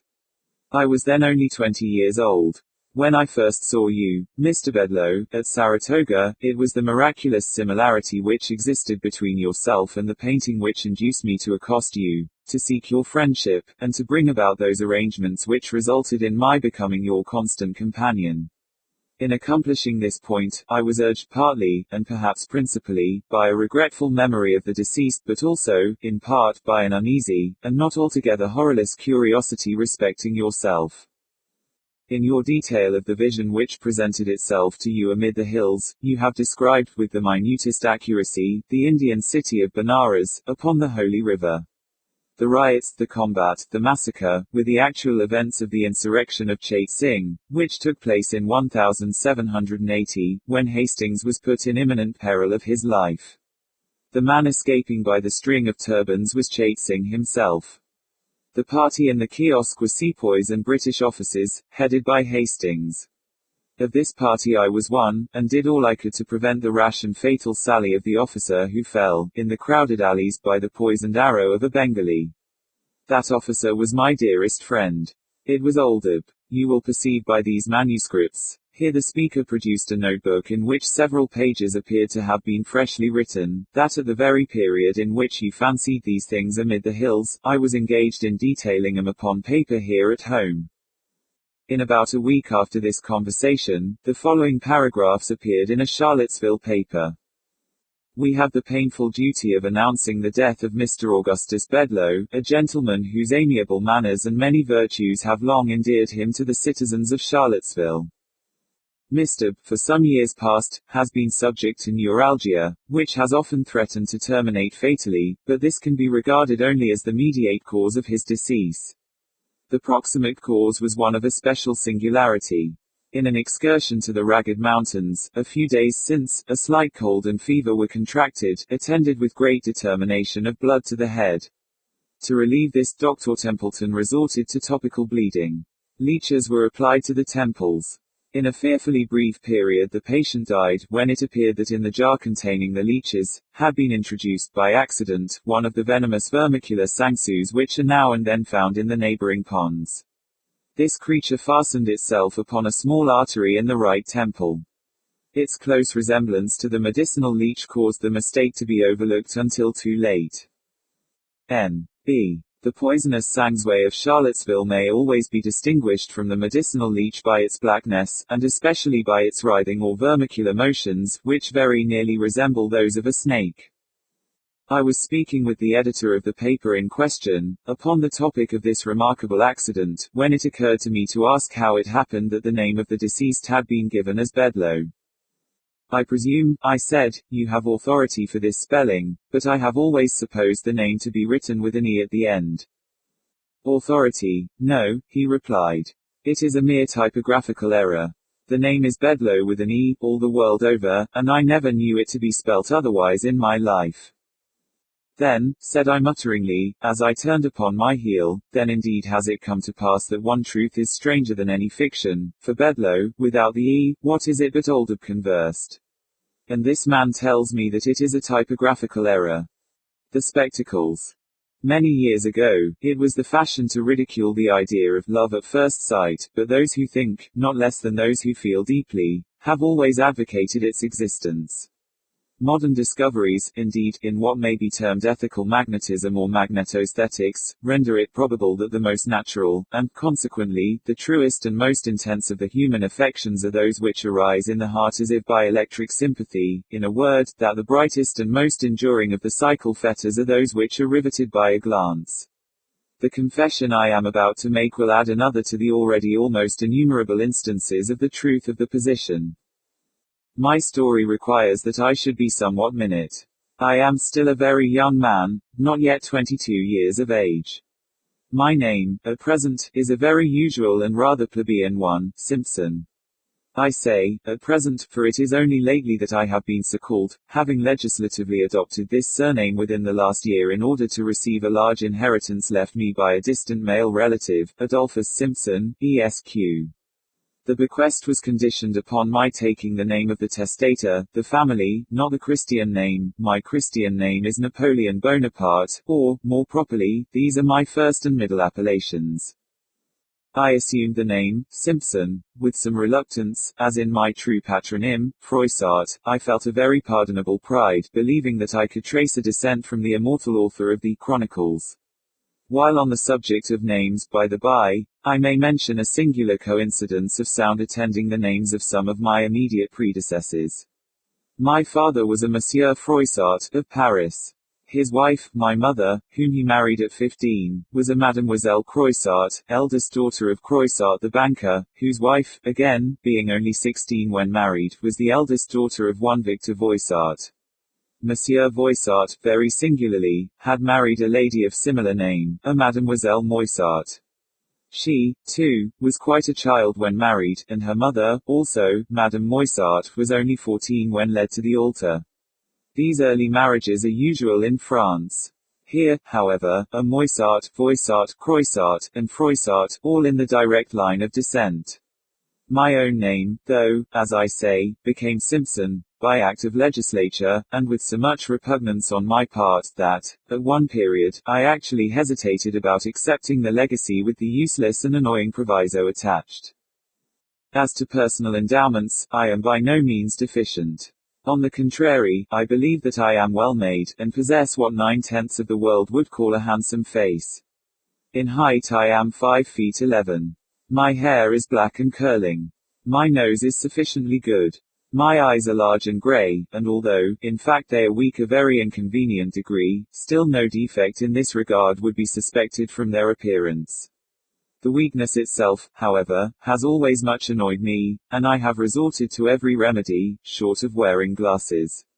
Being youthful and good-looking, I naturally dislike these, and have resolutely refused to employ them. I know nothing, indeed, which so disfigures the countenance of a young person, or so impresses every feature with an air of demureness, if not altogether of sanctimoniousness and of age. An eyeglass, on the other hand, has a savour of downright foppery and affectation. I have hitherto managed as well as I could without either.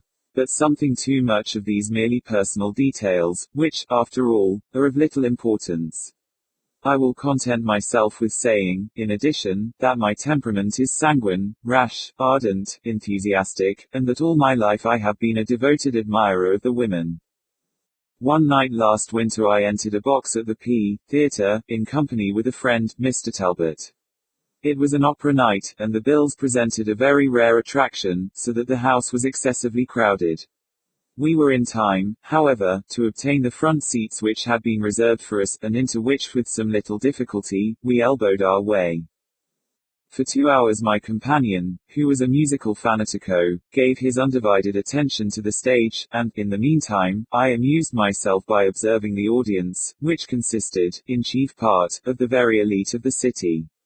Having satisfied myself upon this point, I was about turning my eyes to the prima donna, when they were arrested and riveted by a figure in one of the private boxes which had escaped my observation. If I live 1,000 years, I can never forget the intense emotion with which I regarded this figure. It was that of a female, the most exquisite I had ever beheld.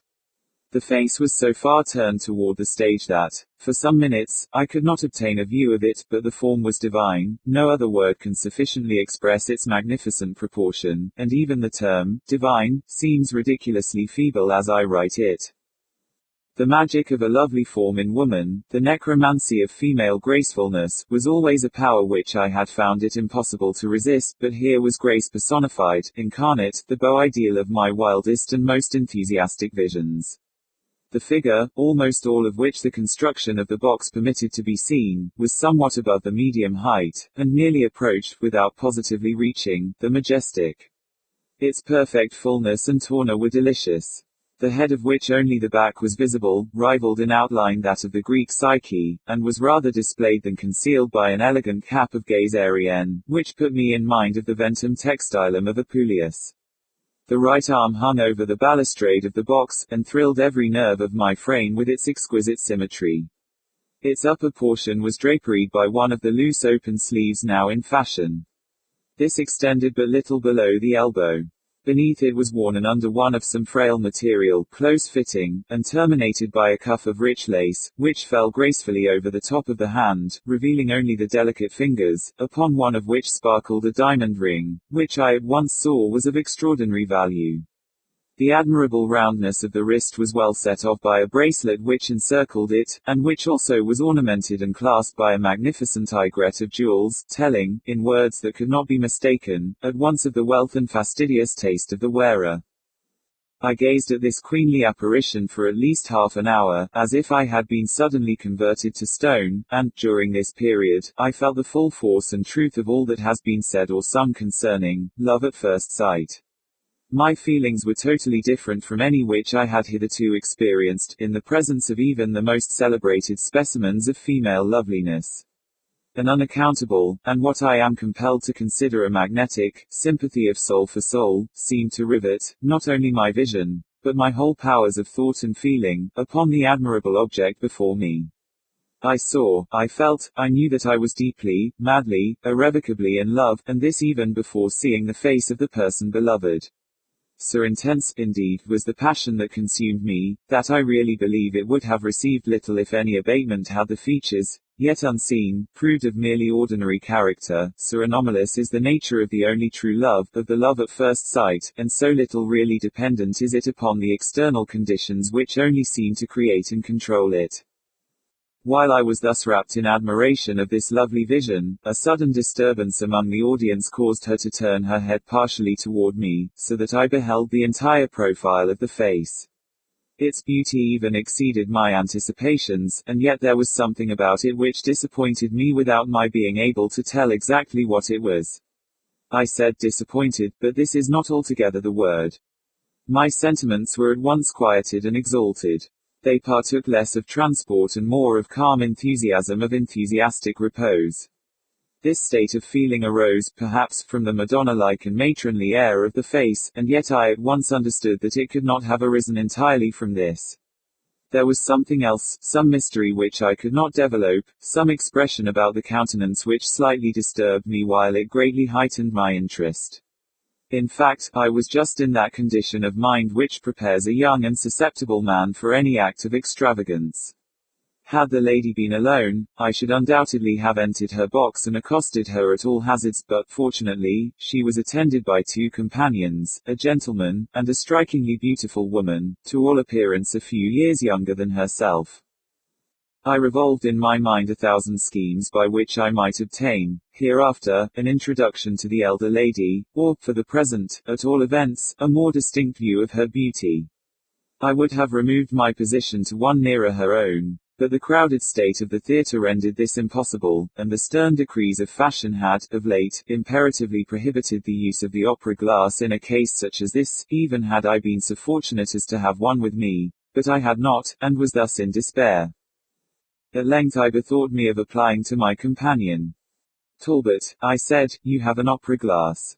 Let me have it." "An opera glass? No, what do you suppose I would be doing with an opera glass?" Here he turned impatiently toward the stage. "But, Talbot," I continued, pulling him by the shoulder, "listen to me, will you? Do you see the stage box, there? No, the next. Did you ever behold as lovely a woman?" "She is very beautiful, no doubt," he said. "I wonder who she can be." "Why, in the name of all that is angelic, don't you know who she is?" "Not to know her argues yourself unknown. She is the celebrated Madame Lalande, the beauty of the day par excellence, and the talk of the whole town. Immensely wealthy too, a widow, and a great match, has just arrived from Paris." "Do you know her?" "Yes, I have the honor." "Will you introduce me?" "Assuredly, with the greatest pleasure. When shall it be?" "Tomorrow, at 1, I will call upon you at B.S. "Very good, and now to hold your tongue, if you can." In this latter respect I was forced to take Talbot's advice, for he remained obstinately deaf to every further question or suggestion, and occupied himself exclusively for the rest of the evening with what was transacting upon the stage. In the meantime I kept my eyes riveted on Madame Lalande, and at length had the good fortune to obtain a full front view of her face. It was exquisitely lovely. This, of course, my heart had told me before, even had not Talbot fully satisfied me upon the point, but still the unintelligible something disturbed me. I finally concluded that my senses were impressed by a certain air of gravity, sadness, or, still more properly, of weariness, which took something from the youth and freshness of the countenance, only to endow it with a seraphic tenderness and majesty, and thus, of course, to my enthusiastic and romantic temperament, with an interest tenfold. While I thus feasted my eyes, I perceived, at last, to my great trepidation, by an almost imperceptible start on the part of the lady, that she had become suddenly aware of the intensity of my gaze. Still, I was absolutely fascinated, and could not withdraw it, even for an instant. She turned aside her face, and again I saw only the chiseled contour of the back portion of the head. After some minutes, as if urged by curiosity to see if I was still looking, she gradually brought her face again around and again encountered my burning gaze. Her large dark eyes fell instantly, and a deep blush mantled her cheek. But what was my astonishment at perceiving that she not only did not a second time avert her head, but that she actually took from her girdle a double eyeglass, elevated it, adjusted it, and then regarded me through it, intently and deliberately, for the space of several minutes. Had a thunderbolt fallen at my feet, I could not have been more thoroughly astounded only, not offended or disgusted in the slightest degree, although an action so bold in any other woman would have been likely to offend or disgust. But the whole thing was done with so much quietude, so much nonchalance, so much repose, with so evident an air of the highest breeding, in short, that nothing of mere effrontery was perceptible, and my sole sentiments were those of admiration and surprise. I observed that, upon her first elevation of the glass, she had seemed satisfied with a momentary inspection of my person, and was withdrawing the instrument, when, as if struck by a second thought, she resumed it, and so continued to regard me with fixed attention for the space of several minutes, for 5 minutes, at the very least, I am sure.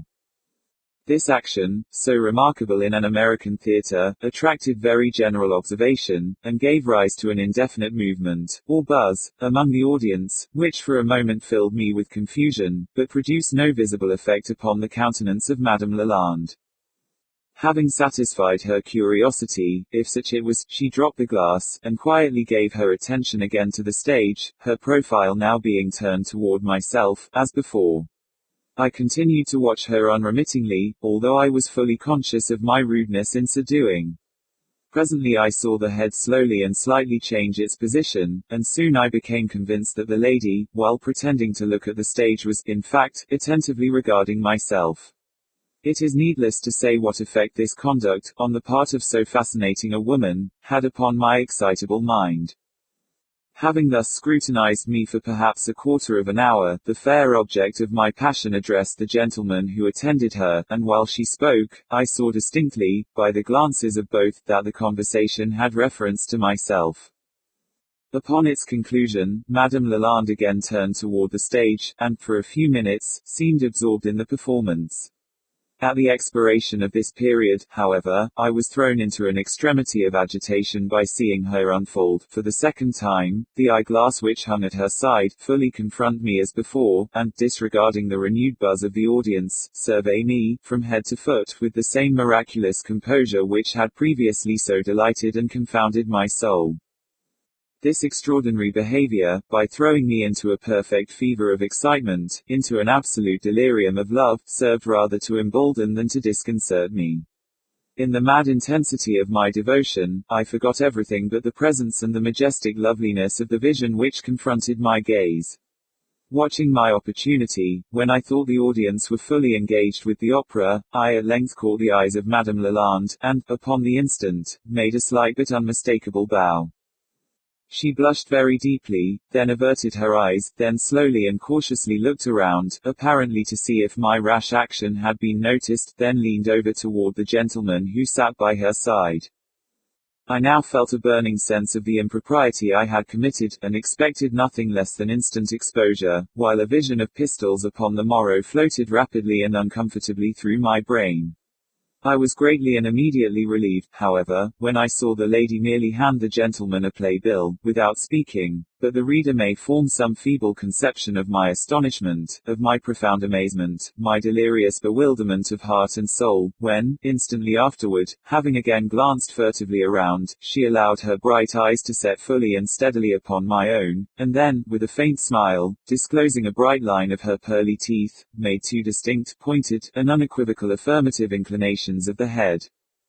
It is useless, of course, to dwell upon my joy, upon my transport, upon my illimitable ecstasy of heart.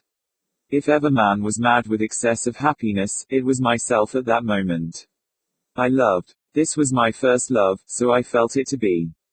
It was love supreme, indescribable. It was love at first sight, and at first sight, too, it had been appreciated and returned. Yes, returned. How and why should I doubt it for an instant? What other construction could I possibly put upon such conduct, on the part of a lady so beautiful, so wealthy, evidently so accomplished, of so high breeding, of so lofty a position in society, in every regard so entirely respectable as I felt assured was Madame Lalande? Yes, she loved me, she returned the enthusiasm of my love with an enthusiasm as blind, as uncompromising, as uncalculating, as abandoned, and as utterly unbounded as my own. These delicious fancies and reflections, however, were now interrupted by the falling of the drop curtain. The audience arose, and the usual tumult immediately supervened. Quitting Talbot abruptly, I made every effort to force my way into closer proximity with Madame Lalande. Having failed in this, on account of the crowd, I at length gave up the chase, and bent my steps homeward, consoling myself for my disappointment in not having been able to touch even the hem of her robe, by the reflection that I should be introduced by Talbot, in due form, upon the morrow. This morrow at last came, that is to say, a day finally dawned upon a long and weary night of impatience, and then the hours until one were snail-paced, dreary, and innumerable. But even Stambol, it is said, shall have an end, and there came an end to this long delay.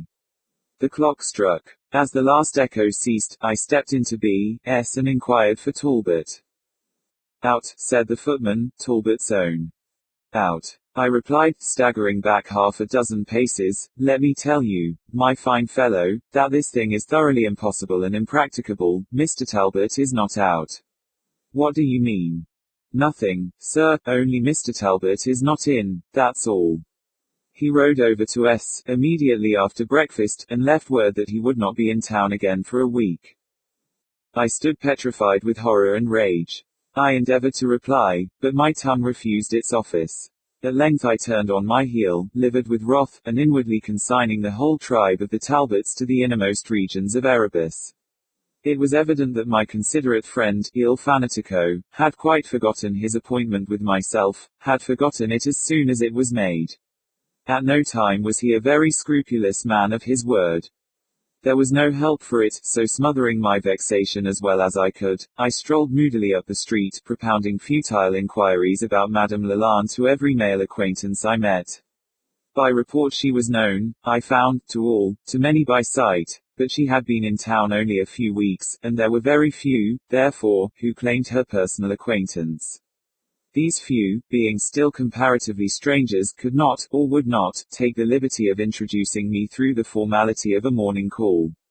While I stood thus in despair, conversing with a trio of friends upon the all-absorbing subject of my heart, it so happened that the subject itself passed by. As I live, there she is! Cried one. Surprisingly beautiful! Exclaimed a second. An angel upon earth! Ejaculated a third. I looked, and in an open carriage which approached us passing slowly down the street, sat the enchanting vision of the opera, accompanied by the younger lady who had occupied a portion of her box. Her companion also wears remarkably well, said the one of my trio who had spoken first. Astonishingly, said the second, still quite a brilliant air, but art will do wonders. Upon my word, she looks better than she did at Paris 5 years ago. A beautiful woman still, don't you think so, Froissart, Simpson, I mean? Still, said I, and why shouldn't she be? But compared with her friend she is as a rushlight to the evening star, a glowworm to Antares. Ha, ha, ha, why, Simpson, you have an astonishing tact at making discoveries, original ones, I mean. And here we separated while one of the trio began humming a gay vaudeville, of which I caught only the lines. Ninon, Ninon, Ninon a bass. A bass Ninon de l'enclos. During this little scene, however, one thing had served greatly to console me, although it fed the passion by which I was consumed. As the carriage of Madame Lalande rolled by our group, I had observed that she recognized me, and more than this, she had blessed me, by the most seraphic of all imaginable smiles, with no equivocal mark of the recognition. As for an introduction, I was obliged to abandon all hope of it until such time as Talbot should think proper to return from the country. In the meantime I perseveringly frequented every reputable place of public amusement, and, at length, at the theatre, where I first saw her, I had the supreme bliss of meeting her, and of exchanging glances with her once again. This did not occur, however, until the lapse of a fortnight. Every day, in the interim, I had inquired for Talbot at his hotel, and every day had been thrown into a spasm of wrath by the everlasting, not come home yet, of his footman. Upon the evening in question, therefore, I was in a condition little short of madness. Madame Lalande, I had been told, was a Parisian, had lately arrived from Paris. Might she not suddenly return before Talbot came back, and might she not be thus lost to me forever? The thought was too terrible to bear. Since my future happiness was at issue, I resolved to act with a manly decision. In a word, upon the breaking up of the play, I traced the lady to her residence, noted the address, and the next morning sent her a full and elaborate letter, in which I poured out my whole heart. I spoke boldly, freely, in a word, I spoke with passion. I concealed nothing, nothing even of my weakness. I alluded to the romantic circumstances of our first meeting, even to the glances which had passed between us. I went so far as to say that I felt assured of her love, while I offered this assurance, and my own intensity of devotion, as two excuses for my otherwise unpardonable conduct. As a third, I spoke of my fear that she might quit the city before I could have the opportunity of a formal introduction. I concluded the most wildly enthusiastic epistle ever penned, with a frank declaration of my worldly circumstances, of my affluence, and with an offer of my heart and of my hand. In an agony of expectation I awaited the reply. After what seemed the lapse of a century it came. Yes, actually came. Romantic as all this may appear, I really received a letter from Madame Lalande, the beautiful, the wealthy, the idolized Madame Lalande. Her eyes, her magnificent eyes, had not belied her noble heart. Like a true Frenchwoman as she was, she had obeyed the frank dictates of her reason, the generous impulses of her nature, despising the conventional pruderies of the world. She had not scorned my proposals. She had not sheltered herself in silence. She had not returned my letter unopened. She had even sent me, in reply, one penned by her own exquisite fingers. It ran thus. Monsieur Simpson will pardon me for not compose de boutful tongue of his country so well as might. It is only de late dat I am arrive, and not yet ave du opportunite for to l'étudier. Bid dis apology for the manière, I will now say dat, hélas, Monsieur Simpson ave guess but de too true. Need I say de more? Hélas, am I not ready speak de too Moshe? Eugénie Land. This noble, spirited note I kissed 1,000,000 times, and committed, no doubt, on its account, 1,000 other extravagances that have now escaped my memory. Still Talbot would not return. Alas! Could he have formed even the vaguest idea of the suffering his absence had occasioned his friend, would not his sympathizing nature have flown immediately to my relief? Still, however, he came not. I wrote. He replied. He was detained by urgent business, but would shortly return. He begged me not to be impatient, to moderate my transports, to read soothing books, to drink nothing stronger than hock, and to bring the consolations of philosophy to my aid. The fool! If he could not come himself, why, in the name of everything rational, could he not have enclosed me a letter of presentation? I wrote him again, entreating him to forward one forthwith. My letter was returned by that footman, with the following endorsement in pencil. The scoundrel had joined his master in the country. Left S. yesterday, for parts unknown, did not say where, or when be back, so thought best to return letter, knowing your handwriting, and as how you is always, more or less, in a hurry. Yours sincerely. Stubbs. After this, it is needless to say, that I devoted to the infernal deities both master and valet, but there was little use in anger, and no consolation at all in complaint. But I had yet a resource left, in my constitutional audacity. Hitherto it had served me well, and I now resolved to make it avail me to the end. Besides, after the correspondence which had passed between us, what act of mere informality could I commit, within bounds, that ought to be regarded as indecorous by Madame Lalande? Since the affair of the letter, I had been in the habit of watching her house, and thus discovered that, about twilight, it was her custom to promenade, attended only by a negro in livery, in a public square overlooked by her windows. Here, amid the luxuriant and shadowing groves, in the grey gloom of a sweet midsummer evening, I observed my opportunity and accosted her. The better to deceive the servant in attendance, I did this with the assured air of an old and familiar acquaintance. With a presence of mind truly Parisian, she took the cue at once, and, to greet me, held out the most bewitchingly little of hands. The valet at once fell into the rear, and now, with hearts full to overflowing, we discoursed long and unreservedly of our love. As Madame Lalande spoke English even less fluently than she wrote it, our conversation was necessarily in French. In this sweet tongue, so adapted to passion, I gave loose to the impetuous enthusiasm of my nature, and, with all the eloquence I could command, besought her to consent to an immediate marriage. At this impatience she smiled. She urged the old story of decorum, that bugbear which deters so many from bliss until the opportunity for bliss has forever gone by.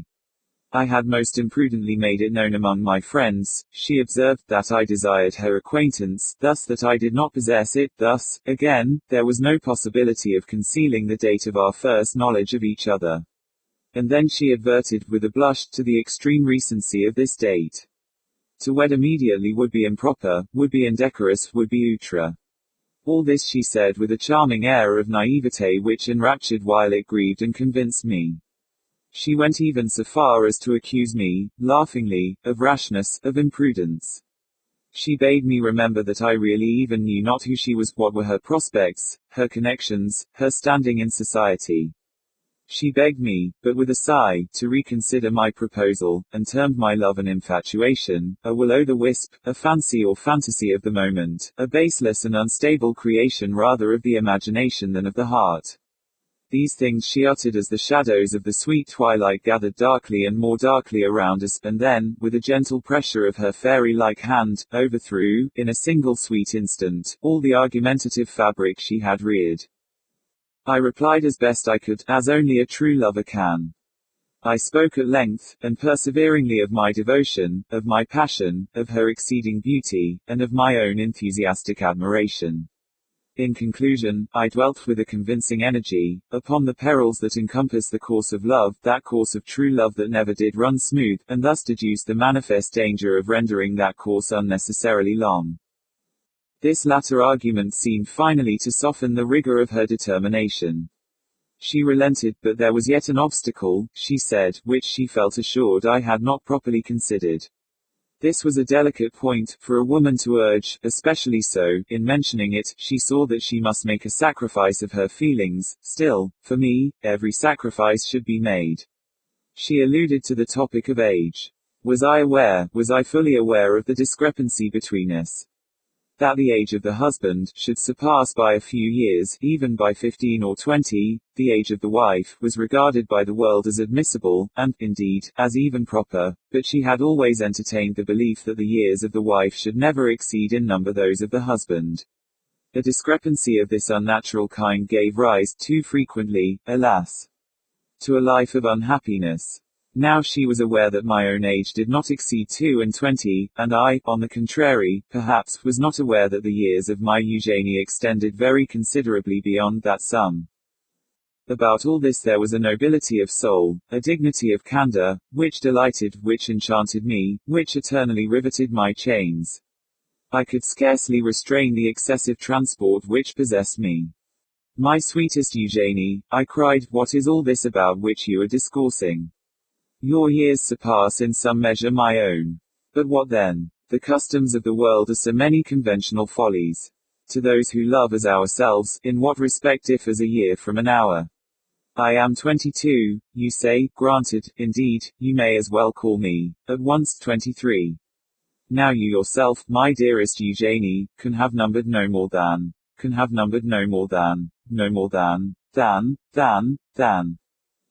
Here I paused for an instant, in the expectation that Madame Lalande would interrupt me by supplying her true age. But a Frenchwoman is seldom direct, and has always, by way of answer to an embarrassing query, some little practical reply of her own. In the present instance, Eugénie, who for a few moments past had seemed to be searching for something in her bosom, at length let fall upon the grass a miniature, which I immediately picked up and presented to her. Keep it, she said, with one of her most ravishing smiles. Keep it for my sake, for the sake of her whom it too flatteringly represents. Besides, upon the back of the trinket you may discover, perhaps, the very information you seem to desire. It is now, to be sure, growing rather dark, but you can examine it at your leisure in the morning. In the meantime, you shall be my escort home tonight. My friends are about holding a little musical levee. I can promise you, too, some good singing. We French are not nearly so punctilious as you Americans, and I shall have no difficulty in smuggling you in the character of an old acquaintance." With this, she took my arm, and I attended her home. The mansion was quite a fine one, and, I believe, furnished in good taste. Of this latter point, however, I am scarcely qualified to judge, for it was just dark as we arrived, and in American mansions of the better sort lights seldom, during the heat of summer, make their appearance at this, the most pleasant period of the day. In about an hour after my arrival, to be sure, a single shaded solar lamp was lit in the principal drawing room, and this apartment, I could thus see, was arranged with unusual good taste and even splendor. But 2 other rooms of the suite, and in which the company chiefly assembled, remained, during the whole evening, in a very agreeable shadow. This is a well-conceived custom, giving the party at least a choice of light or shade, and one which our friends over the water could not do better than immediately adopt. The evening thus spent was unquestionably the most delicious of my life. Madame Lalande had not overrated the musical abilities of her friends, and the singing I here heard I had never heard excelled in any private circle out of Vienna. The instrumental performers were many and of superior talents. The vocalists were chiefly ladies, and no individual sang less than well. At length, upon a peremptory call for Madame Lalande, she arose at once, without affectation or demur, from the chaise longue upon which she had sat by my side, and, accompanied by 1 or 2 gentlemen and her female friend of the opera, repaired to the piano in the main drawing room. I would have escorted her myself, but felt that, under the circumstances of my introduction to the house, I had better remain unobserved where I was. I was thus deprived of the pleasure of seeing, although not of hearing, her sing. The impression she produced upon the company seemed electrical, but the effect upon myself was something even more. I know not how adequately to describe it. It arose in part, no doubt, from the sentiment of love with which I was imbued, but chiefly from my conviction of the extreme sensibility of the singer. It is beyond the reach of art to endow either air or recitative with more impassioned expression than was hers. Her utterance of the romance in Otello, the tone with which she gave the words, "Sul mio sasso," in the Capuletti, is ringing in my memory yet. Her lower tones were absolutely miraculous. Her voice embraced 3 complete octaves, extending from the contralto D to the D upper soprano, and, though sufficiently powerful to have filled the San Carlos, executed, with the minutest precision, every difficulty of vocal composition, ascending and descending scales, cadences, or fioritori. In the final of the Somnambula, she brought about a most remarkable effect at the words, "Ah, non ginjuman pensiero."